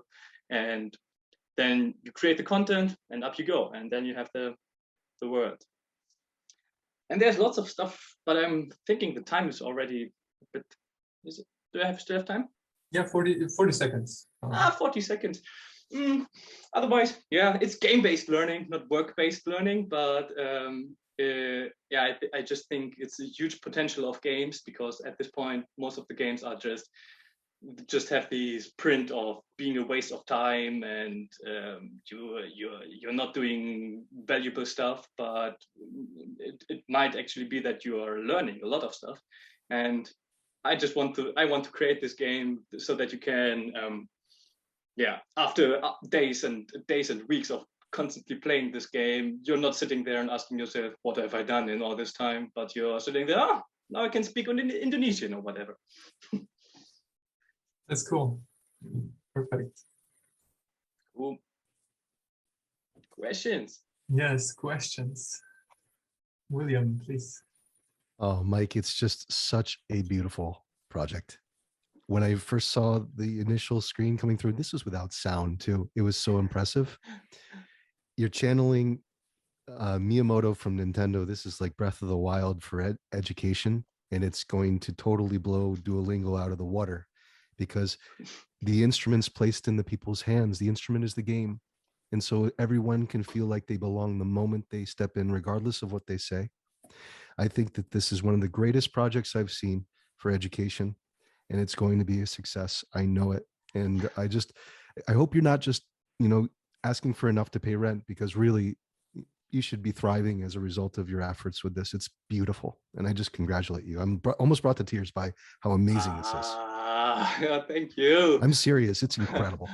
Yeah, we've now been working for a year on this. I started working on this a year ago, and then in Fund 6, I finally put in my proposal. And yeah, so but yeah, the wage. Yeah, I just finished the Catalyst Boost camp as well. So we are now a bit more investable, you could say, or I could write to someone and maybe get some more investments. But don't let Nintendo steal you, please. Don't let Nintendo steal you. Yeah, I hope they will not steal us. That's one of the biggest fears. But otherwise, yeah, there was just not a lot of money available in all these challenges, and I really do not want to take 20% or more of these challenge budgets. And so we were always just able to get ourselves the utmost minimum. But most of the team was working part-time on this as well. So so it's all right. We have not been slaving along for months and not getting anything out of that yet. Good. Sean? Yeah, just quickly, I see they're telling us to wrap it up. That I love it. The value add, as soon I started thinking immediately, oh man, credentials. What are And then when you brought up the DIDs, I think one of the biggest hurdles for the credential and the digital identity side of thing is that trust registry. And so I'm really curious about that, because I think that's a big hurdle for the verification side. So I think it's really cool that you're working on that. I've never thought of using a DAO through that. So that's really interesting. Yeah, cool. Yeah, that took some time for sure, because this DID and SSI space is not intuitive, to say the least. But I think it all comes down to, do you want to use a curated trust registry that comes from an institution or a government, or do you just build your own trust registry? And yeah, and when we make this as a DAO, then one person can verify the other, and then you need to get into a video chat, for example, and then say, okay, take notes. This is your name. I can hear your native language is English, for example, so I can assess that, check, and we also that way we are also protected against the bots or the almighty bots. Oh, one more thing, all the blockchain stuff is optional, and that's really important because NFT games, they write NFT metaverse earn on everything, and then you say, and yeah, most of the gaming community is just nah, I don't want this. It's too capitalistic for me. So it's really important that you can play this game without diving head first into the blockchain world. But if you want to take this step, and then you can do this. So the DAO part, once you get part of the become a member of a DAO, then you can earn. Then you can use the token. I did not even mention the token. We have our own token. We have our own treasury. So all the revenues from the platform get redistributed to a treasury and stored in ADA. And then the tokens, you just get an equal percentage to the supply that is there. So if you have 1% of the supply of everything, then you can earn up to 1% of the revenue at that time. So that's also important, I think. But it's optional. It's optional. Yeah. Well, William, do you have another question? Or Oh, I'm so sorry. I didn't take my hand down. Bravo. Nothing else to say. Yeah, I think this is about time, but I also want to say I learned a lot of English through gaming myself. So I think it's a great idea, a great work you're doing. Yeah. Cheers. Yeah, and yeah, lots of people learn, or I also learned a lot of English on the internet and just reading and watching movies and playing games for sure. But you never have the support. You always have to do the hard work by your own and stop and do not understand anything for ages. And at some point you get there. But yeah, you can do this a bit better. And I remember back then TeamSpeak and so on. I think that is where I learned the most. How can we get in touch with you, Mike, so we can stay in contact? I want to publish something about this. So how do I do it? Oh, okay. So it's I posted the YouTube link. So when if you want to have the music as well, and our website, and the first of the 4 proposals I also posted in there. I can also post it. Well, I just so yeah. Put it in the chat, Patrick. Yeah. If you can do it really, really quick. We're over time. You're missing Italian. I know we're missing Audrey. Yeah, like it happens that I'm a native speaker. Yeah, but Italian and Turkish, I think they are the ones that have come up a lot up to now. So still thinking about that. But if you want to be part of the Italian team and to create the Italian content, we might do this. I'll send you an email. Okay, cheers. Right, let's go back to the main room, guys.